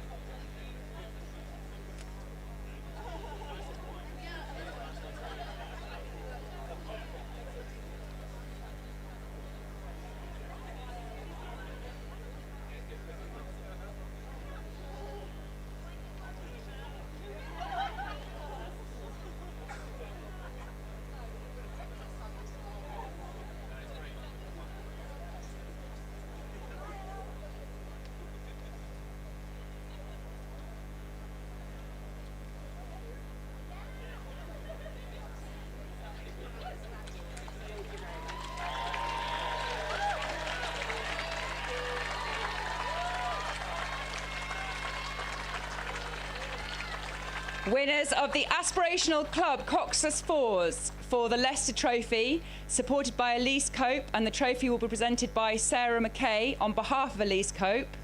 Thames Rowing Club, Emily Strange, Magdalene Meinleck, Denise Martin Van Meurs and Tara Grimsley Moore, coached by Louina Code, Sean Durkin and the Thames Rowing Club women's coaching team.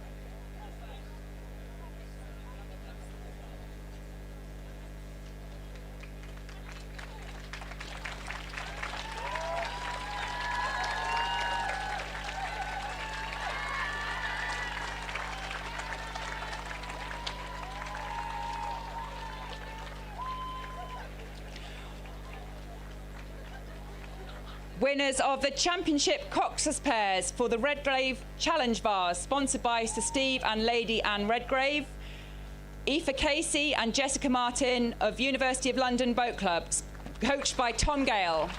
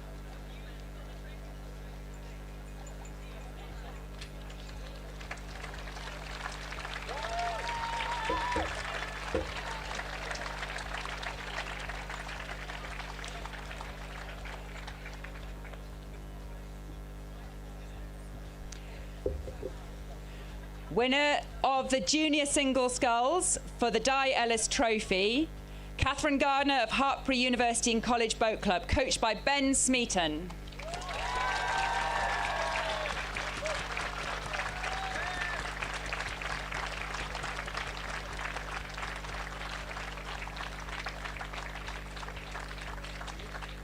Well done.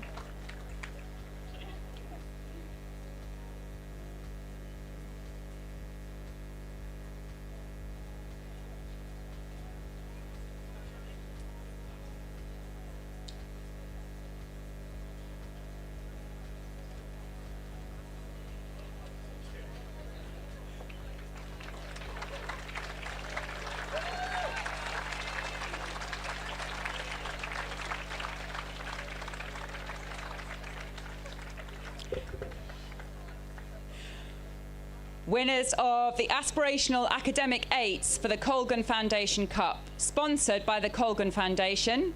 And this trophy will be presented by Robin Selby-Smith, who's a London Olympian who rowed with BB Colgan in the championship double yesterday.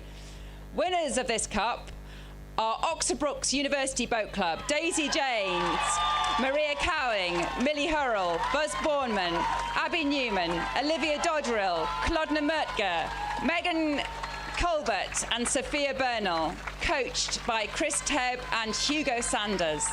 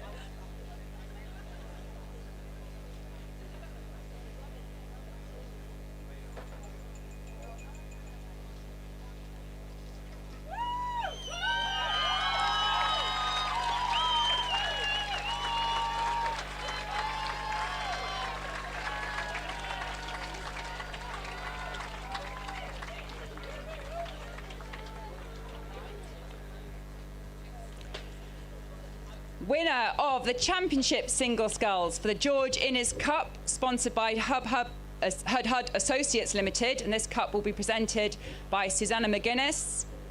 For Upper Thames Rowing Club, it is Imogen Grant, coached by Maurice Hayes.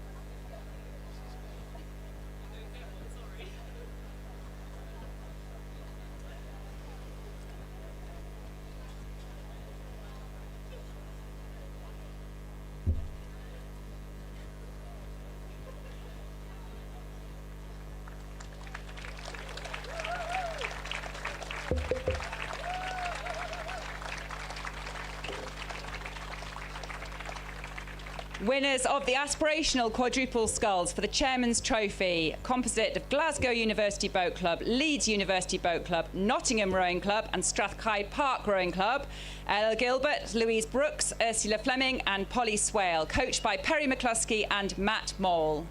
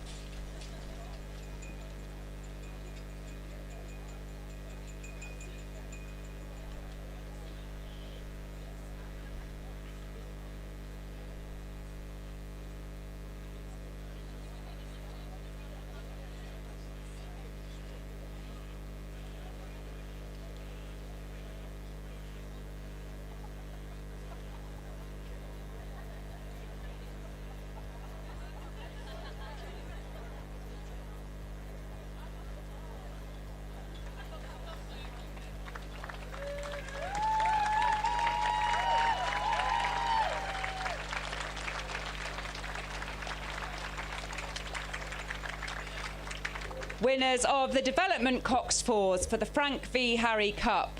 Edinburgh University Boat Club, Scarlett Bureau, Beatrix Fuchs, Lucy Lucas, Lara Thompson and Theo Murphy, coached by Michael Hughes.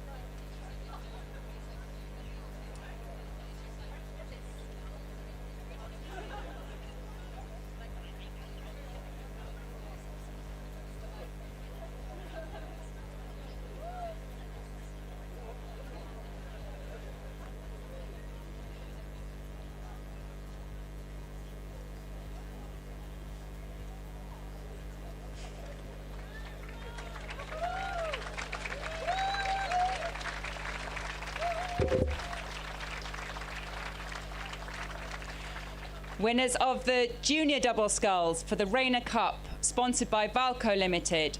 Seren Page and Tegan Smith of Nottingham Rowing Club and Northampton Rowing Club, coached by Ben Welburn and Brian Thompson.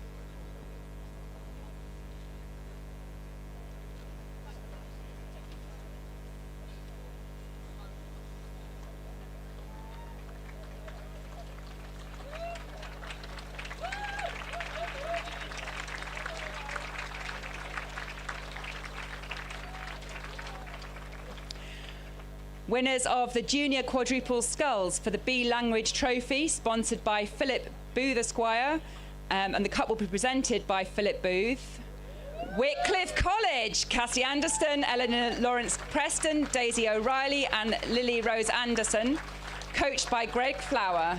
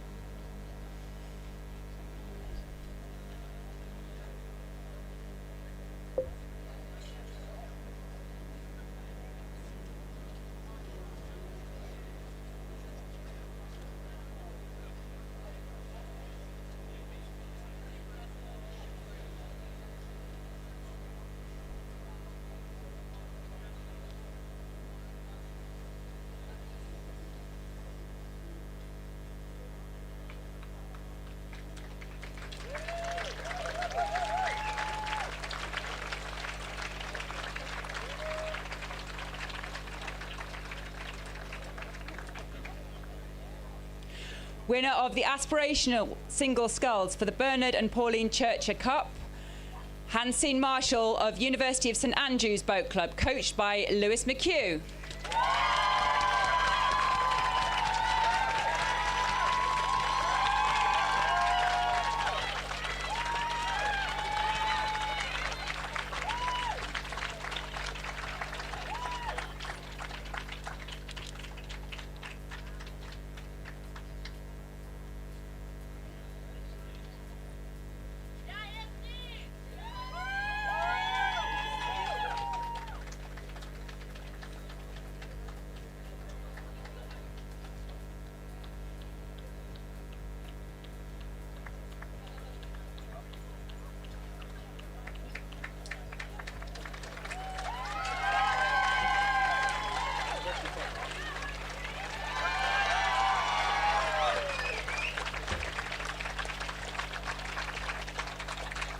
Winners of the Aspirational double sculls for the Rosie May Glotling Trophy, supported by Tim and Sarah Lohman and presented by Tim Lohman, Eleanor Goff and Lizzie Webster of Leicester Rowing Club, coached by Howard Marsh.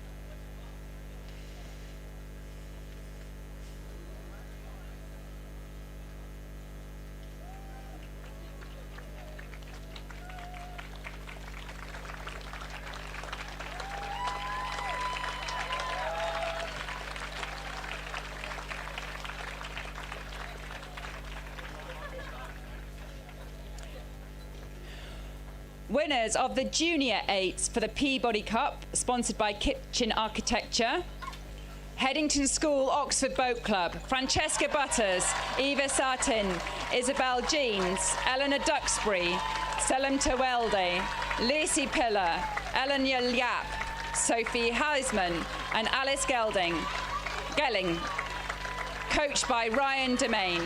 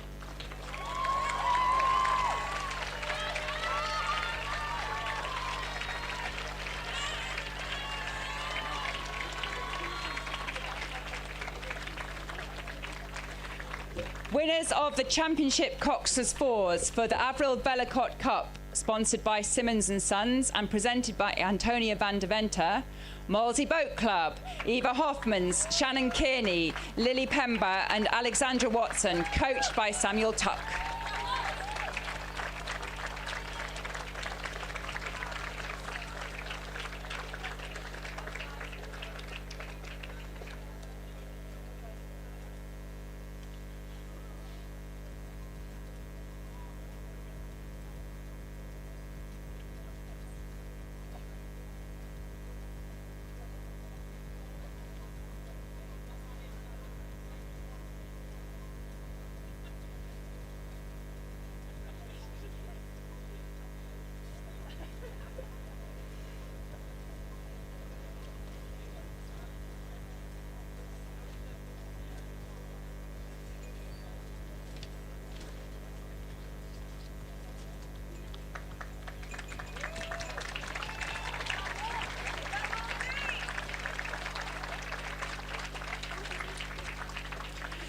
Winners of the Aspirational Academic Coxers Fours for the Cathy Cruikshank Trophy, sponsored by Keltbray and presented by Tin Lohman. KSRV Royal Students Boat Club Njord, Louise Bush, Emma Botman, Charlotte Veldkamp and Micah Crozen, coached by Harmon Efting and Stefan Fox.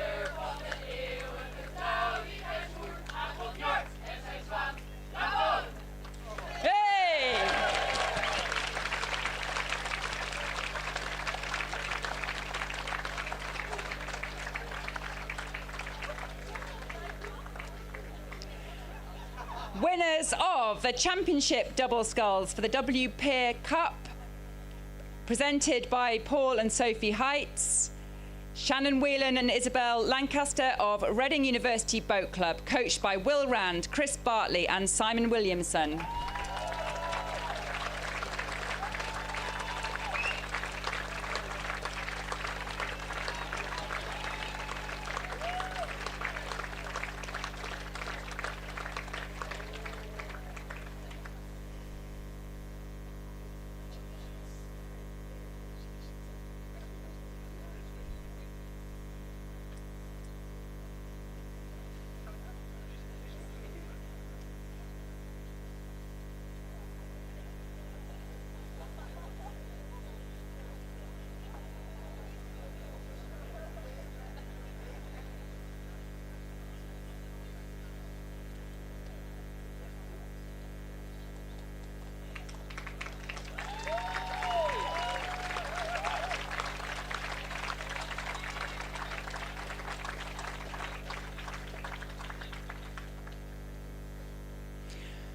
Winners of the Junior Coxed Fours for the Groton School Challenge Cup, sponsored by Hud Associates Limited and presented by Susanna McGuinness.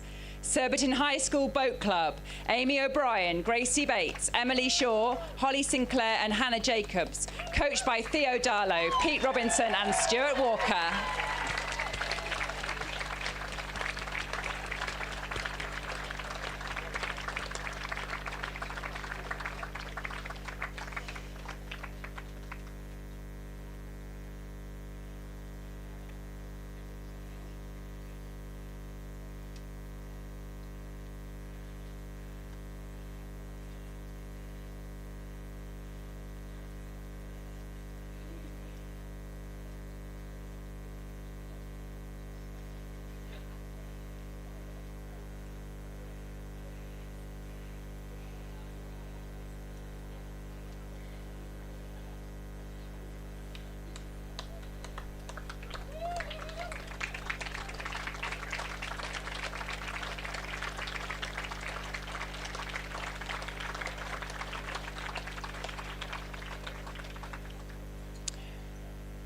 winner of the PR3 single sculls for the Grosvenor Challenge Cup. This 17-year-old broke the course record in the quarter-final. It is Amalia Giovanni Vincentelli of Rob Roy Boat Club, coached by Flora Turnbull.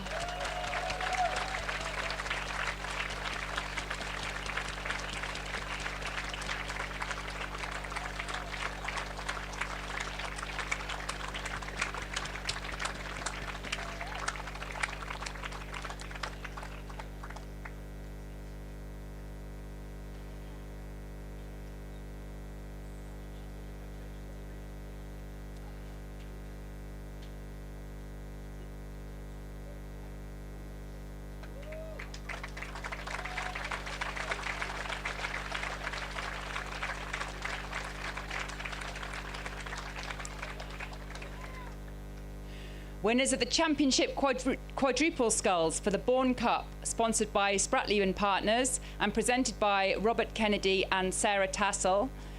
Reading University Boat Club, Zara Povey, Megan Knight, Finola Stratton and Ellie Cook, coached by Chris Bartley, Will Rand and Simon Williamson.